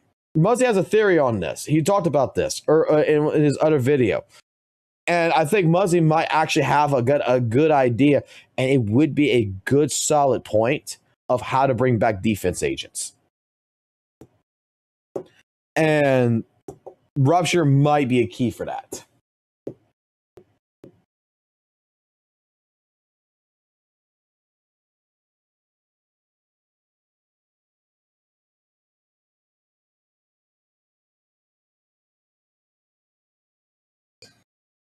Right. So basically, for the high risk, high reward gameplay that you would have with some of the Rupture agents like Monato, for example, Yaharte, for example, that is going to want to sacrifice health and get in that sweet spot to do damage and have high damage numbers. If you actually built upon that, defense agents that provide a fucking shield buff actually probably would be a benefit.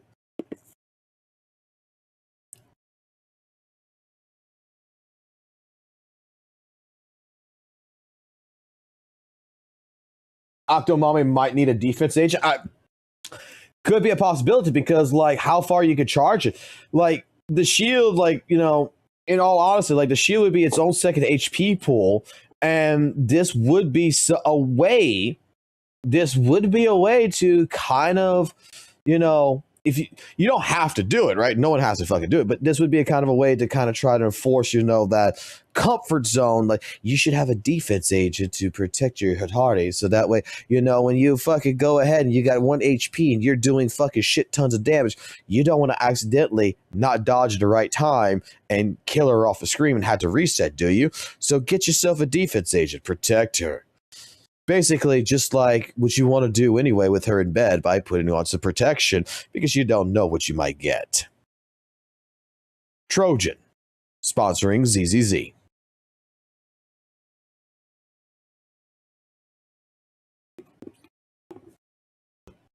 Defense would make high risk, high reward, being no... Exactly. That's the point. That would be the point. That would be the point, because you got to remember, there's varying playstyles. Me and Vincent had this conversation earlier about this stuff. Like, I still would want them to do something else with the defense agents, like put fucking Aftershock on them or something. Like, fucking rework their kits. They're fucking, like, I'm sorry, they're fucking useless. Like, they need to have either some kind of a game mechanic, or they need a kit rework in particular that structures a defense agent to have some kind of use. I can understand, like, when you first start the game off, back last year, whatever, defense on paper makes absolutely perfect sense. It makes perfect fucking sense. In practice, as of right now, it makes absolutely no sense why the fuck you want a defense agent.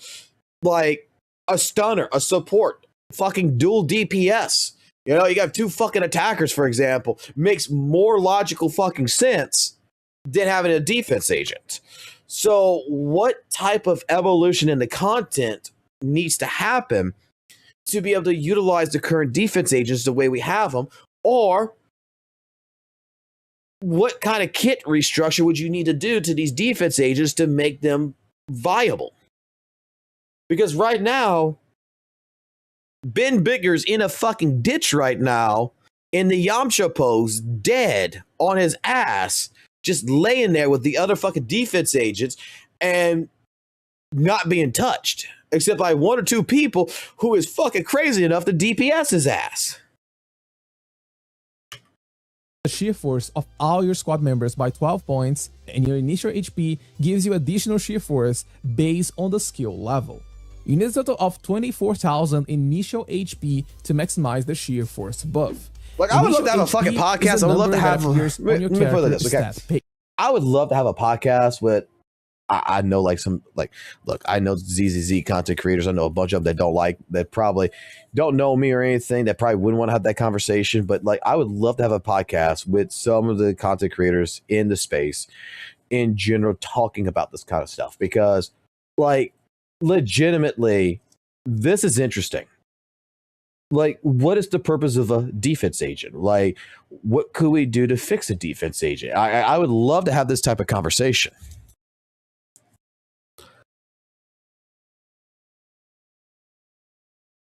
I'm not sure if there's anyone out there that would want to sit down and talk about defense agents and talk about clearly the ideas around what can we do to rework their kits and stuff like this.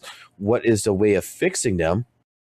Because honestly, at this point in time, like, if you're not going to fix it, you might as well just, I hate to say it, but scratch the name of defense agent off, but next to their fucking their fucking shit, just take away where it says like support and ether there, just take away fucking defense agent and just call it support.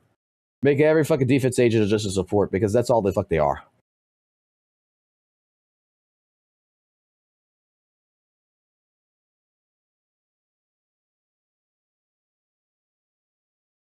Bro, EO doesn't like me.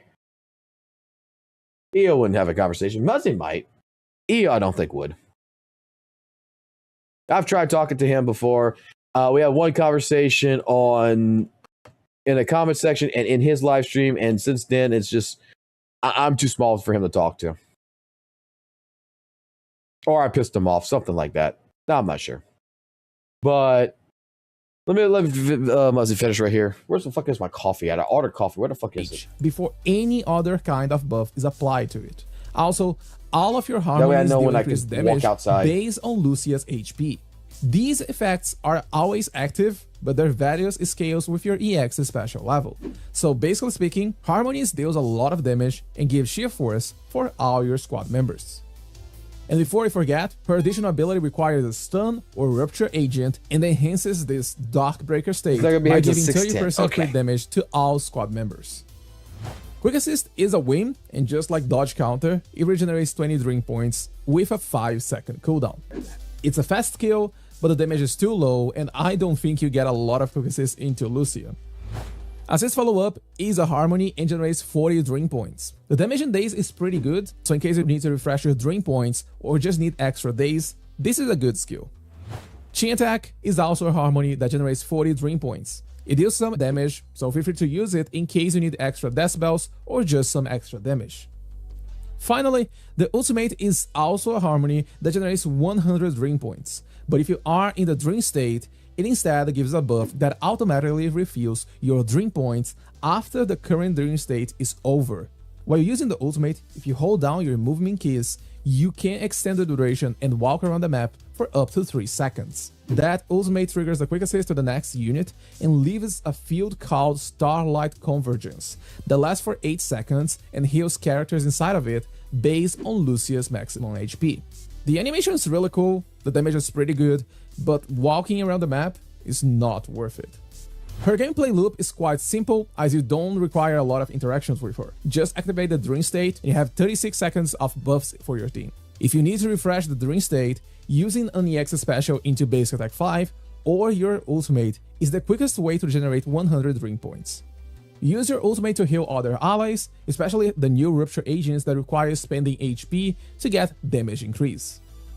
For skill upgrade priority, focus on her EX special and core skills in order to increase the buffs Lucia provides for your squad, while also increasing a bit of her damage potential as well.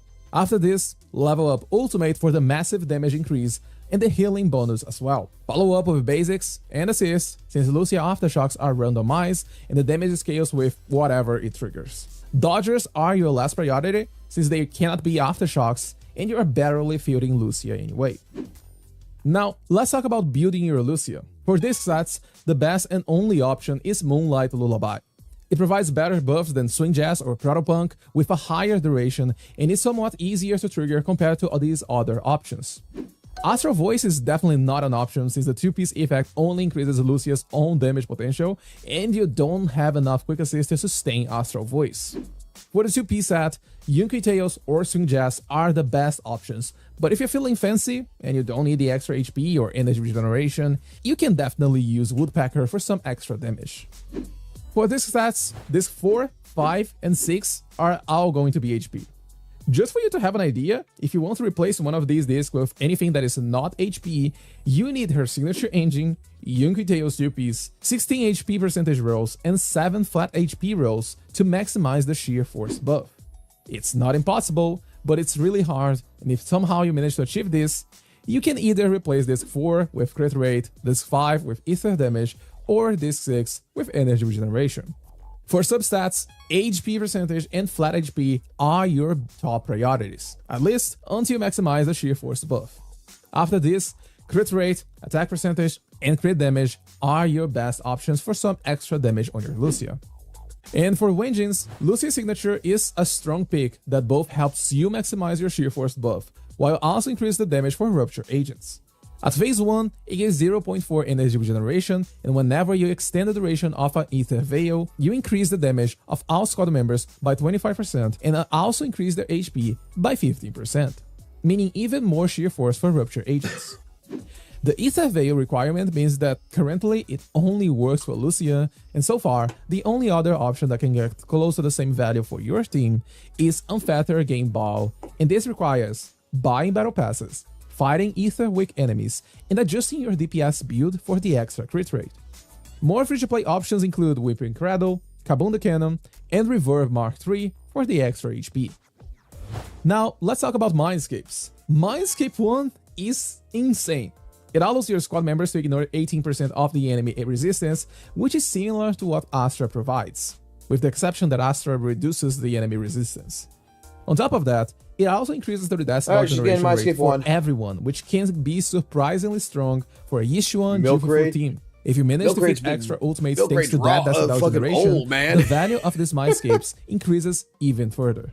Mindscape 2 increases Lucia's damage output as long as Ether Veil Wellspring is active. It also increases the sheer damage for agents under Darkbreaker and Ether Veil's Wellspring at the same time. This is a pretty strong Mindscape since sheer damage is not widely available, and it's multiplicative with damage and even the resistance buff for Mindscape 1. Mindscape 4 generates extra decibels when extending Ether Veil. The damage increase of this Mindscape just depends if it's helping you hit extra ultimates or not. So keep this in mind, as I did not include extra ultimates on my calculations. Finally, Mindscape 6 allows Lucia to be a DPS agent. Not only do you get attack based on your maximum HP whenever you are under any Ether Veil, it also guarantees crit hits for all your harmonies. Guess they really want you to focus on the harm part of harmony. Overall, my pull recommendation is getting Mindscape 1 before the signature engine. While it's true that none of the other weapons provides massive buffs that synergizes with Lucia, Mindscape 1 decibel generation and 18% resistance ignore is really strong and consistent with any DPS you pair with Lucia. Whipping Cradle or even Kaboom provides better energy regeneration than her signature, so keeping Moonlight Lullaby or enough energy to refresh Dream Points is easily achievable.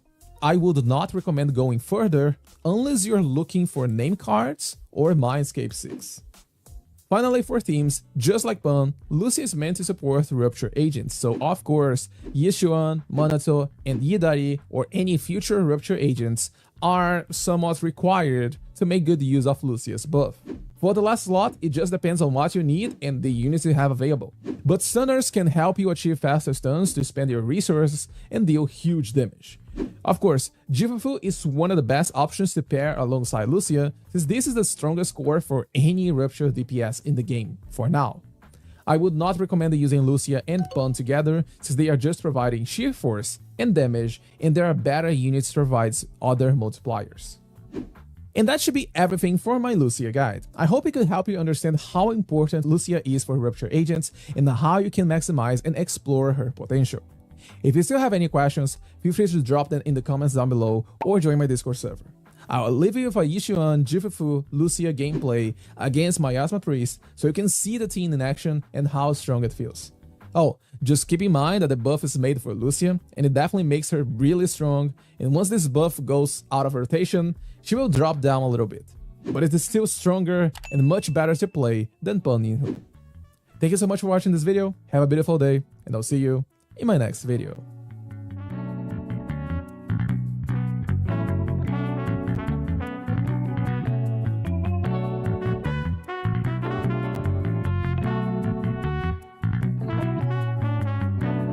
Do I want shiny Lucia or M1/5?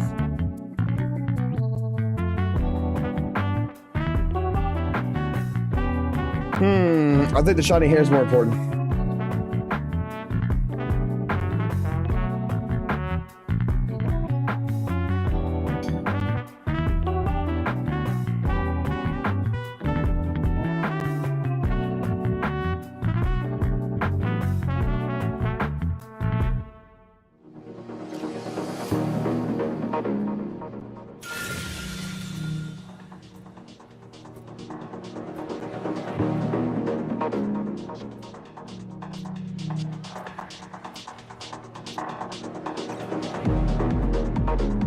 God, her animations are so fucking smooth.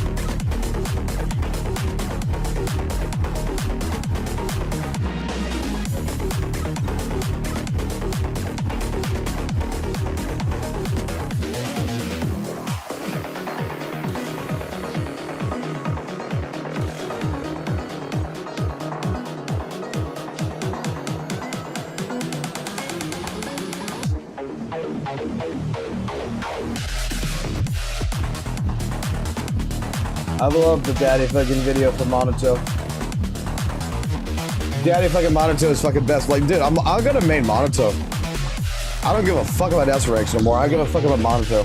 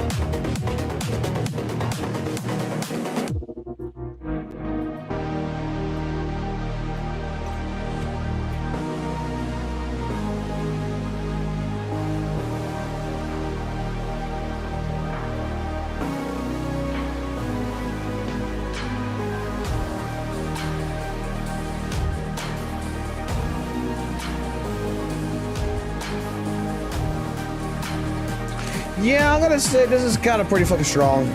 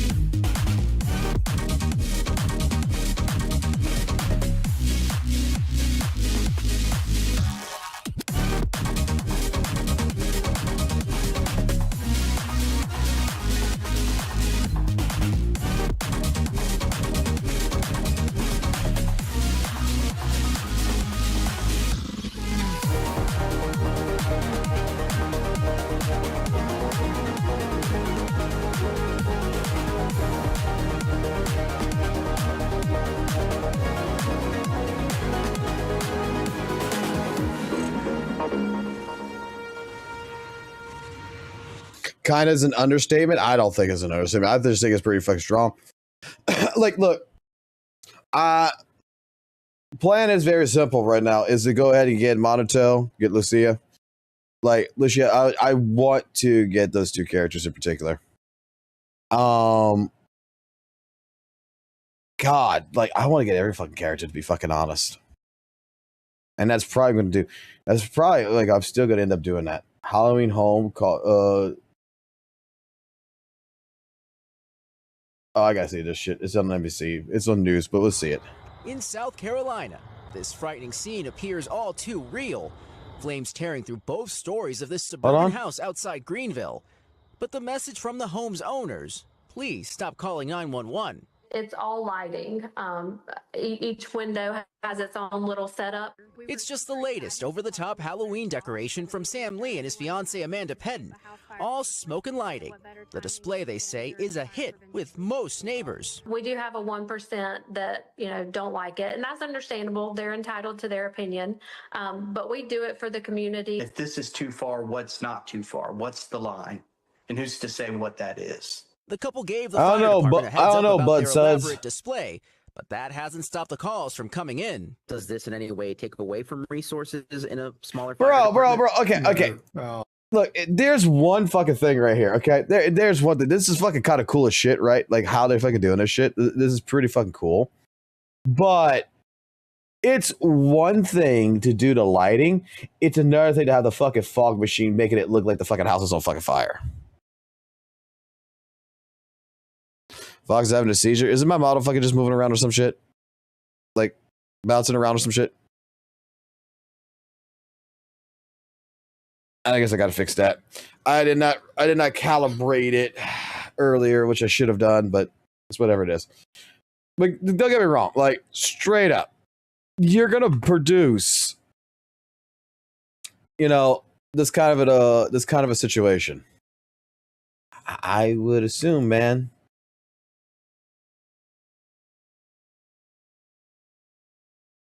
Be careful with the fucking goddamn fog machine, because that fucking makes it look too fucking far.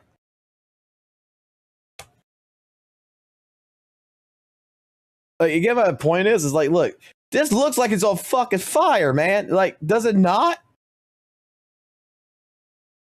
Like, any concerned citizen would be called the fucking goddamn fucking fire department no matter what, like, on this kind of shit. Like, get rid of the fog machine. Put some fucking goddamn ghost in there. Make it look fucking a little bit different, you know? Make it where, like, I can be like, Halloween, that's Halloween, man, you know? Divide. George Solis. It's the fucking fog machine that's fucking it up, man. We thank you for watching, and remember, stay updated on break. God damn. Yeah, it's going to... I'm not going to lie. That is going a little too far.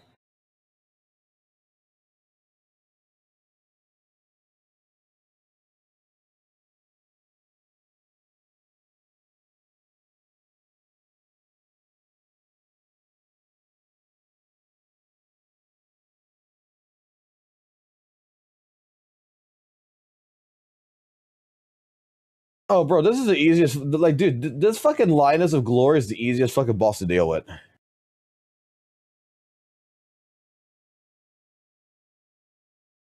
I'm gonna watch this real quick.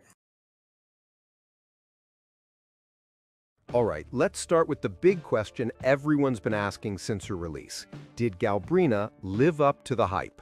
Short answer, yes. Are you shitting me? No.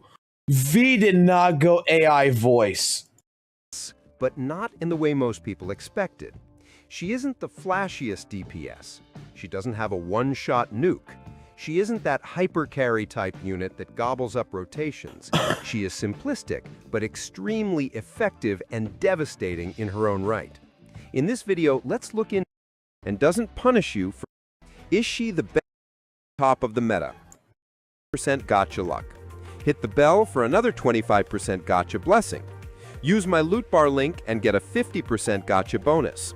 Thank you so much for watching. Maraming salamat.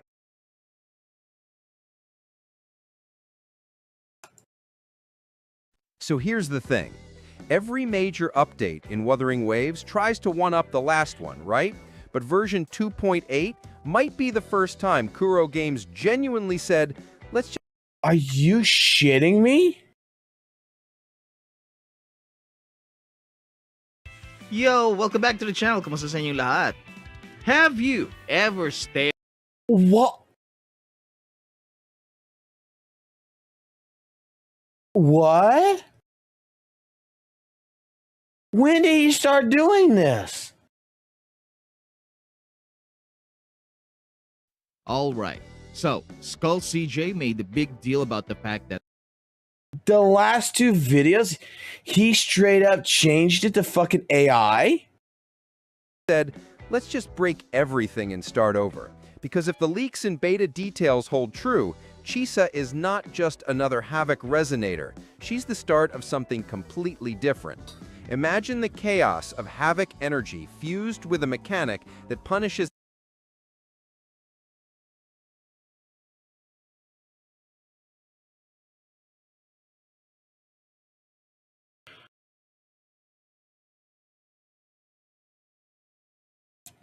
Okay, so he's disappeared. Okay, so he's on vacation. He has no use. He's just doing it. He's on retreat. Okay.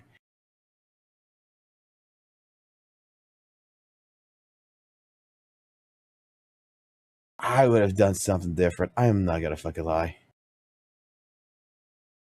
Like, I would have gone buy a fucking cheap fucking headphone fucking goddamn headset or some shit for a fucking microphone or something instead of doing AI. Like, don't get me wrong, AI is good in some different aspects, but not like, oh gosh, like I would rather put up with like shitty fucking audio quality. The fuck? つまりだな、フェチシズムをくすぐるのも商売には大切ということじゃよ。はあ、売れてるんですね。なるほどね。私に勝てないからこの貧相な魔女を使ってブドウをふみふみさせるつもりなのね。貧相ですと？顔も微妙。微妙ですと？体型なんて子供みたい。子供みたいですと。いえ、みたいというかまさに子供ですわ。村長さん、私やります。チャーコール？ぶどう踏みの乙女を。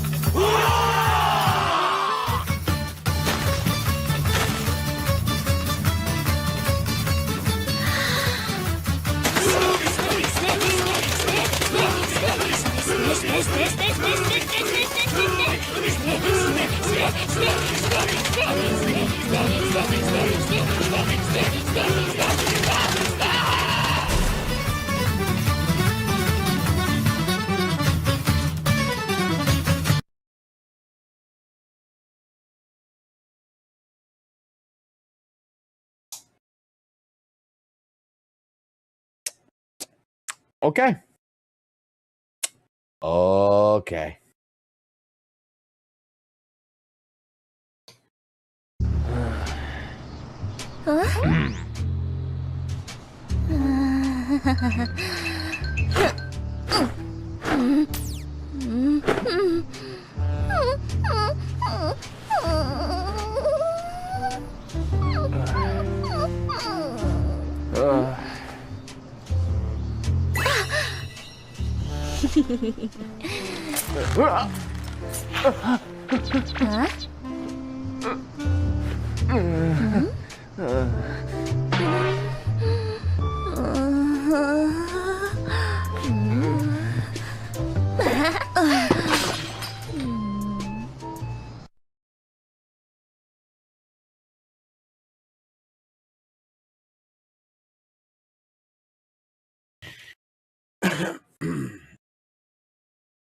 Not gonna lie. Oh, what's this?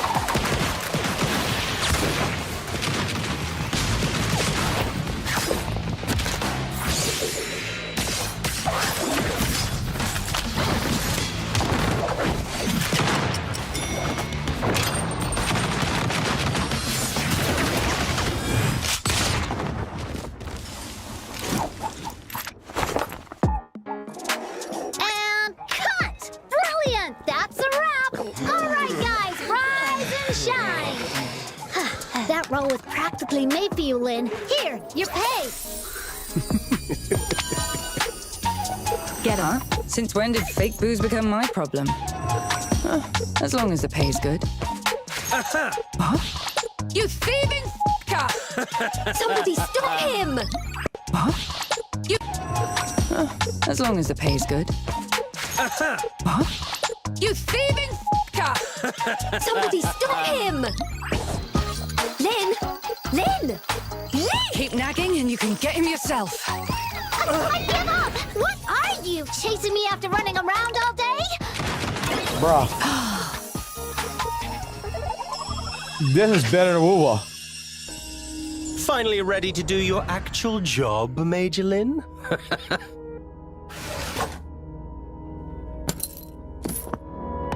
I don't think I need to explain how to deal with a traitor.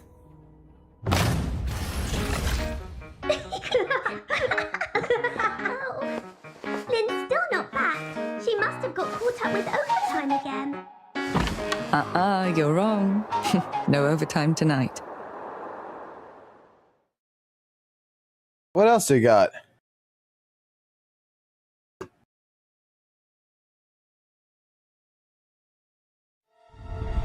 The roar of the engines, the frantic cries of retreat. They linger still, as they always have.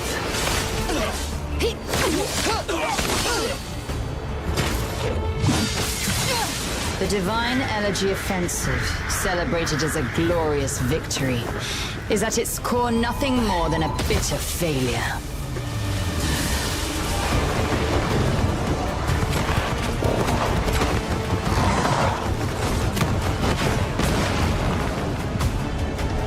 Failure shall not repeat itself.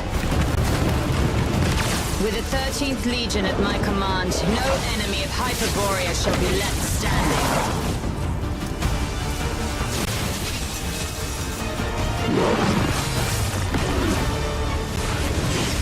This is our 29th release, isn't it?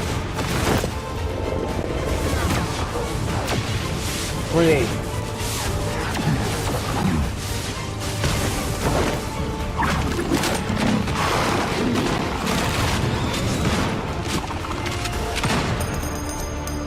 Well done.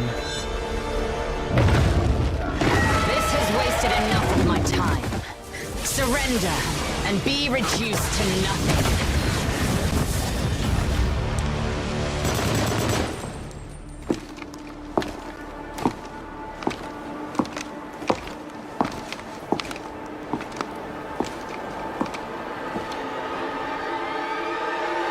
The pests have been dealt with, Miss Flora.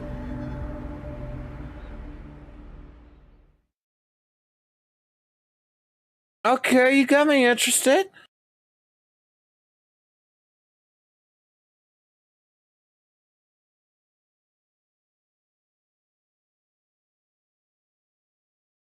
You actually got me interested. Subscribe to the channel. Something happens, I want to see it.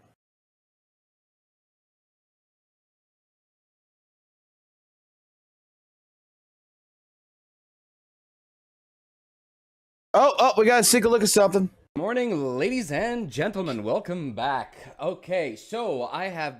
Hello, Saint Tontus. I mean, Saint Vincent. Oh, I see it. You got fucking me right here, motherfucker, but I want to see this. Been gone for a while because I had to play through the Wuthering Waves 2.7 storyline, and I was gonna work on the script, but you know, I think it's time to actually check some of the stuff that I've been sleeping on, which is some trailers for Lucia and another one. No, you blamed me yesterday for fucking stopping you in that fucking goddamn script. You can get the fuck off this goddamn fucking trailer for the next 14 goddamn fucking minutes, all this shit, and you can get your ass to fucking working on that 2.7 goddamn fucking script, you son of a bitch.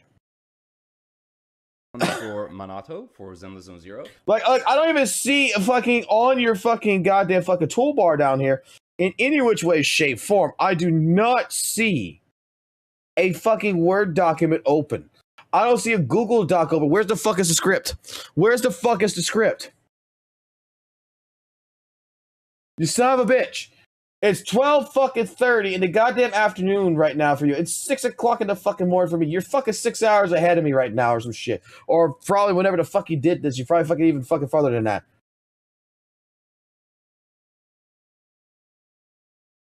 Where the fuck is my goddamn script?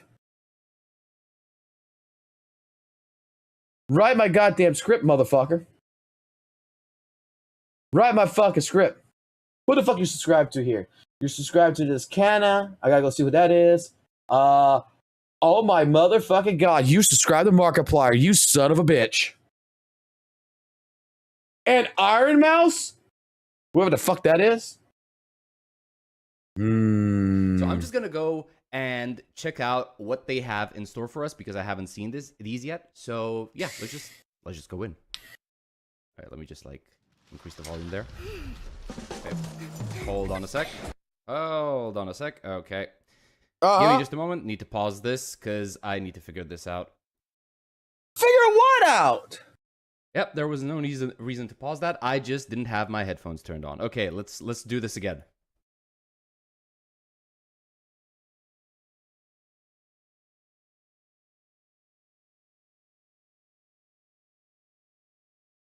Okay, let's do this again.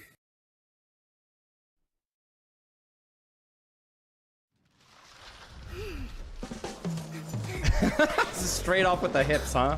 Spooky Knock-Wisp curtain. Wait, what? Axe and Oh, okay. spider. What a unique lineup. Oh, she has a small tail. Okay. Don't tell me. That's a big boy.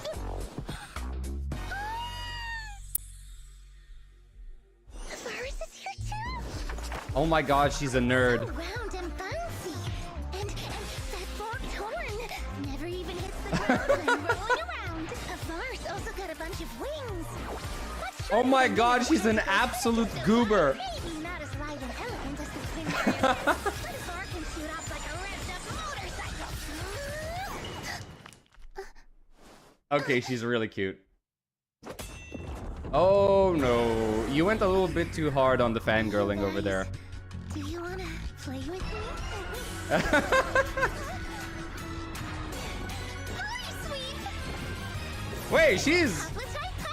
Wait, she's actually holding her own. What the fuck is she doing?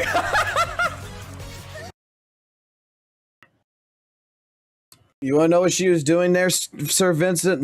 Let's rewind this real quick. Let me explain something here. Her own. What the fuck is she doing? Let me explain something here really quickly.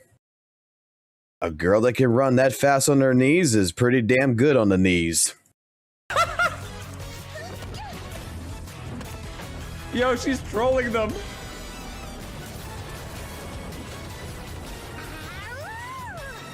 Are you gonna roll at me? Right back at you. Oh my god, I love her. Okay, I did not expect. This is not what I was expecting from Lucia.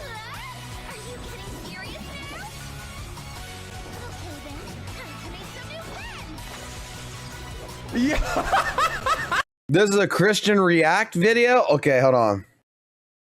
Hold on. I got you covered. I got you covered. I got you covered. Hold on. Wait, she's actually holding her own. What the fuck is she doing? What the fuck is she doing? A girl that can crawl on her knees can receive Jesus pretty damn with ease. Yo, she's trolling them.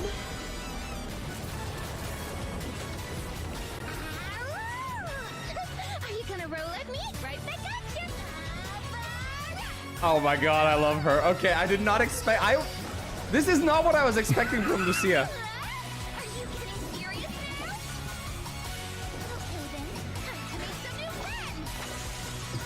Yeah.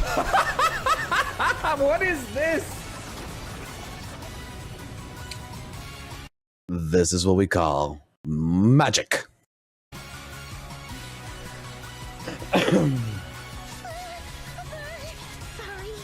it hit you a little too hard. Hurry, what are you doing here? Yo. You should be in the safe house. What are you doing out here? Oh god. So boring. I just came out to play with the bar. No. I was conducting research on the ecological migration of the miasma ravager virus. Oh dear god, what even was this? Is way too much in a single trailer. Okay, hold on. First off, she's an absolute goober. She's a nerd. She gets way too hyped up over ethereals. What is this?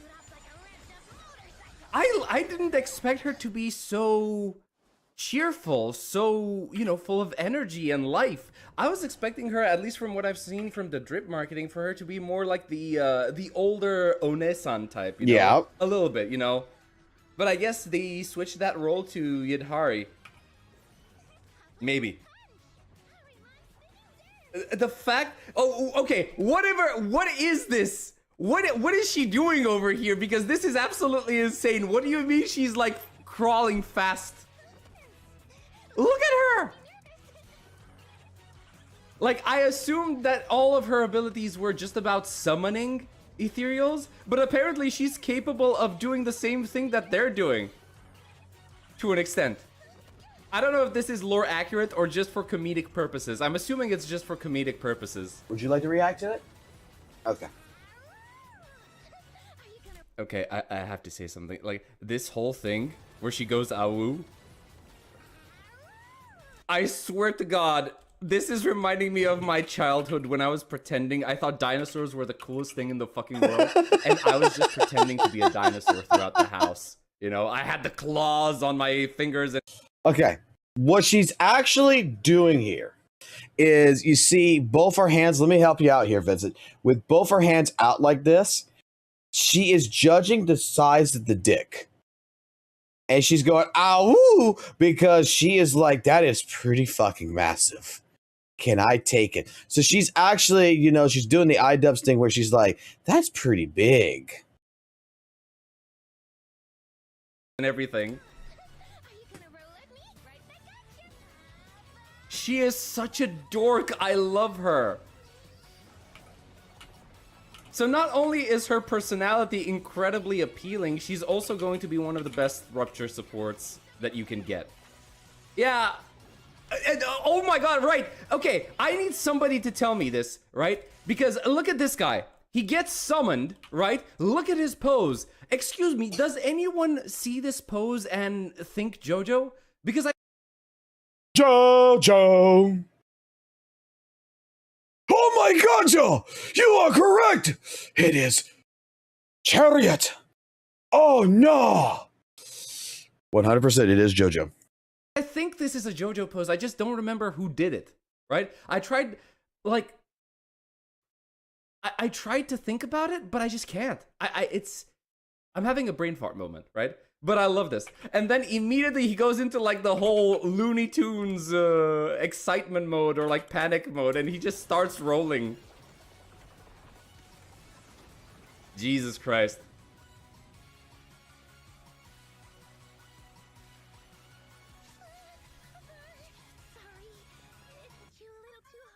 Steel Chariot! Wait, go back.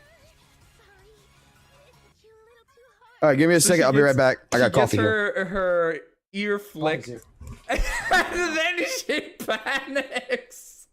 Oh my god, what is that face? Oh, that is wild.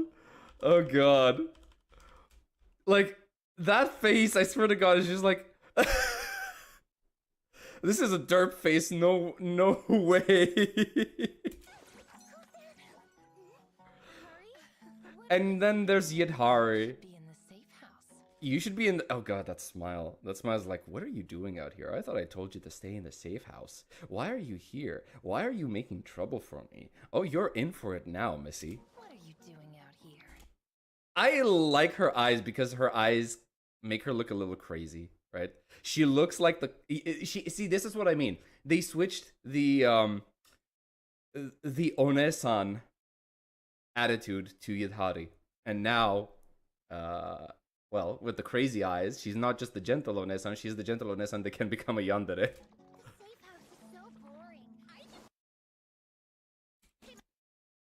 She angry. Wait, no, I need to see that again. Get yoinked!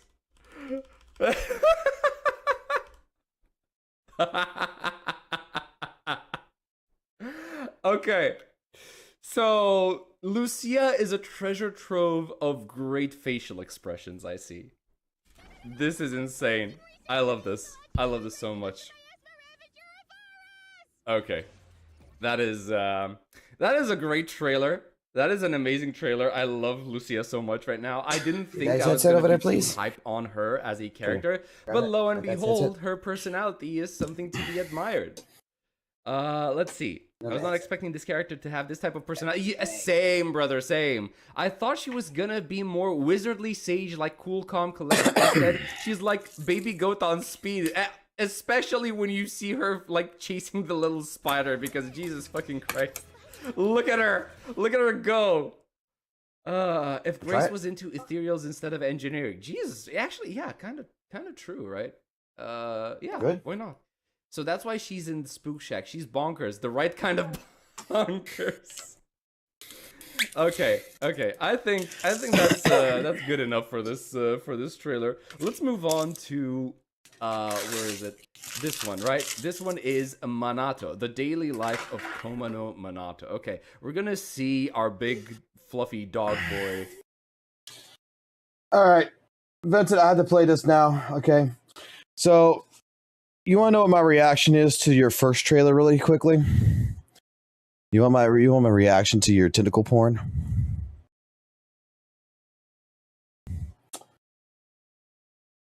I don't think I can actually do this justice.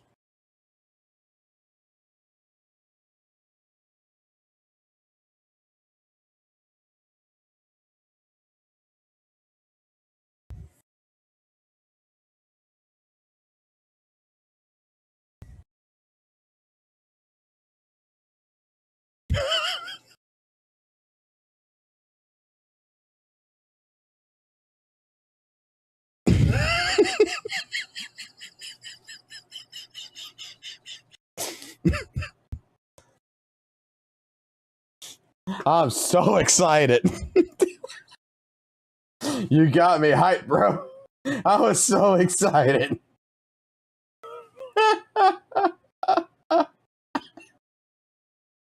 Doing, I don't know, whatever he's doing. All right, it's a 2-minute trailer, so I'm not expecting too much. Though, if I'm being honest, this one was 2 minutes 21 seconds, and a lot happened. So, sorry, who knows? Maybe this one is gonna be good too. Oh shit. Okay. Okay. Let's go. Hell yeah. Wait, what is that apron? Oh wait, we gotta go back. Okay. Let's go. Hell yeah. Okay. Hell yeah. This is him riding Ashley. Wait, what is that apron? Wait, what? My guy, what are you... What? What are you doing? Hello? He's being a fucking dad, you son of a bitch. If I catch He's being a goddamn dad, you son of a fucking bitch. Fucking respect him. wind of you bullying the mine workers one more time, you're gonna be so cooked. So go eat shit.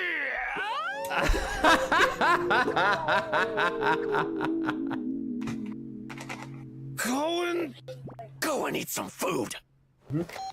You're back. Got all the veggies we need? We got plenty. Jesus Christ. Okay. What is he doing? What is he writing? Hey, why? what's that? He's fucking flattening the clothes. It's a Japanese thing. God, you're so uncultured. What are these? How many times have I told you to eat vegetables every day? See, this is a real man, by the way, people. He does not, unlike Rover, this is a real man.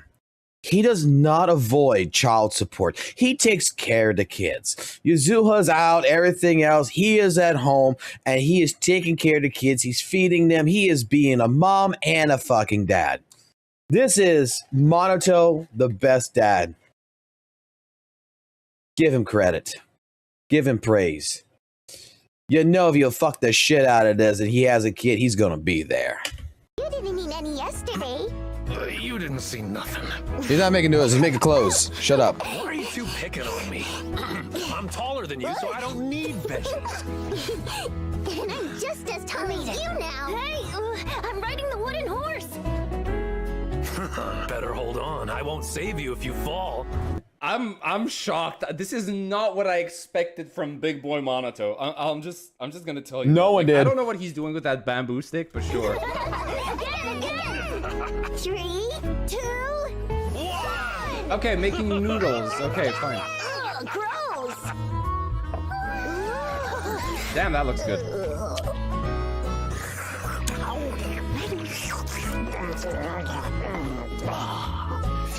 So tasty. Damn, he is thick as all hell. Thanks for cooking today. Oh no, he's a cute boy.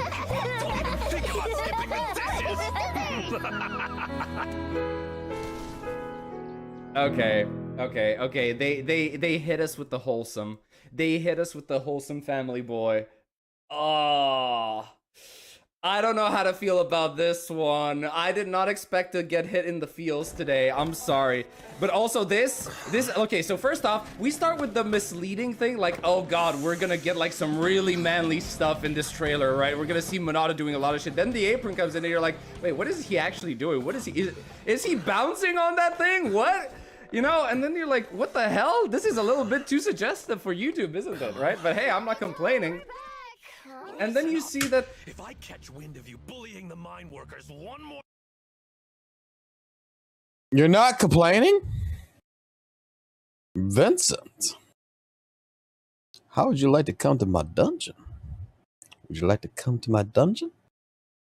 We got cock and ball torture all night long if you want to come to my dungeon. I wouldn't mind. You're gonna be so cooked. So go eat Shit.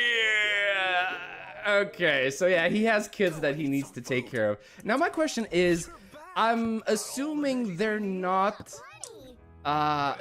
his, you know, actual relatives, more like adopted? No, I wouldn't say adopted. They're probably just kids from the fucking neighborhood that he just takes care of, like 2 kid friends type deal. Probably lost their mom or their dad, or probably part of the mine workers. I would assume that he is taking, you know, generous care of. Kids, right? Brothers and sisters? I don't know. Is he like in an orphanage? I really don't know. I really want to learn more about this guy right now. He is really nice though, as a character. He is really nice. I am very happy with what I'm seeing here. Like I said earlier, when I first saw this, is like what's fucking hilarious to me is that there was people that was actually fucking crying. They were crying their ass off on Twitter and fucking Reddit and shit, saying like fucking Monato, like him being an A rank and fucking agent was never gonna get a fucking teaser trailer like the other characters and such, that they were gonna treat him like shit, and that's the reason why they felt so disrespected for allowing him to be straight up just a rank character instead of giving him the premise of being an S rank. And I'm just like looking at this shit right here, and I'm just like, I'm smiling deep inside because every single one of them bastards that cried about this shit. There's a teaser trailer here about his past. It's like everybody's saying like, oh look, ZZZ is like the Gooner game, right? And you have like, yeah, big beautiful women, you have big buff dudes like Monato over here, but then you also have these moments of wholesomeness that, you know, really add to the experience, which I appreciate. It really gives, you know, Monato a layered personality. What it showcases is that the women are the men and the fucking men are the bitches. That he is so, you know, he appreciates, you know, being appreciated. He is so much like a dog. You know, like he's a good boy. He's just a good boy. Look at him. How can you not appreciate him? Like at this point, man, Logan, a good character. Your name looks has Monato. absolutely manly as all heck.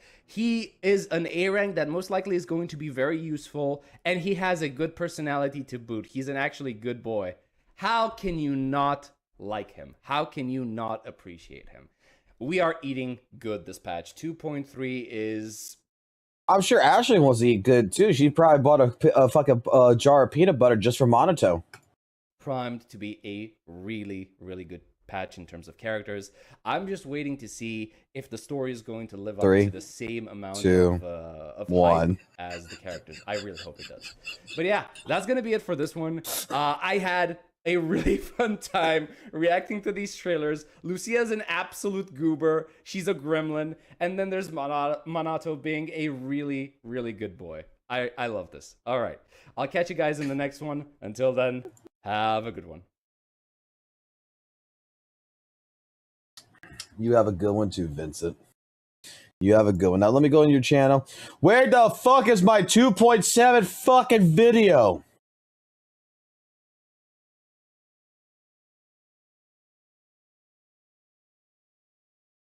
And why the dude? We got to get this motherfucker goddamn fuck. You see how he's got like 10K fucking views here? We need to get this motherfucker up there. Like anyone here, really quickly. Hold on. Okay. Straight up. If you're not subscribed to Vincent, fucking subscribe to him. Yo, EOS, fucking send this shit to him. Send this shit out. Send this shit out. Subscribe to Vincent. Like, seriously. Dude does fucking better video fucking content than I fucking do. Okay? This guy actually fucking goes ahead. He actually fucking writes scripts. He actually doesn't just do reactions and such. Like me, I'm more of a discussion type deal. I don't like do the reviews and stuff like this. I don't do the guides. I just sit here and I fucking bitch and complain and yap and fucking talk about all kinds of weird shit. But this man actually fucking puts an effort. The first video I ever seen of him is when all the stuff came down, and I watched this video in particular because St. Tonis was reacting to this, right? And I remember exactly the moment I saw Vince's video. It's like Saint watches this right here, the intro part, and then he stops. He's like, you know, I'm not watching none of this. Luca goes straight to the end. It gets like this right here. It goes like all the way to the end. It's just like, okay, this guy's just doing this. And it's like, bro, like you missed all of the thing where he talks about your main points, and then he was just go ahead and talk about. You missed all of this. He did not want to fucking watch none of this shit, and again, completely dismissing information, dismissing the argument, just to say that this guy is, you know, just say that Vince is pretty much full of fucking shit. Like straight up, sub to the motherfucker, sub to Vincent, fucking love him.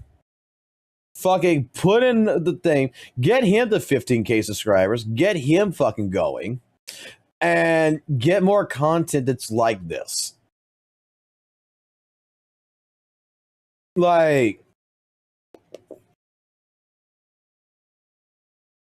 I want to see Vincent at least, I would say by fucking December, at least close to fucking 10K. He puts in the effort. He puts in the quality of the content. I mean, he does this. Okay? And straight up deserves it. This is a man that does the research. The reason why I like Vincent so much, and I'm not glazing, I'm not sucking his dick, by the way. But if you want to go ahead and consider him sucking his dick, by all means. I mean, I don't think Vincent would mind too much. But I'm just going to put it like this. This is the type of person I can have a conversation with. This is the type of person that, whether I agree or disagree, he's a person that is legitimately willing to go ahead and listen to all sides of an argument to formulate his opinion. He's not a hypocrite. He's not a thing. He is just sitting here. He is straight up, you know, listening to it. He's getting his own thought patterns to it and is willing to have a conversation. You know, he's willing to have his mind changed. He's willing to come into things completely non-biased. And that's the reason why, like I said, yeah, like straight up, full fucking respect to you, Vincent. Like, you deserve more. I mean, you have a great concept. You have a great worthwhile work right here. I still suggest that you should make a secondary channel called Vincent the WUWA Glazer. Okay, you should make a second channel called Vincent the WUWA Glazer and just talk about how amazing Weather and fucking Waves is, and make every single video like 5 to 8 minutes long. Just bullshit the video, just glaze it, and let's just fucking see how fast you can grow that fucking channel. But you're at 2K subs. We got a problem here too. Okay? Where the fuck is your join button? Where's the fucking membership button at? You're past 2K. You can fucking add it on your fucking channel now. You should fucking meet the requirements. You got the fucking video views. You should meet the fucking requirements. Where the fuck is my join button?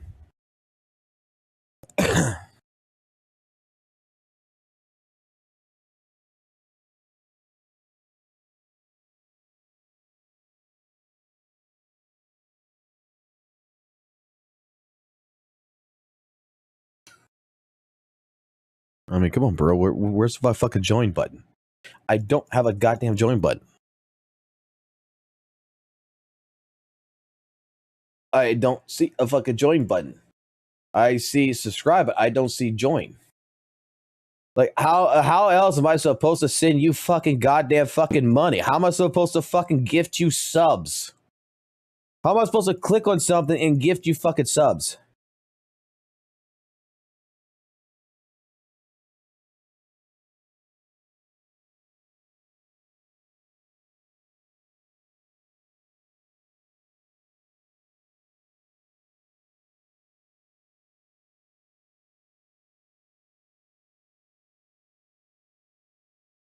Now it's up. Anything, I hope.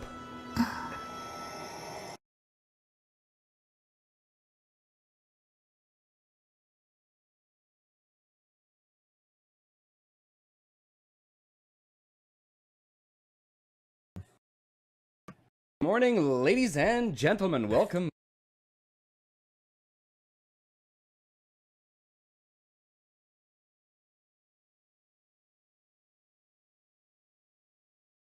I still don't see it.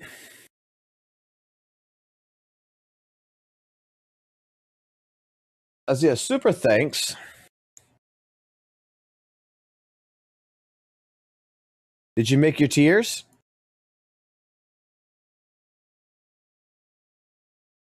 Do you have your tiers? Come on. Refresh his channel. There it is. Fuck, come on. 1 second. I'll need y'all to see my credit card details.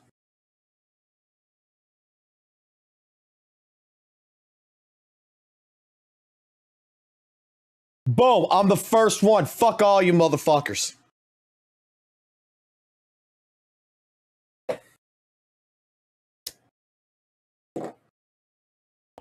Boom, there you go.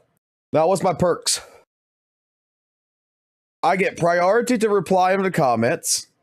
I get a member-only live chat. Okay, you know what? I get priority. I get priority of fucking comments.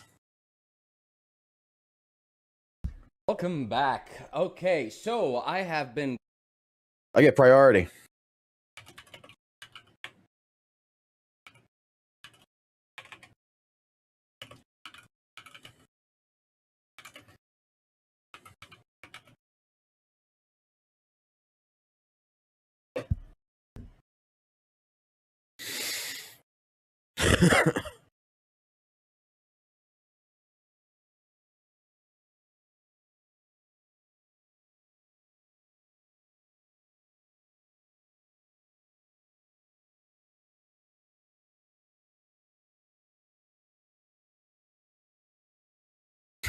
I am a member. Now bow to me.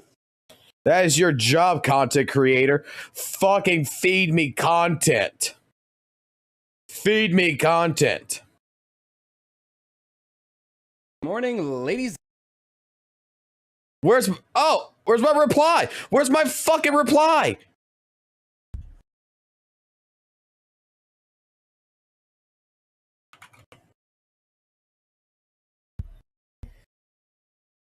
More content. More content. All right, you know what? Fuck this shit. We're going to have some fun. You ain't gonna give me content. I'll go make my own content.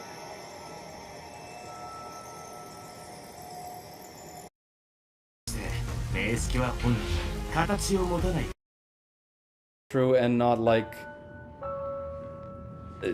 just you acting like one of the people that are coping, please.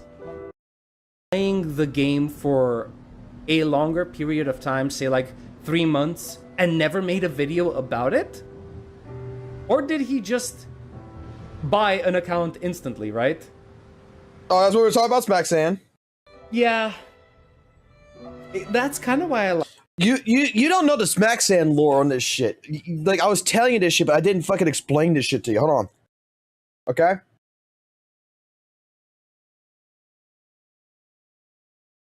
Oh, the ZZZ shit. You didn't know this shit. Hold on.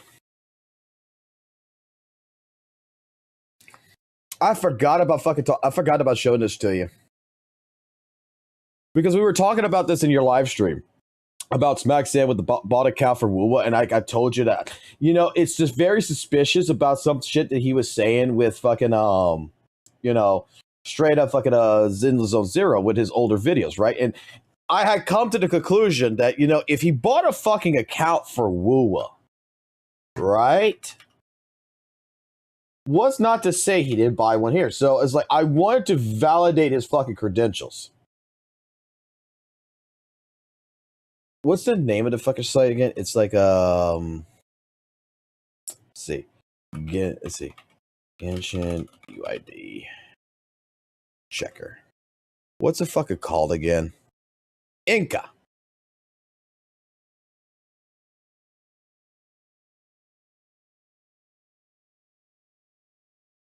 Wait.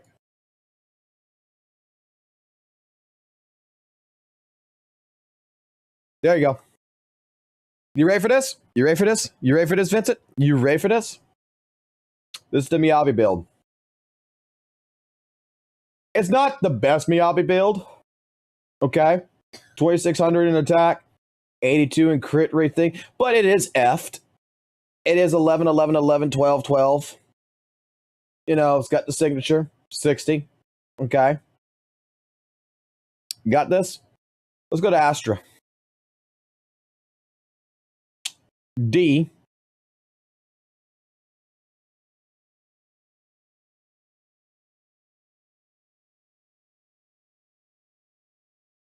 Not sure, buddy.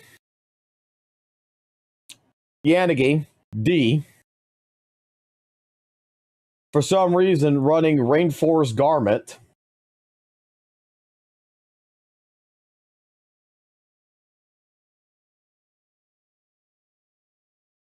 Not sure what's going on with Haramasa. Why we got Starlit engine on this. Why it's a C, not even a fucking D. If you know anything about Kete, we gotta you want to F your fucking Nicole, you know, your supports basically. It's a C.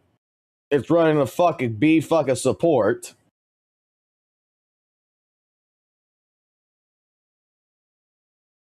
Evelyn, it's okay, but I would be focusing more on the basic attack. You would be focusing on her fucking actual fucking goddamn EX, not her alt, really. She's a D. For some fucking reason, I think there's a better fucking engine, but he's using fucking Street Superstar. Okay, I think there would have been a better fucking engine in general. Crit rate, crit damage, yeah. Why the fuck we're running these discs? I have no fucking idea why. I mean, it could be utilized, I guess, but one Shiyu defense.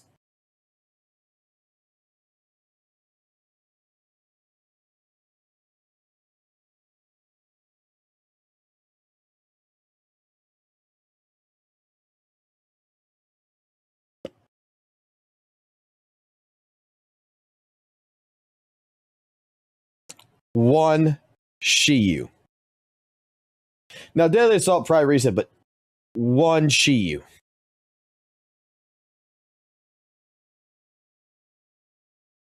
Now, I'm just saying, for someone who...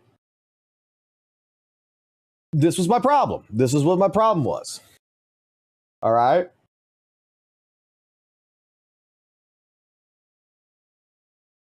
You got a guy that came in 10 months ago. Started doing all this shit with ZZZ. Talk about how great ZZZ is. Gave a few little, you know, opinions about it. Did his Miyabi stuff and everything. But in general, there's clearly some fucking problems, right?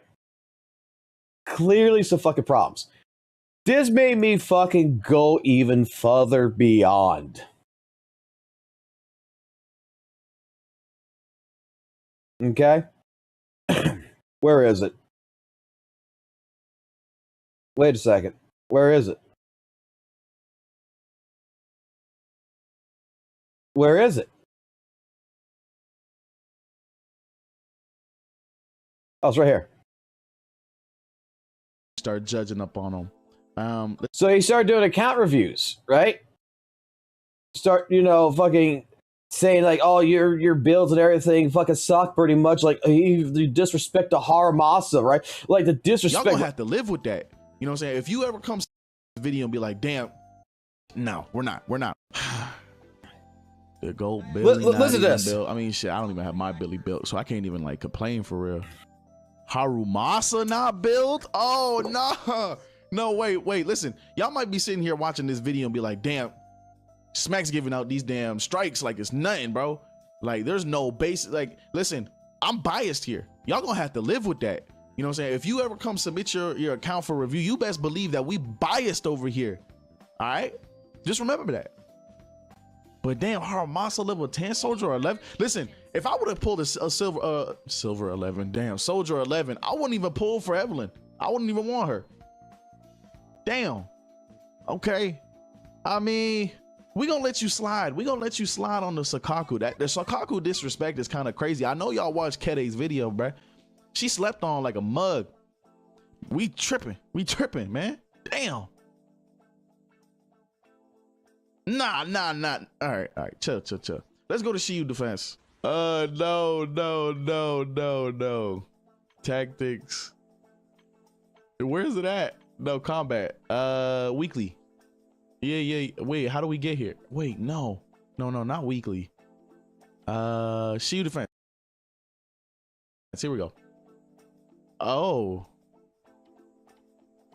Okay. I mean, nah. I mean, bro got a solid account. Wait, hold on. He maxed out everything. Oh. Okay. Bro, listen. Hold on.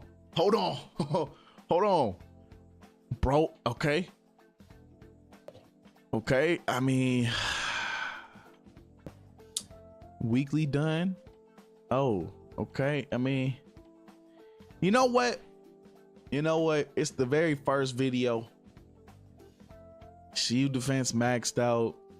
Deadly assault not maxed out, but bro got an account. Listen, I'm just hating because his account is actually kind of nice. I can't even sit here and lie to y'all. His account is kind of nice. I mean, damn. Nah, you know what? You live. Newbie, you live. You live, man. You lived. You live, bro. You got it. For the first video ever, you survived the 3 strikes equals you banned. You didn't get banned. You lived. All right? I appreciate you so. Like, holy shit. Now, if I go back to the other video, I was questioning something. Let's do it. Winners. It's this video, right? No, it's not this video. Which video is it? It's the one where he shows his build. He shows his account. And the problem was I sat here and I was like, wait a second here. How the fuck? Oh, it was Alex. What was going on? Yeah, it was Alex. Attack percent.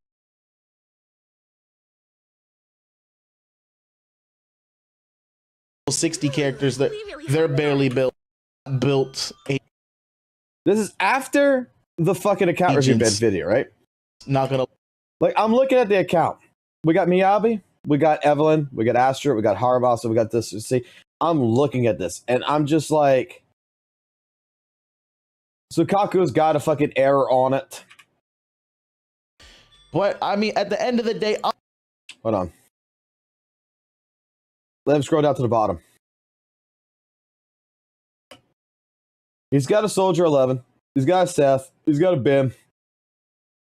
We got characters that are like at level 30, level 20, level 30. Like, Lucy's really fucking good. And I'm like, I'm like, the dude who's played accordingly in 1.3, 1.4, 1.5, 3 months worth of content, 3 months worth of play, and that he really loves ZZZ. That he's claiming he loves ZZZ. ZZZ is the greatest fucking game in the world at this time. That he left after 1.5. That I would have figured, okay? And he clearly spends money in the game. Clearly spends money. We see this shit. And with the Miyabi especially, why is Bro's teams so fucking not built? Like, he doesn't have a solid, like, to me, he doesn't have a solid team built for fucking Deadly Assault. Maybe one. But he doesn't have 3 teams built. And then you're going to be talking about later on now, like, this was my point. You're going to be talking later on all this good shit about fucking weather and waves. All this good shit. Right? But you didn't even do Shiyu defense. You did it once. You didn't do fucking Deadly Assault. You did Shiyu once. You weren't doing the end game. You basically was utilizing ZZZ to try to get somewhere. Realize possibly, you know what, that's not the proper way of going about things. Went on the hate train for fucking WUWA to use it against fucking goddamn fucking ZZZ when you don't have the fucking credentials to prove that you actually played ZZZ. That you actually took the time to build it. Like, look, I know I came into 1.7, but I mean, I'll protect you from any danger.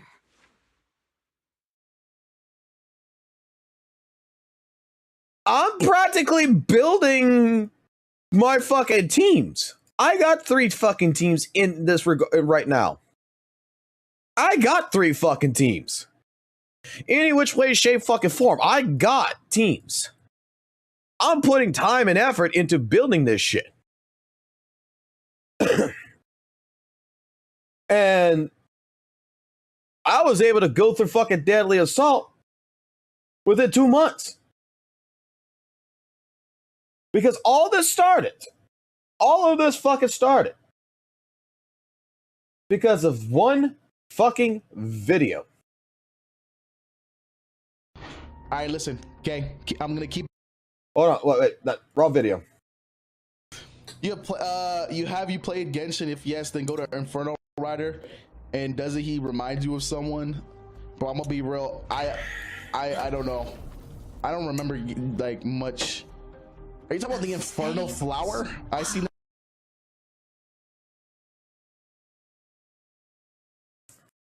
What's sad is, you know how many fucking people I know of that don't play fucking Wuthering Waves and know who the fuck the Infernal Rider is?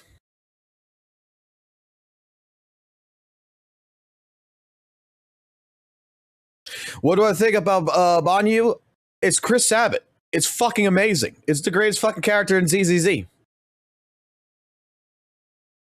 What? The Infernal Flower? Dude, yeah, 100%. Listen to this. Listen to this. This is gone. He removed the live stream because someone clipped this.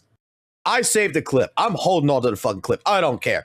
I got the clip. He fucking removes his live streams because of shit. Listen to this very carefully. You played Genshin? If yes, then go to Inferno Rider.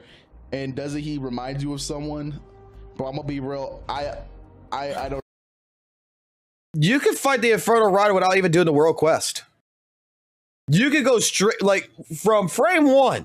After you do the tutorial of fucking Wuthering Waves, you can go fight all the fucking bosses. Infernal Rider, fucking the monkey, fucking the fucking cockroach and everything. As long as you're in the area. He's right here in the fucking area.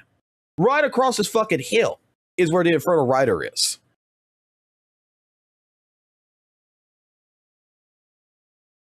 You don't have to unlock fucking Infernal Rider. You could have gone straight to it. The difference is that what happens is that the land is on fucking fire at that point. If you don't do the quest, the land is basically fucking poison. You're playing floor is lava, and you got to make sure you're on the fucking pillars and shit, and you got to fucking on the buildings and glide your way to the fucking Infernal Rider. But you could go straight to the fucking Infernal Fighter, because that's what I did. I didn't do the fucking world quest. I would go fight the Infernal Rider and all that shit, and then later on I did the fucking world quest. No, I don't remember like much.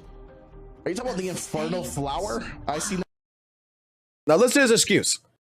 The secret is, all right, listen, so I bought an account. All right, I'm gonna keep it a buck. I bought an account that's somewhat caught up with story, because I'm gonna be real, with the amount that I play, literally the only weekends I can do stories. So what I did was I got an account that's somewhat caught up. I just need to catch up my UL level or my soul level, whatever, or whatever the fuck it is. Whatever the fuck it is. I mean, you know, this is the same stream, right? This is the same stream where he says this shit. All right, listen, okay, I'm gonna keep it a buck with you. ZZZ is fucking dog shit right now. It's so bad, and I'm gonna be real. I deadass don't know how the CCs that are in there, because I do know a little bit of them. I don't know how the fuck they stay so consistent when you see like a fucking downtrend of the game just becoming worse and fucking worse. It could be just because these motherfuckers are just, they love the fucking game, but they know, like, dead ass, it's a steady, consistent downtrend in ZZZ, and these motherfuckers are ZZZ only, like how I was. I don't get it, especially with the bigger creators, the ones that have the 20,000, 30,000. It should, I mean, I'm not gonna lie, okay, I'll say it how it is. ZZZ has a toxic positivity game. Damn, what happened was, it's just bad, Chen. The game's just bad.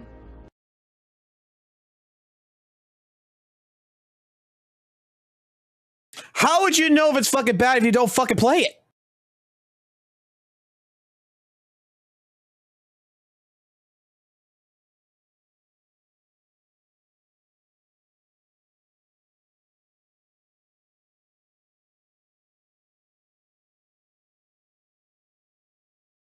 What's funny, Vincent?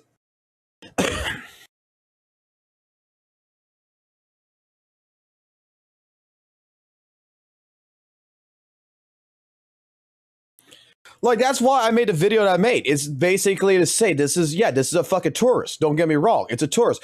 But Weather and Waves community, if like give it a fucking say. You trust somebody who fucking plays the fucking game.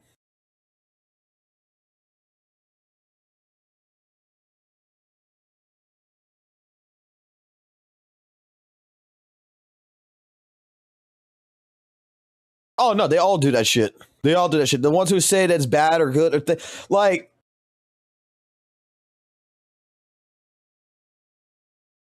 but this was like after hearing that he bought the account for ZZZ. After hearing that shit, I mean, the ZZ with Weather and Waves, it made me think that because legitimately. An account is okay. Let me ask you a question. Anyone here a day one fucking player? Because I'm not a day one player, but anyone here a day one player for Zenless Zone Zero? If your interlock level is 54, would it not be safe to fucking assume that if you're actually playing the game, you would have higher developed fucking teams? By interlock level 54, the amount of fucking grinding, the amount of fucking work that you would have to do in the game, the amount of things to get to just the level 54, would you not have to have put in a lot more fucking effort into that account to build that account? Oh, amazing.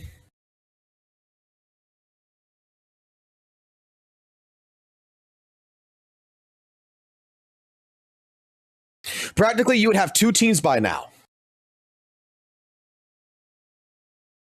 So how the fuck can you be level 54 interlock level? Think about it. Here's my fucking question. How can I be interlock level 54 and not have more characters and more of a developed team set? Because honestly, even the pool of characters seems a little bit low for 54, in my personal opinion. So it makes me fucking wonder if it's the same fucking process that he did before. Did he just buy a fucking account?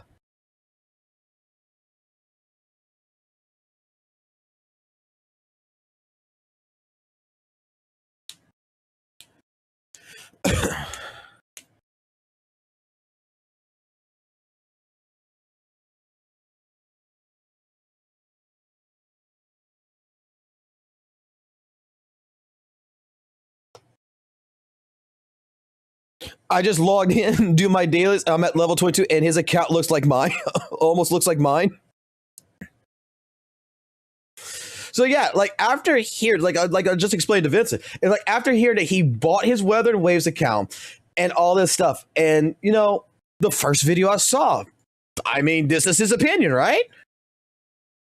You feel earned, and they hit way hard between characters, make you feel connected. It feels like you're following their journey and seeing them change alongside the story. The pacing is another thing that hits really well. WUWA doesn't overload you with constant action or non-stop dialogue. Instead, it knows when to give you quiet moments and when to hit you with the big emotional payoffs. Those bigger moments actually feel earned, and they hit way harder because the game takes its time building up to them in a proper way. In my opinion, what really makes WUWA's story stand out is how emotional it is. When characters I think if you actually play the story, this situation doesn't happen.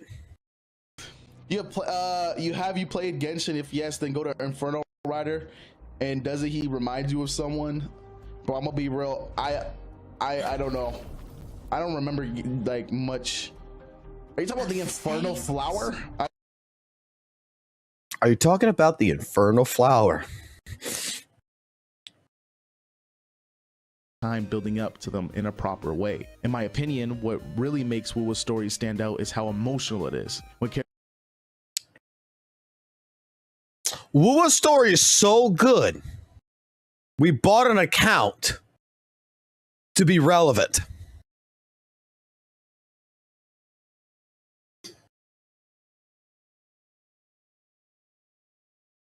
He bought another account, by the way.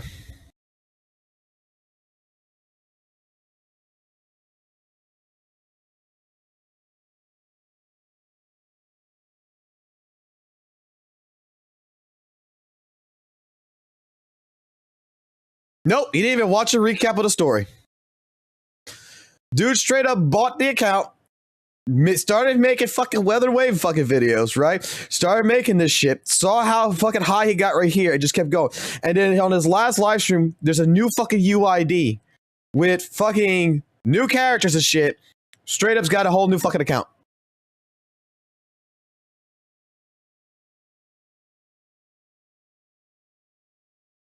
Nope, none of them have it. Wait. You want to know what's better, Spiral? You want to know what's fucking better? He stole footage. Here's one thing that I personally I have a problem with. Okay? Let's find it. Which one was it?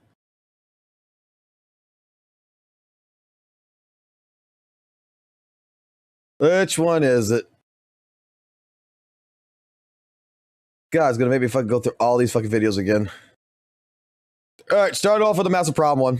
Listen, again. So he uses this one. Go level up and then come back. It's not this one. Hold on. The greatly appreciate one. Absolute most chill music in the background, paired with some of the most beautiful scenes. No, I got a video. Like I said, I'm just doing this shit, but I got a video that talks about all this shit. Didn't have that luxury, but even if they did, I don't think that's how they would have taken that route. No gameplay. From my understanding, this team of dev. Where is the gameplay fucking video? It's not the best game. It's not the best one. That's not Miyabi. Oh, it's this one. Edition of. Notice that when we looked at his account, he has no Jane Doe, no Bernice, no Caesar. What do you notice is a problem with this? This is definitely not his account. First and foremost, the UID is hidden. Second and foremost, we have this. There's no credit for this. He credits the videos that he used that are the demo videos and the music, but he didn't never credit whoever he got the fucking gameplay footage from. So all the gameplay footage in here is with characters he doesn't have. And truthfully, I'll say it, I think ZZZ has the most fun, enjoyable, and interactive, eye-pleasing combat in the space. Now, obviously this is subjective, as there are so many different type of combat niches for gacha games, but I believe when it comes to the dodging and the movement in the combat, everything feels so agile and responsive, while also being able to dodge through attacks. You finally got called a Hoyo Glazer? This just adds more immersive. Wait, you finally got called a Hoyo Glazer. You made it, bro. You made it. Congratulations. Pin that comment. Pin it. Pin the comment.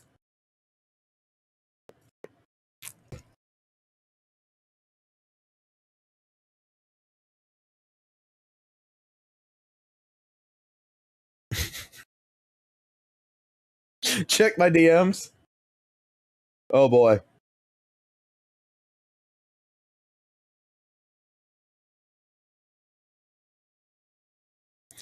Seems like this channel is turning into your typical WUWA bad, Hoyo good echo chamber. Nitpick everything in WUWA and glaze everything in Hoyo. But well-selling bias to gacha game players gets views, I guess.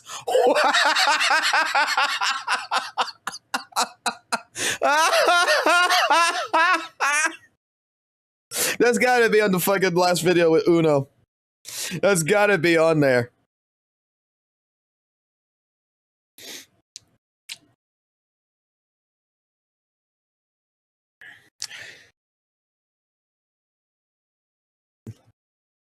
God, and you know what's fucking hilarious is that Vincent is the kind of person that is going to spank Genshin Impact. He's going to spank HSR. He's going to spank ZZZ if he's got to.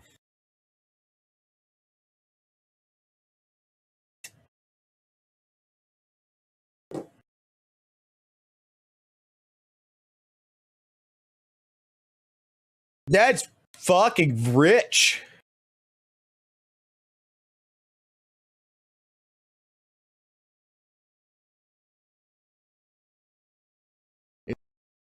Music also plays a key part into New Erdu's feel. The music somewhat gives a nostalgic vibe, as well as Like I said, I love Smack Sand in the part that he fucking used. The one video he used I don't know. I'm not gonna look at the other ones, but especially one video, which is the fucking recap, the one right here with Excel, where fucking ZZ excels in, straight up uses fucking someone else's fucking footage, not even his own gameplay, which leads me to believe I don't think he knows how to fucking play ZZZ, because nothing else here is straight up fucking gameplay.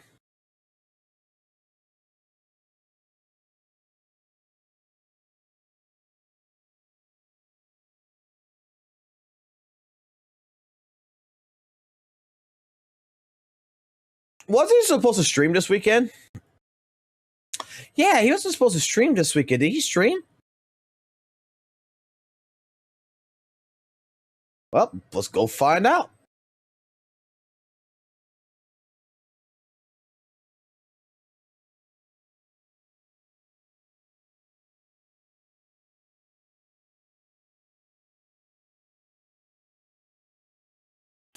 Nope, he streamed 4 days ago. I think 3,000. We got the mail too. We can't forget about the mail. You got. Please don't. Ooh, fuck. That sucks.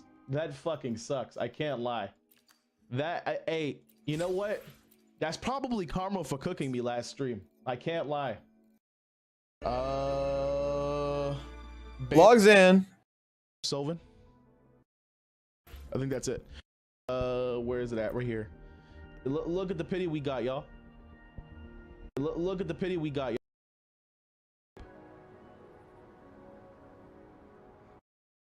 By the way, his characters, when he was going through his characters, they're not even level 90s. They're just like 70s and shit. And it's a whole new account, by the way.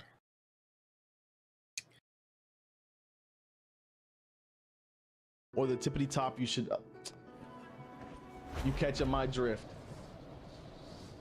Hold on. No, I keep hitting the same fucking button. There's a WUWA player, by the way. Okay, hold on. Hold on. Hold on, we're gonna make it. Thank you. Oh, can we do it? Can we do it? Motherfuck. Look at the disrespect to Cartwheel. Hey, WUWA content will welcome you. We don't need so many.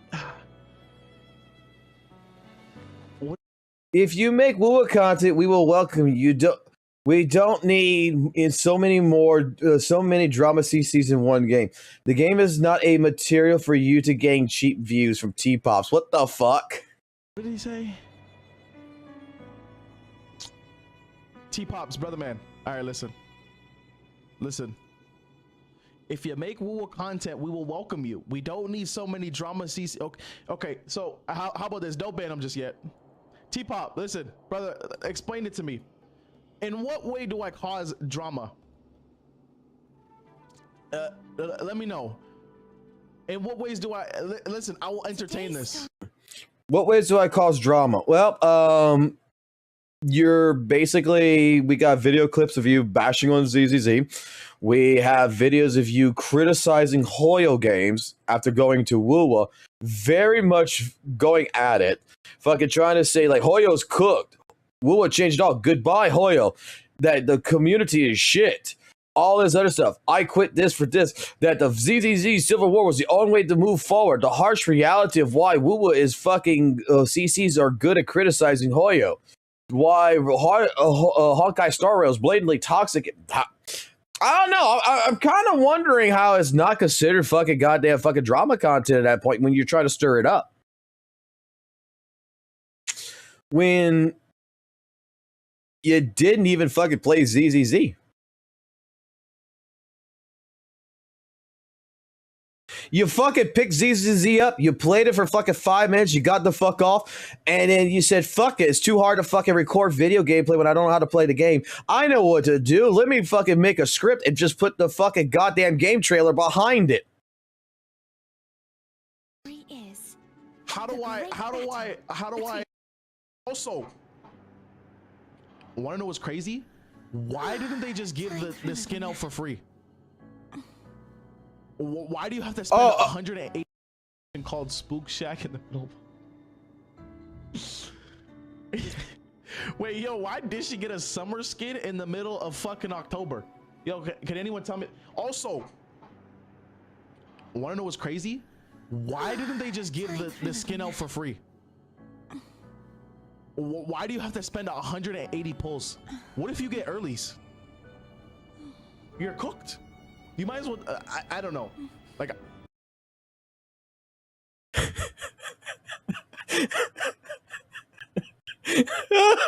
I don't know. I don't have any monies. No, don't worry. Chair's gonna sponsor us. My favorite chair is the one in the corner of my hotel room. It's just a dream. I felt like that was meant to be a joke, but I'm not 100% sure. I'm not 100% sure. Like, I'm not getting the joke. He's not getting the joke. My favorite chair is the one in the corner of a hotel. This is beautiful. Unfortunately. All right. I think without further ado, I think we're going to hold on. Let's just go right outside the. Hopefully this fucker doesn't. If I go in, is she gonna target me right away? Also, Smack, it's better than $20 skin. It's better than well, the thing regarding the recent video, I think it's very accurate, and Saint reacted on it. I saw Saint at the end of the video said that you know, people's probably discomfort with it, or people that just didn't agree with it, maybe was because there was not much glue. I took that into consideration. We'll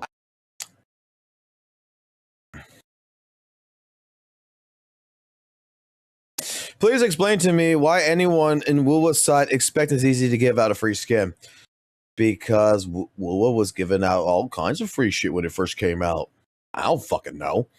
And the fucking fact of the matter is, it's a promotional fucking deal. It's not FOMO, because the fucking skin's going to be in the fucking store at fucking 2.5. A, number one. B, the reason why it's a promotional factor is just like if fucking during Thanksgiving, man, if you go to a grocery store, you spend $150, you get a free fucking turkey. If you spend $150, doesn't mean that you have to fucking buy the fucking goddamn fucking the $150 worth of groceries. It's free if you're going to be doing 180 pulls. If you're not doing 180 pulls, oh well. There's some other stuff you can collect from it. If you're not interested, you don't like Vivian, you don't want to do the 180 pulls for Vivian skin, you just wait till 2.5, you get the fucking skin, man. Like, WUWA is trying to make it seem like, quote unquote, that Vivian's fucking pussy is made out of fucking gold, and that the ZZZ fans has got Hoyle with a fucking gun behind their head and trying to fucking tell them they need to buy the fucking skin. They need to spend 180 pulls to get the skin now. And it's like, bro, it's a typical fucking market strategy that fucking Coca-Cola, a fucking goddamn fucking soft drink, fucking uses. Buy 2 cases of fucking Coca-Cola, get the next one for free. Go M&M's, buy fucking a couple of candy bars, get one for free. It's a fucking promotional deal that fucking companies run. It's not, if you're gonna think that this is like the fucking worst fucking thing that's in the fucking gacha game, you might as well go to your goddamn local grocery store and go fucking tell them that they're fucking wrong with their fucking promotional fucking deals. It's a fucking bonus. If you're already planning to invest on 2.3's banner and 2.4's banner, right? You're planning to invest. You're planning to try to get Lucia. You're trying to get maybe a rerun on fucking Vivian if you don't already own Vivian. Hidare you might try to go for, or you may skip it, go for Banyu, and Dalen over there. In 2.4, Dylan, you may be going for them over there. And then guess what? Between the characters you're probably going to end up getting 180 pulls. If you pulled like a Vivian rerun and you maybe, got early on Lucia, whatever, and you went for Vivian, you got them both, let's just say, because I've seen it happen, and you got them both, for example, okay? And you don't have enough in this patch to go ahead and get for you know, Vivian's quote unquote skin right now. You wait to 2.4, you take the rest of your fucking pulls, everything else, you get the polychroms and that, you go get the fucking pulls for fucking for the next characters you want out of that. You should have enough for 180. You're investing. So if you manage to do 180 pulls, you get a free fucking skin. If you don't, 2.5 comes and guess what's in the fucking shop? And they're saying that it's not gonna come with a bonus. We don't know that for fucking sure. That skin may hit the fucking shop with an initial fucking bonus just to buy it. That for a limited time, for 1 month or something, it may still have the bonus to even make it cheaper. But otherwise, it's going to be a $15 goddamn skin, which you can use my link down below on LDSHOP to get it for $14.95.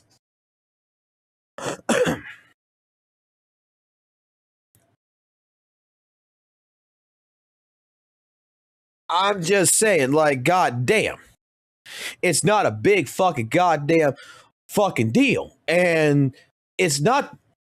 And here's the thing, the ZZZ community, I think the mass fucking majority, everybody who watched the live stream, because I was here during the live stream, I was with Jay Nova and shit. All of us, Kete, Joshua, Eo, everybody who fucking watched that was and after that, nobody in those fucking communities was bitching about 180 pulls on the fucking thing. You know what everybody was talking about? Man, I'm jerking my dick off to this fucking Vivian skin. But no one cared about the 180 fucking pulls until certain content creator brought it up. And then now it became prevalent. That's why I said Lucia over here fucking straight up saved the goddamn fucking ZZZ space with fucking her goddamn Rule 34 fucking porn, because straight up everybody was fucking making drama out of fucking nothing, and then she comes out as a fucking goober fucking looking at ethereal fucking cock, and then all of a sudden, boom, Rule 34 happens in less than 5 minutes of that fucking trailer's release, and then everybody is fucking now back to gooning again.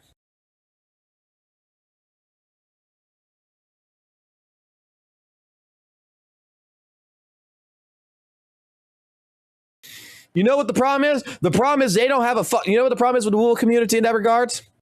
They don't have a fucking goddamn fucking Vivian, and they don't have a goddamn fucking Vivian skin that shows off that she's hot and shit. They don't have the fucking swimsuit skin for fucking Camellia. That's what their fucking problem is. Lucia 34 actually saves it. I 100% believe that. That is the fucking meme I'm going to go with. Like, dude, everybody was bitching. Think about it. Okay, in the last couple of weeks, what were the dramas that we went through? HP inflation, the ALG situation of him not having fun that St. Tona's, Kete, and all them got involved in. We had the fucking issue with the fucking Spook Shack girls here looking like fucking Yijuan. You know, oh, it's just a fucking copy and paste of Yijuan in here, right? And then we had the fucking other fucking drama where they fucking change fucking Lucia's fucking goddamn fucking outfit to show off her fucking goddamn fucking titty fucking breast implants that the fucking devs decided to fucking inflate. Instead of HP inflation, they inflated some fucking breast. We went through HP inflation. We went through all this stuff. We went through all these types of drama, okay? And everybody's on the fucking thing. We even went to the fucking A-rank Monato shit, right? We went to the 180 pulls, Vivian skin shit. And the fucking community is a civil war. The community is fighting one another. And then a fucking trailer comes out. And everybody sees a goober fucking goat who instantly has a couple of different fucking things about her that straight up made everybody go ahead and think, holy shit, I am fucking goddamn. Basically, boom. AI fucking image right here that we made. All of a sudden, everybody's looking at this shit and they're just like, what about, wait, were we talking about something about this outfit? No, fuck off. Yeah, you're right. You think it's like someone was trying to be like, I thought like, was it something with Jean or something? Shifa, what the fuck? No, what about there was something about HP, right? No, shut the fuck up. Wasn't there something about like Vivian? You know what? You think she could take fucking massive fucking ethereal cock, and then all of a sudden the fucking entire fucking ZZZ community, after this fucking trailer hit, started talking about fucking this fucking bitch's fucking goddamn thighs. They started talking about her goddamn fucking passion for fucking ethereal cock, and then fucking Rule 34 hit, and every single fucking ZZZ fucking Civil War member, all their anger fucking dissipated, and their hearts were fucking healing. Praise be to Rule 34 for saving the fucking ZZZ community once again.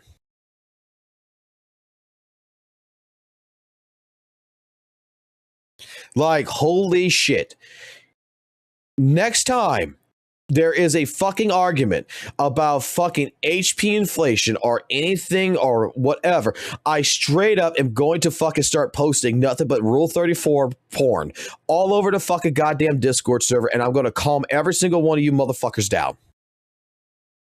I'm going to fucking give you exactly what you want. When they're going to start bitching about fucking Hirari or some shit, like all her kit's bad or some shit, or she's too OP or blah, blah, blah, she fucking power crept Miyabi or whatever, I swear to God, I'm fucking just going to get some goddamn fucking tentacle porn, and I'm going to fucking shove it up your asses.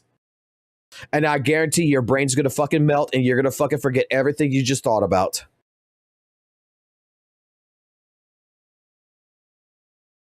Like, straight up, you start fucking bitching about fucking stupid shit. We're getting a fucking injection, a fucking goddamn needle, and we're getting you an injection up the fucking ass with Rule 34 fucking porn, and we're gonna make you fucking go back to fucking gooning.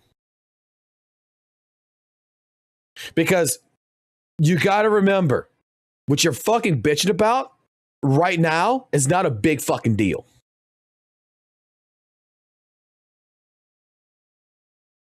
Nine out of 10 times, it's not gonna be a big fucking deal. Like, holy fuck. Give the bitch fucking 5 ethereals and fucking give her a fucking couch. She's gonna fucking take it all home.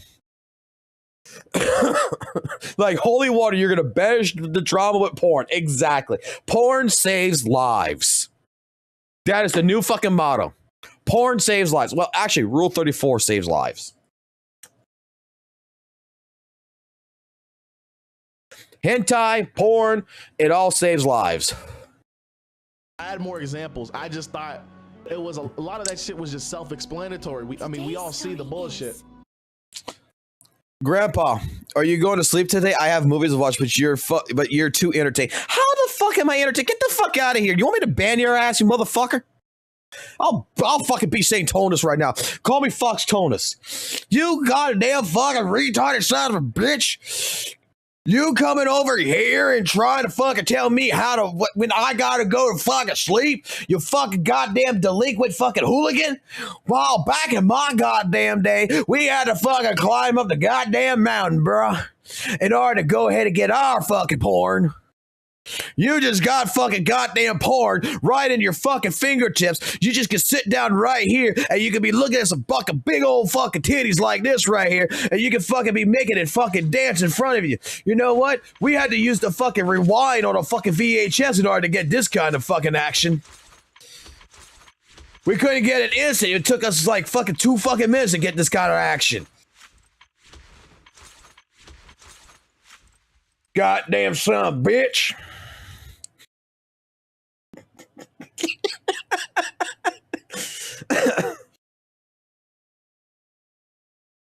Back in my day, we had something called dial-up.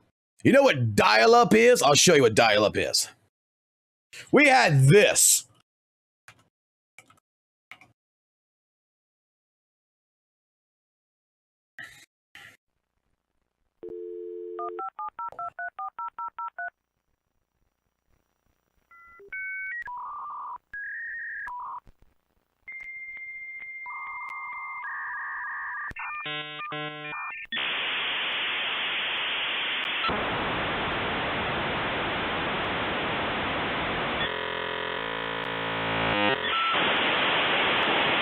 Wait. We're online.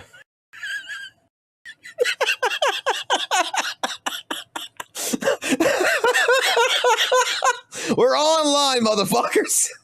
Oh god, the AOL shit. So after over 3 decades, we're online. All right. And then someone make a fucking phone call, and then you get kicked off the fucking internet, and you gotta fucking dial back in. God, I'm fucking old. And nowadays I pay $140 for fucking internet. Oh god, and now, like I said, now I pay $140 a month for fucking internet. But it's so fucking fast. Oh god. But fair play. I'll have to add a little bit more glue to the videos. Chair, you know, I think the first 100 come on. You need to hop off. What do you want me to do? Your recent videos were all about why Hoyo bad, WUWA good. In what way did I say that? In short, glazing. I mean, in what way did I say that?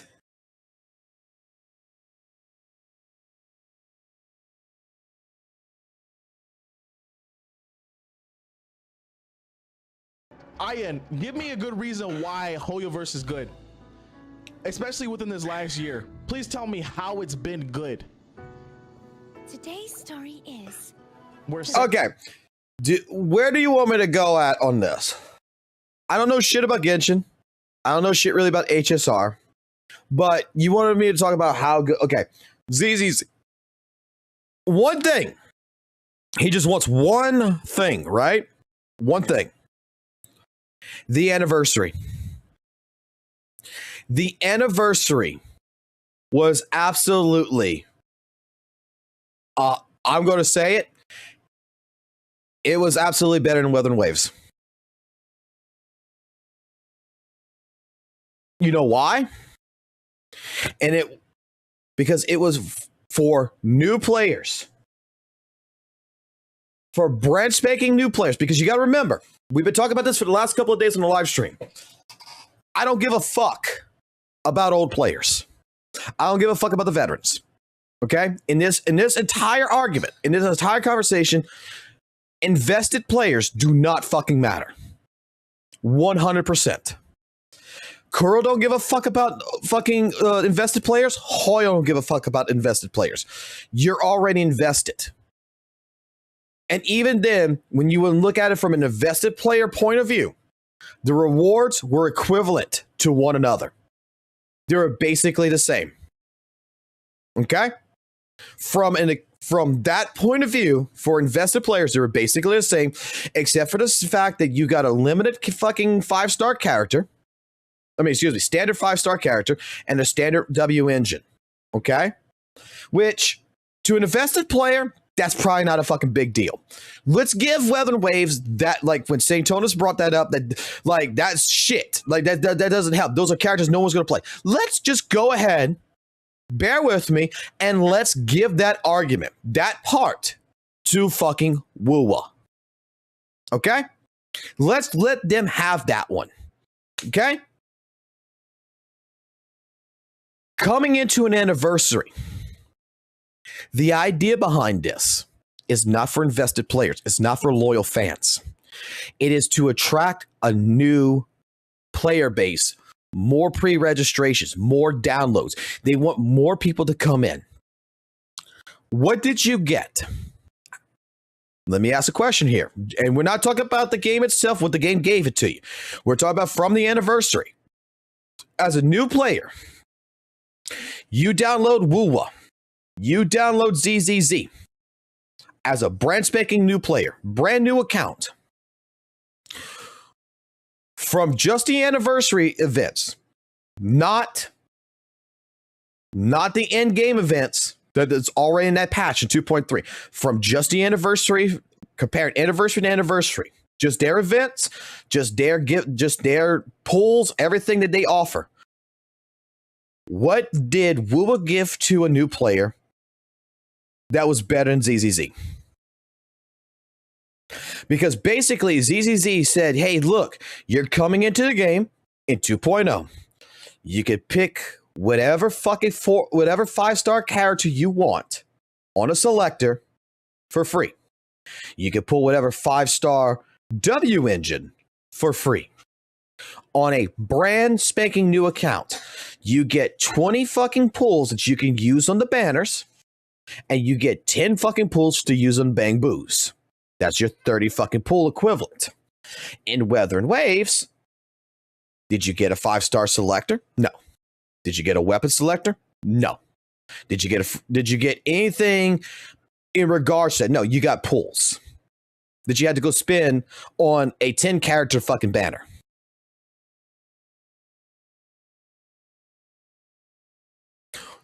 In terms of a brand spanking new player that would install both of these in, just from the initial gifting,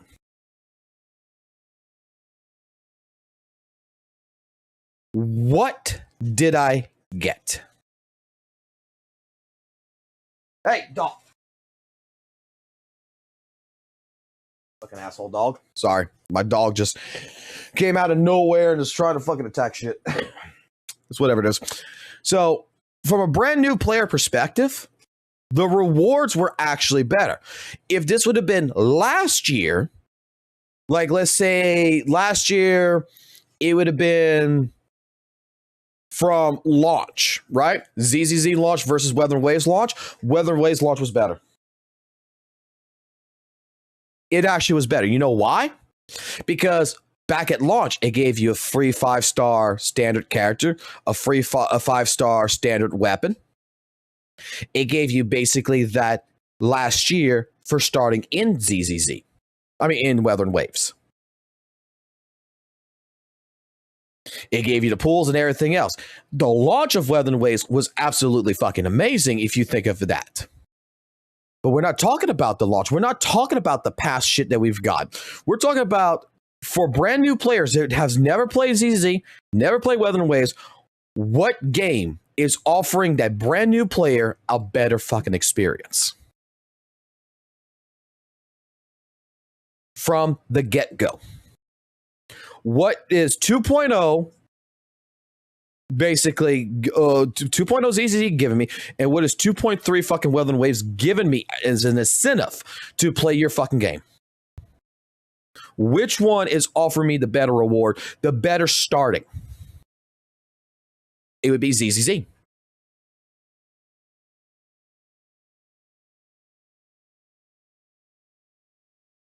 Like I said, give St. Tonus and the Weather and Waves community the fucking win, saying that, you know, for them, that for invested players, the fucking 5-star character, the 5-star limited W engine was shit.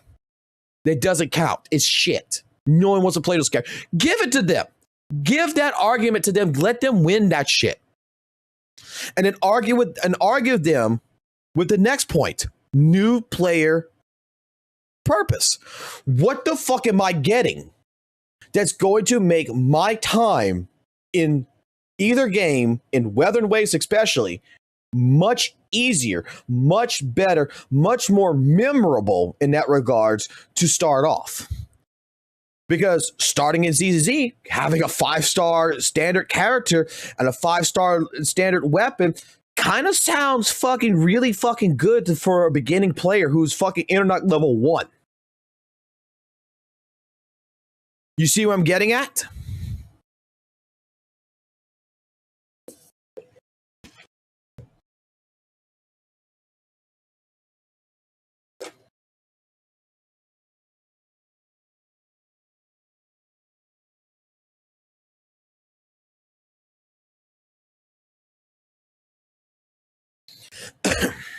Yeah, we got fucking pools for fucking days, okay?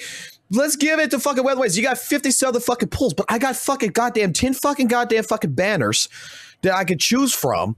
I got Zanny banner that's coming in, which Zanny needs fucking Phoebe in order to fucking actually operate. Here's another thing. You know what made it fucking bad on 2.3? Like, if it had been 2.4, you know, it would have been all right. But you know what made it even bad for a new player in fucking 2.3 for fucking Weather and Waves during the anniversary, the actual anniversary? You come into the anniversary, you go pick up Zanny. You're a brand spanking new player, free to play, whatever. You know, you get all these fucking pools. Let's just say you get her early. She's kind of fucking shit. without Phoebe.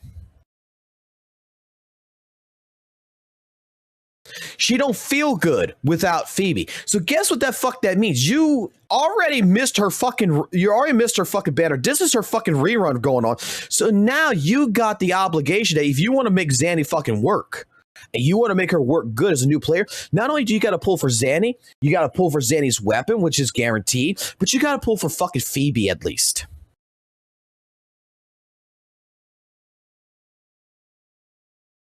So now you're forced to pull fucking 2 characters and Zanny's fucking signature in order to make her feel good to play. All in an anniversary as a brand new fucking player.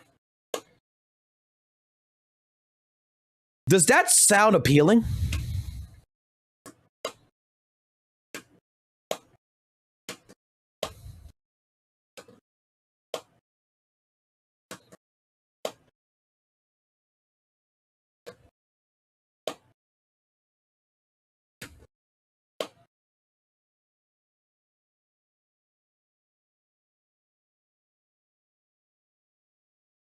Yeah, but at this point in time, she doesn't go ahead and engage it. She's still not good enough for Zanny. That's been tried. She's not good enough for Zanny.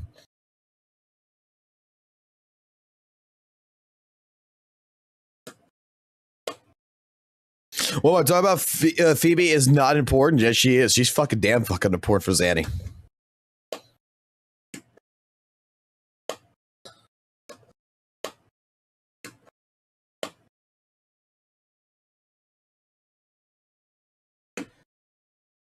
Like, you can still make Zanny work, but I'm telling you, if you like, you're good. You want Phoebe in order to make her. Even fucking Satonus fucking admits this shit. Even Satonus was bitching at fucking Gotcha Smack for fucking using Spectral Rover, saying that doesn't work that well.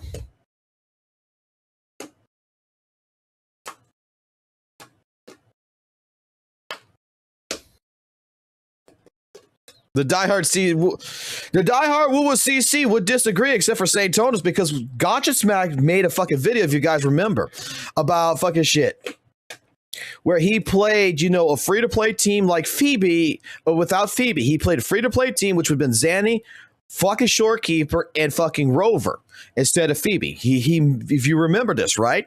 And Satonus was like completely straight up fucking not mad or anything at it, but was like, dude, this doesn't fucking work. You need Phoebe. That, like, anyone who plays Zanny without Phoebe is kind of stupid. Where Gotcha Spec had to remind him that I did this on purpose because I wanted to showcase the power strength of Augusta from the point of view to where Augusta doesn't have Yuno right now, so she doesn't have a premium team. So I want to make sure that Zanny doesn't have her premium team and just showcase the difference. And then Satonus was arguing with him about that he needed Phoebe.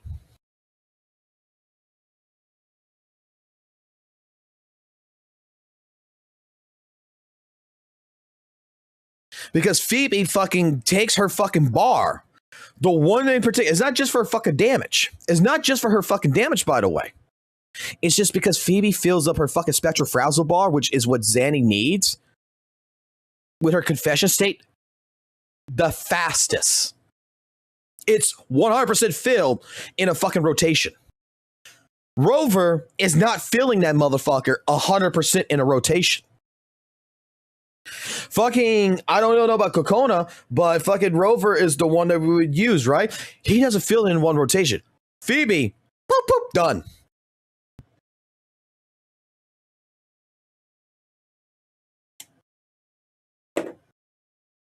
So, in that regard, I played Zanny without Phoebe. I didn't want Phoebe. So I was like, okay, this is going to be the time. I built up Rover.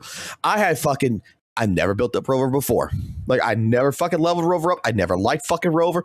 It was the first time I went go spend all my fucking weekly mats, everything on fucking Rover, and I built fucking Spectral Rover. And you know what the fuck I said after it was built and I played? I was like, this team feels like ass.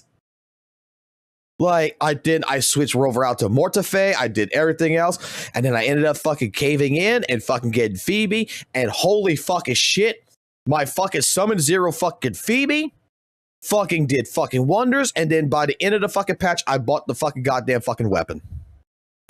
Just to say, fuck it, I'm just going to give her signature as well. Fuck, it's guaranteed. I'm just going to do it.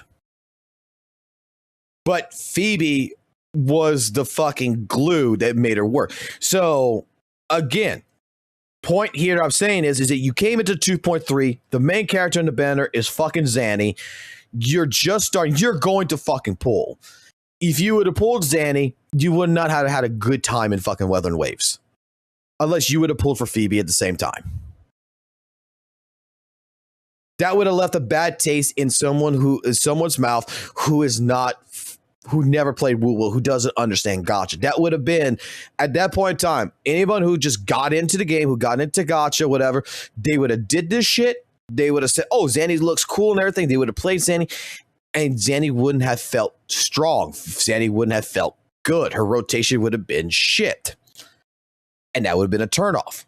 That's why, like I said, when it comes to the rewards of anniversary rewards, ZZZ versus Wuthering Waves, from an invested person's, of an invested account, a vested player's account standing, relatively speaking, both anniversary rewards was equivalent to one another. They were damn equivalent. They were damn close to one another. It was basically a fucking tie. But the value of those anniversary rewards to a new player, ZZZ, was miles ahead. We got a character that's coming, which is the Rupture character. We got a Rupture agent that came in that is damn easy to fucking play. So if you're going to pull for her, you're going to have a good fucking time. Basically in the same power level as fucking Miyabi. You get a free 5-star standard character, free 5-star fucking standard fucking weapon. You basically had the cream of the crop to start your account off in 2.0 as a brand new fucking player. So much fucking easier than a fucking Wuthering Waves player did for fucking WUWA. That is fact. From a new player perspective, that is fact. A new player that would have came in, if, like I said, if the anniversary would have been on 2.4 versus ZZZ, now we got a little bit of a different story. Because ZZZ wouldn't have been miles ahead. It would have just been a little bit ahead because Cartwheel was a damn good fucking character. It is the fucking the Senator Resonator. It should have fell. Let's be honest. The fucking anniversary should have been on 2.4, not 2.3. It would have made more sense.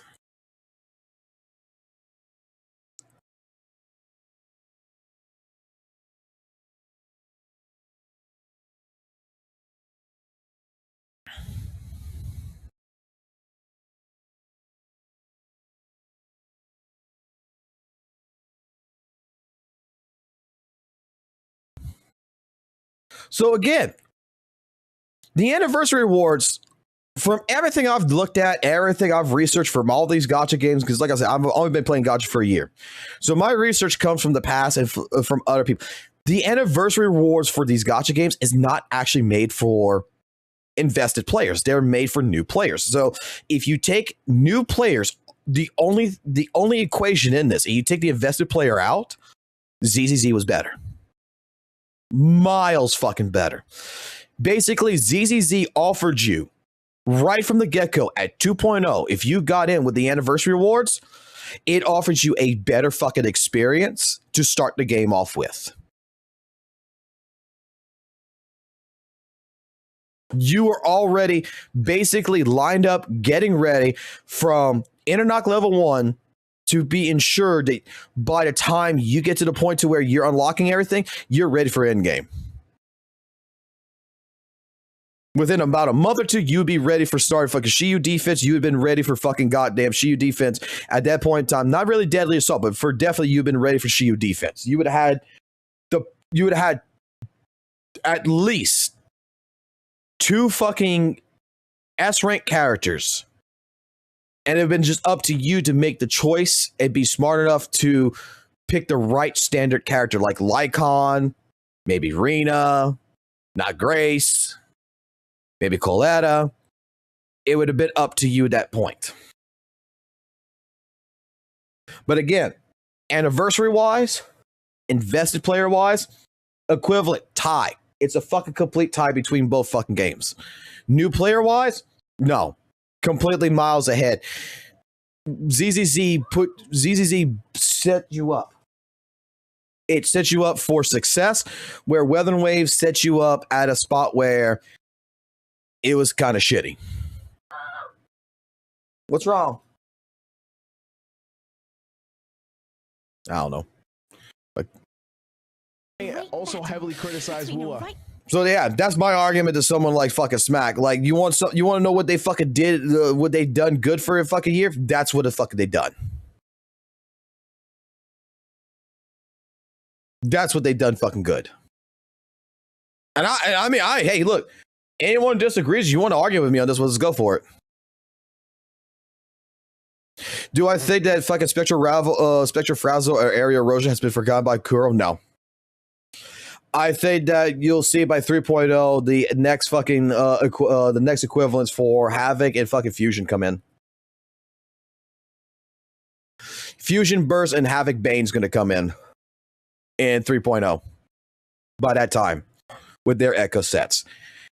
And they're going to start working on these negative status effects more with the sound effects. What they're going to forget is they're going to forget the old characters' fucking echo sets until they fucking figure a way of balancing that. And the only way they're probably going to balance that is through Nightmare Echoes. Just wait. 3.0, we're going to get fucking Hell Nightmare Echoes or some shit. We're going to get a fucking whole new breed of Nightmare Echo. It's going to be something like Dark Tide Spawn Nightmare Echo or some shit. And then boom, you're going to get this. It's going to fucking bring up GN's power level.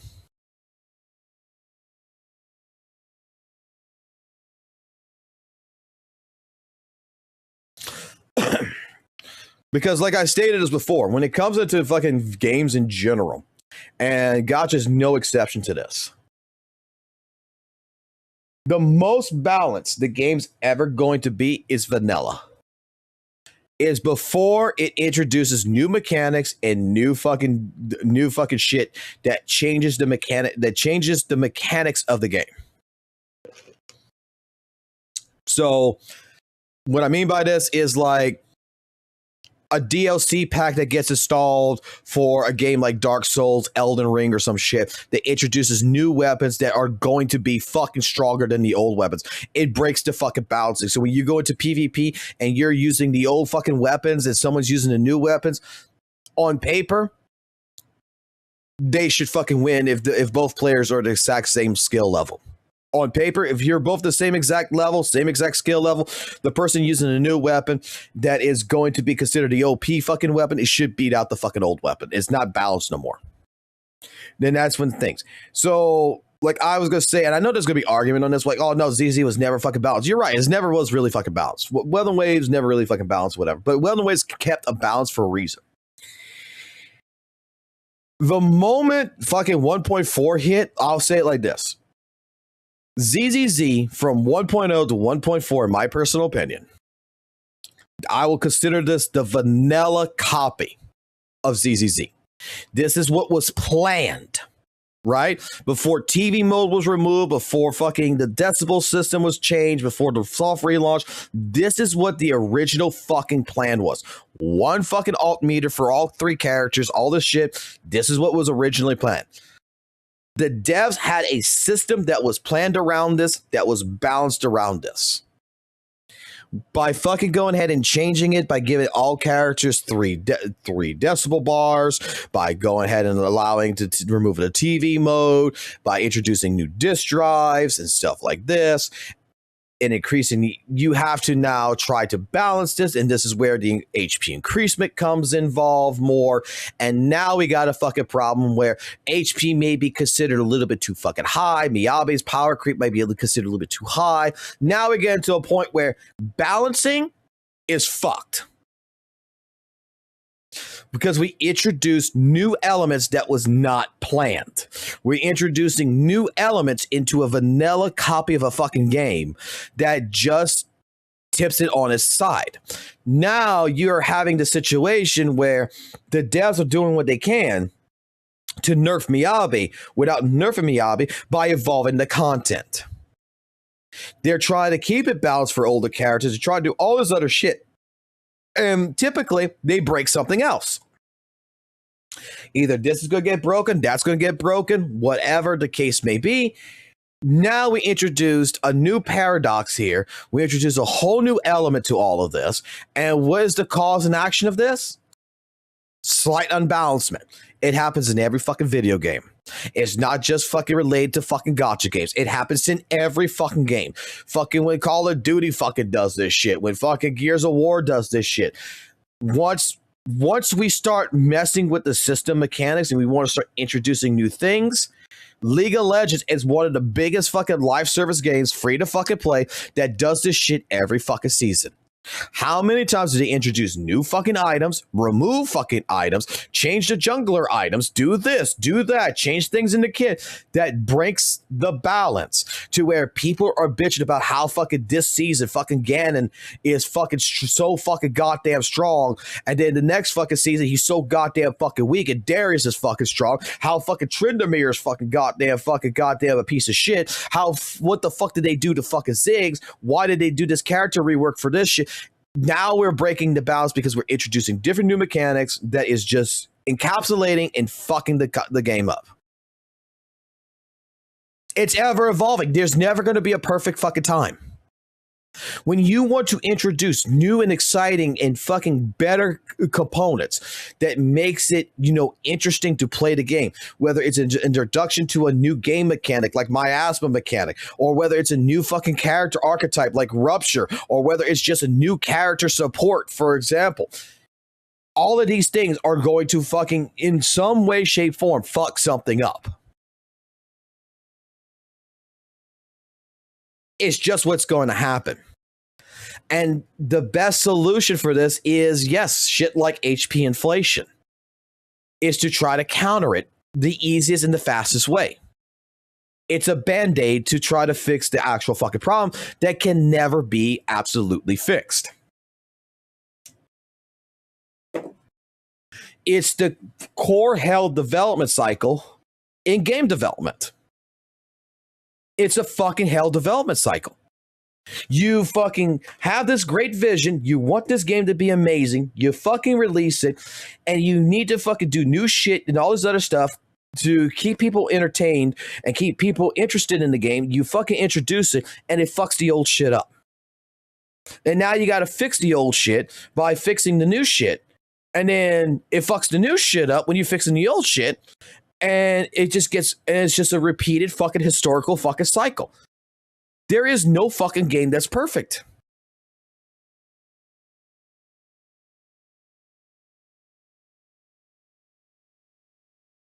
That's why, like, typically when you watch like the TED Talks and everything with game developers, vanilla game copies, the vanilla game is always typically, you could say it's, oh, that's the most broken there is. It is the most broken it is.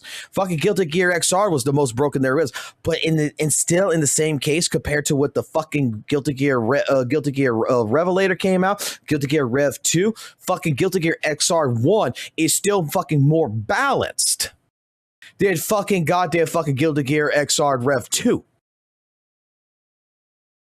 Vanilla fucking goddamn Guilty Gear was the most balanced copy, even though Elfelt was the most OP fucking bitch in the game. Because they fucked other shit up in that game. They made other fucking characters, which shouldn't be as fucking strong, stronger. Because they introduced fucking new mechanics like the Blitz Shield and all this other shit that never existed in fucking Xrd.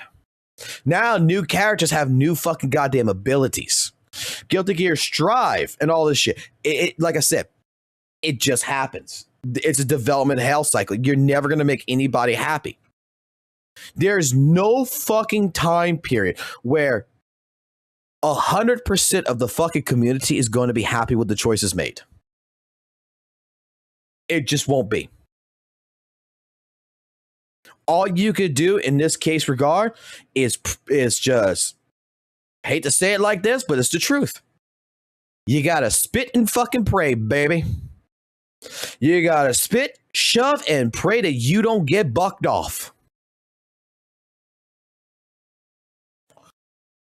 That's it. Basically, game development A community is playing a game. You like ZZZ, okay? Problem is, it's changing. You want a little bit more excitement. So you spit, you shove, and you tell your girl, which is ZZZ right here, you say, how you doing, WUWA? And it's getting pissed and it's fucking trying to buck you the fuck off. It's trying to kick you off, and your entire fucking goal here is to hold on for the fucking ride. And pray that it calms down and that your shit starts working. Hence why character buffs are something that's coming into the game. Ellen Joe got buffed. Zambi got fucking buffed. Who knows? Maybe your favorite character next will get buffed. But the thing is that this is fucking game development. This is always what fucking happens. Like, St. Tonus, fucking goddamn fucking Smack Sand right here is all regarding this goddamn bullshit like Hoyo's so fucking evil and everything. Well, I'm sorry to say this, like in the regards of fucking HSR, in the regards of fucking Genshin, right? I don't fucking play Genshin. But it's been over, what, 5 years for fucking Genshin? I don't know how long it's been for HSR. But I'm pretty sure that a lot of the shit, the reason why HP inflation is so high and all this other stuff that's always being remarked at is because they introduced new shit. I'm pretty sure that manual-based characters, 1.0, I'm pretty sure, let me put it like this. I'm pretty sure the 1.0 characters are nowhere as good as compared as fucking 2.0 characters, 3.0 characters, 4.0 characters, and so forth. Right? I don't think there's nowhere near at the same fucking league.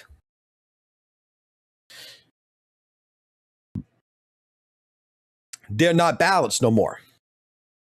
If the new characters could play auto mode and beat the content, and the old characters can't fucking play auto mode and beat the content, if the old characters struggle through it, but the new characters don't, you got to misbalance.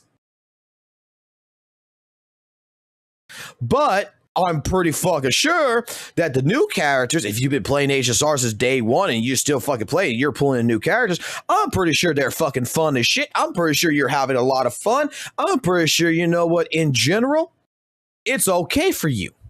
Because you maintained your account, you kept up with it, you're working with it. For a player who's just coming into it, or a player who, especially not like a new player coming into it, but like more like a player who hasn't played for maybe like a year or so, or maybe like 6 months, it's just coming back into it, they're gonna have a hard fucking time fucking getting used to it. You know, another game that's completely fucking non-balanced, that the same fucking shit applies, is a game called fucking Yu-Gi-Oh! I'm not bullshitting you. A game called fucking Yu-Gi-Oh! Is the same fucking bullshit. Go ahead, go play Battle City Rules, go play original fucking Yu-Gi-Oh! And say, you know what, guys, I'm going to take a break. And you decide, you know what, after 2 years, you're going to come back and play the fucking game. And then you get told about synchro summons, and you're like, what the fuck is synchro summons? Yeah, your fucking old fucking blue eyes white dragon deck is going to fucking suffer. And then you get fucking goddamn the fucking Link fucking bullshit. You get all this other fucking bullshit. The fucking the XYZ fucking bullshit. Now we're fucking took fucking Yu-Gi-Oh! And we completely said, fuck you, completely unbalanced. And you know what? That's just how it is. Either you fucking get used to it, or you get fucked.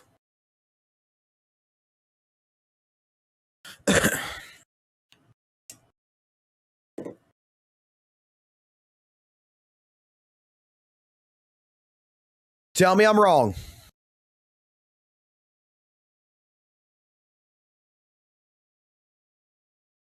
Card games are like one of the most fucking unbalanced games. Like, it comes into play.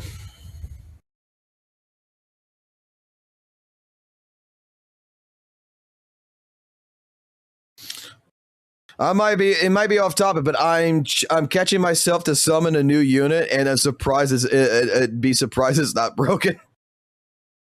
Hand traps are OP like Maxi. Oh god, don't, dude. I've taken the Maxi challenge multiple fucking times. God damn, this shit's fucking hilarious. Again, it's just live service. It's just what it is.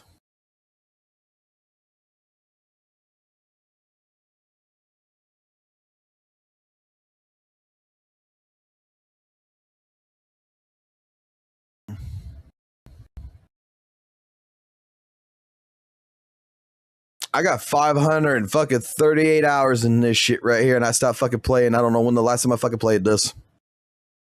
May 3rd was the last day I fucking played fucking Yu-Gi-Oh, man. I'm pretty sure from May 3rd to right now, there is a whole new fucking deck scenario. I'm pretty sure a whole new shit right here. I'm looking at it right here. All this shit has fucking happened since I've been fucking gone. Since May fucking, like, since fucking May 3rd, whatever. And I'm pretty sure a lot of shit just got fucked up in here that I would have to fucking go ahead and deal with a whole bunch of new shit. And you know what? You know how I deal with that problem? Done. Night and the wicked. Which you don't. I don't know if you noticed yet, but I'm nowhere near endgame. I'm not even caught up on story. How?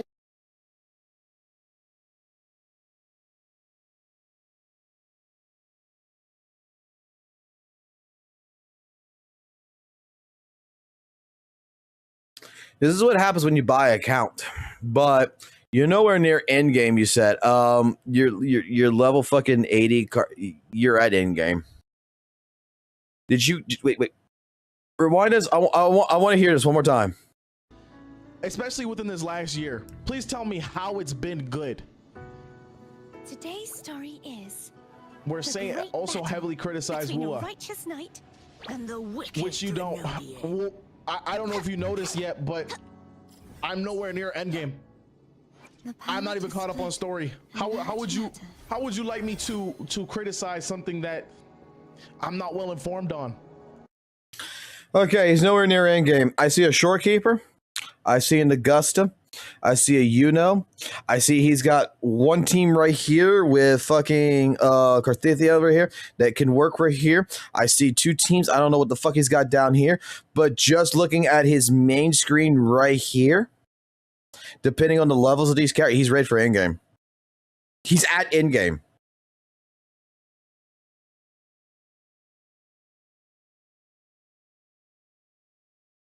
You could go throw on basically a fucking scrap fucking echo set right now. If these characters are fucking leveled up, if the tree's leveled up, the fucking weapon, you got the signature weapon, everything else, your stats aren't too bad, you're good. You're good for fucking endgame. Like, where the fuck do you say you're not situated for fucking endgame? I'm a new player. I started 3 weeks ago. Listen to this. Really criticize WUWA. Righteous knight and the wicked. Which you don't. Well, I don't know if you noticed yet, but I'm nowhere near endgame. I'm not even caught up on story. How would you like me to criticize something that I'm not well informed on? I'm a new player. I started 3 weeks ago. Does this look like a fucking account that was fucking made in 3 weeks? This is a 4-day-old video, yes.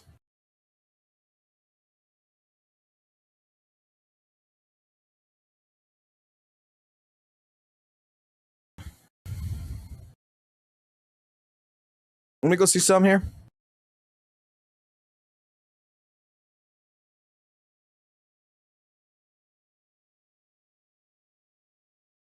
Most just as a former ZZZ only content creator with quite literally 90% of my subscribers coming from ZZZ, I'm not gonna lie, I'm fully expecting y'all to cook me in the comment section for this one. I know y'all ain't gonna like this video, and for those of you that know me, well, you know I like to call a spade a spade. I always keep it real in my videos, but I just gotta come out on the record and say watch your games out while I wait for ZZZ to get a bit better. I brought HSR into the channel recently, and that's actually been a nice breath of fresh air, turn-based itch that I've been having for quite a while. But then I heard a few of my friends talking about Wuthering Waves again. They showed me a peek of Augusta's combat leaks, and that's what actually really made me look into the game again. Now, I ain't new to WUWA. I played it during 1.0, wasn't really feeling it. The story was meh at the time of 1.0, and the game felt half-cooked. Like, the game needed more time in the oven, so I dropped it. Came back during 2.0, picked up Carlotta, messed around for a bit, but didn't really stay long. Back. Does that sound like a new player?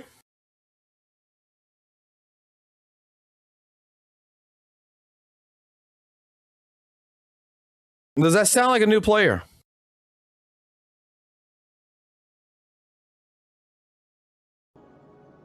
Tell me, how do you want me? Do you want me to criticize something that I'm not well informed on? I'm nowhere near endgame. I'm not even caught up on story. How would you like me to criticize something that I'm not well informed on? I'm a new player. I started 3 weeks ago. Tell me, how do you want me?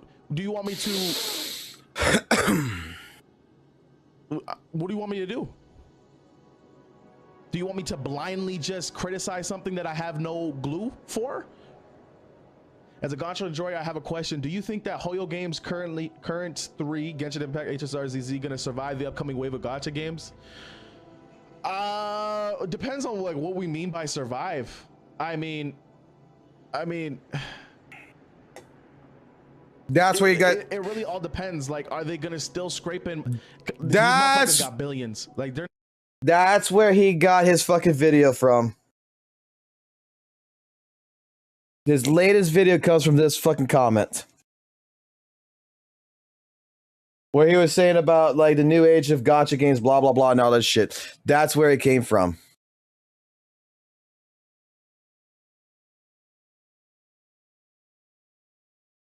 Not going anywhere.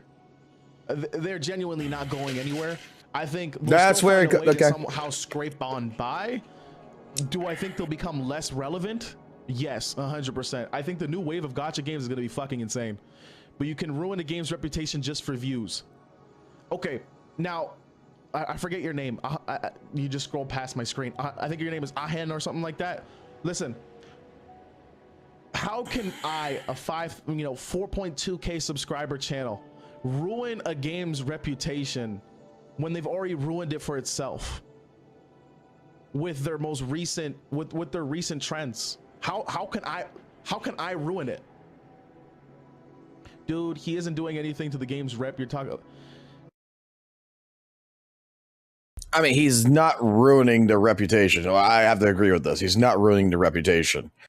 What he's doing though is he's allowing the spreading of the reputation. He's spreading the misinformation of the situation. When he's not even a person who claimed that he's a ZZZ player but did not actually fucking play ZZZ, who did not fucking actually work on his fucking account and fucking gave up on the game because apparently I guess he couldn't fucking learn how to fucking build characters and shit, and then dumped it over to go to fucking Weathering Waves, to which, by the way, guys, we've been watching this shit, right? He has yet to actually play the fucking game, by the way. Like, he's just running around. Like, I haven't seen him fight a boss. I haven't seen him fight a fucking Echo. Like, it looked like he was, like, that's why I stopped right here, because it looked like this was the spot where he was going to go in and go fight a boss or something. But I'm going to go ahead. I'm going to look at the icons here. Like, looks like we get a fight right here. Looks like we're going to get a fight right here. We're going to get to see that. And then he does his pulls at the fucking end right here. He gets one fight going in, but he doesn't even go fight for anything. Like, I'm not even seeing the guy fucking play. You know, every time I start my fucking live streams, what the fuck do y'all catch me doing every time I start my fucking live streams?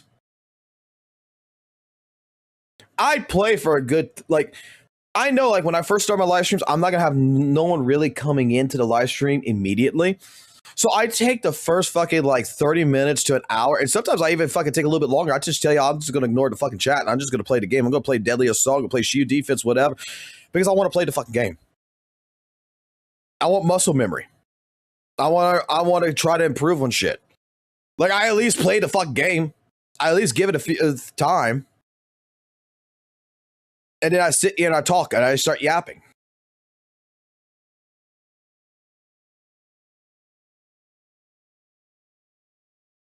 No, he doesn't have any fucking ZZZ gameplay.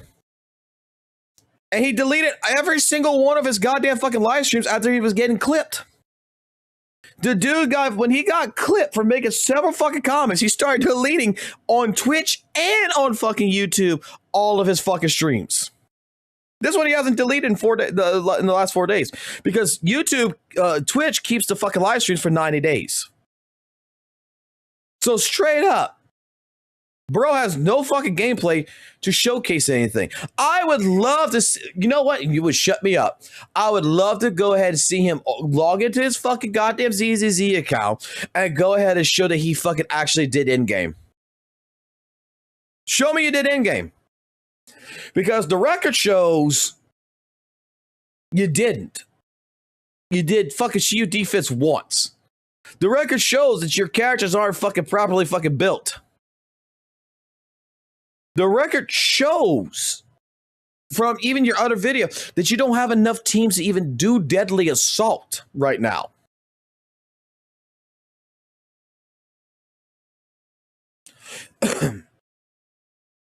Like, you're not an expert on Hoyo games. You're not an expert on fucking goddamn ZZZ for damn sure. I don't know about your HSRs because I don't even see gameplay for your HSR. I don't see gameplay for fucking Genshin. I don't see the fucking credentials that shows me that you play the fucking game to where you can say that Hoyoverse is bad. Gotta hand it to fucking Saint. Motherfucker actually played the fucking games to fucking go ahead and criticize the games. Gotta give him that fucking credit. You don't fucking do it, sir. Which makes it look like you're talking out your ass. Sorry to say, but that's the truth of the matter. It's okay. I mean, I'll entertain this. How can I ruin a game's reputation when they're the ones that initiated it? I'm gonna be right back. I'm gonna use the restroom. It's because they're the ones that did it. Like, let's be real. If ZZZ, HSR, and I guess Genshin Impact is apparently like Nod Cry is good, but is it good or is it just Genshin's just been so bad, especially with Natlin, that now they finally have a decent story. Now that they're just thinking it's fucking peak. You know, what was Gers compared to Genshin? I think we're losing the plot here, Ian. I think we're losing the plot.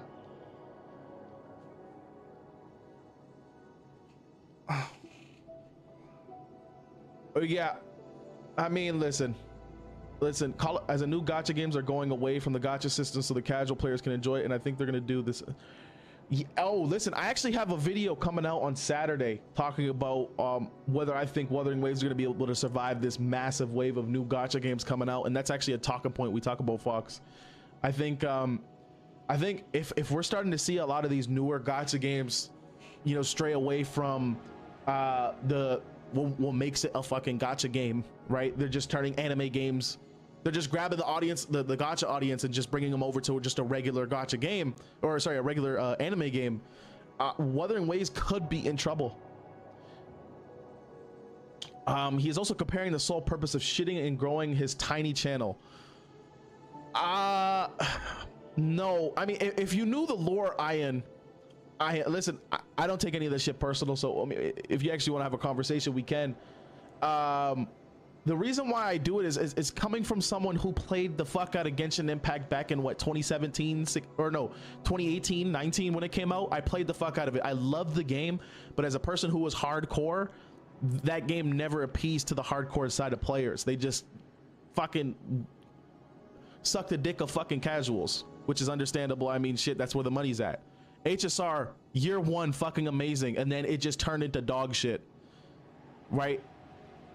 Yeah, Natlin, I heard Natlin was a hot piece of shit. I wasn't around for it. I kind of stopped after Inazuma. And ZZZ was really good with 1.3, 1.4 especially, and then it was just on a downtrend, which just kind of sucked, you know. And so, as a person who comes from mainly playing Hoyoverse games, and then seeing how these games were once the best of the best in the fucking genre, and then seeing how they totally rotate from actually giving us quality Hold on here. and just totally ignoring Hold on here. Very mid-tier fucking updates. I was in the restroom. Worse, making it more predatory. I was in the restroom. I heard something. Let me rewind this real quick. Listen, I don't take any of this shit personal, so I mean, if you actually want to have a conversation, we can. The reason why I do it is coming from someone who played the fuck out of Genshin Impact back in what 2017 or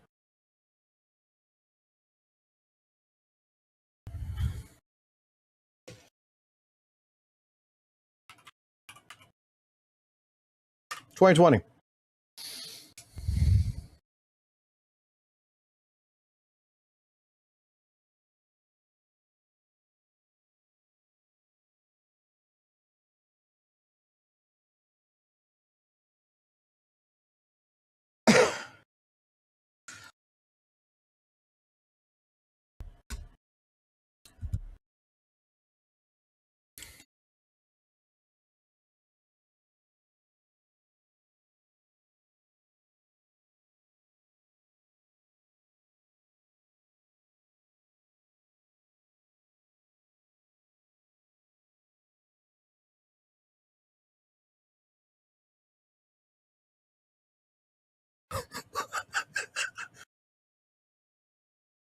I mean, if you actually want to have a conversation, we can. The reason why I do it is coming from someone who played the fuck out of Genshin Impact back in what 2017 or no 2018 19 when it came out. I played the fuck out of it. The reason why I do it is coming from someone who played the fuck out of Genshin Impact back in what 2017. You know what's fucking hilarious? I played Genshin Impact for 19 fucking hours, and I told y'all it was 2020 when I played it. Because the reason being is that COVID.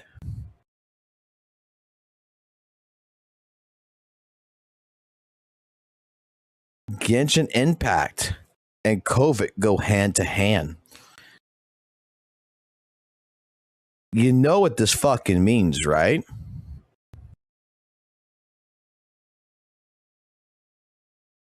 You know what this fucking means.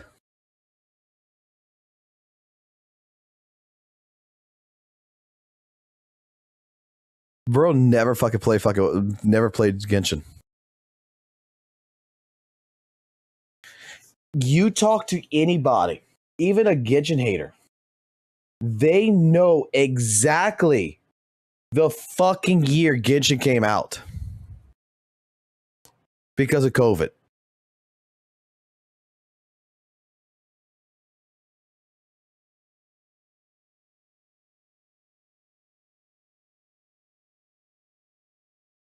The people who didn't play it would know it.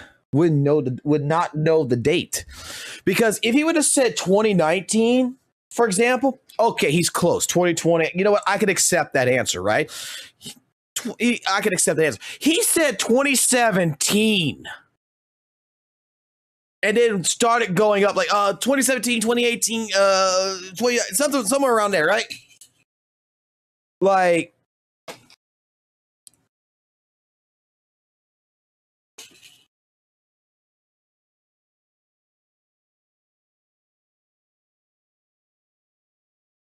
that's funny. Let's get more to lore dump. Who knows? Maybe his grandma fucking baked cookies in fucking goddamn Natland. Or no, 2018, 19 when it came out, I played the fuck out of it. I loved the game, but as a person who was hardcore, that game never appeased to the hardcore side of players. They just fucking suck the dick of fucking casuals, which is understandable. I mean, suck the dick of casuals, by the way. Shit, that's where the money's at. HSR, year one, fucking amazing, and then it just turned into dog shit. Right? Yeah, Natlan, I heard Natlan was a hot piece of shit. I wasn't around for it. I kind of stopped after Inazuma. And ZZZ was really good with 1.3, 1.4 especially. And then it was just on a downtrend, which just kind of sucked, you know? And so as a person who comes from mainly playing Hoyoverse games and then seeing how these games were once the best of the best in the fucking genre, and then seeing how they totally rotate from actually giving us quality content and just totally ignoring feedback and dropping very mid-tier fucking updates, making their games worse, making it more predatory. I mean, at the end of the day, what the fuck? He didn't play.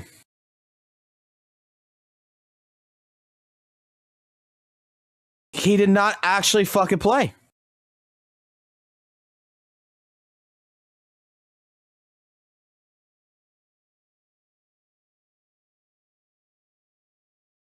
Like, he says 1.3, 1.4 was the high, right? And then it went on a downtrend after that. Bro, if you're going to say a downtrend, I would have said, like, you know, if you would have said something like 1.6 and 1.7 was a downtrend, okay. But you got to get the time, you got to get the game time to cook. I mean, from 1.4 to fucking 1.5, 1.5 wasn't until end of January?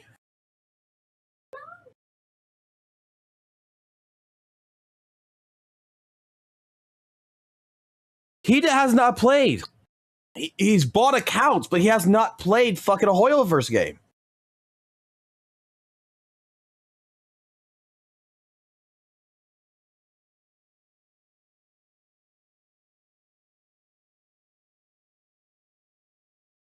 Like, that's what I'm getting from this.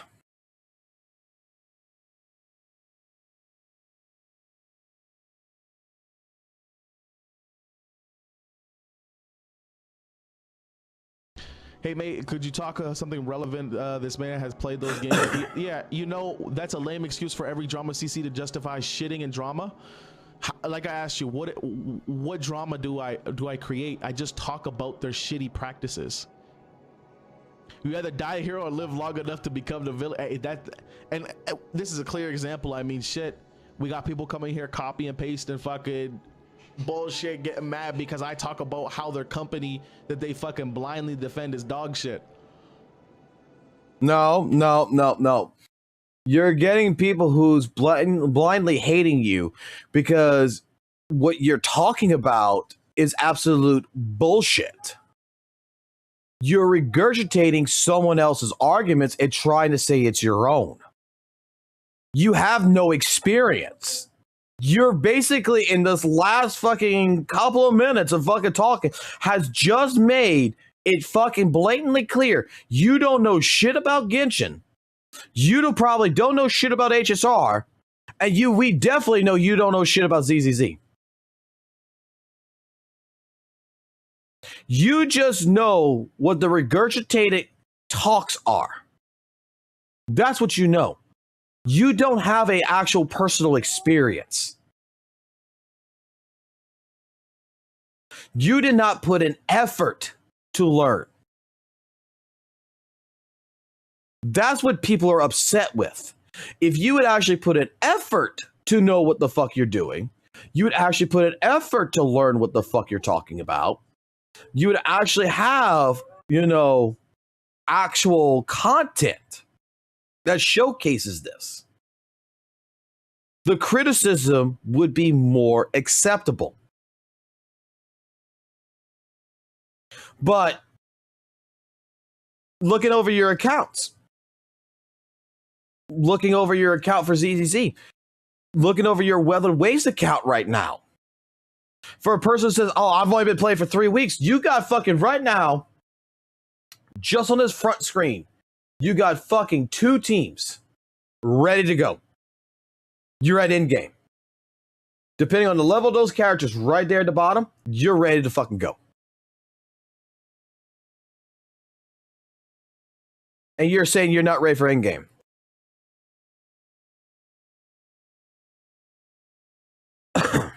You've admitted that you've bought an account for Weathering Waves. You clearly did not know what the fuck the Infernal Rider was, which is what led to the question about your ZZZ content. And now, from your own fucking words, your own mouth, your own statement, in the court of the gotcha fucking court here, ding, ding, ding,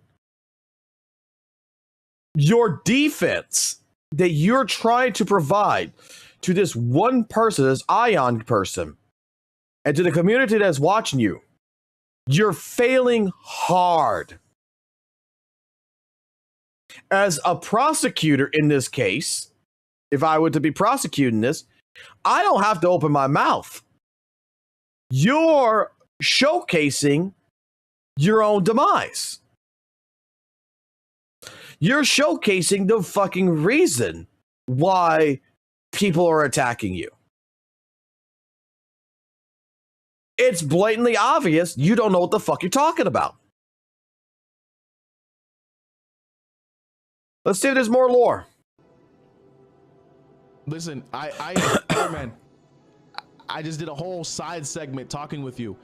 But if you can't be a grown enough adult to acknowledge the fact that Hoyoverse is fucking dog shit, and everyone in the fucking community, all the Hoyo shills keep eating that shit up like it's fucking great. I mean, I'd have more respect for you if you just said, yes, these games are bad.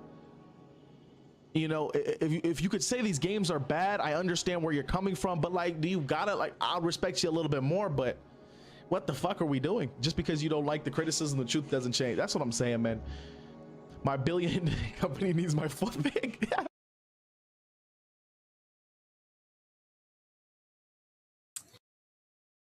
Remember 3446?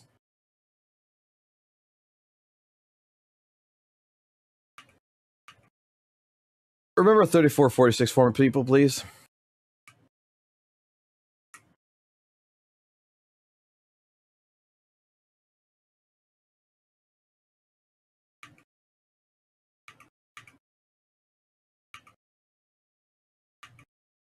All right, he came in at the door here.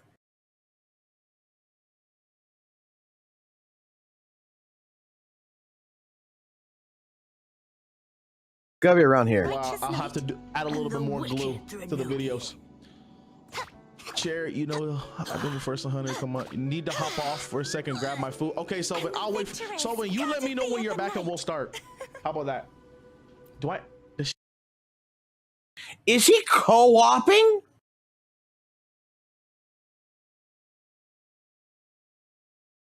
Wait a minute, I just realized. He's not entering it because he's co-oping these bosses with someone. He's having someone help him do this shit. I'm not 100% sure. Like, hold on. Let's just go. It's better than well. The thing regarding the recent video, I think it's very accurate, and Saint reacted on it. I saw Saint at the end of the video said that I took play.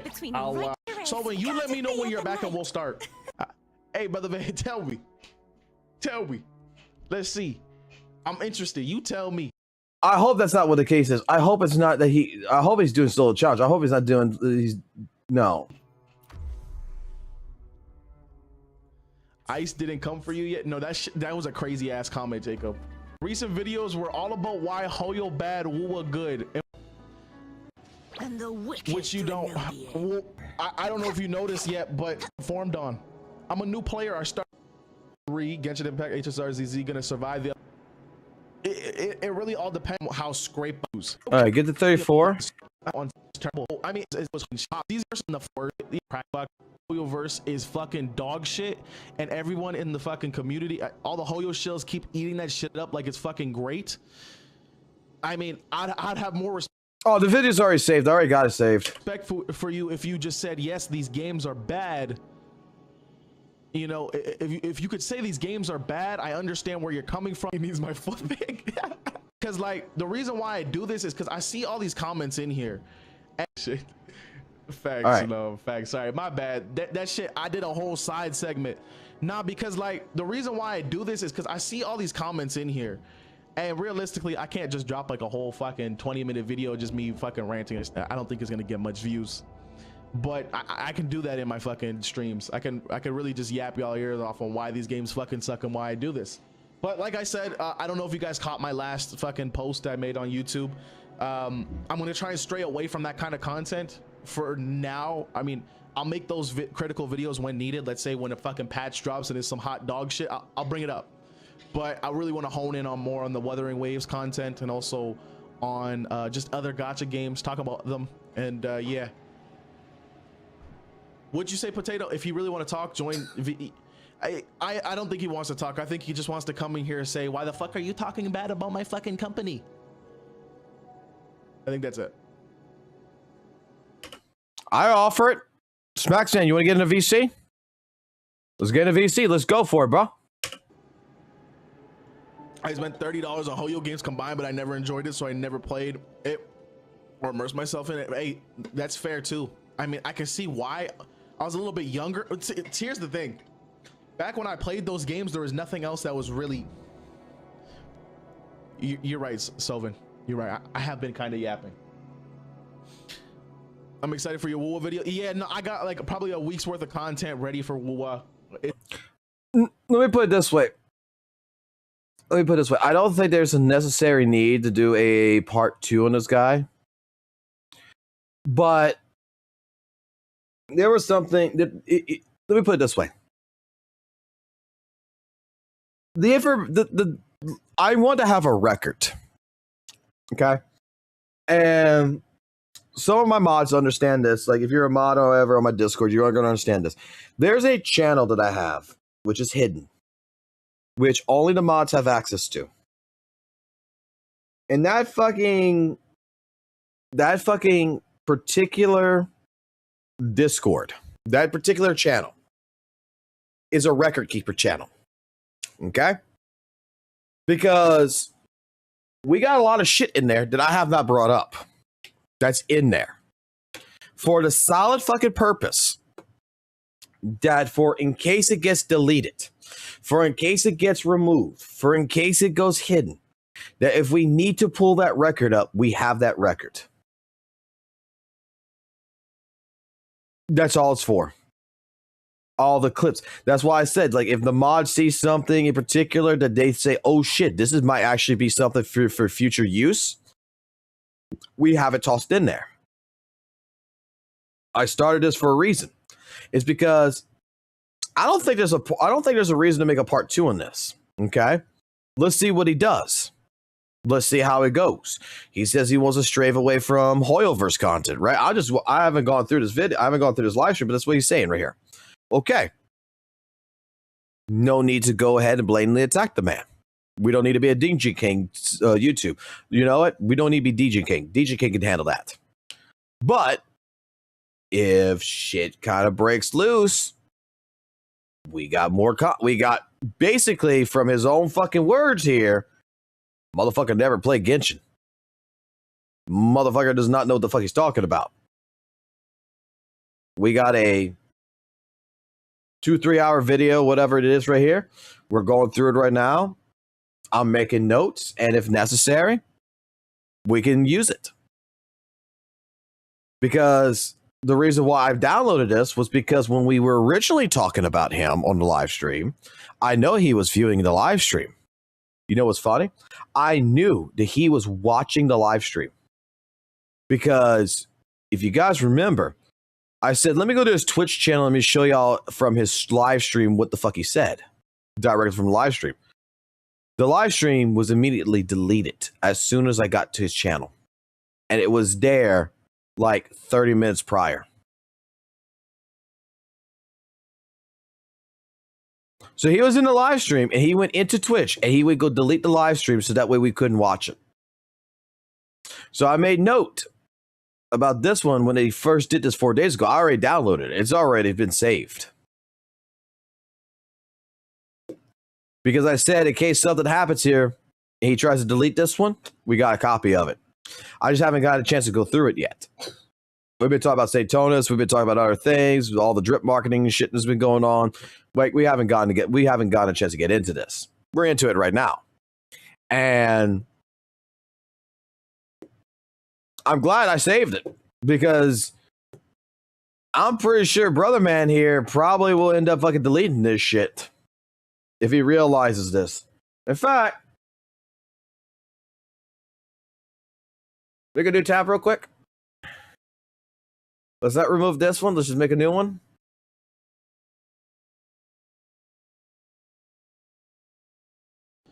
Yeah, it's gonna be nice. All right, just making sure. Just making sure. Because reason being is that if we see it get deleted here, well, it's gonna be nice. If we see him if we see this get deleted here in the next like 30 minutes or so,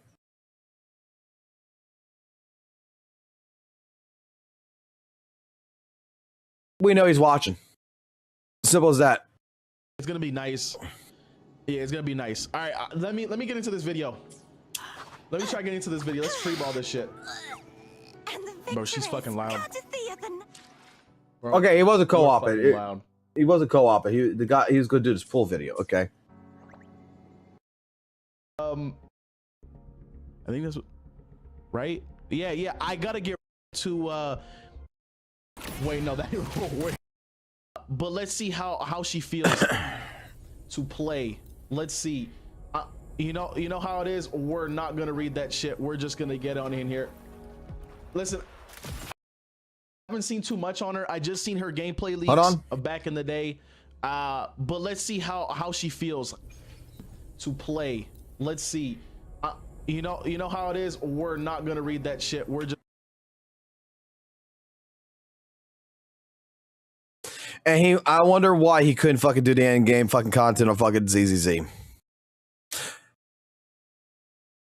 I wonder why he doesn't know what the fuck the story of Weather and Waves is. I wonder why. Yeah, Boss Game. It's a fucking trial, and he's not even gonna read the shit. Just gonna get on in here. Listen, I'm a big fan. I'm a big fan of the Nero and Bayonetta gameplay. I can't lie. You do realize she's got combos. All right. Bro doesn't even realize she actually has fucking combos. Wait a minute. What is that? What is that? Let's see the ult. Wait, no, that. Wait, no. He's not even doing the standard combo. I can't lie. I don't know what I'm doing. Bro's already almost at half health. I'm doing something, but this feels good. I can't lie. I'm not even gonna switch. I'm gonna go get a fucking trial run. Lie. I'm not even gonna switch.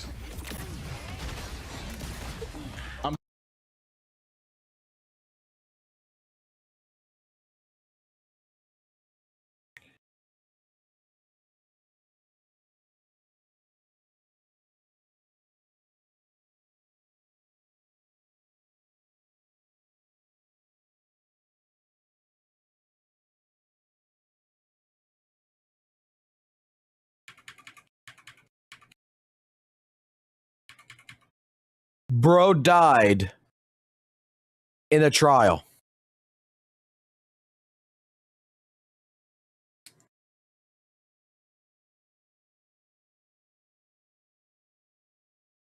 The bro died in trial mode. Get him. I'm gonna go get a fucking trial run. No, this oh no, he didn't die. Too damn good. Oh no. He didn't die. Okay. I thought he died. One more hit, he would have died. I'm here all for it. Yeah, no, we're all for this shit. All right. Let's just get into it. Better combat, but at least understand how the combat fucking works. But holy shit. Let's just get into it. All right. Okay, so here's the game plan. We're all right. We got this much pulls. I think we're quite literally on one pick.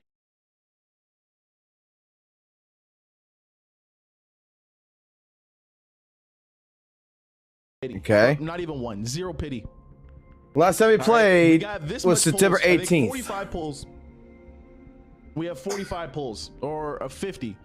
We have basically 5-10 pulls. I'm not sure what's gonna happen. I really hope I don't have to go into one of our viewers' wallets here. But let's just see how this goes. Let's hope we can get her early, so that way we can just go and get the weapon easy peasy. Ew. At least I'm more. Okay. There we go. Summon says, guys. wallet. He's never, man. Here we go. Thank you. You're the GOAT, man. You're the GOAT. Not a lot. I typically focus more on after you pull, I'll pull mine too. Hey, I wish you good luck, Sylvan. How often do I stream? I stream once in a blue moon. I'm gonna be honest. Yeah, 60. Okay, Alex. Listen. Listen. We gotta do the equivalency exchange. All right.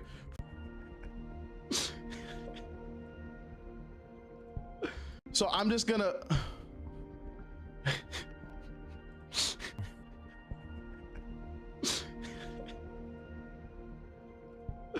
We got. Scared the fuck out of me, dude. Why was she all up in my face? Something we have to lose something. We had to lose chair. That shit scared the fuck out of me, dude. Why was she all up in my face? What was that?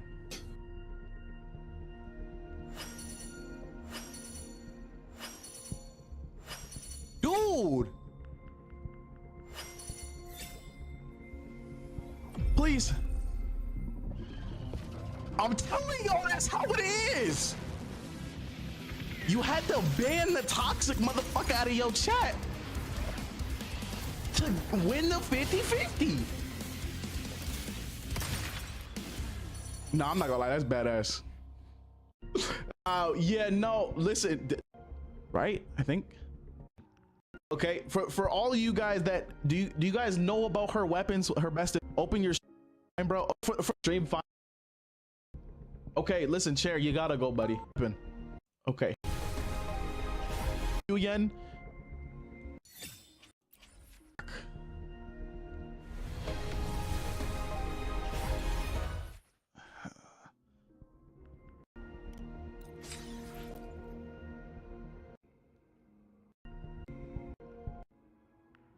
Wait, did he do what I think he did?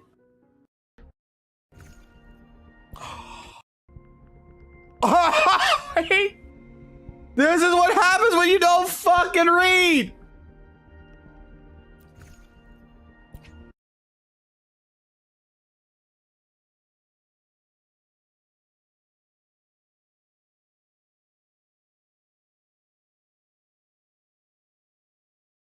This is what happens when you don't fucking read.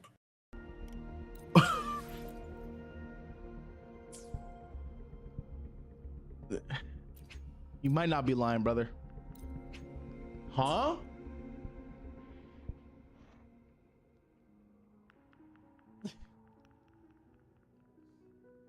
No, I bought the...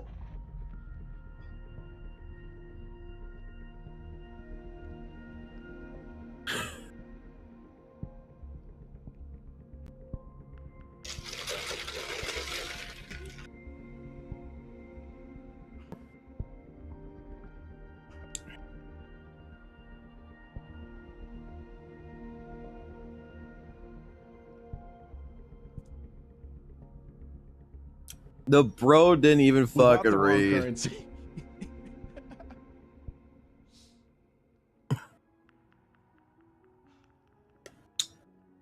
We might have cooked ourselves.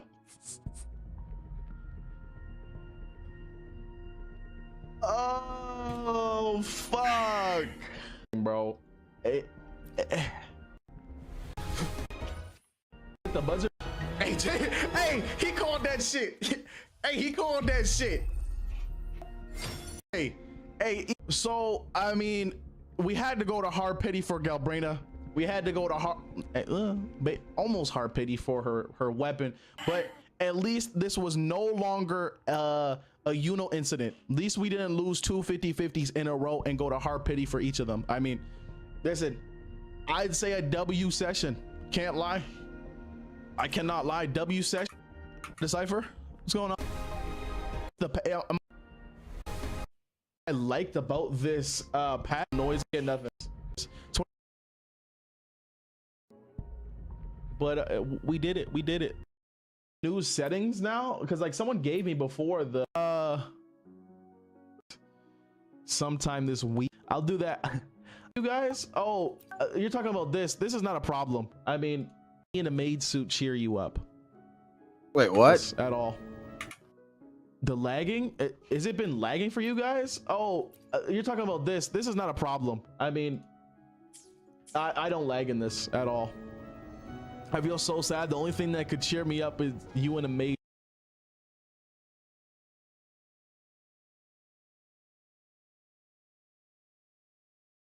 suit. What the fuck? Why does me in a maid suit cheer you up? Why does that cheer you up, man? You are a freak. You are a freak, sir. All right, I got some matters to attend to. I gotta edit this. Hating on Hoyoverse doesn't pay all the bills. He's using like 90% of his GPU, by the way. 90 fucking % of his GPU. Not gonna lie, the maid foot would go cutting. Zamira, why are we doing this? Listen, listen, I told you. I want you some.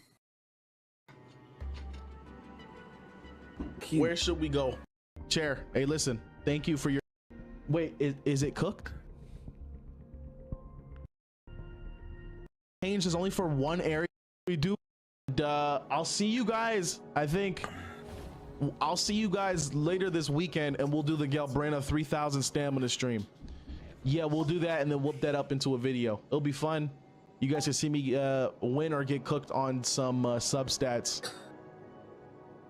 Okay. All right, y'all have a blessed night, man. And I'll see you guys on the flip side. This will turn into a video tomorrow if you guys want to watch the video as well. Have a good night, have a good morning, have a good afternoon, evening, whatever it is, and yeah, I'll yap with you guys another time. Peace, peace.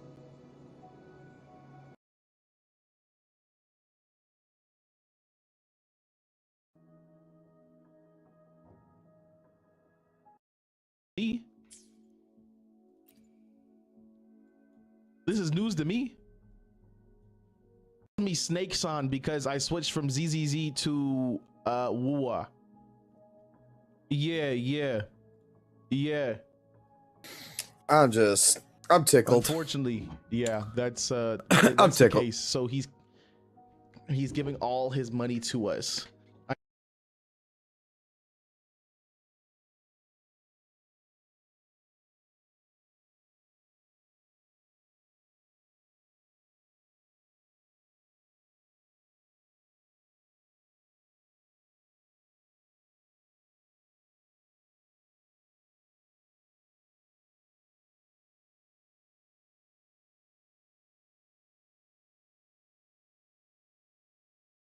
I don't think he's a WUWA fan. That's the thing. He's not a WUWA fan. He's not a fan, but we've made it when we made some people mad. Not gonna lie. Oh, bro, how he a WUWA fan but hating on someone who play WUWA? I don't think he's a WUWA fan. That's the thing. He's not a WUWA fan. Digi King likes WUWA. I don't think he's a WUWA fan. I scroll past this slime. Ah, shit.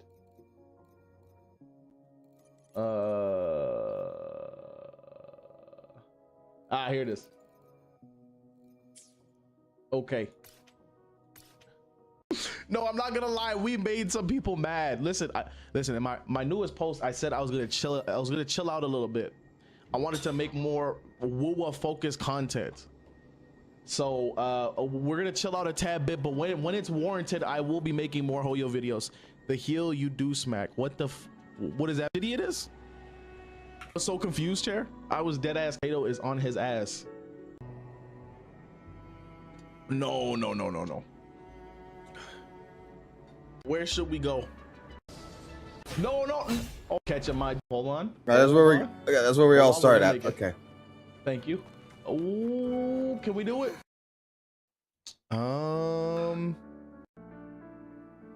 This I banned everyone there. All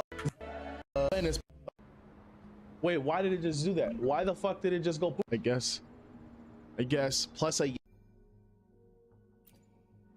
Potato and Felix do be carrying the Discord. I can't lie.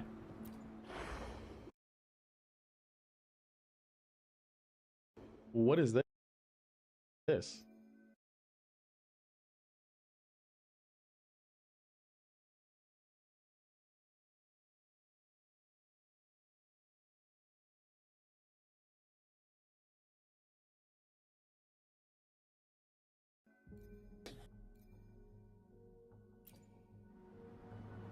Wait, what?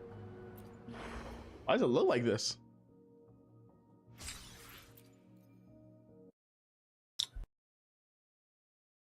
Dude didn't watch the live stream. Oh.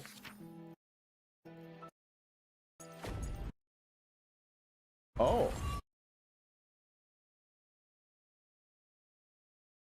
Oh my god. He's only got 12 fucking stars in the fucking Tower of Adversity.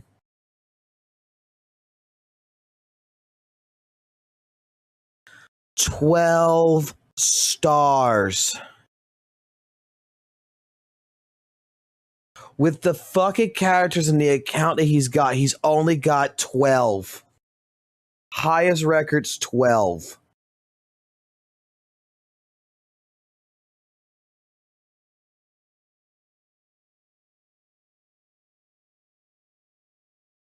That's 4 floors.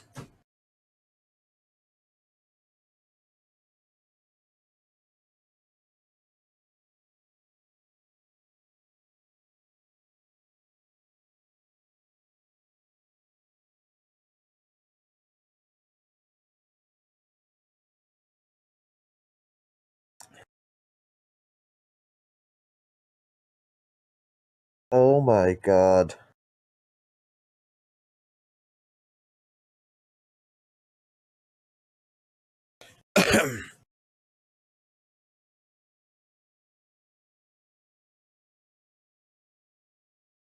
There's like 36 now.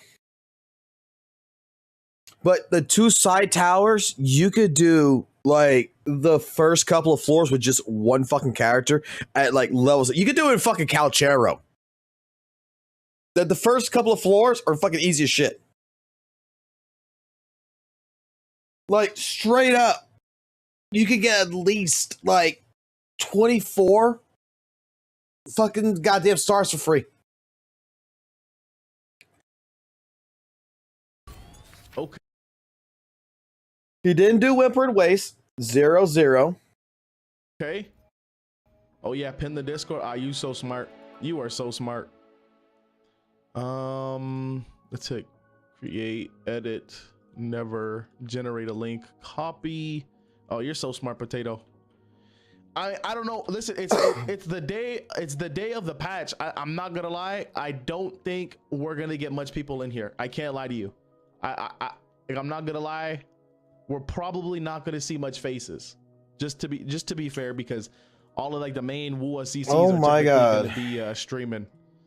You know what I'm saying? That's why last time when what's her face came out, was it or Augusta? I forget. I think maybe I was gonna say the beginning of this shit. I think when came out, we streamed the day after, and we got some pretty good traction off of that. But yeah. I'm not sure we'll see much people pull up today. But regardless, I mean, shit, we're just gonna get it out the way. My game right now. Oh, bet it up, Sylvan. Good luck, brother, man. Oh, I actually kind of like this. My game. Sure, we'll see. Better, can't lie. Oh, wait, this is still here? How long is this here for? Wait, oh, it.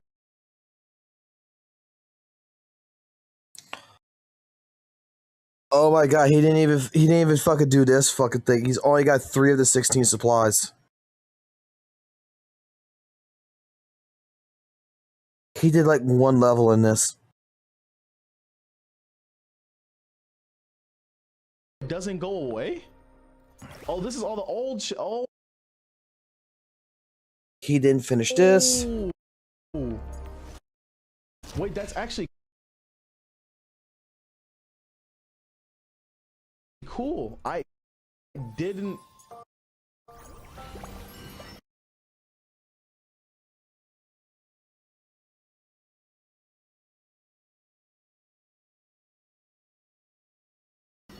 Oh. He's only on Theater 2. This guy's got so many fucking asteroids available to him right now. I kind of like that. Look. Oh my fucking god. He didn't even have to spend fucking money to get Galbrina. He didn't even have to spend any fucking money.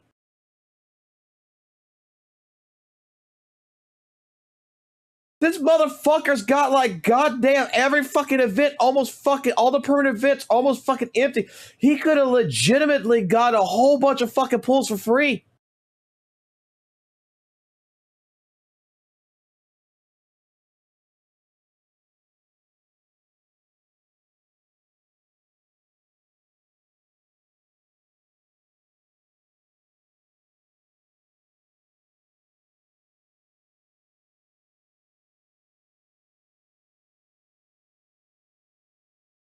The dude has so many fucking asteroids available to him.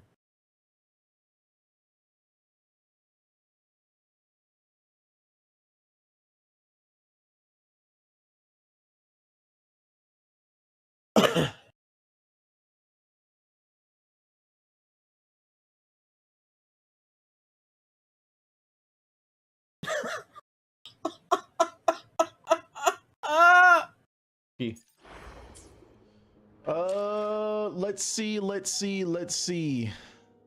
Oh, damn, how many fucking Discord messages do I have? Oh, and he's got a fucking email that's probably got fucking asteroids in it. Lee. Okay, we'll do that. At least open that. So see, okay, hold on. First, we'll do this. Oh shit, we got one. Oh, we got one. Yippee. We'll do this. We'll do this. Oh shit, I almost forgot about this. Yeah, we need that. And then we'll grab that. I think that's it. Yo, HP, what's going on, brother man? What up, what up, what up? Mail too. We can't forget about the mail. Okay. Okay. Updated poll status. Cool. Oh wait, hold on. We got the mail too. We can't forget about the mail. That's not the mail. You got. Please don't. Ooh, fuck. That sucks. That fucking sucks. I can't lie. That's the mail. That. Hey, you know what? That's probably karma for cooking me last stream. Like, ooh, fuck. That sucks. That fucking sucks. I can't lie.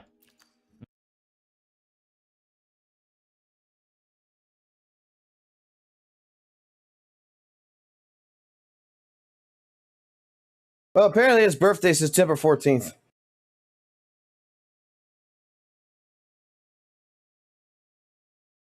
$16.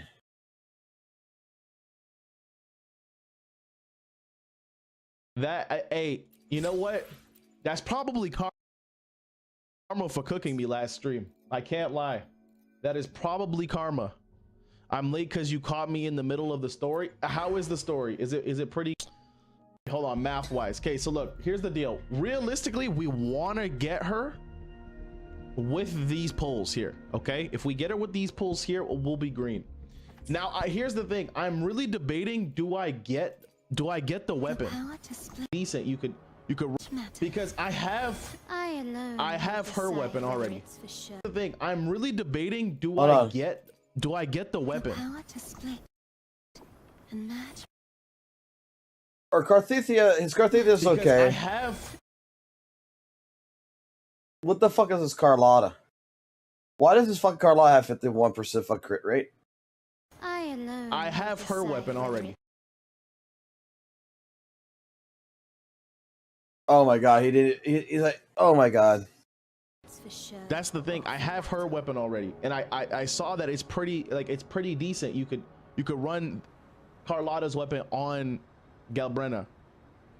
All right, Chair says he can't type but he I hope you lose. Why can't he type? Actually, you know, it's probably better that we don't see him here. I can't. Ooh, okay. Yeah, fuck. Huh.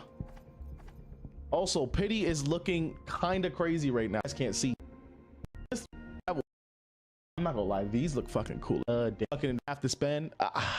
Maybe not. I'm hoping. Oh, is what it. He has 12 pulls already. Actually, let's see. How many 10 pulls? That's fine. Creativity bankrupt. CC can only copy. Creativity bankrupt. CC can only copy. Clown Tones, get off the internet. Clown Totes, get off the internet. Wow. Oh, he's copy and pasting. Damn. Hey man, hey, I'm glad you pulled up to the stream, man. I greatly appreciate. Hey, hey, get his ass out of here. Yeah. Hey, goodbye. I hope you enjoyed your stay, brother man. Yeah, I hope you enjoyed your stay. Ugh. Damn, he spammed the fuck out of that shit. He got 1, 2, 3, 4, 5, 6, 7, 8, 9. Bro got 9 of that shits off. Hey, appreciate you stopping by, my man. Wait, was 24 hours a little too much? Oh no, that would have been a perma. Personally, I would have just permed him. Not gonna lie, I would have just permed him. 1, 2, 3, 4, 5. Oh my god. Ah, shit.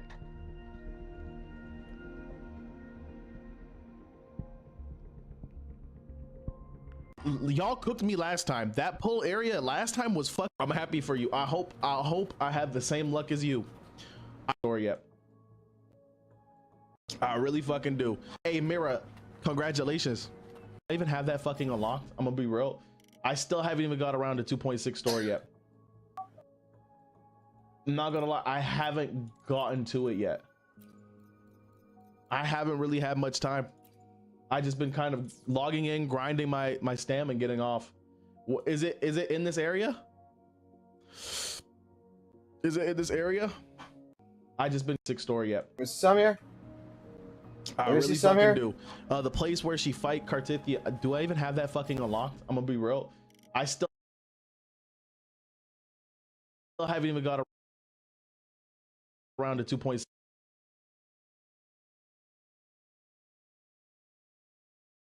This is a bot account. This is definitely a bot account.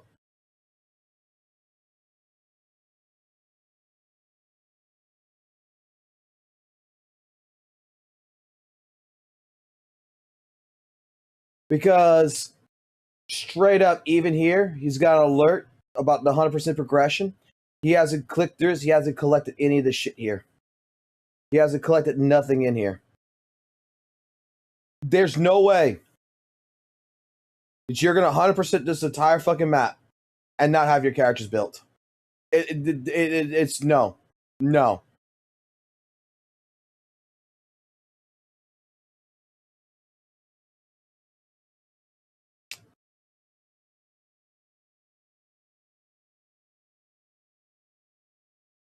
This is straight up a bot account. 6 story yet.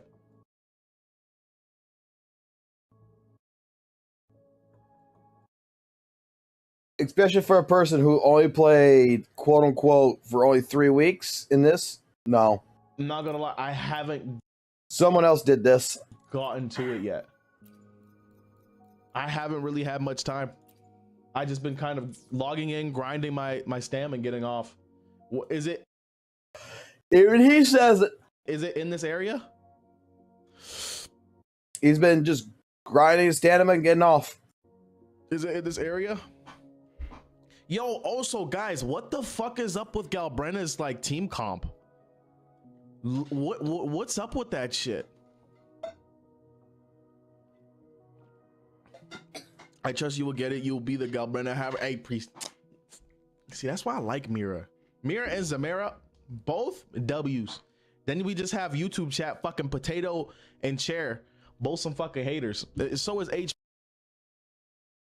Oh, buy a WUWA account. I'm gonna verify this. I'm gonna buy a WUWA account. I'm gonna see what they got. I'm gonna buy a WUWA account. I'm gonna take a look to see if it looks like this, because this is how they get the asteroids and shit, right?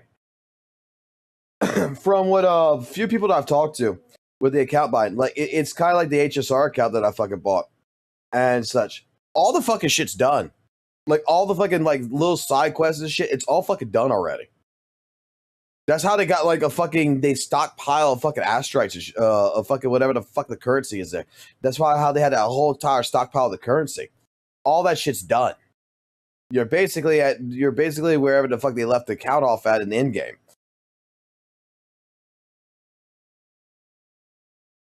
It's a bought fucking account.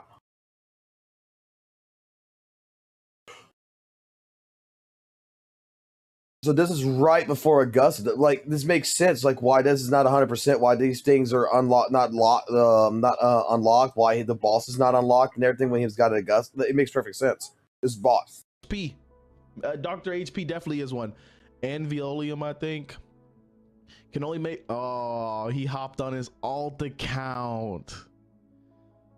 Oh, he hopped on his alt account. Hey, I'm not gonna lie. Listen, I don't know if you guys noticed this shit. Hold on. Listen, you've made it in life. Look at this shit. Look at this shit. You know you've made it at least in the YouTube scene. Look at this shit. Hold on. Smack, let me get the ability to ban. I think that's all I can give you. No, hold on. Let me see. You have the ability to ban. It's called hide user. Dumbasses. No, that's the most I can give you.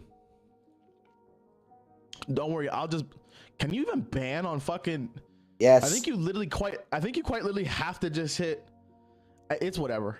They got it. They got it. But look at this shit. You know, like I literally have a dedicated hate channel. We got 1. We got 2. Where's it at? We got 3. We got 4. We got 5. We got 6. We got 7. We got 8.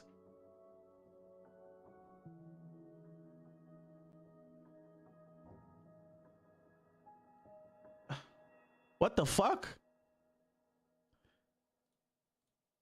Oh. Hey. No, I'm not making it to my YouTube video. I'm just talking. I'm just talking. But nah, like we wait, Smack giving free money. When the fuck did I say this? This is news to me. This is news to me.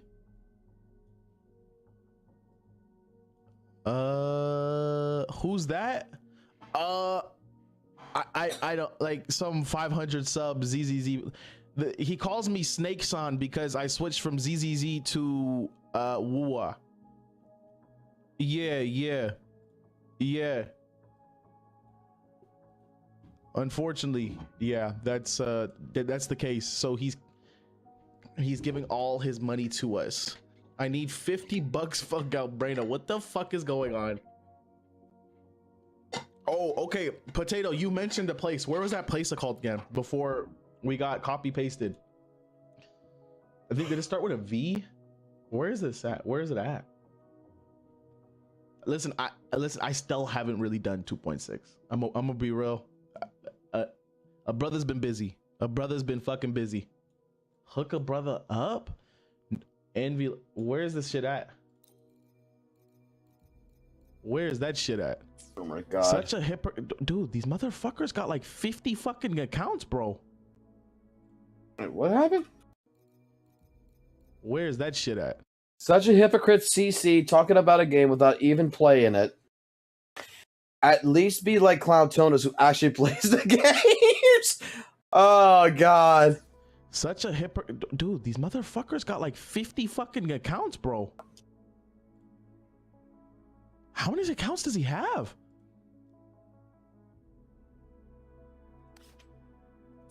Chat. I think we made some people upset. Bro is dedicating his free time? No, I'm dedicating my free time too. And copy pasting. Bro, it's right fucking in front of your fucking face. I think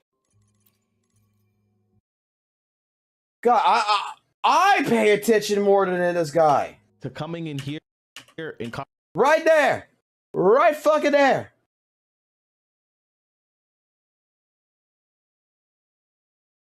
That's where they want you to go at. That's where potatoes say go. It's right here.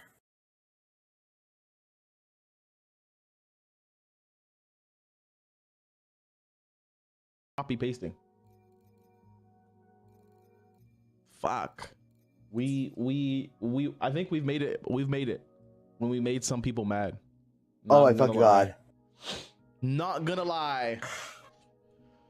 Bro, how he a WUWA fan but hating on someone who play WUWA? I don't think he's a WUWA fan. That's the thing. He's not a WUWA fan. He's not. I don't think he's a WUWA fan. I scroll past this slime. Ah, shit.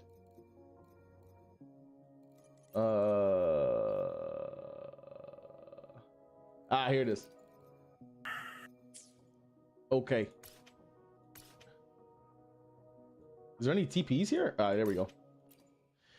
I wish I hated anything as much as that guy hates you. Okay, it's over. What the fuck? No, I'm not gonna lie. We made some people. Oh my god.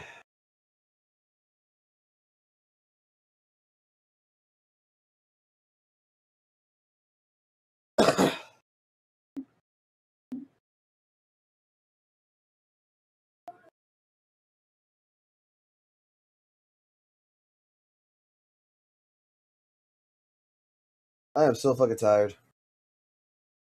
So, dude says that fucking Genshin came out in 2017. Dude fucking goes through all this shit. Fucking claims 2017 for Genshin, that he played Genshin in 2017 when the game came out in 2020. We have, from his own fucking words to his own accounts, that he has bought accounts with Weather and Waves. That's confirmed. He bought his account with Weather and Waves. He hasn't even done the fucking content. He has so much fucking asterisks. He hasn't done shit in the fucking game. Hold on.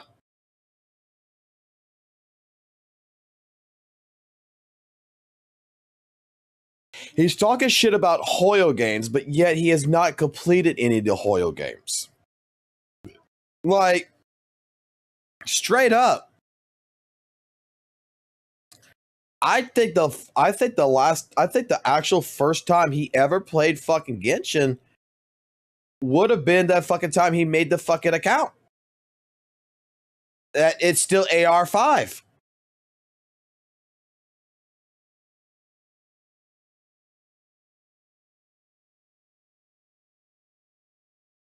Like, let me go see that video. Because he claimed he played fucking Genshin before, right?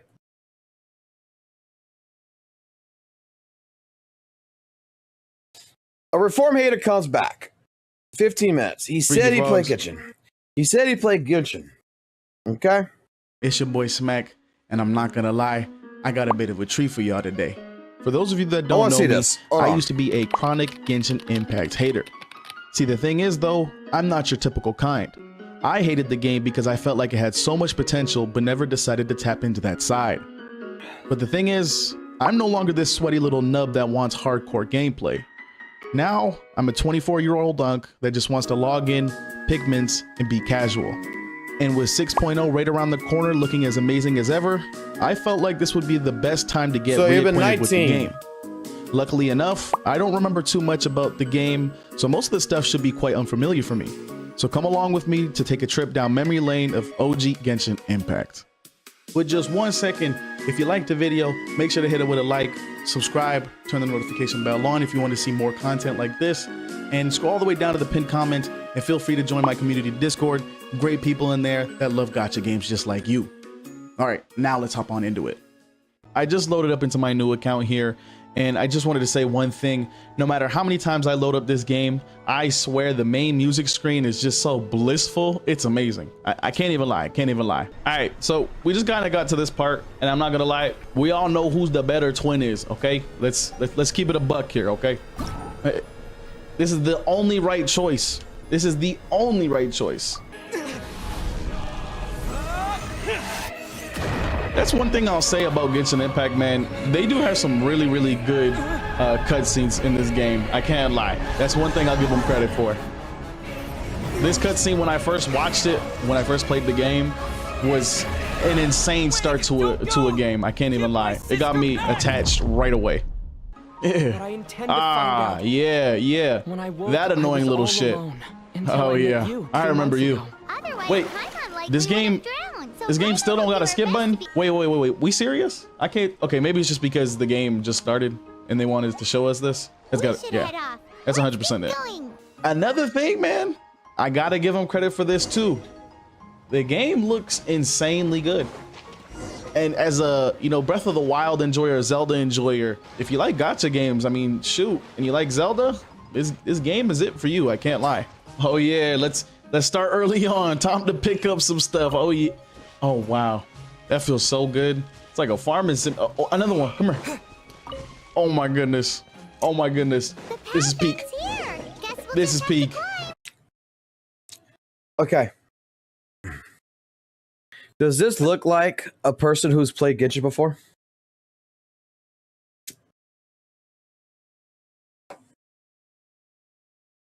For someone who claimed he played shit tons of fucking Genshin.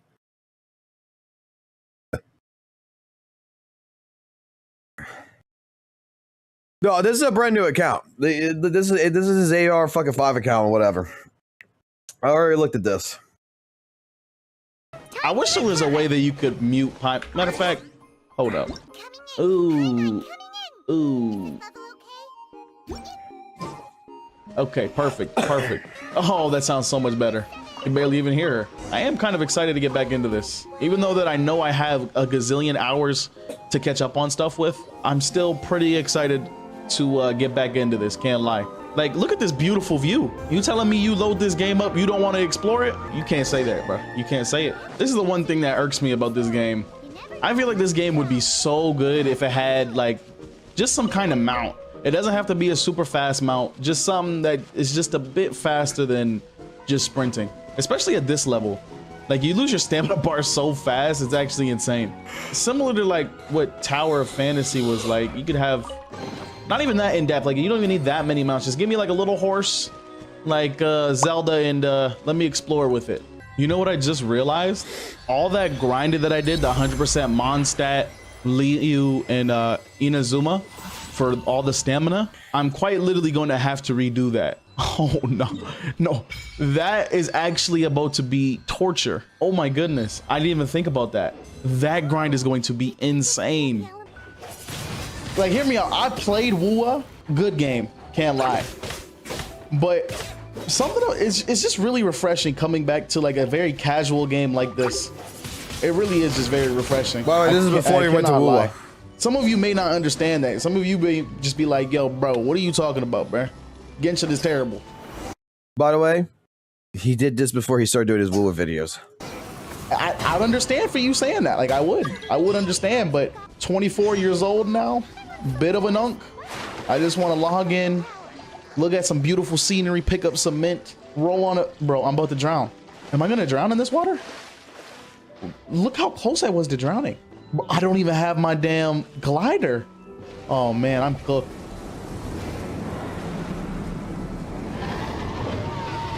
Wow, that's a big dragon. Look at this guy. Bro, I remember playing fucking Genshin back in 2020, right? I remember playing it for the fucking 19 hours I played, and everything he's going through would not be a fucking surprise to me because I still remember all this shit. It was that fucking annoying. I remember this shit. With the fucking dragon flying over the head and all those other shit. Like, if you've played so many fucking hours of Genshin in the past and you're just coming back to it and you start a whole new account, this looks like it's the first time he's ever played it. This is my first camp. First camp. Wow. That was pretty easy. Is this the place where we meet our friendly old neighborhood furry boy? That wolf guy? Is his name Razor? Yeah. Is this where we meet him? Oh, am I right? Do I remember? Oh, hell no. Whoops. Oh, that's where you meet the drunk at.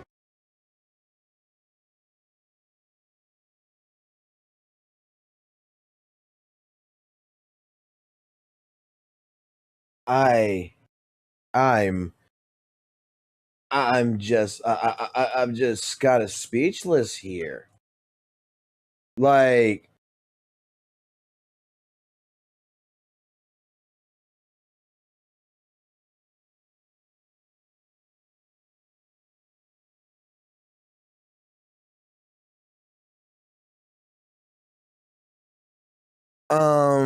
fuck. Okay. Yeah. What's his name again? Like, I am pretty sure a lot of y'all would agree with me. If you restarted Gidget from the fucking beginning, you would remember what the fuck everything's happening in a chronological order.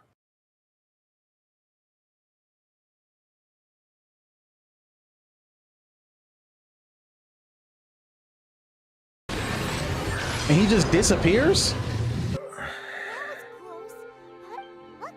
That's the one thing that pisses me off about Paimon, dog. Like, me and you both experienced the same thing. Why are you out here just repeating exactly what just happened? Like, I just didn't see it right in front of my face. Oh my God, I almost got blown away. Like, no shit, I almost got blown away with you, bro. Oh my goodness, this is where we meet our favorite character, the best character in the game, Amber. Little did we know when we first experienced this that she would be absolute dog shit. Quite literally the only reason why you'd use her is for like one of those archery mini games. Wow. We just got the best 4-star in the game, Amber. So excited to equip her and use her. Oh my goodness. Oh, boom. I missed? No. We see it going through him. Nah, Chad, I might be cooked. This game actually might be the game for me. I actually genuinely want to know like how long it would take for me to catch up to the main story. I wonder how many hours. My guess, you guys let me know in the comment section down below. My guess would be 200, 300 hours, depending on how much you explore. Easily. But you guys let me know. Oh my goodness, guys. We are about to unlock our very first dungeon. Bro, damn. I keep forgetting I don't have a glider. It's just so natural. I swear like every gacha game, it's open world. You have a glider. It's just secondhand for me. Level 20. Oh, I wasn't even supposed to go here. That's why. Whoops. I'm gonna say this. Been playing this game for about 15 to 20 minutes.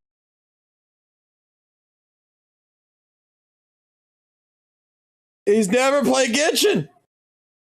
He's lying his ass off.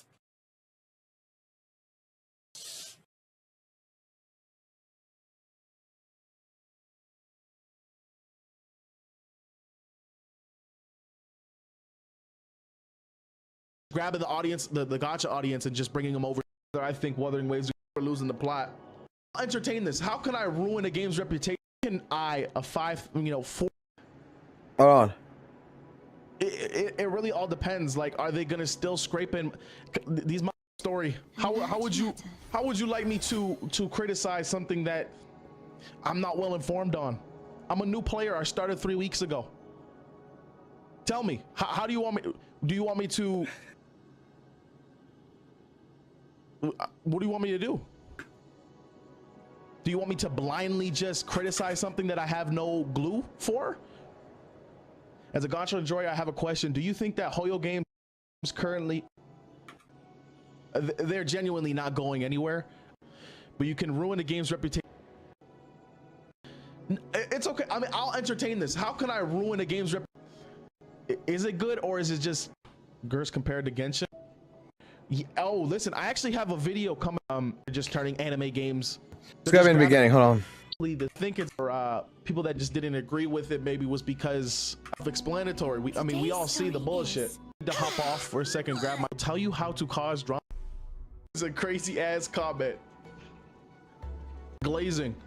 I mean, Ian, give me a good reason why Hoyoverse is good. How would you like me to? As a gacha enjoyer, I have a question. Do you think? Where did he say this shit? Need to hop off for a second. I took that into consideration with it. All right, I think without further ado, I think we're going to target me right away. Also, Smack, it's better than $20 skin. People's probably discomfort with it, or people that just didn't agree with it, maybe was because I'll try to find where he said something. Hold on. There was not much glue. I need to hear this shit. I took that into consideration. We'll add more examples. I just thought it was a lot of that shit was just self-explanatory. I mean, we all see the bullshit. But fair play. I'll have to add a little bit more glue to the videos. Share, you know, I've been the first 100. Come on, you need to hop off for a second. I will tell you how to cause drama. Hey, yeah, tell me. Hey, brother man, tell me. Let's see. I'm interested. You tell me. That was a crazy year. Please tell me how it's been good. Yeah, but I'm nowhere near endgame. Blind, is he gonna survive the upcoming wave of gacha games? It really all depends on how scrape on by. Okay, now I forget your name. You just scroll past my screen. I think your name is Ahen or something like that. I think it's right here.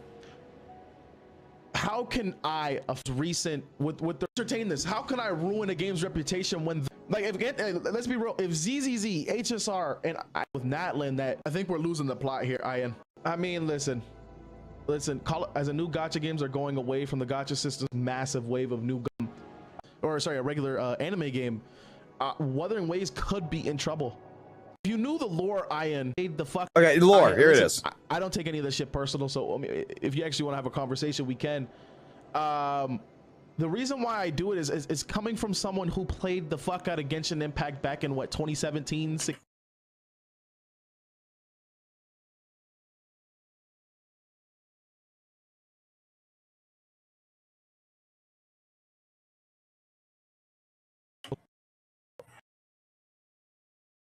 I want to make sure I'm correct about this shit. So I mean, if you actually want to have a conversation, we can. The reason why I do it is coming from someone who played the fuck out of Genshin Impact back in what, 2017 or no, 2018. I'm tired right now. I played the fuck out of it. I loved the game, but as a person who was hardcore, that game never appeased to the hardcore side of players. They just fucking suck the dick of fucking casuals, which is understandable. I mean, shit, that's where the money's at. HSR, year one, fucking amazing, and then it just turned into dog shit, right? He played the shit out of Genshin in 2017, okay? And you're telling me 1 month ago, this is a person who used to play the shit out of Genshin. This is their fucking commentary. This is their fucking gameplay.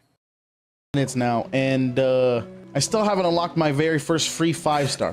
Do they give out a free 5-star for new players? I really do wonder. I hope. Oh wait, no, there is my wings there. Hold on. And a free temple. Pre-registration. I did not pre-register to this game. Wait. Time out. 3 million pre-reg. I guess they just give it out to everybody. Oh, that's nice of them. W Genshin devs. So hitting level 2 only gives out Mora. Where's my free pull at? Oh, hold on. Oh, we got some primo gems right there. Yeah. Oh, wow. I just realized though, this game is going to be insanely hard to get into building like team comps with. This is going to be crazy insane. Or maybe I'm just overthinking it. But I feel like, didn't Genshin go down the route where you need multiple characters to make a certain character work? Or is that just not a thing in this game? I don't know. Curious. You guys let me know in the comment section down below. Also, I'm curious, for all those of you that watched the 6.0 release trailer or pre-trailer, whatever it was called, how did you guys enjoy that? I watched it, and that was actually one of the main reasons why I decided to come back and play Genshin. After watching that, I was like, it looks pretty appealing. Natlin just didn't really appease to me, so I didn't decide to come back, but 6.0 actually looks promising. So I guess I'll have to see what's in store, but first, I don't even know if I'm gonna make it to 6.0 before it comes out. I think I'm quite literally cooked. Wait, why did that ring just pop?